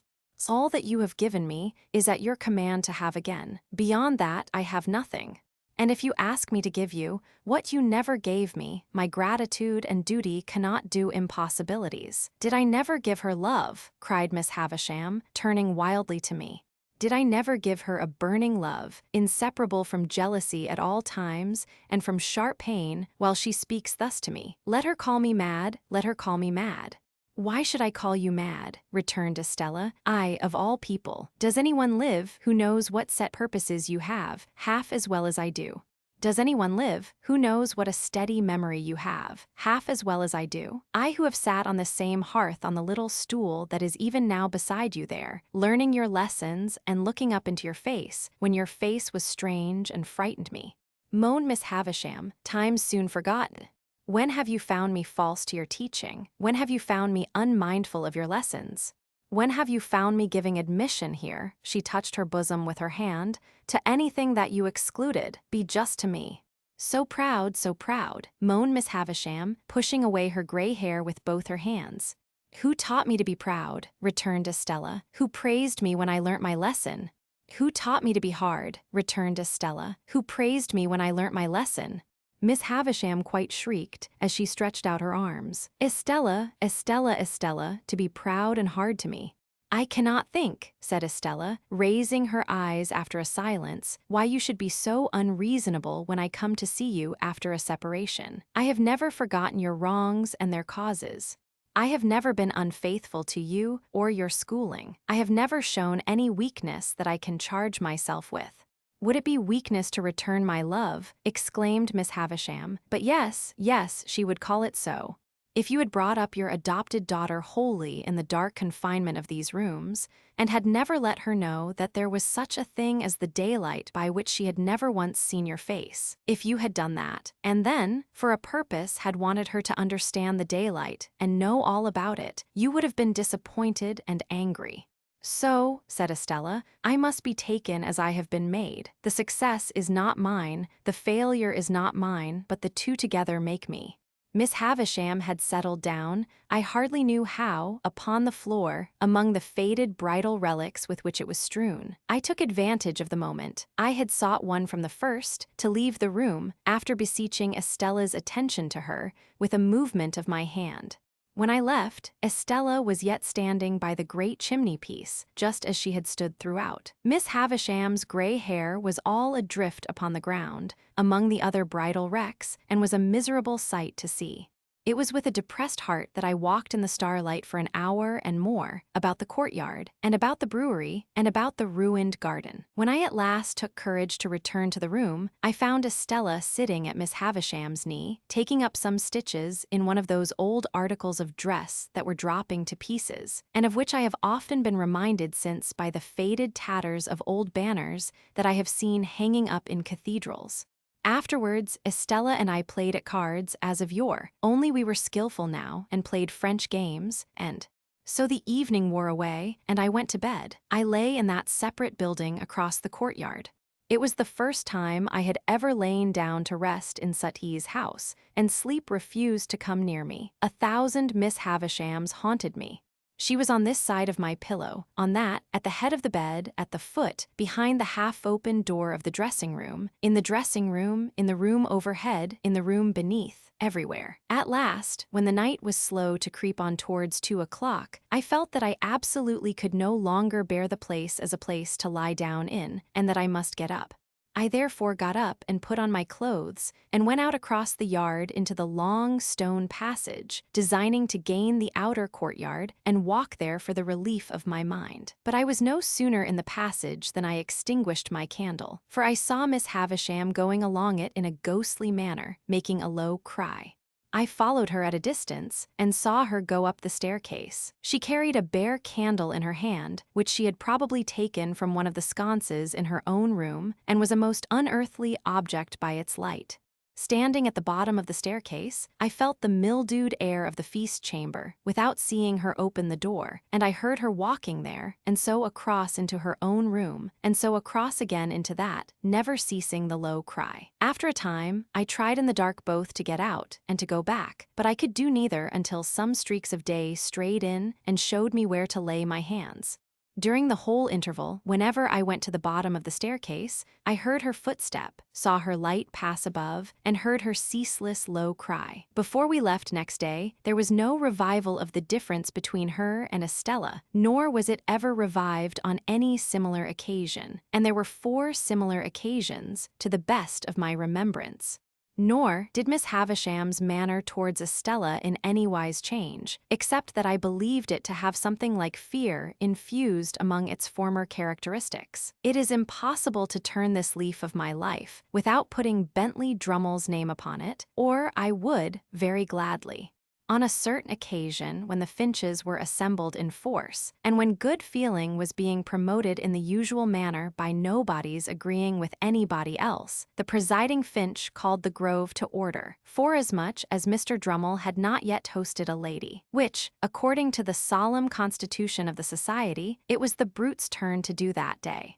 What was my indignant surprise when he called upon the company to pledge him to Estella. You are bound to say of where, which he was as a Finch. Of Richmond, gentlemen, said Drummle, putting me out of the question, and a peerless beauty. Much he knew about peerless beauties, a mean, miserable idiot. I whispered Herbert. I know that lady, said Herbert, across the table, when the toast had been honored.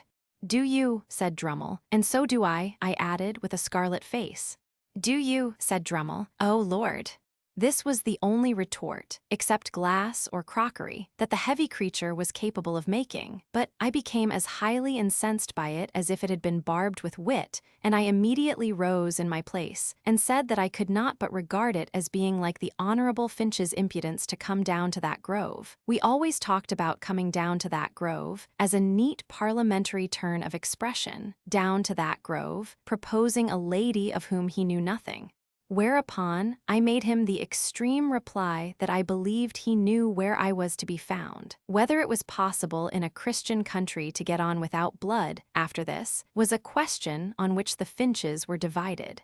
The debate upon it grew so lively, indeed, that at least 6 more honorable members told 6 more, during the discussion, that they believed they knew where they were to be found. However, it was decided at last, the Grove being a court of honor, that if Mr. Drummle would bring never so slight a certificate from the lady, importing that he had the honor of her acquaintance, Mr. Pip must express his regret, as a gentleman and a Finch, for having been betrayed into a warmth which, next day was appointed for the production, lest our honor should take hold from delays, and next day Drummle appeared with a polite little avowal in Estella's hand that she had had the honor of dancing with him several times. This left me no course but to regret that I had been betrayed into a warmth which, and on the whole to repudiate, as untenable, the idea that I was to be found anywhere.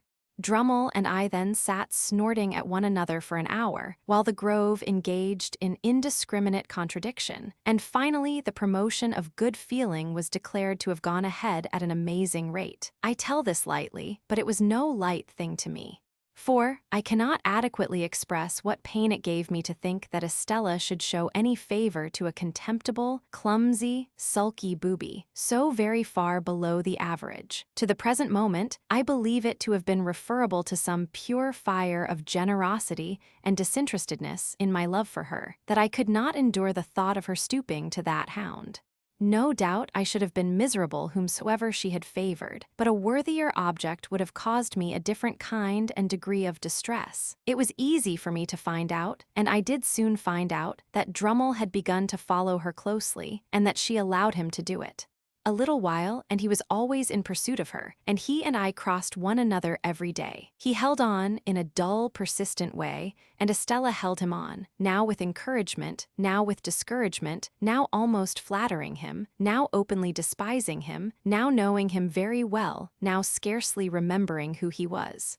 The spider, as Mr. Jaggers had called him, was used to lying in wait, however, and had the patience of his tribe. Added to that, he had a blockhead confidence in his money and in his family greatness, which sometimes did him good service, almost, taking the place of concentration and determined purpose. So, the spider, doggedly watching Estella, outwatched many brighter insects, and would often uncoil himself and drop at the right nick of time.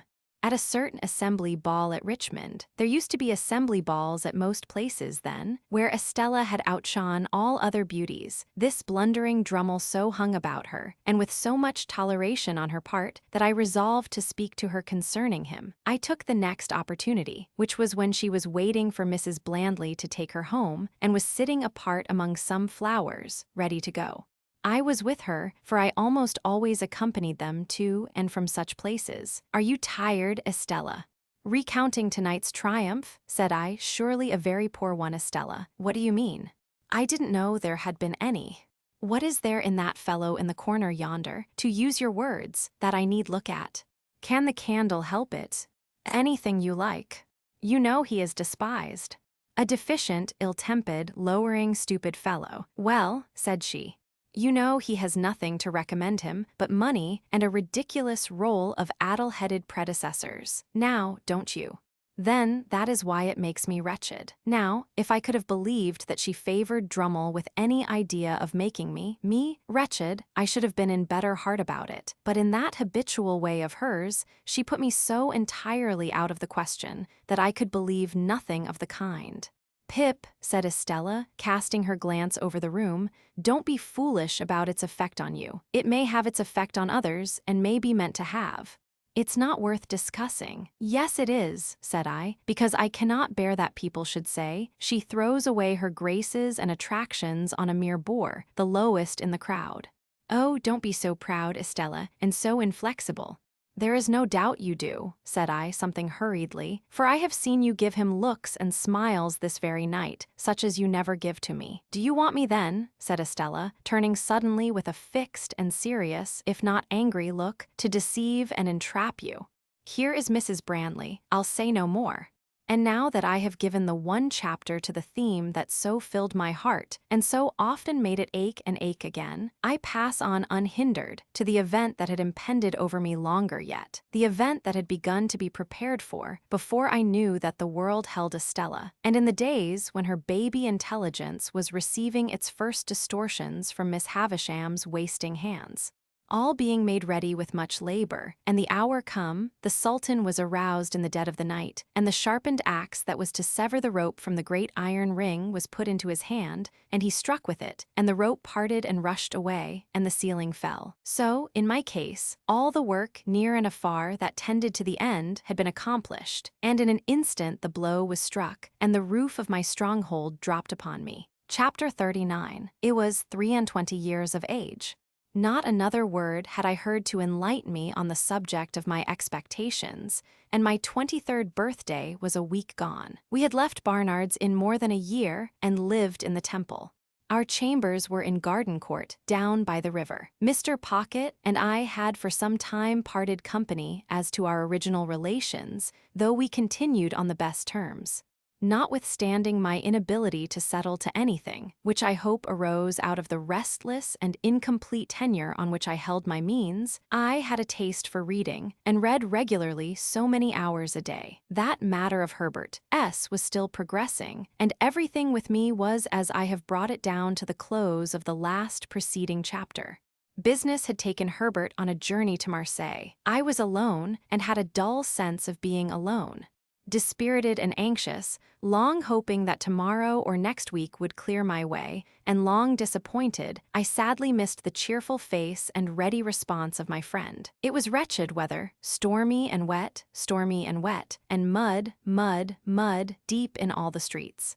Day after day, a vast heavy veil had been driving over London from the east, and it drove still, as if in the east there were an eternity of cloud and wind. So furious had been the gusts, that high buildings in town had had the leads stripped off their roofs, and in the country, trees had been torn up, and sails of windmills carried away, and gloomy accounts had come in from the coast, of shipwreck and death.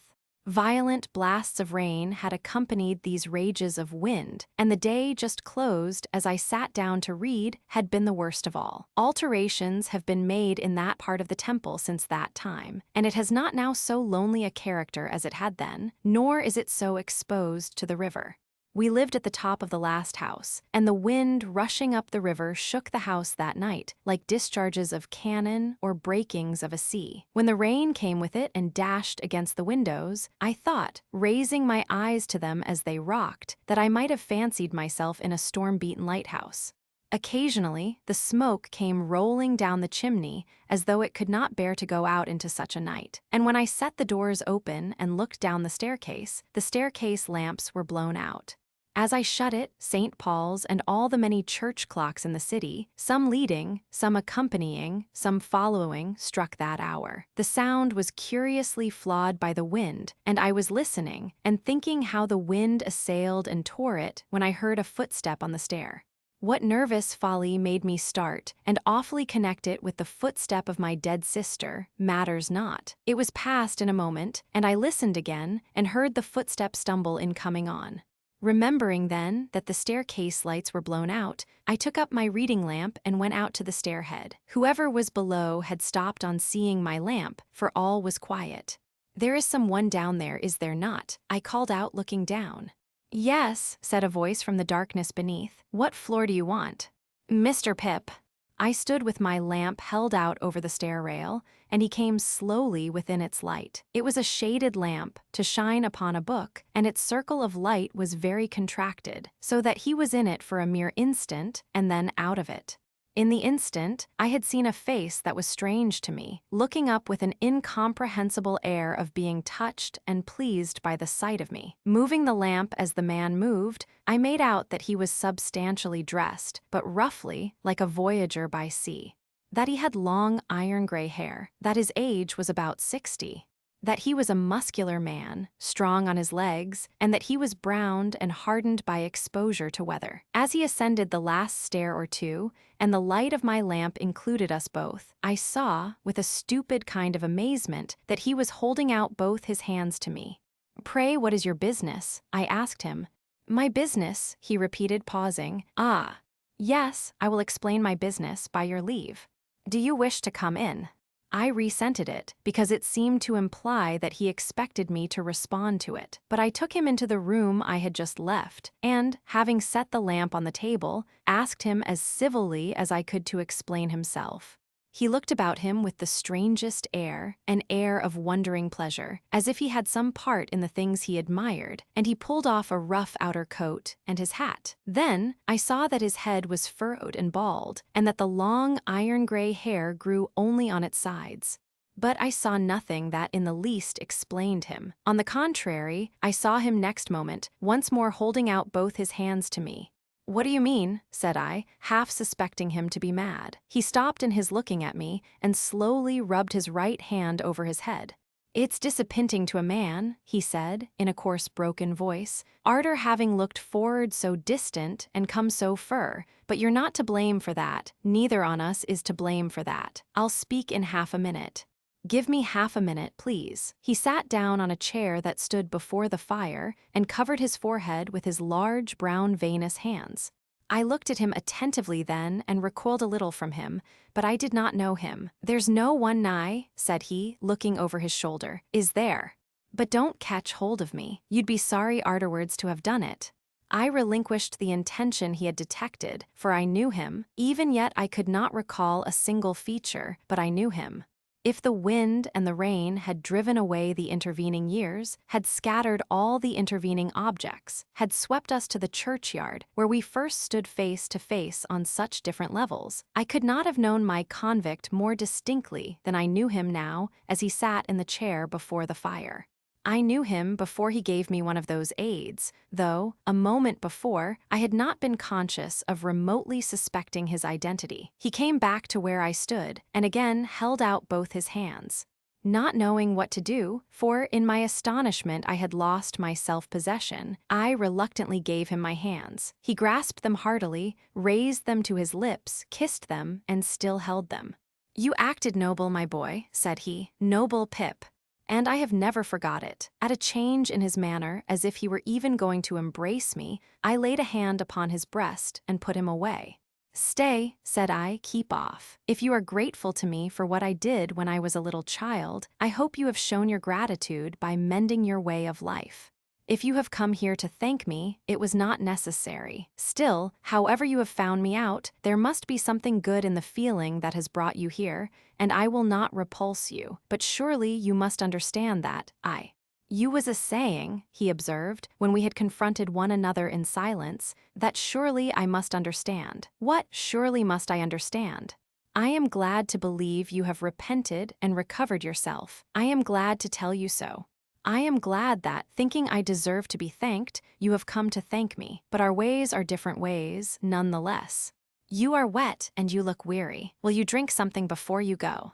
He had replaced his neckerchief loosely and had stood, keenly observant of me, biting a long end of it. "I think," he answered, still with the end at his mouth and still observant of me, "that I will drink, I thank you, afore I go." There was a tray ready on a side table. I brought it to the table near the fire and asked him what he would have. He touched one of the bottles without looking at it or speaking, and I made him some hot rum and water. I tried to keep my hand steady while I did so, but his look at me as he leaned back in his chair with the long, draggled end of his neckerchief between his teeth, evidently forgotten, made my hand very difficult to master. When at last I put the glass to him, I saw with amazement that his eyes were full of tears. Up to this time, I had remained standing, not to disguise that I wished him gone. But I was softened by the softened aspect of the man and felt a touch of reproach. "I hope," said I, hurriedly putting something into a glass for myself and drawing a chair to the table, "that you will not think I spoke harshly to you just now. I had no intention of doing it, and I am sorry for it if I did. I wish you well and happy." As I put my glass to my lips, he glanced with surprise at the end of his neckerchief, dropping from his mouth when he opened it, and stretched out his hand. I gave him mine, and then he drank and drew his sleeve across his eyes and forehead. "How are you living?" I asked him. I've been a sheep farmer, stock breeder, other trades besides, away in the New World, said he, many 1,000 miles of stormy water off from this. I hope you have done well. There's others went out alonger me as has done well too, but no man has done nigh as well as me. I'm famous for it. I hope to hear you say so, my dear boy. I warrant likely to it. He came faithfully, and he brought me the 2 1-pound notes. I was a poor boy then, as you know, and to a poor boy they were a little fortune. But like you, I have done well since, and you must let me pay them back. You can put them to some other poor boy's use. I took out my purse.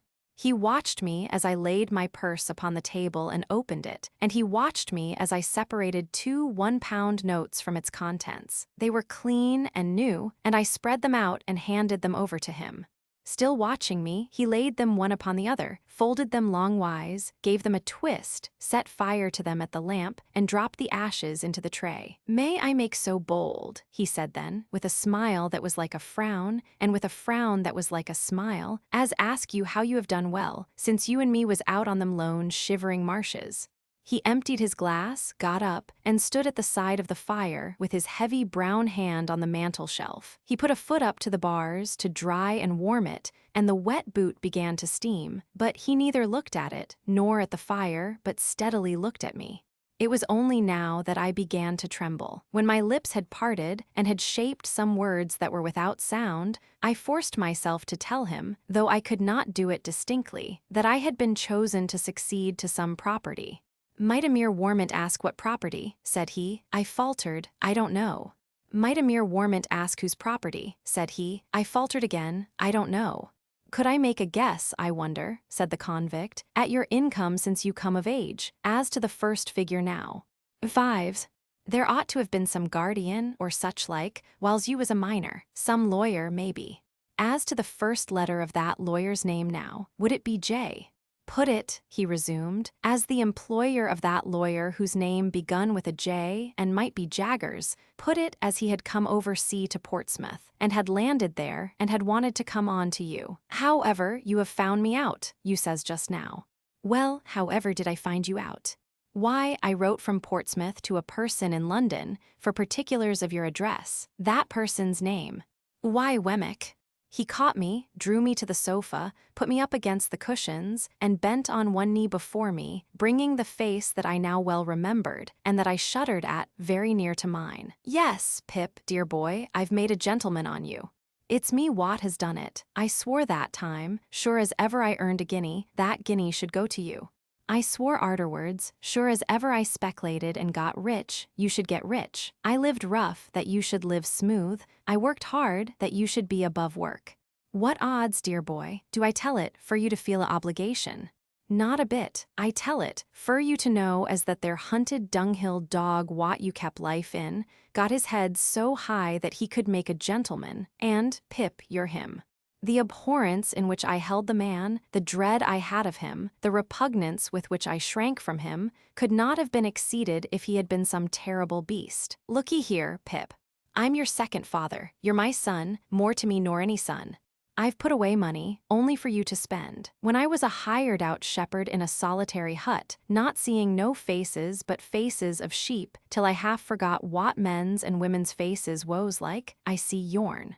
I drops my knife many a time in that hut when I was eating my dinner or my supper, and I says, here's the boy again, a-looking at me whiles I eats and drinks. I see you there a many times, as plain as ever I see you on the misty marshes. Lord strike me dead, I says each time, and I goes out in the air to say it under the open heavens, but what, if I gets liberty and money, I'll make that boy a gentleman. And I done it. Why, look at you, dear boy. Look at these here lodgings of yourn, fit for a lord. A lord. Ah, you shall show money with lords for wagers, and beat 'em. In his heat and triumph, and in his knowledge that I had been nearly fainting, he did not remark on my reception of all this. It was the one grain of relief I had. Look'ee here, he went on, taking my watch out of my pocket, and turning towards him a ring on my finger, while I recoiled from his touch as if he had been a snake, a gold un and a beauty. That's a gentleman's, I hope. A diamond all set round with rubies. That's a gentleman's, I hope. Look at your linen, fine and beautiful. Look at your clothes, better ain't to be got. And your books too, turning his eyes round the room, mounting up on their shelves by hundreds. And you read 'em, don't you? I see you'd been a reading of 'em when I come in. Ha ha ha, you shall read 'em to me, dear boy. And if they're in foreign languages wot I don't understand, I shall be just as proud as if I did. Again, he took both my hands and put them to his lips, while my blood ran cold within me. Don't you mind talking, Pip, said he, after again drawing his sleeve over his eyes and forehead, as the click came in his throat which I well remembered, and he was all the more horrible to me that he was so much in earnest. You can't do better nor keep quiet, dear boy. You ain't looked slowly forward to this as I have. You wasn't prepared for this as I was. But didn't you never think it might be me? Never a soul in it but my own self and Mr. Jaggers. No, said he, with a glance of surprise. Who else should there be? And, dear boy, how good-looking you have growed. There's bright eyes somewheres. Isn't there bright eyes somewheres, wot you love the thoughts on? They shall be yourn, dear boy, if money can buy 'em. Not that a gentleman like you, so well set up as you, can't win 'em off of his own game, but money shall back you. Let me finish wot I was a-telling you, dear boy. From that there hut and that there hiring out, I got money left me by my master, which died, and had been the same as me, and got my liberty and went for myself. In every single thing I went for you. Lord strike a blight upon it, I says, wote for it was I went for, if it ain't for him. It all prospered wonderful. As I jive you to understand just now, I'm famous for it. It was the money left me, and the gains of the first few year wot I sent home to Mr. Jaggers, all for you, when he first come arter you, agreeable to my letter. Oh, that he had never come. That he had left me at the forge, far from contented, yet, by comparison happy. And then, dear boy, it was a recompense to me, look'ee here, to know in secret that I was making a gentleman. The blood horses of them colonists might fling up the dust over me as I was walking. What do I say? I says to myself, I'm making a better gentleman nor ever you'll be. When one of 'em says to another, he was a convict a few year ago, and is a ignorant common fellow now for all he's lucky. What do I say? I says to myself, if I ain't a gentleman, nor yet ain't got no learning, I'm the owner of such. All on you owns stock and land, which on you owns a brought-up London gentleman. This way I kept myself a-going. And this way I held steady afore my mind that I would for certain come one day and see my boy, and make myself known to him, on his own ground. He laid his hand on my shoulder. I shuddered at the thought that for anything I knew, his hand might be stained with blood. It warn't easy, Pip, for me to leave them parts, nor yet it warn't safe. But I held to it, and the harder it was, the stronger I held, for I was determined, and my mind firm made up. At last I done it. Dear boy, I done it. I tried to collect my thoughts, but I was stunned. Throughout, I had seemed to myself to attend more to the wind and the rain than to him. Even now, I could not separate his voice from those voices, though those were loud and his was silent. Where will you put me? He asked presently. I must be put somewheres, dear boy. And to sleep, said I. My friend and companion, said I, rising from the sofa, is absent. You must have his room. He won't come back tomorrow, will he? Because, look'ee here, dear boy, he said, dropping his voice and laying a long finger on my breast in an impressive manner, caution is necessary. How do you mean? Caution. It's death to come back. There's been overmuch coming back of late years, and I should of a certainty be hanged if took. Nothing was needed but this. The wretched man, after loading wretched me with his gold and silver chains for years, had risked his life to come to me, and I held it there in my keeping. If I had loved him instead of abhorring him, if I had been attracted to him by the strongest admiration and affection, instead of shrinking from him with the strongest repugnance, it could have been no worse. On the contrary, it would have been better, for his preservation would then have naturally and tenderly addressed my heart. My first care was to close the shutters, so that no light might be seen from without, and then to close and make fast the doors. While I did so, he stood at the table drinking rum and eating biscuit, and when I saw him thus engaged, I saw my convict on the marshes at his meal again. It almost seemed to me as if he must stoop down presently to file at his leg. When I had gone into Herbert's room and had shut off any other communication between it and the staircase than through the room in which our conversation had been held, I asked him if he would go to bed. He said yes, but asked me for some of my gentleman's linen to put on in the morning. I brought it out and laid it ready for him, and my blood again ran cold when he again took me by both hands to give me good night. I got away from him, without knowing how I did it, and mended the fire in the room where we had been together, and sat down by it, afraid to go to bed. For an hour or more, I remained too stunned to think, and it was not until I began to think that I began fully to know how wrecked I was, and how the ship in which I had sailed was gone to pieces. Miss Havisham's intentions towards me, all a mere dream, Estella not designed for me. I only suffered in Sati's house as a convenience, a sting for the greedy relations, a model with a mechanical heart to practice on when no other practice was at hand. Those were the first smarts I had. But sharpest and deepest pain of all, it was for the convict guilty of I knew not what crimes, and liable to be taken out of those rooms where I sat thinking, and hanged at the Old Bailey door that I had deserted Joe. I would not have gone back to Joe now, I would not have gone back to Biddy now, for any consideration. Simply, I suppose, because my sense of my own worthless conduct to them was greater than every consideration. No wisdom on earth could have given me the comfort that I should have derived from their simplicity and fidelity, but I could never, never undo what I had done. In every rage of wind and rush of rain, I heard pursuers.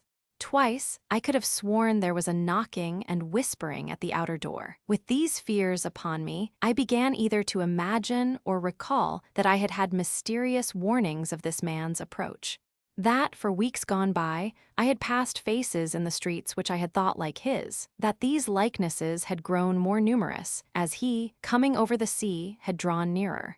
That his wicked spirit had somehow sent these messengers to mine, and that now on this stormy night he was as good as his word, and with me. Crowding up with these reflections came the reflection that I had seen him with my childish eyes to be a desperately violent man, that I had heard that other convict reiterate that he had tried to murder him, that I had seen him down in the ditch tearing and fighting like a wild beast. Out of such remembrances, I brought into the light of the fire a half-formed terror that it might not be safe to be shut up there with him in the dead of the wild, solitary night. This dilated until it filled the room and impelled me to take a candle and go in and look at my dreadful burden. He had rolled a handkerchief round his head, and his face was set and lowering in his sleep. But he was asleep, and quietly too, though he had a pistol lying on the pillow. Assured of this, I softly removed the key to the outside of his door and turned it on him before I again sat down by the fire. Gradually, I slipped from the chair and lay on the floor. When I awoke without having parted in my sleep with the perception of my wretchedness, the clocks of the eastward churches were striking 5, the candles were wasted out, the fire was dead, and the wind and rain intensified the thick black darkness. This is the end of the second stage of Pippa's expectations. Chapter 40. It was fortunate for me that I had to take precautions to ensure, so far as I could, the safety of my dreaded visitor. For, this thought pressing on me when I awoke, held other thoughts in a confused concourse at a distance. The impossibility of keeping him concealed in the chambers was self-evident. It could not be done, and the attempt to do it would inevitably engender suspicion. True, I had no avenger in my service now, but I was looked after by an inflammatory old female, assisted by an animated ragbag whom she called her niece, and to keep a room secret from them would be to invite curiosity and exaggeration. They both had weak eyes, which I had long attributed to their chronically looking in at keyholes, and they were always at hand when not wanted. Indeed, that was their only reliable quality besides larceny. Not to get up a mystery with these people, I resolved to announce in the morning that my uncle had unexpectedly come from the country. This course I decided on while I was yet groping about in the darkness for the means of getting a light. Not stumbling on the means after all, I was fain to go out to the adjacent lodge and get the watchman there to come with his lantern. Now, in groping my way down the black staircase, I fell over something, and that something was a man crouching in a corner.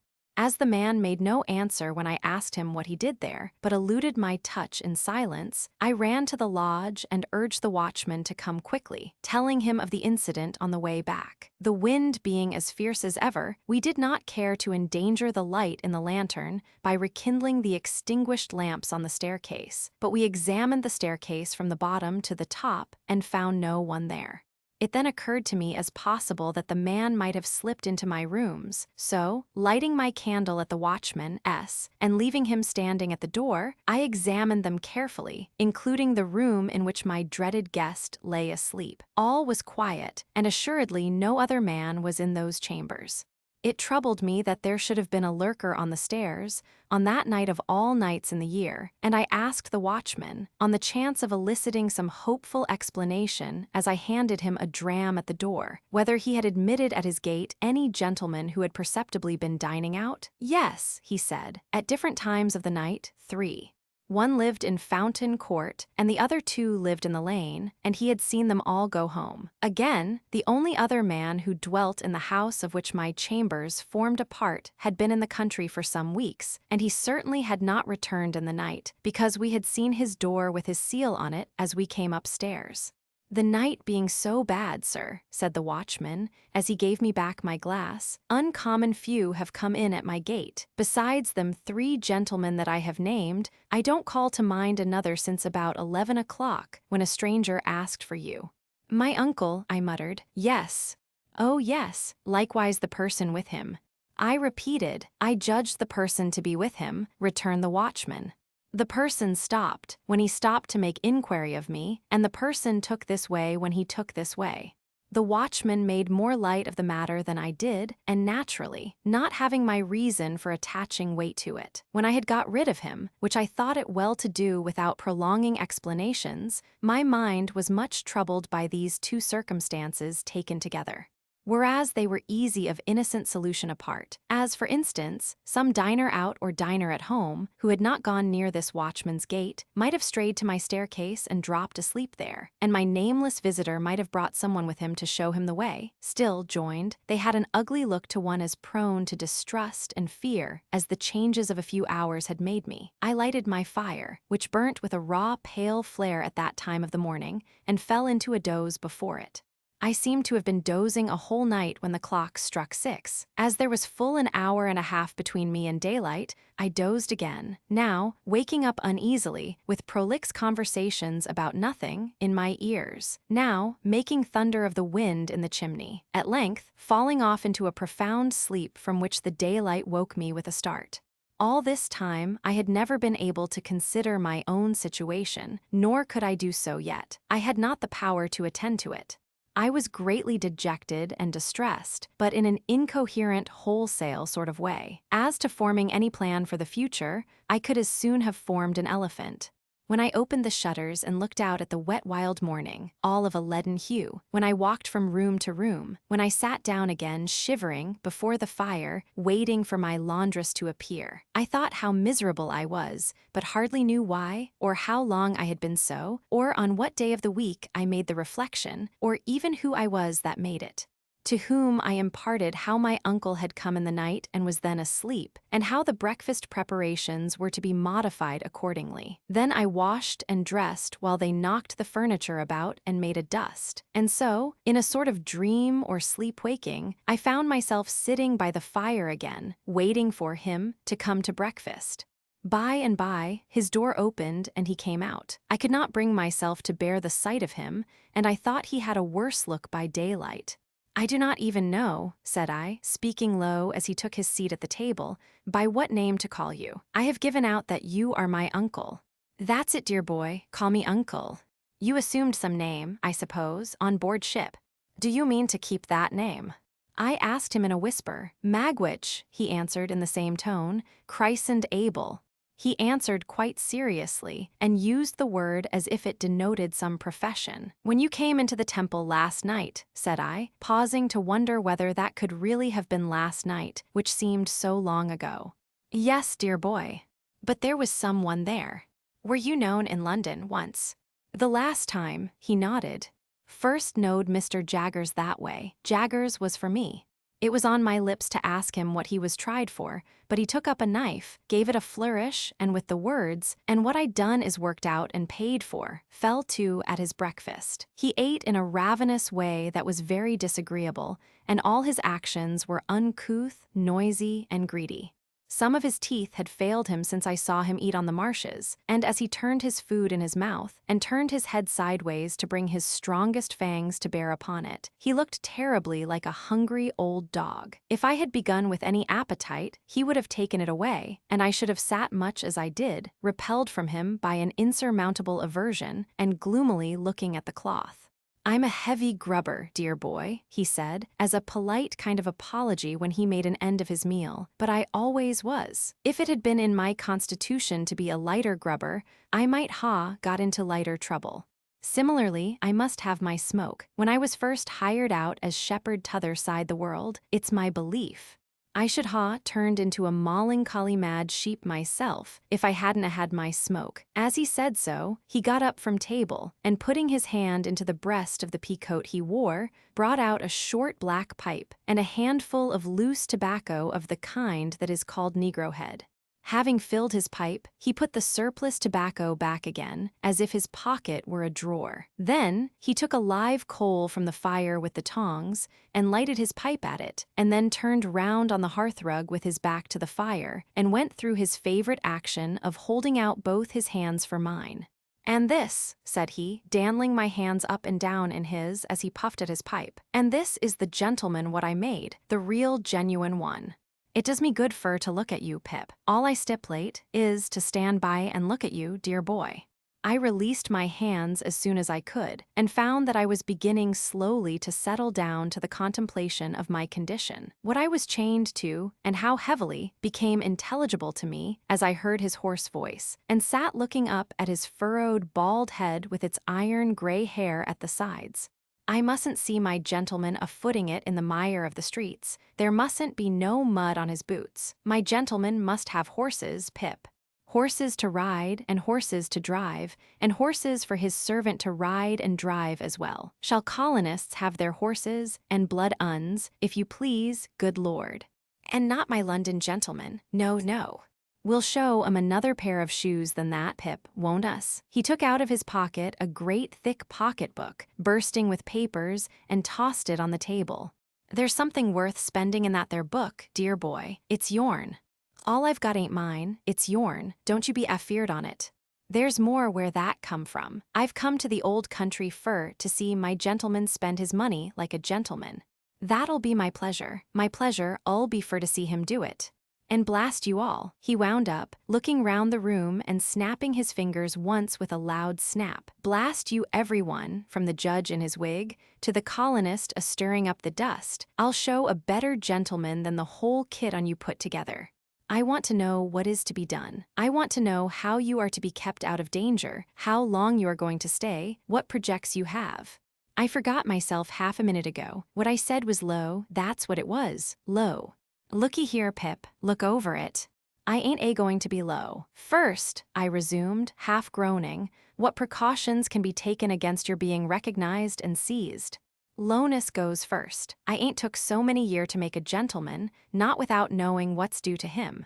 Looky here, Pip, I was low, that's what I was, low. Look over it, dear boy." Some sense of the grimly ludicrous moved me to a fretful laugh, as I replied, "I have looked over it. In heaven's name, don't harp upon it. Now go on, dear boy, you was a-saying." "Without I was informed agin, the danger ain't so much to signify. There's Jaggers, and there's Wemmick, and there's you. Who else is there to inform? Still, looky here, Pip, if the danger had been 50 times as great, I should come to see you, mind you, just the same." "And how long do you remain?" "I've come for good. Where are you to live?" said I. "What is to be done with you? Where will you be safe?" "Others has done it safe afore, and what others has done afore, others can do agin. As to the where and how of living, dear boy, give me your own opinions on it."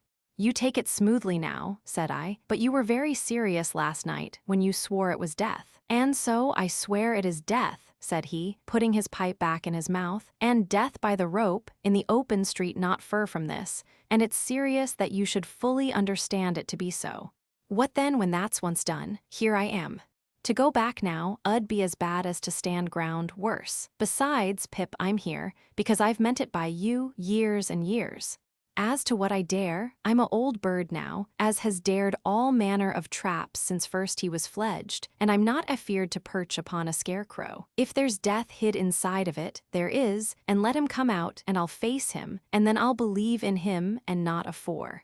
And now let me have a look at my gentleman agent. Once more, he took me by both hands and surveyed me with an air of admiring proprietorship, smoking with great complacency all the while.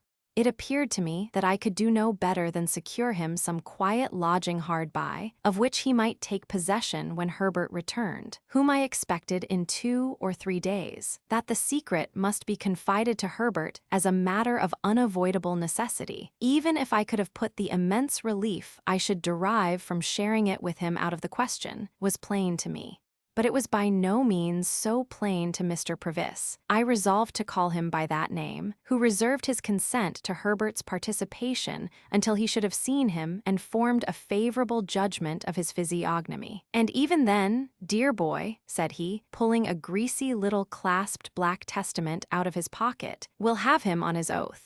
To state that my terrible patron carried this little black book about the world solely to swear people on in cases of emergency would be to state what I never quite established. But this I can say, that I never knew him put it to any other use. The book itself had the appearance of having been stolen from some court of justice, and perhaps his knowledge of its antecedents, combined with his own experience in that wise, gave him a reliance on its powers as a sort of legal spell or charm.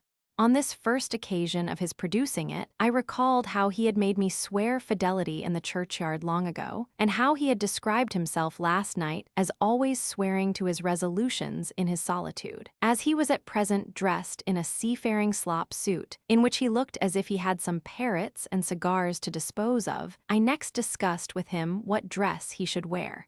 He cherished an extraordinary belief in the virtues of shorts as a disguise, and had in his own mind sketched a dress for himself that would have made him something between a dean and a dentist. It was with considerable difficulty that I won him over to the assumption of a dress more like a prosperous farmer's, and we arranged that he should cut his hair close and wear a little powder. Lastly, as he had not yet been seen by the laundress or her niece, he was to keep himself out of their view until his change of dress was made. It would seem a simple matter to decide on these precautions, but in my dazed, not to say distracted, state, it took so long that I did not get out to further them until 2 or 3 in the afternoon. He was to remain shut up in the chambers while I was gone, and was on no account to open the door. There being to my knowledge a respectable lodging-house in Essex Street, the back of which looked into the Temple, and was almost within hail of my windows, I first of all repaired to that house, and was so fortunate as to secure the 2nd floor for my uncle, Mr. Previs. I then went from shop to shop, making such purchases as were necessary to the change in his appearance. This business transacted, I turned my face, on my own account, to Little Britain. Mr. Jaggers was at his desk, but seeing me enter, got up immediately and stood before his fire. "Now, Pip," said he, "be careful." "I will, sir," I returned, for, coming along, I had thought well of what I was going to say. "Don't commit yourself," said Mr. Jaggers, "and don't commit anyone. You understand, anyone.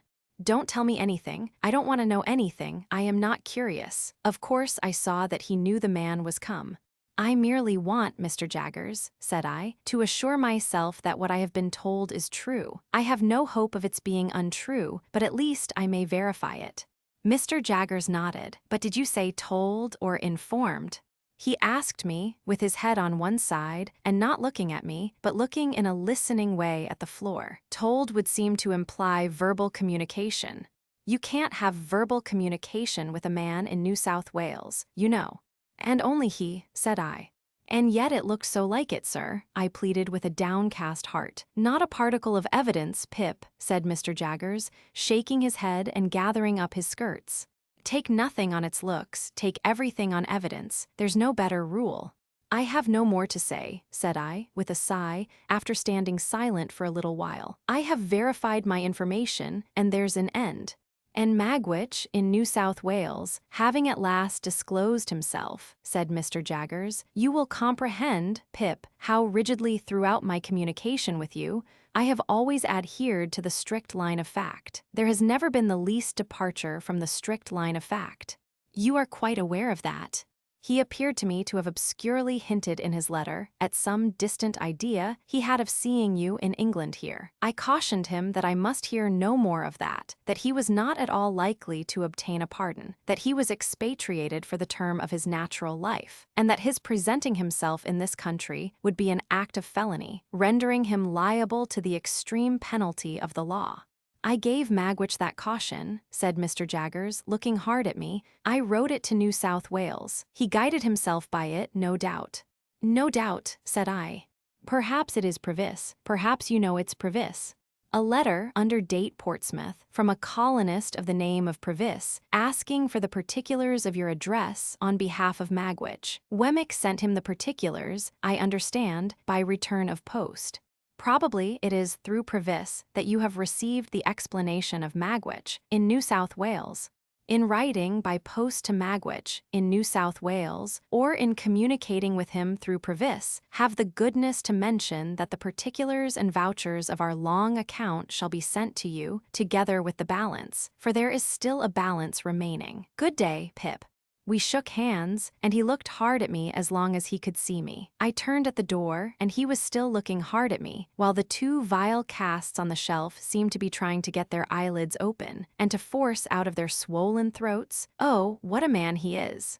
Wemmick was out, and though he had been at his desk, he could have done nothing for me. I went straight back to the Temple, where I found the terrible Previs drinking rum and water and smoking Negro head in safety. Next day the clothes I had ordered all came home, and he put them on. Whatever he put on became him less, it dismally seemed to me, than what he had worn before. To my thinking, there was something in him that made it hopeless to attempt to disguise him. The more I dressed him and the better I dressed him, the more he looked like the slouching fugitive on the marshes. This effect on my anxious fancy was partly referable, no doubt, to his old face and manner growing more familiar to me, but I believe, too, that he dragged one of his legs as if there were still a weight of iron on it, and that from head to foot there was convict in the very grain of the man.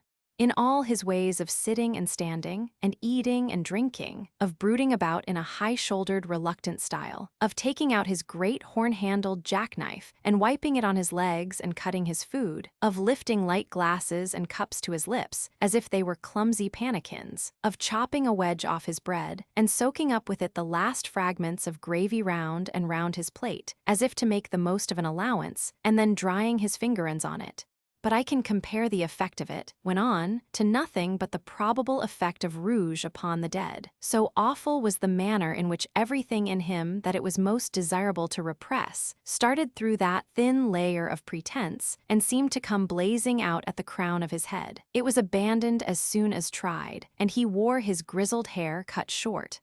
Words cannot tell what a sense I had, at the same time, of the dreadful mystery that he was to me. When he fell asleep of an evening, with his knotted hands clenching the sides of the easy chair, and his bald head tattooed with deep wrinkles falling forward on his breast, I would sit and look at him, wondering what he had done, and loading him with all the crimes in the calendar, until the impulse was powerful on me to start up and fly from him. Every hour so increased my abhorrence of him, that I even think I might have yielded to this impulse in the first agonies of being so haunted, notwithstanding all he had done for me and the risk he ran, but for the knowledge that Herbert must soon come back. Once, I actually did start out of bed in the night and begin to dress myself in my worst clothes, hurriedly intending to leave him there with everything else I possessed, and enlist for India as a private soldier. I doubt if a ghost could have been more terrible to me, up in those lonely rooms in the long evenings and long nights, with the wind and the rain always rushing by. A ghost could not have been taken and hanged on my account, and the consideration that he could be, and the dread that he would be, were no small addition to my horrors. when he was not asleep or playing a complicated kind of patience with a ragged pack of cards of his own, a game that I never saw before or since, and in which he recorded his winnings by sticking his jackknife into the table. When he was not engaged in either of these pursuits, he would ask me to read to him, foreign language, dear boy. The imaginary student pursued by the misshapen creature he had impiously made was not more wretched than I, pursued by the creature who had made me, and recoiling from him with a stronger repulsion, the more he admired me and the fonder he was of me. This is written of, I am sensible, as if it had lasted a year. It lasted about 5 days. Expecting Herbert all the time, I dared not go out, except when I took Previs for an airing after dark. At length, one evening when dinner was over and I had dropped into a slumber quite worn out, for my nights had been agitated and my rest broken by fearful dreams, I was roused by the welcome footstep on the staircase. Previs, who had been asleep too, staggered up at the noise I made, and in an instant I saw his jackknife shining in his hand. "Quiet, it's Herbert," I said, and Herbert came bursting in, with the airy freshness of 600 miles of France upon him. "Handel, my dear fellow, how are you, and again how are you, and again how are you? I seem to have been gone a 12-month. Why, so I must have been, for you have grown quite thin and pale. Handel, my halloa, I beg your pardon." He was stopped in his running on and in his shaking hands with me by seeing Previs. Previs, regarding him with a fixed attention, was slowly putting up his jackknife and groping in another pocket for something else. "Herbert, my dear friend," said I, shutting the double doors, while Herbert stood staring and wondering, "something very strange has happened. This is a visitor of mine. Take it in your right hand. Lord strike you dead on the spot, if ever you split in any way sumever. Kiss it, and never believe me on mine, if Pip shan't make a gentleman on you." Chapter 41. In vain should I attempt to describe the astonishment and disquiet of Herbert when he and I and Previs sat down before the fire, and I recounted the whole of the secret. Enough that I saw my own feelings reflected in Herbert's face, and not least among them, my repugnance towards the man who had done so much for me. What would alone have set a division between that man and us, if there had been no other dividing circumstance, was his triumph in my story. Saving his troublesome sense of having been low on one occasion since his return, on which point he began to hold forth to Herbert the moment my revelation was finished, he had no perception of the possibility of my finding any fault with my good fortune. His boast that he had made me a gentleman, and that he had come to see me support the character on his ample resources, was made for me quite as much as for himself, and that it was a highly agreeable boast to both of us, and that we must both be very proud of it, was a conclusion quite established in his own mind. "Though, look'ee here, Pip's comrade," he said to Herbert, after having discoursed for some time, "I know very well that once since I come back, for half a minute, I've been low." I said to Pip, I knowed as I had been low, but don't you fret yourself on that score. I ain't made Pip a gentleman, and Pip ain't going to make you a gentleman, not fur me not to know what's due to ye both. Dear boy, and Pip's comrade, you two may count upon me always having a genteel muzzle on. Muzzled I have been since that half a minute when I was betrayed into lowness. Muzzled I am at the present time, muzzled I ever will be. Herbert said, "Certainly," but looked as if there were no specific consolation in this, and remained perplexed and dismayed. We were anxious for the time when he would go to his lodging and leave us together, but he was evidently jealous of leaving us together and sat late. It was midnight before I took him round to Essex Street and saw him safely in at his own dark door. When it closed upon him, I experienced the first moment of relief I had known since the night of his arrival. Never quite free from an uneasy remembrance of the man on the stairs, I had always looked about me in taking my guest out after dark and in bringing him back, and I looked about me now. Difficult as it is in a large city to avoid the suspicion of being watched, when the mind is conscious of danger in that regard, I could not persuade myself that any of the people within sight cared about my movements. The few who were passing passed on their several ways, and the street was empty when I turned back into the Temple. Nobody had come out at the gate with us, nobody went in at the gate with me. As I crossed by the fountain, I saw his lighted back windows looking bright and quiet, and when I stood for a few moments in the doorway of the building where I lived, before going up the stairs, Garden Court was as still and lifeless as the staircase was when I ascended it.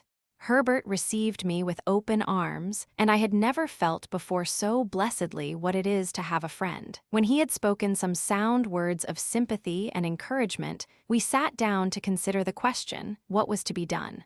The chair that Previs had occupied still remaining where it had stood, for he had a barrack way with him of hanging about one spot in one unsettled manner, and going through one round of observances with his pipe and his negro head and his jackknife and his pack of cards, and what not, as if it were all put down for him on a slate. I say his chair remaining where it had stood, Herbert unconsciously took it, but next moment started out of it, pushed it away, and took another.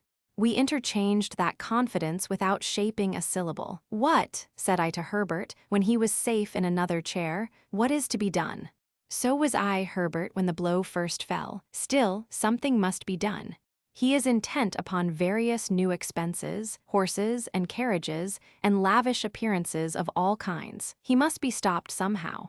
You mean that you can't accept? Look at him, an involuntary shudder passed over both of us. Yet I am afraid the dreadful truth is, Herbert, that he is attached to me, strongly attached to me. Was there ever such a fate? My poor dear Handel, Herbert repeated. Then, said I, after all, stopping short here, never taking another penny from him, think what I owe him already. Then again, I am heavily in debt, very heavily for me, who have now no expectations, and I have been bred to no calling, and I am fit for nothing. Well, well, well, Herbert remonstrated. Don't say fit for nothing. What am I fit for? I know only one thing that I am fit for, and that is to go for a soldier. And I might have gone, my dear Herbert, but for the prospect of taking counsel with your friendship and affection. Of course I broke down there, and of course Herbert, beyond seizing a warm grip of my hand, pretended not to know it. Anyhow, my dear Handel, said he presently, soldiering won't do. If you were to renounce this patronage and these favors, I suppose you would do so with some faint hope of one day repaying what you have already had. Not very strong, that hope, if you went soldiering. Besides, it's absurd. You would be infinitely better in Clarriker's house, small as it is. I am working up towards a partnership, you know, poor fellow. He little suspected with whose money. But there is another question, said Herbert. This is an ignorant, determined man who has long had one fixed idea. More than that, he seems to me, I may misjudge him, to be a man of a desperate and fierce character. I know he is, I returned. Let me tell you what evidence I have seen of it. And I told him what I had not mentioned in my narrative of that encounter with the other convict. See, then, said Herbert, think of this. He comes here at the peril of his life, for the realization of his fixed idea. In the moment of realization, after all his toil and waiting, you cut the ground from under his feet, destroy his idea, and make his gains worthless to him. Do you see nothing that he might do, under the disappointment? Then you may rely upon it, said Herbert, that there would be great danger of his doing it. That is his power over you as long as he remains in England, and that would be his reckless course if you forsook him.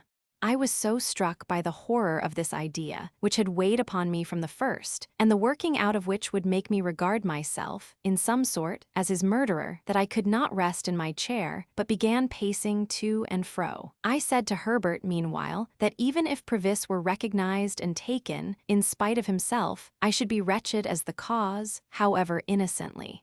Yes, even though I was so wretched in having him at large and near me, and even though I would far rather have worked at the forge all the days of my life than I would ever have come to this. But there was no staving off the question, what was to be done. The first and the main thing to be done, said Herbert, is to get him out of England. You will have to go with him, and then he may be induced to go. But get him where I will, could I prevent his coming back? There again, said I, stopping before Herbert, with my open hands held out, as if they contained the desperation of the case. I know nothing of his life. It has almost made me mad to sit here of a night and see him before me, so bound up with my fortunes and misfortunes, and yet so unknown to me, except as the miserable wretch who terrified me 2 days in my childhood." Herbert got up and linked his arm in mine, and we slowly walked to and fro together, studying the carpet. "Handel," said Herbert, stopping, "you feel convinced that you can take no further benefits from him, do you? And you have, and are bound to have, that tenderness for the life he has risked on your account, that you must save him, if possible, from throwing it away. Then you must get him out of England before you stir a finger to extricate yourself. That done, extricate yourself, in heaven's name, and we'll see it out together, dear old boy." It was a comfort to shake hands upon it, and walk up and down again, with only that done. "Now, Herbert," said I, with reference to gaining some knowledge of his history, "there is but one way that I know of. I must ask him point blank." For he had said, on taking leave of Herbert, that he would come to breakfast with us. With this project formed, we went to bed. I had the wildest dreams concerning him and woke unrefreshed. I woke, too, to recover the fear which I had lost in the night of his being found out as a return transport. Waking, I never lost that fear. He came round at the appointed time, took out his jackknife, and sat down to his meal. He was full of plans for his gentleman's coming out strong and like a gentleman, and urged me to begin speedily upon the pocketbook which he had left in my possession. He considered the chambers and his own lodging as temporary residences, and advised me to look out at once for a fashionable crib near Hyde Park, in which he could have a shakedown. When he had made an end of his breakfast, and was wiping his knife on his leg, I said to him, without a word of preface, "You remember. It is strange to know no more about either, and particularly you, than I was able to tell last night. Is not this as good a time as another for our knowing more?" He said, after consideration, "You're on your oath, you know, Pip's comrade." "As to anything I say, you know," he insisted, "the oath applies to all." "Whatever I done is worked out and paid for," he insisted again. "So be it." He took out his black pipe and was going to fill it with Negro head, when, looking at the tangle of tobacco in his hand, he seemed to think it might perplex the thread of his narrative. He put it back again, stuck his pipe in a buttonhole of his coat, spread a hand on each knee, and after turning an angry eye on the fire for a few silent moments, looked round at us and said what follows. Chapter 42. Dear Boy and Pip's Comrade. I am not going fur to tell you my life like a song or a storybook, but to give it you short and handy, I'll put it at once into a mouthful of English. In jail and out of jail, in jail and out of jail, in jail and out of jail. There, you've got it. That's my life pretty much, down to such times as I got shipped off, arter Pip stood my friend. I've been done everything to, pretty well, except hanged. I've been locked up as much as a silver tea kettle. I've been carted here and carted there, and put out of this town, and put out of that town, and stuck in the stocks, and whipped and worried and drove.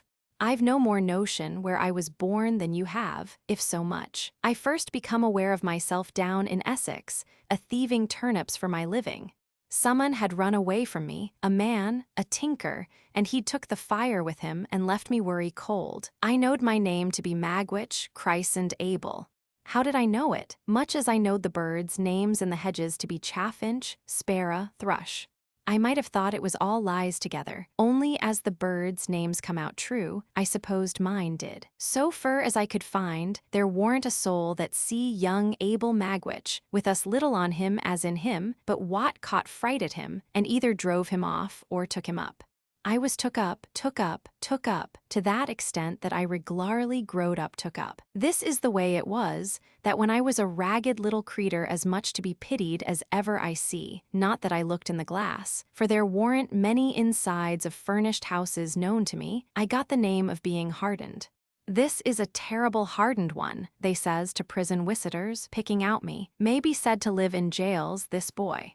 Then they looked at me, and I looked at them, and they measured my head some on 'em, they had better a measured my stomach, and others on 'em give me tracts what I couldn't read, and made me speeches what I couldn't understand. They always went on agin me about the devil, but what the devil was I to do? I must put something into my stomach, mustn't I? Howsomever, I'm a-getting low, and I know what's due. Dear Boy and Pip's comrade, don't you be afeard of me being low. Tramping, begging, thieving, working sometimes when I could, though that warn't as often as you may think, till you put the question whether you would ha been over-ready to give me work yourselves. A bit of a poacher, a bit of a laborer, a bit of a wagoner, a bit of a haymaker, a bit of a hawker, a bit of most things that don't pay and lead to trouble, I got to be a man. I warn't locked up as often now as formerly, but I wore out my good share of key medals still. At Epsom races, a matter of over 20 years ago, I got acquainted why, a man whose skull I'd crack why this poker, like the claw of a lobster if I'd got it on this hob. His right name was Compison, and that's the man, dear boy, what you see me a-pounding in the ditch, according to what you truly told your comrade Arter I was gone last night. He set up fur a gentleman, this Compison, and he'd been to a public boarding school and had learning. He was a smooth one to talk, and was a dab at the ways of gentlefolks. He was good-looking, too. It was the night afore the great race, when I found him on the heath, in a booth that I knowed on. Him and some more was a-sitting among the tables when I went in, and the landlord, which had a knowledge of me, and was a sporting one, called him out, and said, I think this is a man that might suit you, meaning I was. Compison, he looks at me very noticing, and I look at him. He has a watch and a chain and a ring and a breastpin and a handsome suit of clothes. To judge from appearances, you're out of luck, says Compison to me. Yes, master, and I've never been in it much. I had come out of Kingston jail last on a vagrancy committal, not but what it might have been for something else, but it warn't. I says, I hope it may be so, there's room. What can you do, says Compison. Eat and drink, I says, if you'll find the materials. Same place. I went to Compison next night, same place, and Compison took me on to be his man and pardner. And what was Compison's business in which we was to go partners? Compison's business was the swindling, handwriting forging, stolen banknote passing, and such like. All sorts of traps as Compison could set with his head, and keep his own legs out of and get the profits from, and let another man in for, was Compison's business. He'd no more heart than a iron file, he was as cold as death, and he had the head of the devil aforementioned. There was another in with Compison, as was called Arthur, not as being so christened, but as a surname. He was in a decline, and was a shadow to look at. Him and Compison had been in a bad thing with a rich lady some years afore, and they'd made a pot of money by it. But Compison betted and gamed, and he'd have run through the king's taxes. So Arthur was a dying poor and with the horrors on him, and Compison's wife, which Compison kicked mostly, was a-having pity on him when she could, and Compison was a-having pity on nothing and nobody. I might 'a' took warning by Arthur, but I didn't, and I won't pretend I was particular, for where 'ud be the good on it, dear boy and comrade? So I begun why Compison, and a poor tool I was in his hands. Arthur lived at the top of Compison's house, over nigh Brentford it was, and Compison kept a careful account agin him for board and lodging, in case he should ever get better to work it out. But Arthur soon settled the account. The second or third time as ever I see him, he come a-tearing down into Compison's parlor late at night, in only a flannel gown, with his hair all in a sweat, and he says to Compison's wife, Sally, she really is upstairs alonger me now, and I can't get rid of her. She's all in white, he says, why, white flowers in her hair, and she's awful mad, and she's got a shroud hanging over her arm, and she says she'll put it on me at 5 in the morning. Says Compison, why, you fool, don't you know she's got a living body? And how should she be up there, without coming through the door, or in at the window, and up the stairs? Compison spoke hearty, but he was always a coward. Go up alonger this drivelling sick man, he says to his wife, and Magwitch, lend her a hand, will you? But he never come nigh himself. Compison's wife and me took him up to bed agin, and he raved most dreadful. Why, look at her, he cries out. She's a-shaking the shroud at me, don't you see her? Look at her eyes, ain't it awful to see her so mad? Next he cries, she'll put it on me, and then I'm done for. Take it away from her, take it away. And then he catched hold of us, and kep on a-talking to her, and answering of her, till I half believed I see her myself. Compison's wife, being used to him, give him some liquor to get the horrors off, and by he quieted. Oh, she's gone, has her keeper been for her? He says, yes, says Compison's wife. Did you tell him to lock her and bar her in? Yes. and to take that ugly thing away from her. Yes, yes, all right. You're a good creature, he says. Don't leave me, whatever you do, and thank you. She's unfolding it. She's coming out of the corner. She's coming to the bed. Hold me, both on you, one of each side. Don't let her touch me with it. Ha, she missed me that time. Don't let her throw it over my shoulders. Don't let her lift me up to get it round me. She's lifting me up, keep me down. Then he lifted himself up hard and was dead. Compisson took it easy as a good riddance for both sides. Him and me was soon busy, and first he swore me, being ever artful on my own book, this here little black book, dear boy, what I swore your comrade on, not to go into the things that Compisson planned, and I done, which 'ud take a week. I'll simply say to you, dear boy and Pip's comrade, that man got me into such nets as made me his black slave. I was always in debt to him, always under his thumb, always a-working, always a-getting into danger. He was younger than me, but he'd got craft, and he'd got learning, and he overmatched me 500 times told and no mercy. My missus, as I had the hard time, why, stop though, I ain't brought her in. There ain't no need to go into it, he said, looking round once more. The time why Compisson was a most as hard a time as ever I had, that said, all said. Did I tell you as I was tried, alone for misdemeanor, while with Compisson? As to took up on suspicion, that was 2 or 3 times in the 4 or 5 year that it lasted, but evidence was wanting. At last, me and Compisson was both committed for felony, on a charge of putting stolen notes in circulation, and there was other charges behind. Compisson says to me, separate defenses, no communication, and that was all. And I was so miserable poor that I sold all the clothes I had, except what hung on my back, afore I could get jaggers. When we was put in the dock, I noticed first of all what a gentleman Compisson looked. Why, his curly hair and his black clothes and his white pocket handkercher, and what a common sort of a wretch I looked. When the prosecution opened, and the evidence was put short aforehand, I noticed how heavy it all bore on me, and how light on him. When the evidence was jiv in the box, I noticed how it was always me that had come for'ard, and could be swore to, how it was always me that the money had been paid to, how it was always me that had seemed to work the thing and get the profit. Can you doubt if there is but one in it, which is the one, and if there is 2 in it, which is much the worst one, and such like? And when it come to character, warrant it Compisson as had been to the school, and warrant it his schoolfellows as was in this position and in that, and warrant it him as had been knowed by witnesses in such clubs and societies, and nowt to his disadvantage, and warrant it me as had been tried afore, and as had been knowed up hill and down dale in bridewells and lockups. And when it come to speech-making, warrant it Compisson as could speak to him why, his face dropping every now and then into his white pocket handkercher. Ah, and why, verses in his speech too, and warrant it me as could only say, gentlemen, this man at my side is a most precious rascal. And when the verdict come, warrant it Compisson as was recommended to mercy on account of good character and bad company, and giving up all the information he could agin me, and warrant it me as got never a word but guilty. And when I says to Compisson, once out of this court, I'll smash that face of yourn.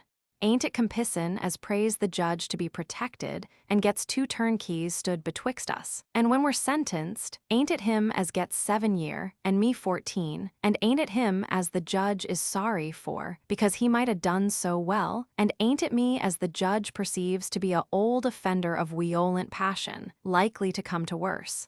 He had so heated himself that he took out his handkerchief and wiped his face and head and neck and hands before he could go on. I had said to Compisson that I'd smash that face of his, and I swore Lord smash mine. To do it, we was in the same prison ship, but I couldn't get at him for long, though I tried. At last I come behind him and hit him on the cheek to turn him round and get a smashing one at him, when I was seen and seized. The black hole of that ship warn't a strong one, to a judge of black holes that could swim and dive. I escaped to the shore, and I was a-hiding among the graves there, envying them as was in and all over, when I first see my boy. He regarded me with a look of affection that made him almost abhorrent to me again, though I had felt great pity for him. By my boy, I was jiv to understand as Compisson was out on the marshes too. Upon my soul, I half believe he escaped in his terror, to get quit of me, not knowing it was me as had got ashore. I hunted him down, I smashed his face. And now, says I, as the worst thing I can do, caring nothing for myself, I'll drag you back. And I'd have swum off, towing him by the hair if it had come to that, and I'd have got him aboard without the soldiers. Of course, he'd much the best of it to the last. His character was so good. He had escaped when he was made half wild by me and my murderous intentions, and his punishment was light. I was put in irons, brought to trial again, and sent for life. I didn't stop for life, dear boy and Pip's comrade being here. He wiped himself again, as he had done before, and then slowly took his tangle of tobacco from his pocket, and plucked his pipe from his buttonhole, and slowly filled it, and began to smoke. Is he dead? I asked after a silence. Is who dead, dear boy? He hopes I am. If he's alive, you may be sure, with a fierce look. I never heard no more of him. Herbert had been writing with his pencil in the cover of a book. He softly pushed the book over to me, as Previs stood smoking with his eyes on the fire, and I read in it, Compeyson is the man who professed to be Miss Havisham's lover. I shut the book and nodded slightly to Herbert, and put the book by, but we neither of us said anything, and both looked at Previs as he stood smoking by the fire. Chapter 43. Why should I pause to ask how much of my shrinking from Previs might be traced to Estella?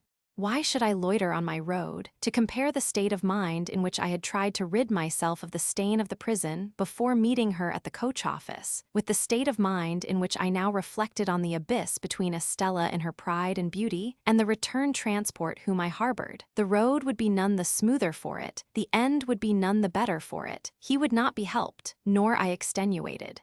A new fear had been engendered in my mind by his narrative. Or rather, his narrative had given form and purpose to the fear that was already there. If Compeyson were alive and should discover his return, I could hardly doubt the consequence. That Compeyson stood in mortal fear of him, neither of the two could know much better than I, and that any such man as that man had been described to be would hesitate to release himself for good from a dreaded enemy by the safe means of becoming an informer was scarcely to be imagined. Never had I breathed, and never would I breathe, or so I resolved, a word of Estella to Previs. But I said to Herbert that, before I could go abroad, I must see both Estella and Miss Havisham. This was when we were left alone on the night of the day when Previs told us his story. I resolved to go out to Richmond next day, and I went. On my presenting myself at Mrs. Branley's, Estella's maid was called to tell that Estella had gone into the country. Where? To Sutty's house, as usual. Not as usual, I said, for she had never yet gone there without me. When was she coming back? There was an air of reservation in the answer which increased my perplexity, and the answer was that her maid believed she was only coming back at all for a little while. I could make nothing of this, except that it was meant that I should make nothing of it, and I went home again in complete discomfiture. Another night consultation with Herbert after Previs was gone home. I always took him home, and always looked well about me, led us to the conclusion that nothing should be said about going abroad until I came back from Miss Havisham's.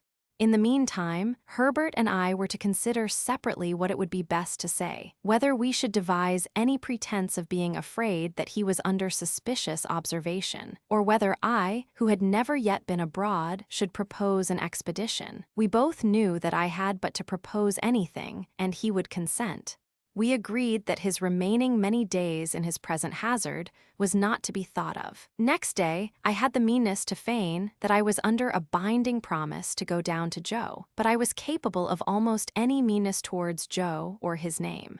Previs was to be strictly careful while I was gone, and Herbert was to take the charge of him that I had taken. I was to be absent only one night, and, on my return, the gratification of his impatience for my starting as a gentleman on a greater scale was to be begun. It occurred to me then, and as I afterwards found to Herbert also, that he might be best got away across the water, on that pretense, as to make purchases or the like. Having thus cleared the way for my expedition to Miss Havisham, I set off by the early morning coach before it was yet light, and was out on the open country road when the day came creeping on, halting and whimpering and shivering, and wrapped in patches of cloud and rags of mist, like a beggar. When we drove up to the Blue Boar after a drizzly ride, whom should I see come out under the gateway, toothpick in hand, to look at the coach, but Bentley Drummle. As he pretended not to see me, I pretended not to see him.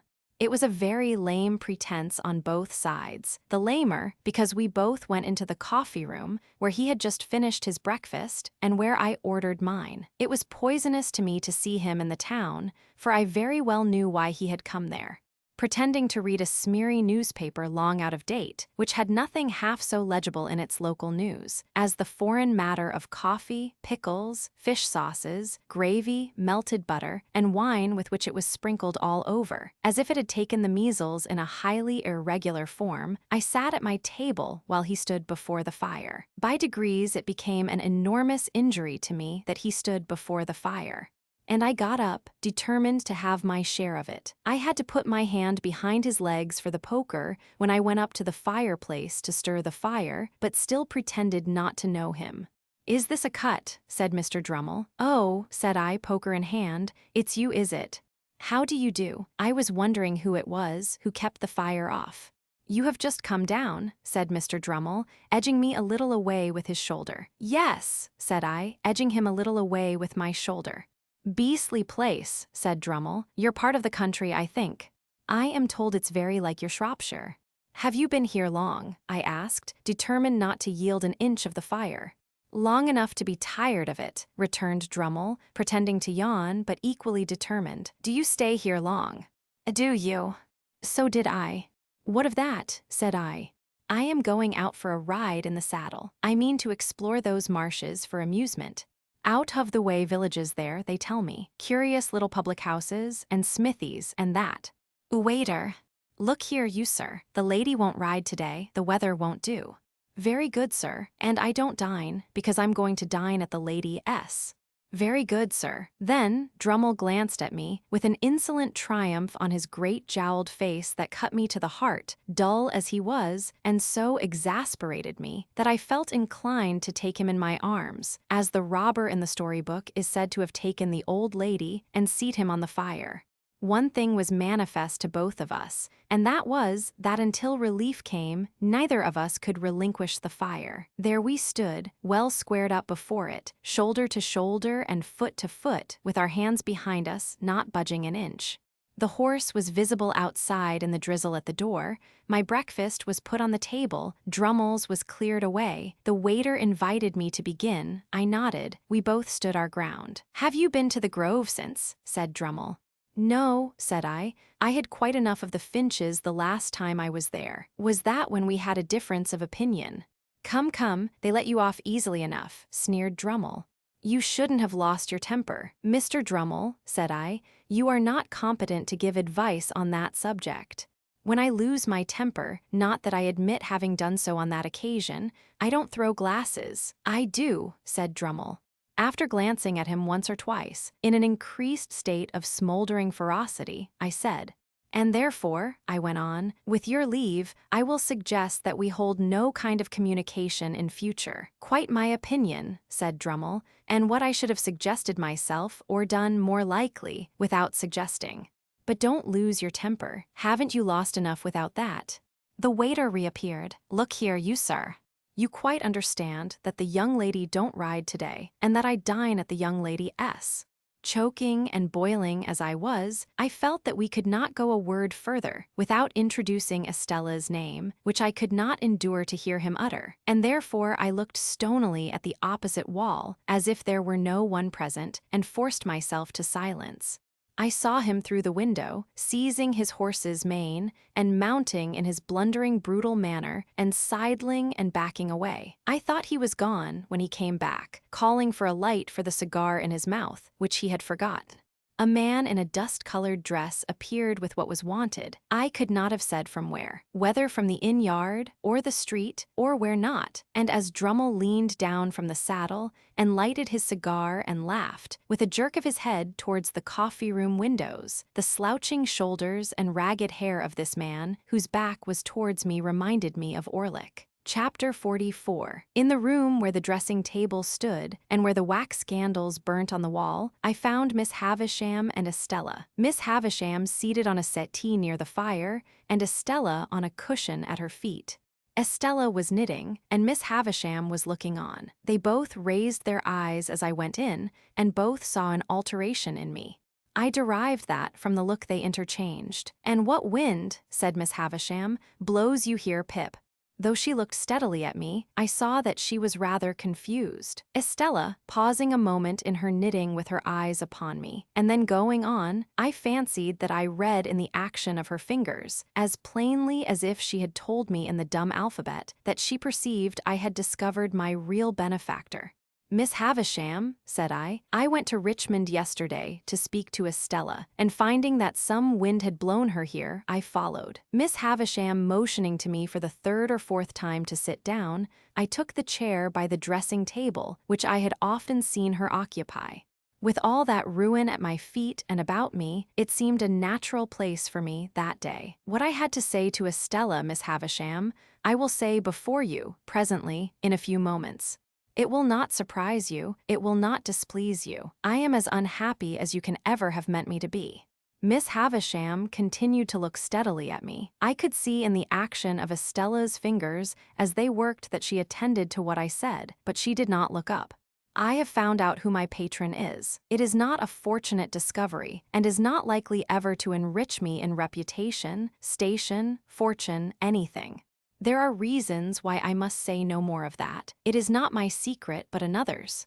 As I was silent for a while, looking at Estella and considering how to go on, Miss Havisham repeated, "It is not your secret, but another's. Well, and that Mr. Jaggers. He holds the same relation towards numbers of people, and it might easily arise. Be that as it may, it did arise, and was not brought about by anyone. Anyone might have seen in her haggard face that there was no suppression or evasion so far. But when I fell into the mistake I have so long remained in, at least you led me on," said I. "Was that kind?" I told her so, as she sat brooding after this outburst. "Well, well, well." She said, "What else? What follows has another, and I hope more disinterested, purpose. In humoring my mistake, Miss Havisham, you practiced on, perhaps you will supply whatever term expresses your intention, without offense, your self-seeking relations. Why, they would have it so would you. What has been my history, that I should be at the pains of entreating either them, or you not to have it so? You made your own snares. I never made them." Waiting until she was quiet again, for this, too, flashed out of her in a wild and sudden way, I went on. "I have been thrown among one family of your relations, Miss Havisham, and have been constantly among them since I went to London. I know them to have been as honestly under my delusion as I myself. And I should be false and base if I did not tell you, whether it is acceptable to you or no, and whether you are inclined to give credence to it or no, that you deeply wrong both Mr. Matthew Pocket and his son Herbert, if you suppose them to be otherwise than generous, upright, open, and incapable of anything designing or mean." "They are your friends," said Miss Havisham. "They made themselves my friends," said I, "when they supposed me to have superseded them, and when Sarah Pocket, Miss Georgiana, and Mistress Camilla were not my friends, I think. This contrasting of them with the rest seemed, I was glad to see, to do them good with her." She looked at me keenly for a little while, and then said quietly, "Miss Havisham, if you would spare the money to do my friend Herbert a lasting service in life, but which from the nature of the case must be done without his knowledge, I could show you how." "Why must it be done without his knowledge?" she asked, settling her hands upon her stick, that she might regard me the more attentively. "Because," said I began the service myself more than 2 years ago without his knowledge, and I don't want to be betrayed. Why I fail in my ability to finish it, I cannot explain. It is a part of the secret which is another person's, and not mine." She gradually withdrew her eyes from me, and turned them on the fire. After watching it for what appeared in the silence, and by the light of the slowly wasting candles to be a long time, she was roused by the collapse of some of the red coals, and looked towards me again, at first vacantly, then with a gradually concentrating attention. All this time, Estella knitted on. When Miss Havisham had fixed her attention on me, she said, speaking as if there had been no lapse in our dialogue, "You know that I have loved you long and dearly." She raised her eyes to my face, on being thus addressed, and her fingers plied their work, and she looked at me with an unmoved countenance. I saw that Miss Havisham glanced from me to her, and from her to me. I should have said this sooner, but for my long mistake. It induced me to hope that Miss Havisham meant us for one another. While I thought you could not help yourself, as it were, I refrained from saying it. But I must say it now. Preserving her unmoved countenance, and with her fingers still going, Estella shook her head. "I know," said I in answer to that action, "I know. I have no hope that I shall ever call you mine, Estella. I am ignorant what may become of me very soon, how poor I may be, or where I may go. Still, I love you. I have loved you ever since I first saw you in this house." Looking at me perfectly unmoved, and with her fingers busy, she shook her head again.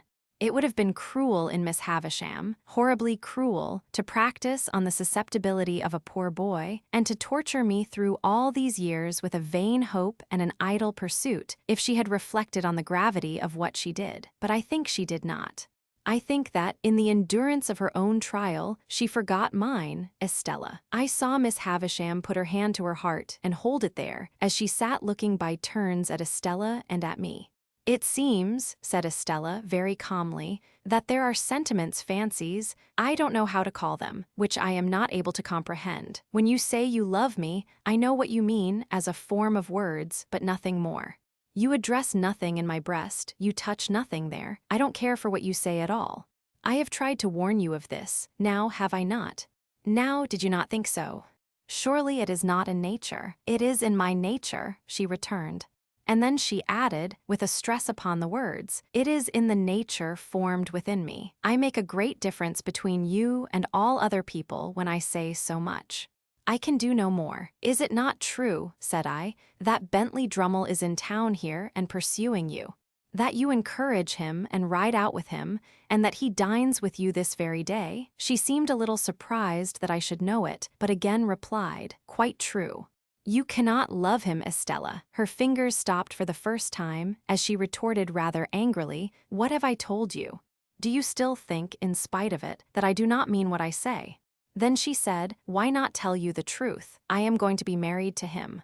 I dropped my face into my hands, but was able to control myself better than I could have expected, considering what agony it gave me to hear her say those words. When I raised my face again, there was such a ghastly look upon Miss Havisham, that it impressed me, even in my passionate hurry and grief.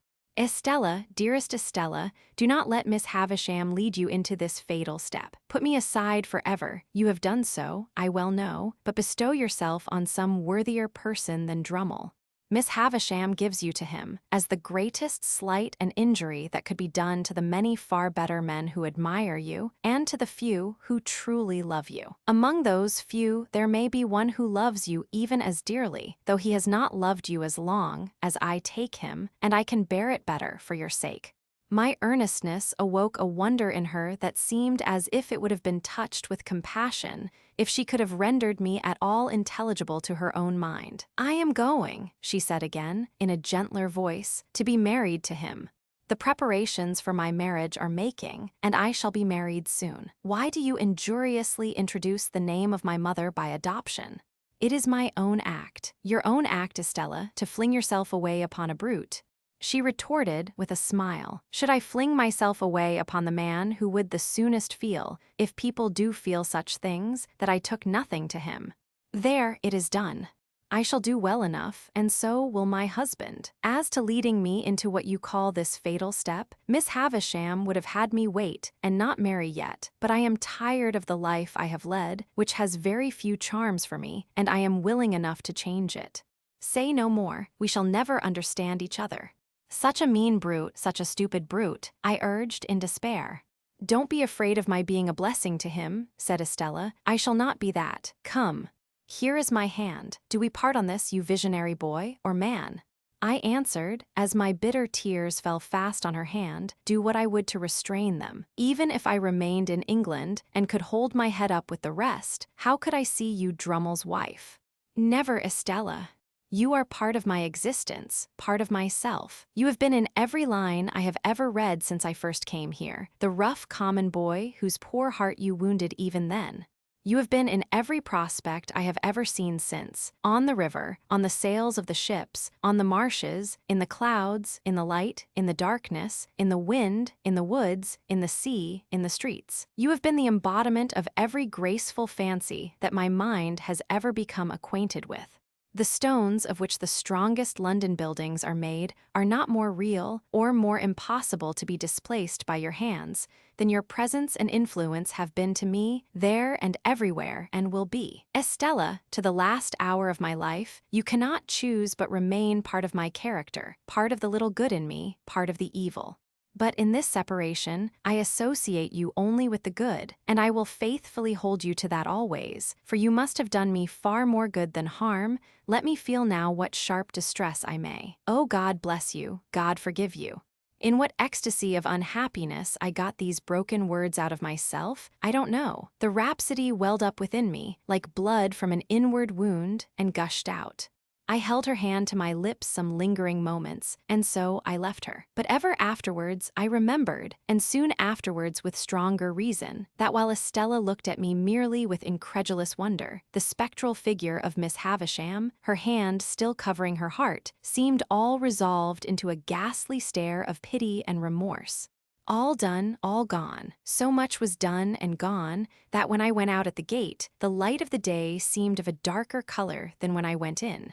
For a while, I hid myself among some lanes and bypaths, and then struck off to walk all the way to London. For I had by that time come to myself so far as to consider that I could not go back to the inn and see Drummle there, that I could not bear to sit upon the coach and be spoken to, that I could do nothing half so good for myself as tire myself out.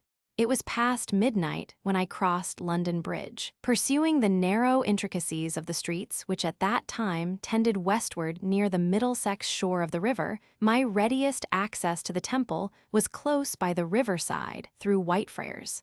I was not expected till tomorrow, but I had my keys, and, if Herbert were gone to bed, could get to bed myself without disturbing him. As it seldom happened that I came in at that Whitefriars gate after the Temple was closed, and as I was very muddy and weary, I did not take it ill that the night porter examined me with much attention as he held the gate a little way open for me to pass in. To help his memory, I mentioned my name. I was not quite sure, sir, but I thought so. Here's a note, sir. The messenger that brought it said would you be so good as read it by my lantern. It was directed to Philip Hip, Esquire, and on the top of the superscription were the words, "Please read this here." I opened it, the watchman holding up his light, and read inside, in Wemmick's writing. Chapter 45. Turning from the Temple Gate as soon as I had read the warning, I made the best of my way to Fleet Street, and there got a late hackney chariot and drove to the Hummums in Covent Garden. In those times, a bed was always to be got there at any hour of the night, and the chamberlain, letting me in at his ready wicket, lighted the candle next in order on his shelf, and showed me straight into the bedroom next in order on his list. As I had asked for a night light, the chamberlain had brought me in, before he left me, the good old constitutional rushlight of those virtuous days, an object like the ghost of a walking cane, which instantly broke its back if it were touched, which nothing could ever be lighted at, and which was placed in solitary confinement at the bottom of a high tin tower, perforated with round holes that made a staringly wide-awake pattern on the walls. And thus, in the gloom and death of the night, we stared at one another. What a doleful night! How anxious, how dismal, how long! There was an inhospitable smell in the room, of cold soot and hot dust, and as I looked up into the corners of the tester over my head, I thought what a number of bluebottle flies from the butcher's, and earwigs from the market, and grubs from the country, must be holding on up there, lying by for next summer. This led me to speculate whether any of them ever tumbled down, and then I fancied that I felt light falls on my face, a disagreeable turn of thought, suggesting other and more objectionable approaches up my back. When I had lain awake a little while, those extraordinary voices with which silence teems began to make themselves audible. The closet whispered, the fireplace sighed, the little washing stand ticked, and one guitar string played occasionally in the chest of drawers. At about the same time, the eyes on the wall acquired a new expression, and in every one of those staring rounds I saw written, "Don't go home." Whatever night fancies and night noises crowded on me, they never warded off this "Don't go home." It plated itself into whatever I thought of as a bodily pain would have done. Not long before, I had read in the newspapers how a gentleman unknown had come to the Hummums in the night and had gone to bed and had destroyed himself and had been found in the morning weltering in blood. But all this time, why I was not to go home, and what had happened at home, and when I should go home, and whether Previs was safe at home, were questions occupying my mind so busily that one might have supposed there could be no more room in it for any other theme. When at last I dozed, in sheer exhaustion of mind and body, it became a vast, shadowy verb which I had to conjugate. Imperative mood, present tense. Do not thou go home, let him not go home, let us not go home, do not ye or you go home, let not them go home. Then potentially, I may not and I cannot go home, and I might not, could not, would not, and should not go home, until I felt that I was going distracted, and rolled over on the pillow, and looked at the staring rounds upon the wall again. I had left directions that I was to be called at 7, for it was plain that I must see Wemmick before seeing anyone else, and equally plain that this was a case in which his Walworth sentiments only could be taken. It was a relief to get out of the room where the night had been so miserable, and I needed no second knocking at the door to startle me from my uneasy bed. The castle battlements arose upon my view at 8 o'clock. The little servant happening to be entering the fortress with 2 hot rolls, I passed through the postern and crossed the drawbridge in her company, and so came without announcement into the presence of Wemmick as he was making tea for himself and the aged. An open door afforded a perspective view of the aged in bed. "Halloa, Mr. Pip," said Wemmick. "You did come home, then? I left a note for you at each of the temple gates, on the chance. Which gate did you come to?" I told him. "I'll go round to the others in the course of the day and destroy the notes," said Wemmick. "It's a good rule never to leave documentary evidence if you can help it, because you don't know when it may be put in. I'm going to take a liberty with you. Would you mind toasting this sausage for the aged P?" I said I should be delighted to do it. "Then you can go about your work, Mary Ann," said Wemmick to the little servant, "which leaves us to ourselves, don't you see, Mr. Pip?" He added, winking, as she disappeared. I thanked him for his friendship and caution, and our discourse proceeded in a low tone, while I toasted the aged's sausage, and he buttered the crumb of the aged's roll. "Now, Mr. Pip, you know," said Wemmick, "you and I understand one another. We are in our private and personal capacities, and we have been engaged in a confidential transaction before today. Official sentiments are one thing, we are extra-official." I was so very nervous that I had already lighted the aged sausage like a torch and been obliged to blow it out. "I accidentally heard, yesterday morning," said Wemmick, "being in a certain place where I once took you, even between you and me, it's as well not to mention names when avoidable. I understand you." From which, said Wemmick, conjectures had been raised and theories formed. "I also heard that you at your chambers in Garden Court, Temple, had been watched and might be watched again." I heard it, as I have in my time heard other curious things in the same place. I don't tell it you on information received. I heard it. He took the toasting fork and sausage from me as he spoke, and set forth the aged's breakfast neatly on a little tray. Previous to placing it before him, he went into the aged's room with a clean white cloth, and tied the same under the old gentleman's chin, and propped him up, and put his nightcap on one side, and gave him quite a rakish air. Then he placed his breakfast before him with great care, and said, "All right, ain't you, aged P?" To which the cheerful aged replied, "All right, John, my boy, all right."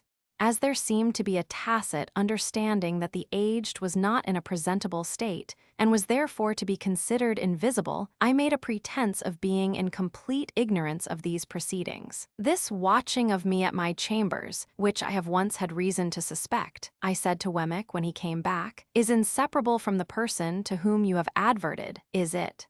I couldn't undertake to say that, of my own knowledge. I couldn't undertake to say it was at first. but it either is, or it will be, or it's in great danger of being. As I saw that he was restrained by fealty to Little Britain from saying as much as he could, and as I knew with thankfulness to him how far out of his way he went to say what he did, I could not press him. But I told him, after a little meditation over the fire, that I would like to ask him a question, subject to his answering or not answering, as he deemed right, and sure that his course would be right. He paused in his breakfast, and crossing his arms and pinching his shirt sleeves, his notion of indoor comfort was to sit without any coat. He nodded to me once to put my question. "You have heard of a man of bad character, whose true name is Compisson," he answered with one other nod. "Is he living?" He gave me one other nod, compressed the post office exceedingly, gave me one last nod, and went on with his breakfast. "Now," said Wemmick, questioning being over, which he emphasized and repeated for my guidance, "I come to what I did after hearing what I heard. I went to Garden Court to find you. Not finding you, I went to Clarriker S to find Mr. Herbert. And him you found?" said I, with great anxiety. "And him I found." Without mentioning any names or going into any details, I gave him to understand that if he was aware of anybody, Tom, Jack, or Richard, being about the chambers, or about the immediate neighborhood, he had better get Tom, Jack, or Richard out of the way while you were out of the way. He would be greatly puzzled what to do. Under existing circumstances, there is no place like a great city when you are once in it. Don't break cover too soon. Lie close, wait till things slacken before you try the open, even for foreign air. I thanked him for his valuable advice and asked him what Herbert had done. "Mr. Herbert," said Wemmick, after being all of a heap for half an hour, struck out a plan. "He mentioned to me as a secret that he is courting a young lady who has, as no doubt you are aware, a bedridden pa, which pa, having been in the purser line of life, lies abed in a bow window where he can see the ships sail up and down the river. You are acquainted with the young lady, most probably." However, I did not trouble Wemmick with these particulars. "The house with the bow window," said Wemmick, "being by the riverside, down the pool there between Limehouse and Greenwich, and being kept, it seems, by a very respectable widow who has a furnished upper floor to let. Mr. Herbert put it to me, what did I think of that as a temporary tenement for Tom, Jack, or Richard? Now I thought very well of it for 3 reasons I'll give you. That is to say, firstly, it's altogether out of all your beats, and is well away from the usual heap of streets great and small. Secondly, without going near it yourself, you could always hear of the safety of Tom, Jack, or Richard through Mr. Herbert. Thirdly, after a while, and when it might be prudent, if you should want to slip Tom, Jack, or Richard on board a foreign packet boat, there he is, ready." Much comforted by these considerations, I thanked Wemmick again and again, and begged him to proceed. "Well, sir, Mr. Herbert threw himself into the business with a will, and by 9 o'clock last night he housed Tom, Jack, or Richard, whichever it may be, you and I don't want to know, quite successfully. At the old lodgings it was understood that he was summoned to Dover, and, in fact, he was taken down the Dover road and cornered out of it. Now, another great advantage of all this is that it was done without you, and when, if anyone was concerning himself about your movements, you must be known to be ever so many miles off and quite otherwise engaged. This diverts suspicion and confuses it, and for the same reason I recommended that, even if you came back last night, you should not go home. It brings in more confusion, and you want confusion." Wemmick, having finished his breakfast, here looked at his watch and began to get his coat on. "And now, Mr. Pip," said he, with his hands still in the sleeves, "I have probably done the most I can do, but if I can ever do more, from a Walworth point of view, and in a strictly private and personal capacity, I shall be glad to do it. Here's the address. There can be no harm in your going here tonight and seeing for yourself that all is well with Tom, Jack, or Richard before you go home, which is another reason for your not going home last night. But after you have gone home, don't go back here. You are very welcome, I am sure, Mr. Pip." His hands were now out of his sleeves, and I was shaking them, "and let me finally impress one important point upon you." He laid his hands upon my shoulders and added in a solemn whisper, "Avail yourself of this evening to lay hold of his portable property. You don't know what may happen to him. Don't let anything happen to the portable property. Quite despairing of making my mind clear to Wemmick on this point, I forbore to try. "Time up," said Wemmick, "and I must be off. If you had nothing more pressing to do than to keep here till dark, that's what I should advise. You look very much worried, and it would do you good to have a perfectly quiet day with the aged. He'll be up presently, and a little bit of, you remember the pig. Do try him, if it is only for old acquaintance' sake. Goodbye, aged parent." In a cheery shout, "All right, John, all right, my boy," piped the old man from within.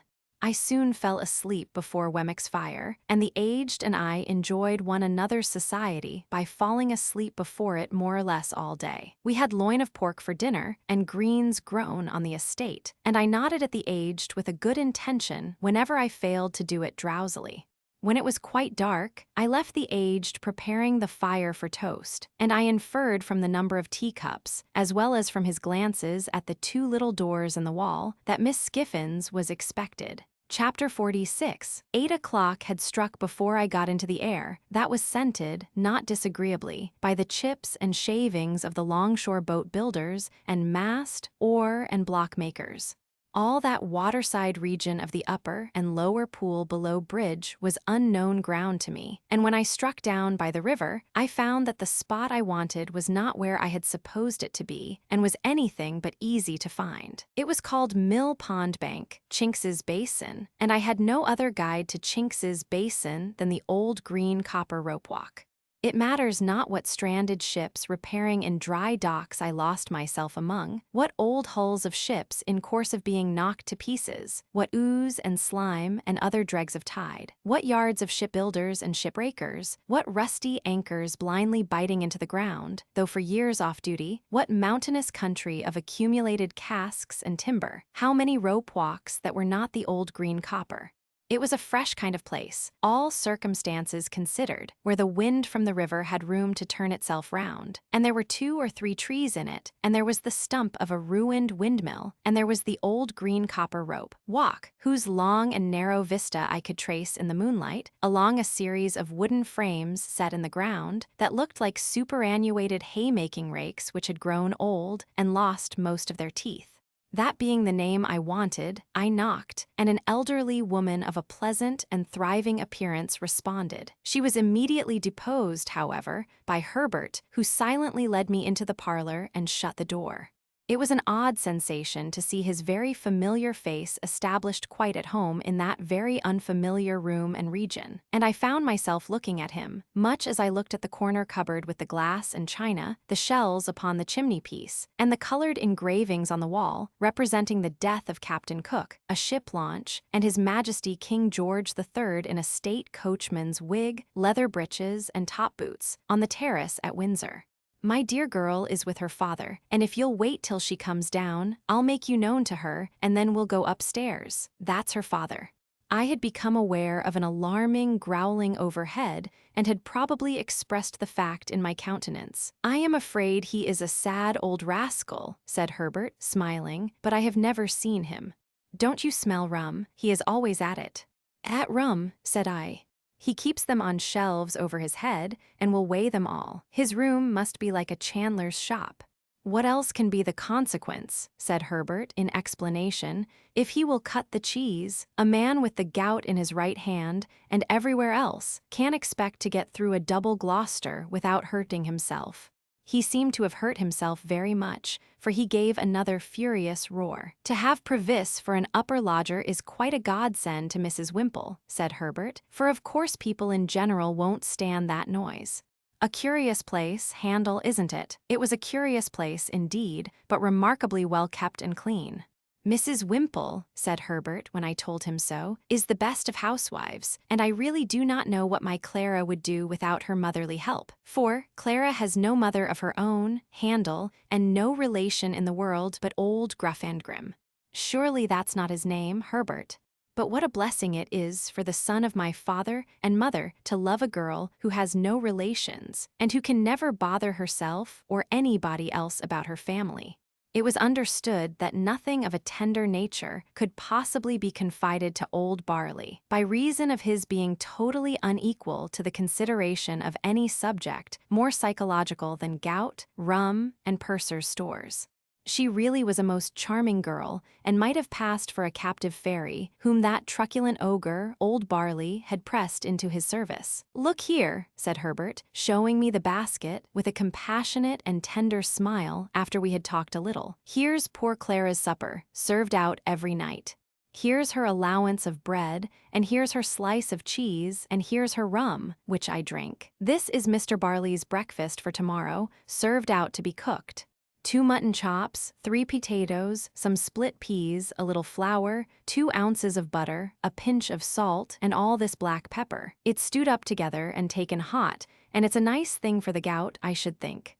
There was something so natural and winning in Clara's resigned way of looking at these stores in detail, as Herbert pointed them out, and something so confiding, loving, and innocent in her modest manner of yielding herself to Herbert's embracing arm.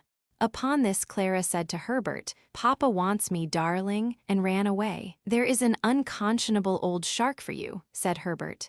"What do you suppose he wants now, Handel? Wait a moment, and you'll hear Clara lift him up to take some. There he goes."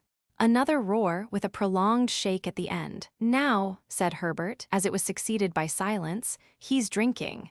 "Now," said Herbert, as the growl resounded in the beam once more, "he's down again on his back." Clara returned soon afterwards, and Herbert accompanied me upstairs to see our charge. As we passed Mr. Barley's door, he was heard hoarsely muttering within, in a strain that rose and fell like wind, the following refrain, in which I substitute good wishes for something quite the reverse.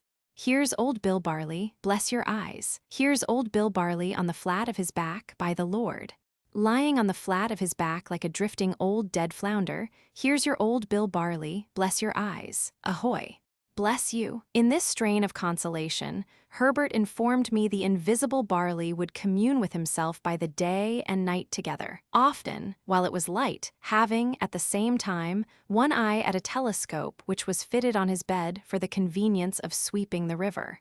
In his 2 cabin rooms at the top of the house, which were fresh and airy, and in which Mr. Barley was less audible than below, I found Previs comfortably settled. He expressed no alarm, and seemed to feel none that was worth mentioning, but it struck me that he was softened, indefinably, for I could not have said how, and could never afterwards recall how when I tried, but certainly.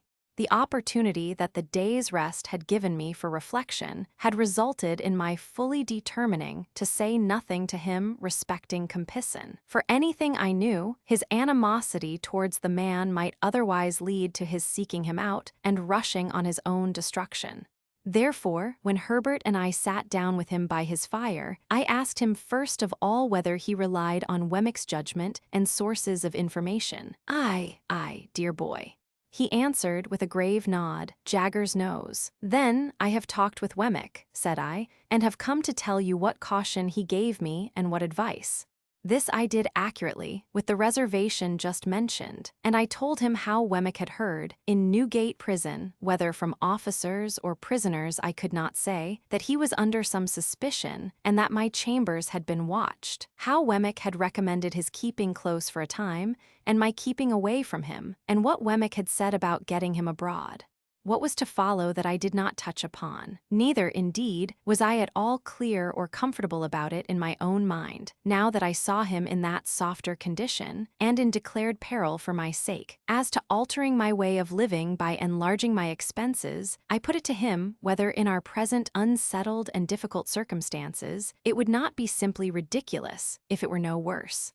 He could not deny this, and indeed was very reasonable throughout. His coming back was a venture, he said, and he had always known it to be a venture. He would do nothing to make it a desperate venture, and he had very little fear of his safety with such good help. Herbert, who had been looking at the fire and pondering, here said that something had come into his thoughts arising out of Wemmick's suggestion, which it might be worth while to pursue. We are both good watermen, Handel, and could take him down the river ourselves when the right time comes. No boat would then be hired for the purpose, and no boatmen. That would save at least a chance of suspicion, and any chance is worth saving. Never mind the season. Don't you think it might be a good thing if you began at once to keep a boat at the temple stairs, and were in the habit of rowing up and down the river? You fall into that habit, and then who notices or minds? Do it 20 or 50 times, and there is nothing special in your doing it the 21st or 51st. I liked this scheme, and Previs was quite elated by it. We agreed that it should be carried into execution, and that Previs should never recognize us if we came below bridge and rowed past Mill Pond Bank. But we further agreed that he should pull down the blind in that part of his window which gave upon the east, whenever he saw us, and all was right. Our conference being now ended, and everything arranged, I rose to go, remarking to Herbert that he and I had better not go home together, and that I would take half an hour's start of him. I don't like to leave you here, I said to Previs, though I cannot doubt your being safer here than near me. Goodbye, dear boy, he answered, clasping my hands. I don't know when we may meet again, and I don't like goodbye. Say good night. Good night, good night. We thought it best that he should stay in his own rooms, and we left him on the landing outside his door, holding a light over the stair rail to light us downstairs. Looking back at him, I thought of the first night of his return, when our positions were reversed, and when I little supposed my heart could ever be as heavy and anxious at parting from him as it was now. Old Barley was growling and swearing when we repassed his door, with no appearance of having ceased or of meaning to cease. When we got to the foot of the stairs, I asked Herbert whether he had preserved the name of Previs. He replied, certainly not, and that the lodger was Mr. Campbell. He also explained that the utmost known of Mr. Campbell there was, that he, Herbert, had Mr. Campbell consigned to him, and felt a strong personal interest in his being well cared for and living a secluded life. So, when we went into the parlor where Mrs. Wimple and Clara were seated at work, I said nothing of my own interest in Mr. Campbell, but kept it to myself. When I had taken leave of the pretty, gentle, dark-eyed girl, and of the motherly woman who had not outlived her honest sympathy with a little affair of true love, I felt as if the old green copper rope walk had grown quite a different place. Old Barley might be as old as the hills, and might swear like a whole field of troopers, but there were redeeming youth and trust, and hope enough in Chinks's basin to fill it to overflowing. And then I thought of Estella and of our parting, and went home very sadly. All things were as quiet in the temple as ever I had seen them. The windows of the rooms on that side, lately occupied by Previs, were dark and still, and there was no lounger in Garden Court. I walked past the fountain twice or thrice before I descended the steps that were between me and my rooms, but I was quite alone. Herbert, coming to my bedside when he came in, for I went straight to bed, dispirited and fatigued, made the same report. Opening one of the windows after that, he looked out into the moonlight and told me that the pavement was as solemnly empty as the pavement of any cathedral at that same hour. Next day I set myself to get the boat. It was soon done, and the boat was brought round to the temple stairs, and lay where I could reach her within a minute or two. Then I began to go out as for training and practice, sometimes alone, sometimes with Herbert. I was often out in cold, rain, and sleet, but nobody took much note of me after I had been out a few times. At first, I kept above Blackfriars Bridge, but as the hours of the tide changed, I took towards London Bridge. It was old London Bridge in those days, and at certain states of the tide, there was a race and fall of water there which gave it a bad reputation. But I knew well enough how to shoot the bridge after seeing it done, and so began to row about among the shipping in the pool and down to Erith. The first time I passed Mill Pond Bank, Herbert and I were pulling a pair of oars, and both in going and returning, we saw the blind towards the east come down. Herbert was rarely there less frequently than 3 times in a week, and he never brought me a single word of intelligence that was at all alarming. Still, I knew that there was cause for alarm, and I could not get rid of the notion of being watched.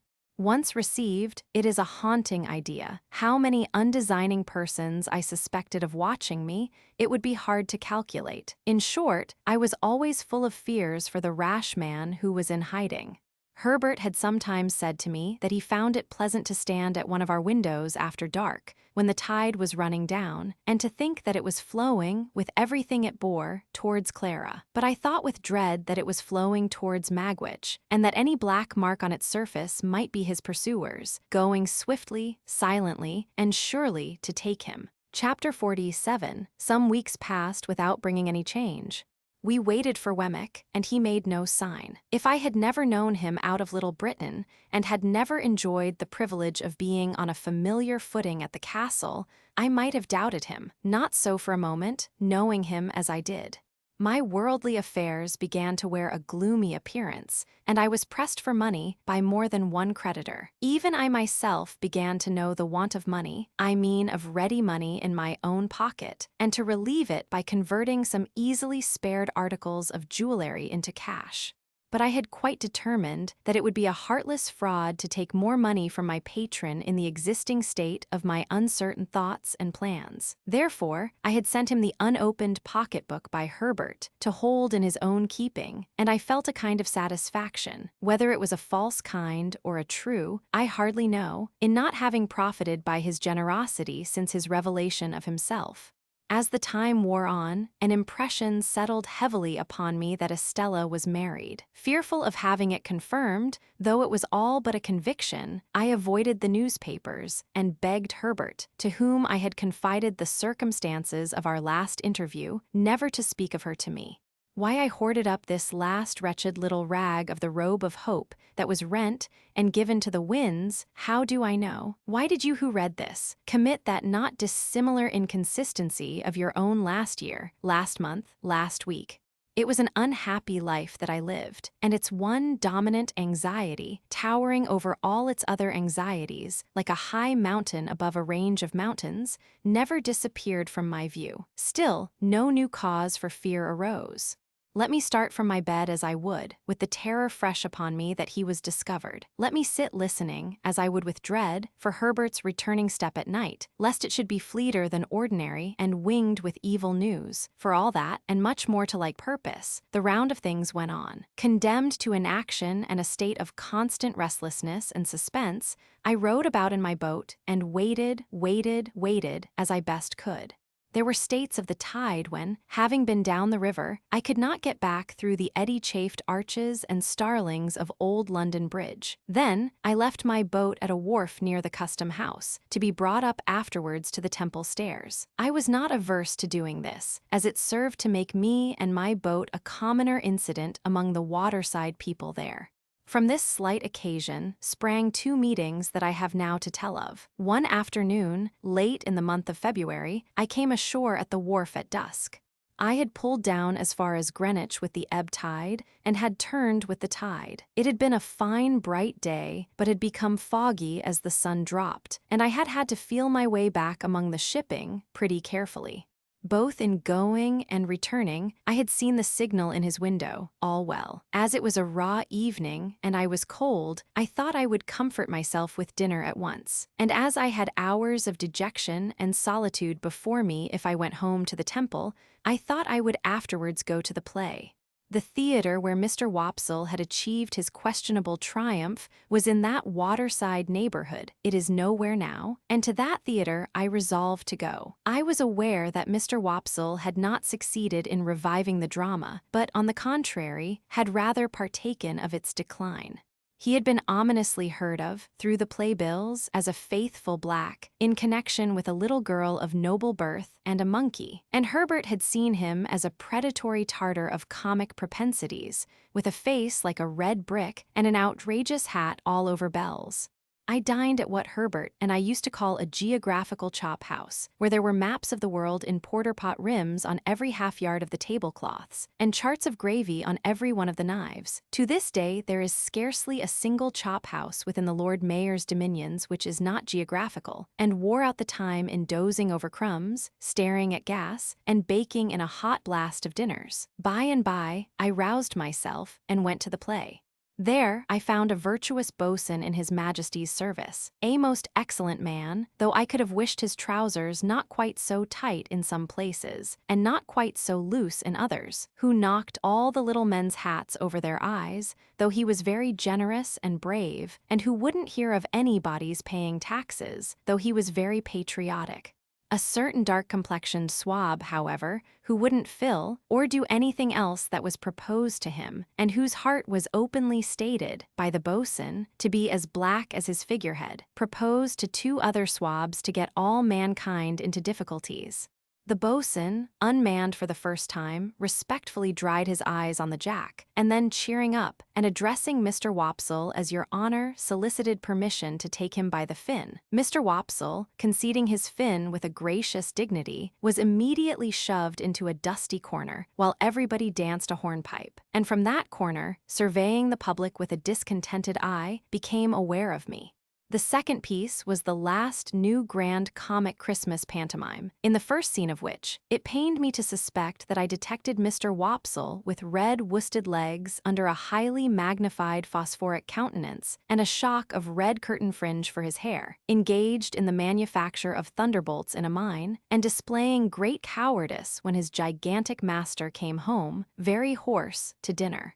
The business of this enchanter on earth being principally to be talked at, sung at, beauted at, danced at, and flashed at with fires of various colors, he had a good deal of time on his hands, and I observed, with great surprise, that he devoted it to staring in my direction as if he were lost in amazement. There was something so remarkable in the increasing glare of Mr. Wopsle's eye, and he seemed to be turning so many things over in his mind, and to grow so confused, that I could not make it out. I sat thinking of it long after he had ascended to the clouds in a large watch case, and still I could not make it out. I was still thinking of it when I came out of the theater an hour afterwards, and found him waiting for me near the door. "How do you do?" said I, shaking hands with him as we turned down the street together. "I saw that you saw me." "Yes, of course I saw you, but who else was there?" Becoming alarmed, I entreated Mr. Wopsle to explain his meaning. "Whether I should have noticed him at first but for your being there," said Mr. Wopsle, going on in the same lost way, "I can't be positive, yet I think I should." Involuntarily I looked round me, as I was accustomed to look round me when I went home, for these mysterious words gave me a chill. "Oh, he can't be in sight," said Mr. Wopsle. "He went out before I went off." I saw him go. Having the reason that I had for being suspicious, I even suspected this poor actor. I mistrusted a design to entrap me into some admission. Therefore I glanced at him as we walked on together, but said nothing.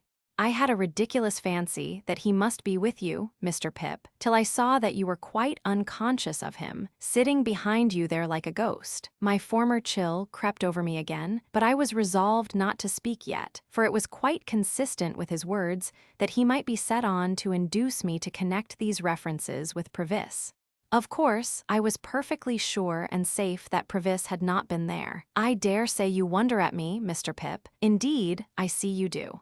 But it is so very strange. You'll hardly believe what I am going to tell you."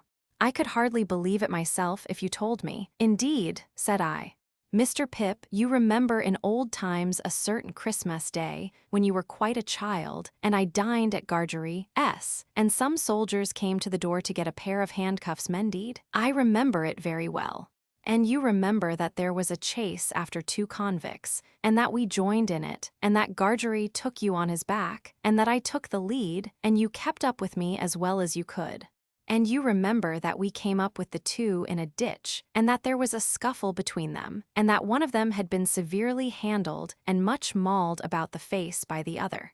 "Yes," said I remember all that. "Then, Mr. Pip, one of those two prisoners sat behind you tonight. I saw him over your shoulder, steady. I asked him then, which of the two do you suppose you saw? The more I think of him, the more certain I am of him." "This is very curious," said I, with the best assumption I could put on of its being nothing more to me.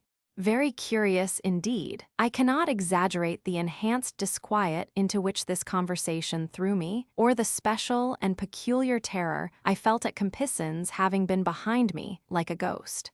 for if he had ever been out of my thoughts for a few moments together since the hiding had begun, it was in those very moments when he was closest to me. And to think that I should be so unconscious and off my guard after all my care was as if I had shut an avenue of 100 doors to keep him out, and then had found him at my elbow. I put such questions to Mr. Wopsle as, when did the man come in? He could not tell me that. He saw me, and over my shoulder he saw the man. It was not until he had seen him for some time that he began to identify him, but he had from the first vaguely associated him with me and known him as somehow belonging to me in the old village time. How was he dressed? Prosperously, but not noticeably otherwise. He thought in black. Was his face at all disfigured?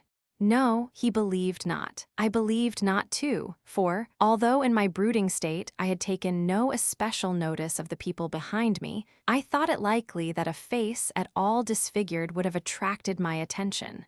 When Mr. Wopsle had imparted to me all that he could recall or I extract, and when I had treated him to a little appropriate refreshment after the fatigues of the evening, we parted. It was between 12 and 1 o'clock when I reached the temple, and the gates were shut.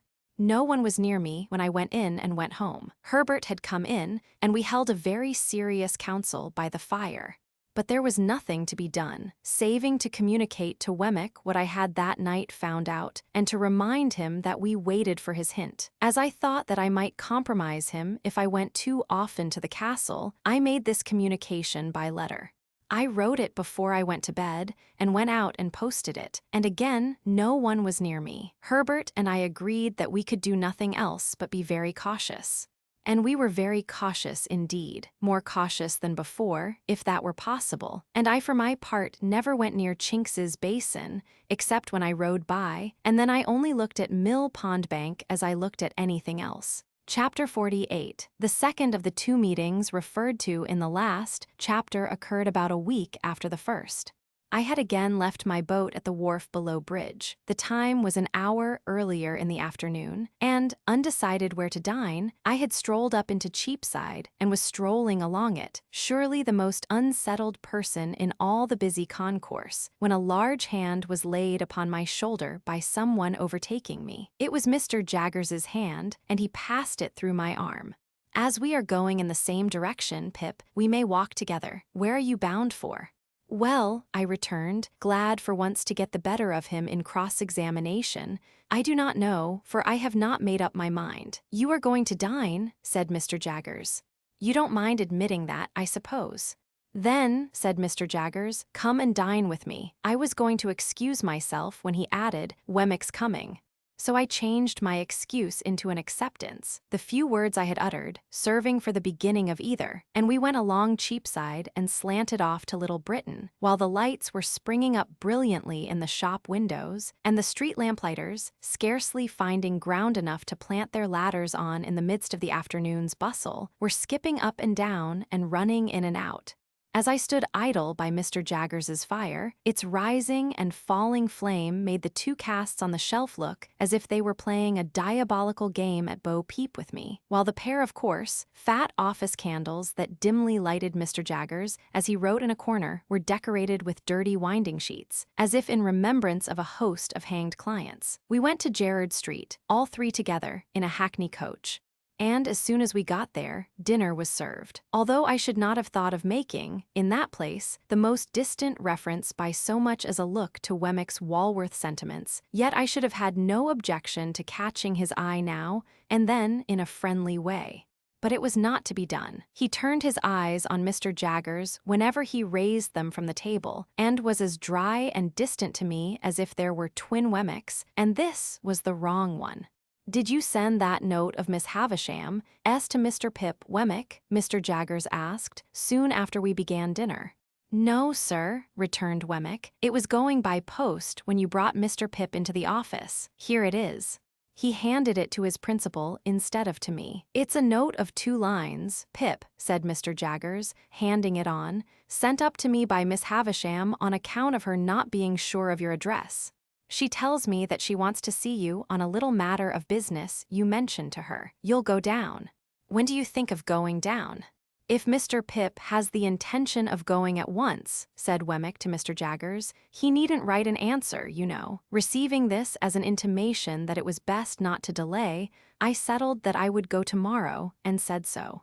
Wemmick drank a glass of wine, and looked with a grimly satisfied air at Mr. Jaggers, but not at me. "So, Pip, our friend the spider," said Mr. Jaggers, "has played his cards. He has won the pool."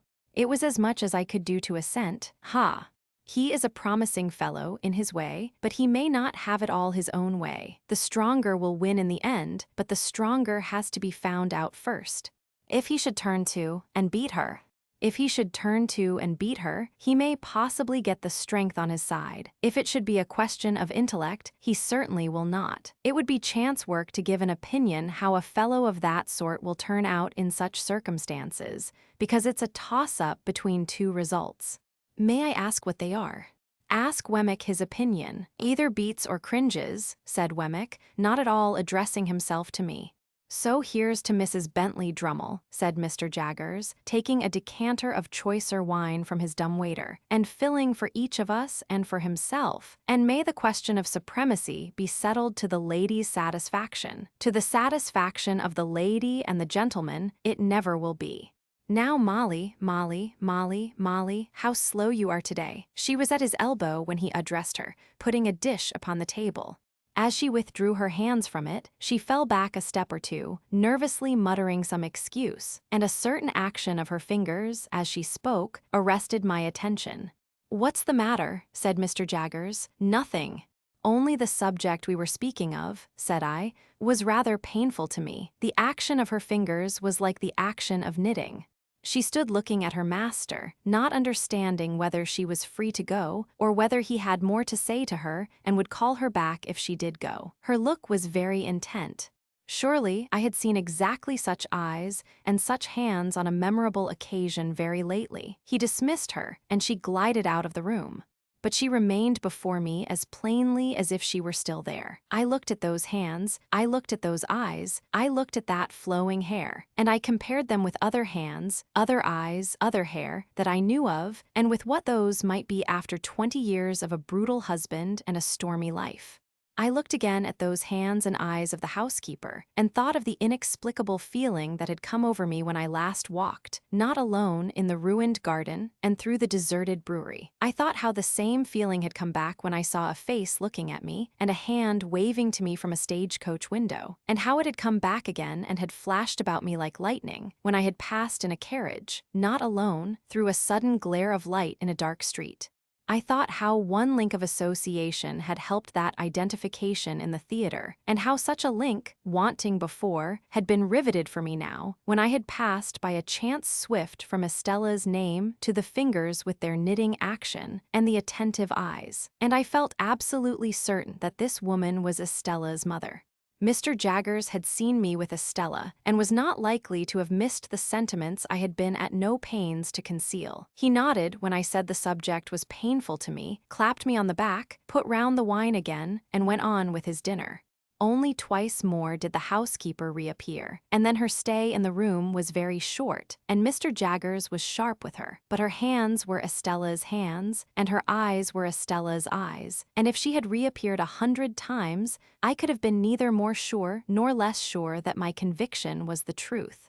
It was a dull evening, for Wemmick drew his wine, when it came round, quite as a matter of business, just as he might have drawn his salary when that came round, and with his eyes on his chief, sat in a state of perpetual readiness for cross-examination. As to the quantity of wine, his post office was as indifferent and ready as any other post office for its quantity of letters. From my point of view, he was the wrong twin all the time, and only externally like the Wemmick of Walworth. We took our leave early and left together. Even when we were groping among Mr. Jaggers's stock of boots for our hats, I felt that the right twin was on his way back, and we had not gone half a dozen yards down Gerrard Street in the Walworth direction before I found that I was walking arm in arm with the right twin, and that the wrong twin had evaporated into the evening air. "Well," said Wemmick, "that's over." He's a wonderful man, without his living likeness, but I feel that I have to screw myself up when I dine with him, and I dine more comfortably unscrewed. I felt that this was a good statement of the case, and told him so. Wouldn't say it to anybody but yourself, he answered. I know that what is said between you and me goes no further. I asked him if he had ever seen Miss Havisham's adopted daughter, Mrs. Bentley Drummle. He said no. To avoid being too abrupt, I then spoke of the aged and of Miss Skiffins. He looked rather sly when I mentioned Miss Skiffins, and stopped in the street to blow his nose, with a roll of the head and a flourish not quite free from latent boastfulness. Wemmick, said I, do you remember telling me, before I first went to Mr. Jaggers's private house, to notice that housekeeper? Deuce take me, he added suddenly, I know I did. I find I am not quite unscrewed yet. A wild beast tamed, you called her, and what do you call her? How did Mr. Jaggers tame her, Wemmick? I wish you would tell me her story. I feel a particular interest in being acquainted with it. You know that what is said between you and me goes no further. Well, Wemmick replied, I don't know her story, that is, I don't know all of it, but what I do know I'll tell you. We are in our private and personal capacities, of course. She was a very handsome young woman, and I believe had some gypsy blood in her. Anyhow, it was hot enough when it was up, as you may suppose. But she was acquitted. Mr. Jaggers was for her, pursued Wemmick, with a look full of meaning, and worked the case in a way quite astonishing. It was a desperate case, and it was comparatively early days with him then, and he worked it to general admiration. In fact, it may almost be said to have made him. He worked it himself at the police office, day after day for many days, contending against even a committal, and at the trial where he couldn't work it himself, sat under counsel, and, everyone knew, put in all the salt and pepper. The murdered person was a woman a good 10 years older, very much larger and very much stronger. It was a case of jealousy. They both led tramping lives, and this woman in Gerrard Street here had been married very young, over the broomstick, as we say, to a tramping man, and was a perfect fury in point of jealousy. The murdered woman, more a match for the man, certainly, in point of years, was found dead in a barn near Hounslow Heath. There had been a violent struggle, perhaps a fight. She was bruised and scratched and torn, and had been held by the throat, at last, and choked. Now, there was no reasonable evidence to implicate any person but this woman, and on the improbabilities of her having been able to do it, Mr. Jaggers principally rested his case. You may be sure, said Wemmick, touching me on the sleeve, that he never dwelt upon the strength of her hands then, though he sometimes does now. I had told Wemmick of his showing us her wrists, that day of the dinner party. Well, sir, Wemmick went on, it happened, don't you see, that this woman was so very artfully dressed from the time of her apprehension, that she looked much slighter than she really was. In particular, her sleeves are always remembered to have been so skillfully contrived that her arms had quite a delicate look. She had only a bruise or two about her, nothing for a tramp, but the backs of her hands were lacerated, and the question was it with fingernails? But the boldest point he made was this. It was attempted to be set up, in proof of her jealousy, that she was under strong suspicion of having, at about the time of the murder, frantically destroyed her child by this man, some 3 years old, to revenge herself upon him. Mr. Jaggers worked that in this way. We say these are not marks of fingernails, but marks of brambles, and we show you the brambles. You say they are marks of fingernails, and you set up the hypothesis that she destroyed her child. You must accept all consequences of that hypothesis. For anything we know, she may have destroyed her child, and the child in clinging to her may have scratched her hands. What then? You are not trying her for the murder of her child. Why don't you? As to this case, if you will have scratches, we say that, for anything we know, you may have accounted for them, assuming for the sake of argument that you have not invented them. To sum up, sir, said Wemmick, Mr. Jaggers was altogether too many for the jury, and they gave in. Has she been in his service ever since? She has since been taught one thing and another in the way of her duties, but she was tamed from the beginning. Do you remember the sex of the child? You have nothing more to say to me tonight. Nothing. We exchanged a cordial good night, and I went home, with new matter for my thoughts, though with no relief from the old. Chapter 49. Putting Miss Havisham's note in my pocket that it might serve as my credentials for so soon reappearing at Sati's house. In case her waywardness should lead her to express any surprise at seeing me, I went down again by the coach next day. But I alighted at the halfway house and breakfasted there and walked the rest of the distance, for I sought to get into the town quietly by the unfrequented ways and to leave it in the same manner. The best light of the day was gone when I passed along the quiet echoing courts behind the high street. The nooks of ruin where the old monks had once had their refectories and gardens, and where the strong walls were now pressed into the service of humble sheds and stables, were almost as silent as the old monks in their graves. An elderly woman, whom I had seen before as one of the servants who lived in the supplementary house across the back courtyard, opened the gate. The lighted candle stood in the dark passage within, as of old, and I took it up and ascended the staircase alone. Miss Havisham was not in her own room, but was in the larger room across the landing. Looking in at the door, after knocking in vain, I saw her sitting on the hearth in a ragged chair, close before, and lost in the contemplation of the ashy fire. Doing as I had often done, I went in and stood touching the old chimney-piece, where she could see me when she raised her eyes. There was an air of utter loneliness upon her that would have moved me to pity, though she had willfully done me a deeper injury than I could charge her with. As I stood compassionating her, and thinking how, in the progress of time, I too had come to be a part of the wrecked fortunes of that house, her eyes rested on me. She stared and said in a low voice, "Is it real? Mr. Jaggers gave me your note yesterday, and I have lost no time. I want," she said, "to pursue that subject you mentioned to me when you were last here, and to show you that I am not all stone. But perhaps you can never believe now that there is anything human in my heart." When I said some reassuring words, she stretched out her tremulous right hand as though she was going to touch me, but she recalled it again before I understood the action or knew how to receive it. "You said, speaking for your friend, that you could tell me how to do something useful and good. Something that you would like done, is it not? Something that I would like done very much."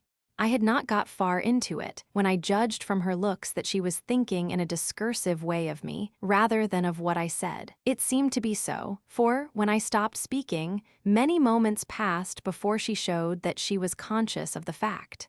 "Do you break off," she asked then, with her former air of being afraid of me, "because you hate me too much to bear to speak to me?"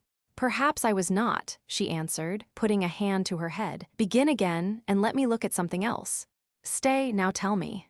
She set her hand upon her stick in the resolute way that sometimes was habitual to her, and looked at the fire with a strong expression of forcing herself to attend. I went on with my explanation, and told her how I had hoped to complete the transaction out of my means, but how in this I was disappointed. That part of the subject, I reminded her, involved matters which could form no part of my explanation, for they were the weighty secrets of another. "So," said she, assenting with her head, but not looking at me, "and how much money is wanting to complete the purchase? If I give you the money for this purpose, will you keep my secret as you have kept your own? Are you very unhappy now?" She asked this question, still without looking at me, but in an unwonted tone of sympathy. I could not reply at the moment, for my voice failed me. She put her left arm across the head of her stick and softly laid her forehead on it. "I am far from happy, Miss Havisham, but I have other causes of disquiet than any you know of. They are the secrets I have mentioned." After a little while, she raised her head and looked at the fire again. "It is noble in you to tell me that you have other causes of unhappiness. Is it true? Regarding that as done, is there nothing I can do for you yourself? I thank you even more for the tone of the question, but there is nothing."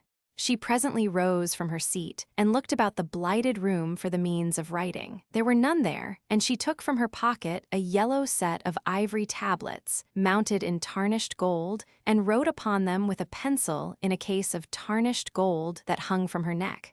"You are still on friendly terms with Mr. Jaggers. This is an authority to him to pay you that money to lay out at your irresponsible discretion for your friend. I keep no money here, but if you would rather Mr. Jaggers knew nothing of the matter, I will send it to you.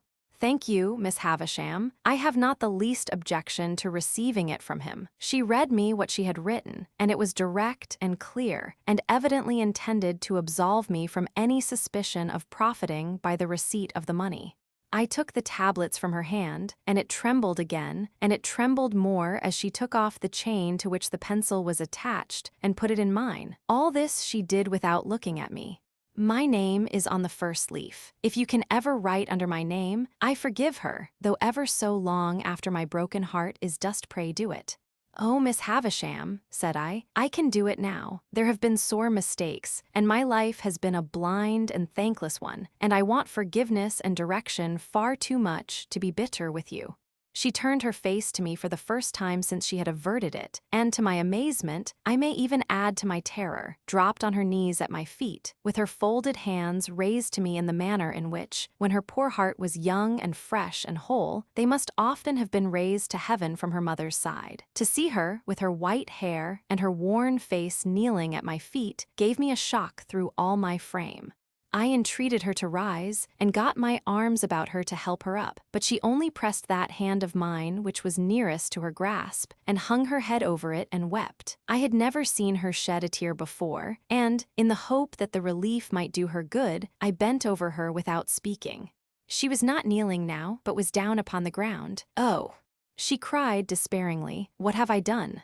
What have I done? If you mean, Miss Havisham, what have you done to injure me, let me answer. Very little. I should have loved her under any circumstances. Is she married? What have I done? What have I done?"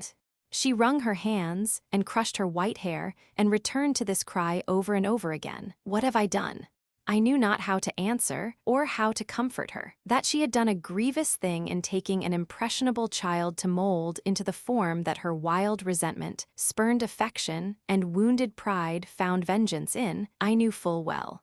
But that in shutting out the light of day, she had shut out infinitely more. That, in seclusion, she had secluded herself from 1,000 natural and healing influences. That, her mind, brooding solitary, had grown diseased, as all minds do and must, and will that reverse the appointed order of their Maker, I knew equally well.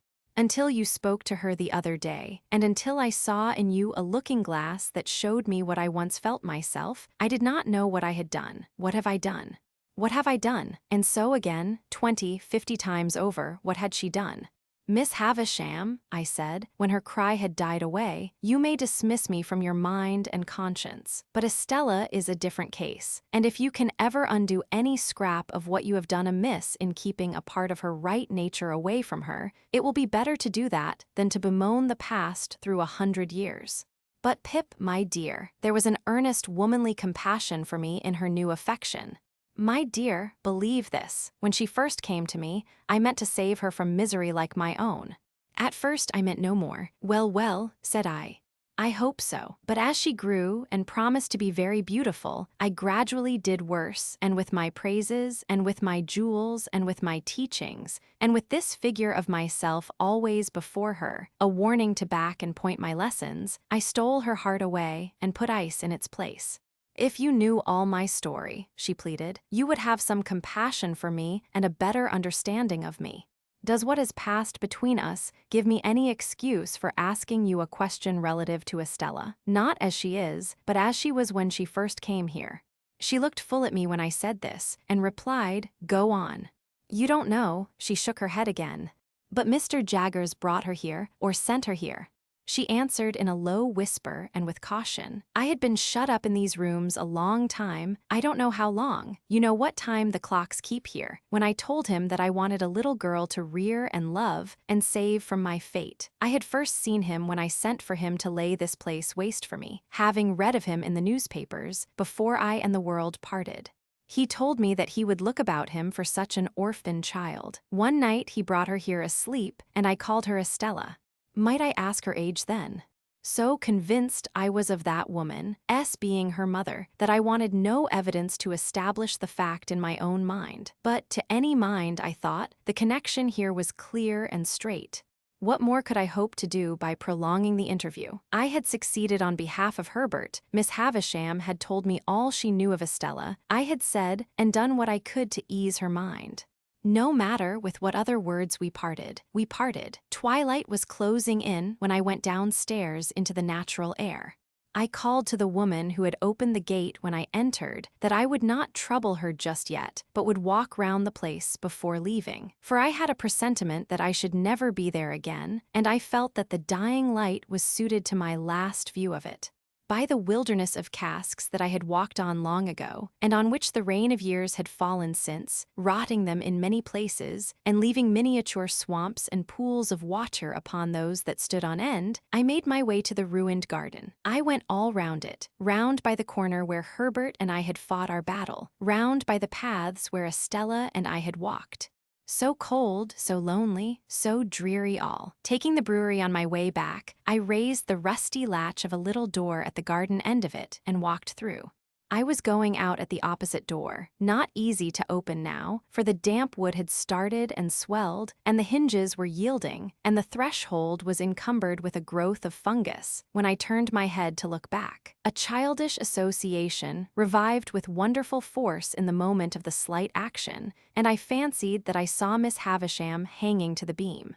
So strong was the impression that I stood under the beam shuddering from head to foot before I knew it was a fancy, though to be sure I was there in an instant. The mournfulness of the place and time, and the great terror of this illusion, though it was but momentary, caused me to feel an indescribable awe as I came out between the open wooden gates where I had once wrung my hair after Estella had wrung my heart. Passing on into the front courtyard, I hesitated whether to call the woman to let me out at the locked gate of which she had the key, or first to go upstairs and assure myself that Miss Havisham was as safe and well as I had left her. I took the latter course and went up. I looked into the room where I had left her, and I saw her seated in the ragged chair upon the hearth close to the fire, with her back towards me. In the moment when I was withdrawing my head to go quietly away, I saw a great flaming light spring up. In the same moment I saw her running at me, shrieking, with a whirl of fire blazing all about her, and soaring at least as many feet above her head as she was high. I had a double-caped greatcoat on, and over my arm another thick coat. That I got them off, closed with her, threw her down, and got them over her, that I dragged the great cloth from the table for the same purpose, and with it dragged down the heap of rottenness in the midst, and all the ugly things that sheltered there, that we were on the ground struggling like desperate enemies, and that the closer I covered her, the more wildly she shrieked and tried to free herself. That this occurred I knew through the result, but not through anything I felt, or thought, or knew I did. Then I looked round and saw the disturbed beetles and spiders running away over the floor, and the servants coming in with breathless cries at the door. I still held her forcibly down with all my strength, like a prisoner who might escape, and I doubt if I even knew who she was, or why we had struggled, or that she had been in flames, or that the flames were out, until I saw the patches of tinder that had been her garments no longer alight, but falling in a black shower around us. She was insensible, and I was afraid to have her moved or even touched. Assistance was sent for, and I held her until it came, as if I unreasonably fancied, I think I did, that, if I let her go, the fire would break out again and consume her. When I got up, on the surgeon, coming to her with other aid, I was astonished to see that both my hands were burnt, for I had no knowledge of it through the sense of feeling. On examination, it was pronounced that she had received serious hurts, but that they of themselves were far from hopeless. The danger lay mainly in the nervous shock. By the surgeon's directions, her bed was carried into that room and laid upon the great table, which happened to be well suited to the dressing of her injuries. When I saw her again, an hour afterwards, she lay, indeed, where I had seen her strike her stick, and had heard her say that she would lie one day. Though every vestige of her dress was burnt, as they told me, she still had something of her old ghastly bridal appearance, for they had covered her to the throat with white cotton wool, and as she lay with a white sheet loosely overlying that, the phantom air of something that had been and was changed was still upon her. I found, on questioning the servants, that Estella was in Paris, and I got a promise from the surgeon that he would write to her by the next post. Miss Havisham's family I took upon myself, intending to communicate with Mr. Matthew Pocket only and leave him to do as he liked about informing the rest. This I did next day, through Herbert, as soon as I returned to town. There was a stage that evening when she spoke collectedly of what had happened, though with a certain terrible vivacity. Towards midnight she began to wander in her speech, and after that it gradually set in that she said innumerable times in a low, solemn voice, "What have I done?" And then, when she first came, I meant to save her from misery like mine, and then take the pencil and write under my name, "I forgive her." She never changed the order of these 3 sentences, but she sometimes left out a word in one or other of them, never putting in another word, but always leaving a blank and going on to the next word. At about 6 o'clock of the morning, therefore, I leaned over her and touched her lips with mine, just as they said, not stopping for being touched, "Take the pencil and write under my name, I forgive her." Chapter 50. My hands had been dressed twice or thrice in the night, and again in the morning. My left arm was a good deal burned to the elbow, and, less severely, as high as the shoulder. It was very painful, but the flames had set in that direction, and I felt thankful it was no worse. My right hand was not so badly burnt but that I could move the fingers.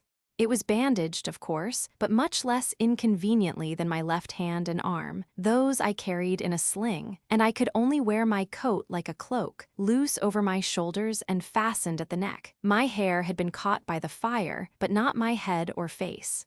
When Herbert had been down to Hammersmith and seen his father, he came back to me at our chambers and devoted the day to attending on me. He was the kindest of nurses, and at stated times took off the bandages and steeped them in the cooling liquid that was kept ready and put them on again with a patient tenderness that I was deeply grateful for.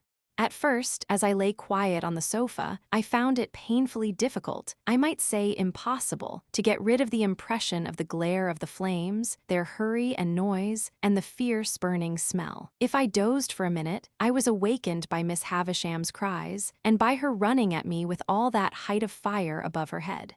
This pain of the mind was much harder to strive against than any bodily pain I suffered, and Herbert, seeing that, did his utmost to hold my attention engaged. Neither of us spoke of the boat, but we both thought of it. That was made apparent by our avoidance of the subject, and by our agreeing, without agreement, to make my recovery of the use of my hands a question of so many hours, not of so many weeks. My first question when I saw Herbert had been, of course, whether all was well down the river. As he replied in the affirmative, with perfect confidence and cheerfulness, we did not resume the subject until the day was wearing away. But then, as Herbert changed the bandages, more by the light of the fire than by the outer light, he went back to it spontaneously. I sat with Previs last night, Handel 2 good hours. She was up and down with gruff Angrim all the evening. He was perpetually pegging at the floor the moment she left his sight. I doubt if he can hold out long, though. What with rum and pepper and rum, I should think his pegging must be nearly over. And then you will be married, Herbert. Do you know, Handel, he improves. And so he is. He was very communicative last night and told me more of his life. You remember his breaking off here about some woman that he had had great trouble with. Did I hurt you? I had forgotten that, Herbert, but I remember it now you speak of it. Shall I tell you, or would it worry you just now? Every word. Herbert bent forward to look at me more nearly, as if my reply had been rather more hurried or more eager than he could quite account for. Your head is cool, he said, touching it. Quite, said I. Tell me what Previs said, my dear Herbert. It seems, said Herbert, there's a bandage off most charmingly, and now comes the cool one. Makes you shrink at first, my poor dear fellow, don't it? But it will be comfortable presently. It seems that the woman was a young woman, and a jealous woman, and a revengeful woman. Revengeful, Handel, to the last degree. To what last degree? Whom did she murder? Who began it, or how fair it was, or how unfair may be doubtful, but how it ended is certainly not doubtful, for the victim was found throttled. Was the woman brought in guilty? It is impossible to be gentler, Herbert. Yes. What else? I can do it better by this light than by a stronger, for my hand is steadiest when I don't see the poor blistered patches too distinctly. You don't think your breathing is affected, my dear boy? You seem to breathe quickly. Perhaps I do, Herbert. Did the woman keep her oath? She did. That is, he says she did. He says it all. I have no other information. No, to be sure. After the acquittal she disappeared, and thus he lost the child and the child's mother. It was clear last night that this barbed the point of Previs's animosity. His expression was a round score year ago, and a most directly after I took up Y. Compison. How old were you when you came upon him in the little churchyard? It had happened some 3 or 4 years then, he said, and you brought into his mind the little girl so tragically lost, who would have been about your age. Herbert, said I, after a short silence in a hurried way, can you see me best by the light of the window or the light of the fire? You are rather excited, but you are quite yourself. I know I am quite myself. And the man we have in hiding down the river is Estella's father. Chapter 51. What purpose I had in view when I was hot on tracing out and proving Estella's parentage, I cannot say. It will presently be seen that the question was not before me in a distinct shape until it was put before me by a wiser head than my own. But when Herbert and I had held our momentous conversation, I was seized with a feverish conviction that I ought to hunt the matter down, that I ought not to let it rest, but that I ought to see Mr. Jaggers and come at the bare truth. I really do not know whether I felt that I did this for Estella's sake, or whether I was glad to transfer to the man in whose preservation I was so much concerned some rays of the romantic interest that had so long surrounded me. Perhaps the latter possibility may be the nearer to the truth.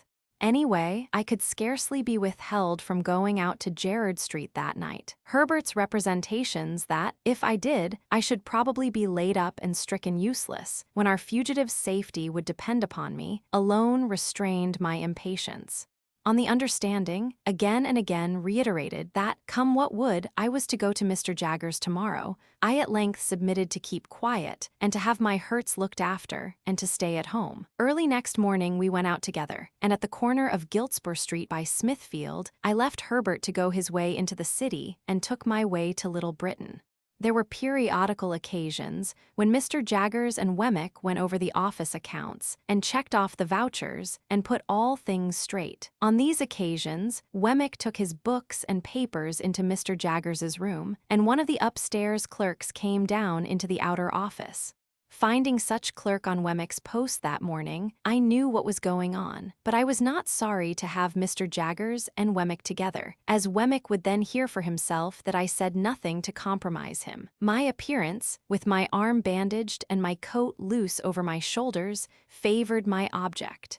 Although I had sent Mr. Jaggers a brief account of the accident as soon as I had arrived in town, yet I had to give him all the details now, and the speciality of the occasion caused our talk to be less dry and hard, and less strictly regulated by the rules of evidence than it had been before. While I described the disaster, Mr. Jaggers stood, according to his wont, before the fire. Wemmick leaned back in his chair, staring at me, with his hands in the pockets of his trousers, and his pen put horizontally into the post. The two brutal casts, always inseparable in my mind from the official proceedings, seemed to be congestively considering whether they didn't smell fire at the present moment. My narrative finished, and their questions exhausted, I then produced Miss Havisham's authority to receive the £900 for Herbert. Mr. Jaggers's eyes retired a little deeper into his head when I handed him the tablets, but he presently handed them over to Wemmick, with instructions to draw the cheque for his signature. While that was in course of being done, I looked on at Wemmick as he wrote, and Mr. Jaggers, poising and swaying himself on his well-polished boots, looked on at me. "I am sorry, Pip," said he, as I put the cheque in my pocket when he had signed it, "that we do nothing for you." "Miss Havisham was good enough to ask me," I returned, "whether she could do nothing for me, and I told her no." "Everybody should know his own business," said Mr. Jaggers. And I saw Wemmick's lips form the words portable property. "I should not have told her no, if I had been you," said Mr. Jaggers, "but every man ought to know his own business best."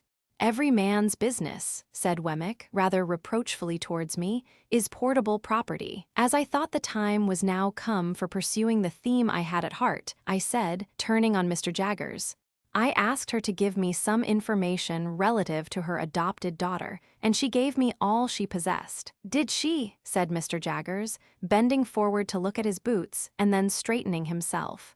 I don't think I should have done so, if I had been Miss Havisham. But she ought to know her own business best." Mr. Jaggers looked at me inquiringly, and repeated "mother." "And so have you, sir, and you have seen her still more recently." "Yes," said Mr. Jaggers. "Perhaps I know more of Estella's history than even you do," said I. "I know her father, too." A certain stop that Mr. Jaggers came to in his manner. He was too self-possessed to change his manner, but he could not help its being brought to an indefinably attentive stop, assured me that he did not know who her father was. But I could not be sure of this unconsciousness on Mr. Jaggers's part before, though I was quite sure of it now. "So, you know the young lady's father, Pip," said Mr. Jaggers. "Yes," I replied, "and his name is Previs, from New South Wales." Even Mr. Jaggers started when I said those words. It was the slightest start that could escape a man, the most carefully repressed, and the sooner checked, but he did start, though he made it a part of the action of taking out his pocket handkerchief. How Wemmick received the announcement I am unable to say, for I was afraid to look at him just then, lest Mr. Jaggers's sharpness should detect that there had been some communication unknown to him between us. "And on what evidence, Pip," asked Mr. Jaggers, very coolly, as he paused with his handkerchief halfway to his nose, "does Previs make this claim?" For once, the powerful pocket handkerchief failed. My reply was so unexpected that Mr. Jaggers put the handkerchief back into his pocket without completing the usual performance, folded his arms, and looked with stern attention at me, though with an immovable face.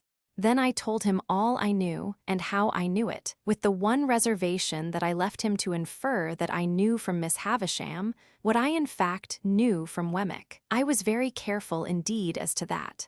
Nor did I look towards Wemmick until I had finished all I had to tell, and had been for some time silently meeting Mr. Jaggers's look. When I did at last turn my eyes in Wemmick's direction, I found that he had unposted his pen, and was intent upon the table before him. "Ha," said Mr. Jaggers at last, as he moved towards the papers on the table. "What item was it you were at, Wemmick, when Mr. Pip came in?" But I could not submit to be thrown off in that way, and I made a passionate, almost an indignant appeal to him to be more frank and manly with me. I reminded him of the false hopes into which I had lapsed, the length of time they had lasted, and the discovery I had made, and I hinted at the danger that weighed upon my spirits. I represented myself as being surely worthy of some little confidence from him, in return for the confidence I had just now imparted. I said that I did not blame him, or suspect him, or mistrust him, but I wanted assurance of the truth from him. And if he asked me why I wanted it, and why I thought I had any right to it, I would tell him, little as he cared for such poor dreams, that I had loved Estella dearly and long, and that although I had lost her, and must live a bereaved life, whatever concerned her was still nearer and dearer to me than anything else in the world. I have seen your pleasant home, and your old father, and all the innocent, cheerful, playful ways with which you refresh your business life. And I entreat you to say a word for me to Mr. Jaggers, and to represent to him that, all circumstances considered, he ought to be more open with me. I have never seen two men look more oddly at one another than Mr. Jaggers and Wemmick did after this apostrophe. At first, a misgiving crossed me that Wemmick would be instantly dismissed from his employment, but it melted as I saw Mr. Jaggers relax into something like a smile, and Wemmick become bolder. "What's all this?" said Mr. Jaggers. "You with an old father, and you with pleasant and playful ways. If I don't bring him here, what does it matter? I think you're another." Again they exchanged their former odd looks, each apparently still distrustful that the other was taking him in. "You with a pleasant home," said Mr. Jaggers. "Since it don't interfere with business," returned Wemmick, "let it be so. Now I look at you, sir, I shouldn't wonder if you might be planning and contriving to have a pleasant home of your own one of these days, when you're tired of all this work." Mr. Jaggers nodded his head retrospectively 2 or 3 times, and actually drew a sigh. "Pip," said he, "we won't talk about poor dreams. You know more about such things than I, having much fresher experience of that kind. But now about this other matter. I'll put a case to you, mind. I admit nothing." He waited for me to declare that I quite understood that he expressly said that he admitted nothing. "Now, Pip," said Mr. Jaggers, "put this case. Put the case that a woman, under such circumstances as you have mentioned, held her child concealed and was obliged to communicate the fact to her legal adviser, on his representing to her that he must know, with an eye to the latitude of his defense, how the fact stood about that child. Put the case that, at the same time, he held a trust to find a child for an eccentric rich lady to adopt and bring up. I follow you, sir. Put the case that he often saw children solemnly tried at a criminal bar, where they were held up to be seen. Put the case that he habitually knew of their being imprisoned, whipped, transported, neglected, cast out, qualified in all ways for the hangman, and growing up to be hanged.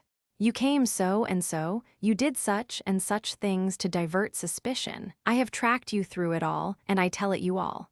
Part with the child, unless it should be necessary to produce it to clear you, and then it shall be produced. Give the child into my hands, and I will do my best to bring you off.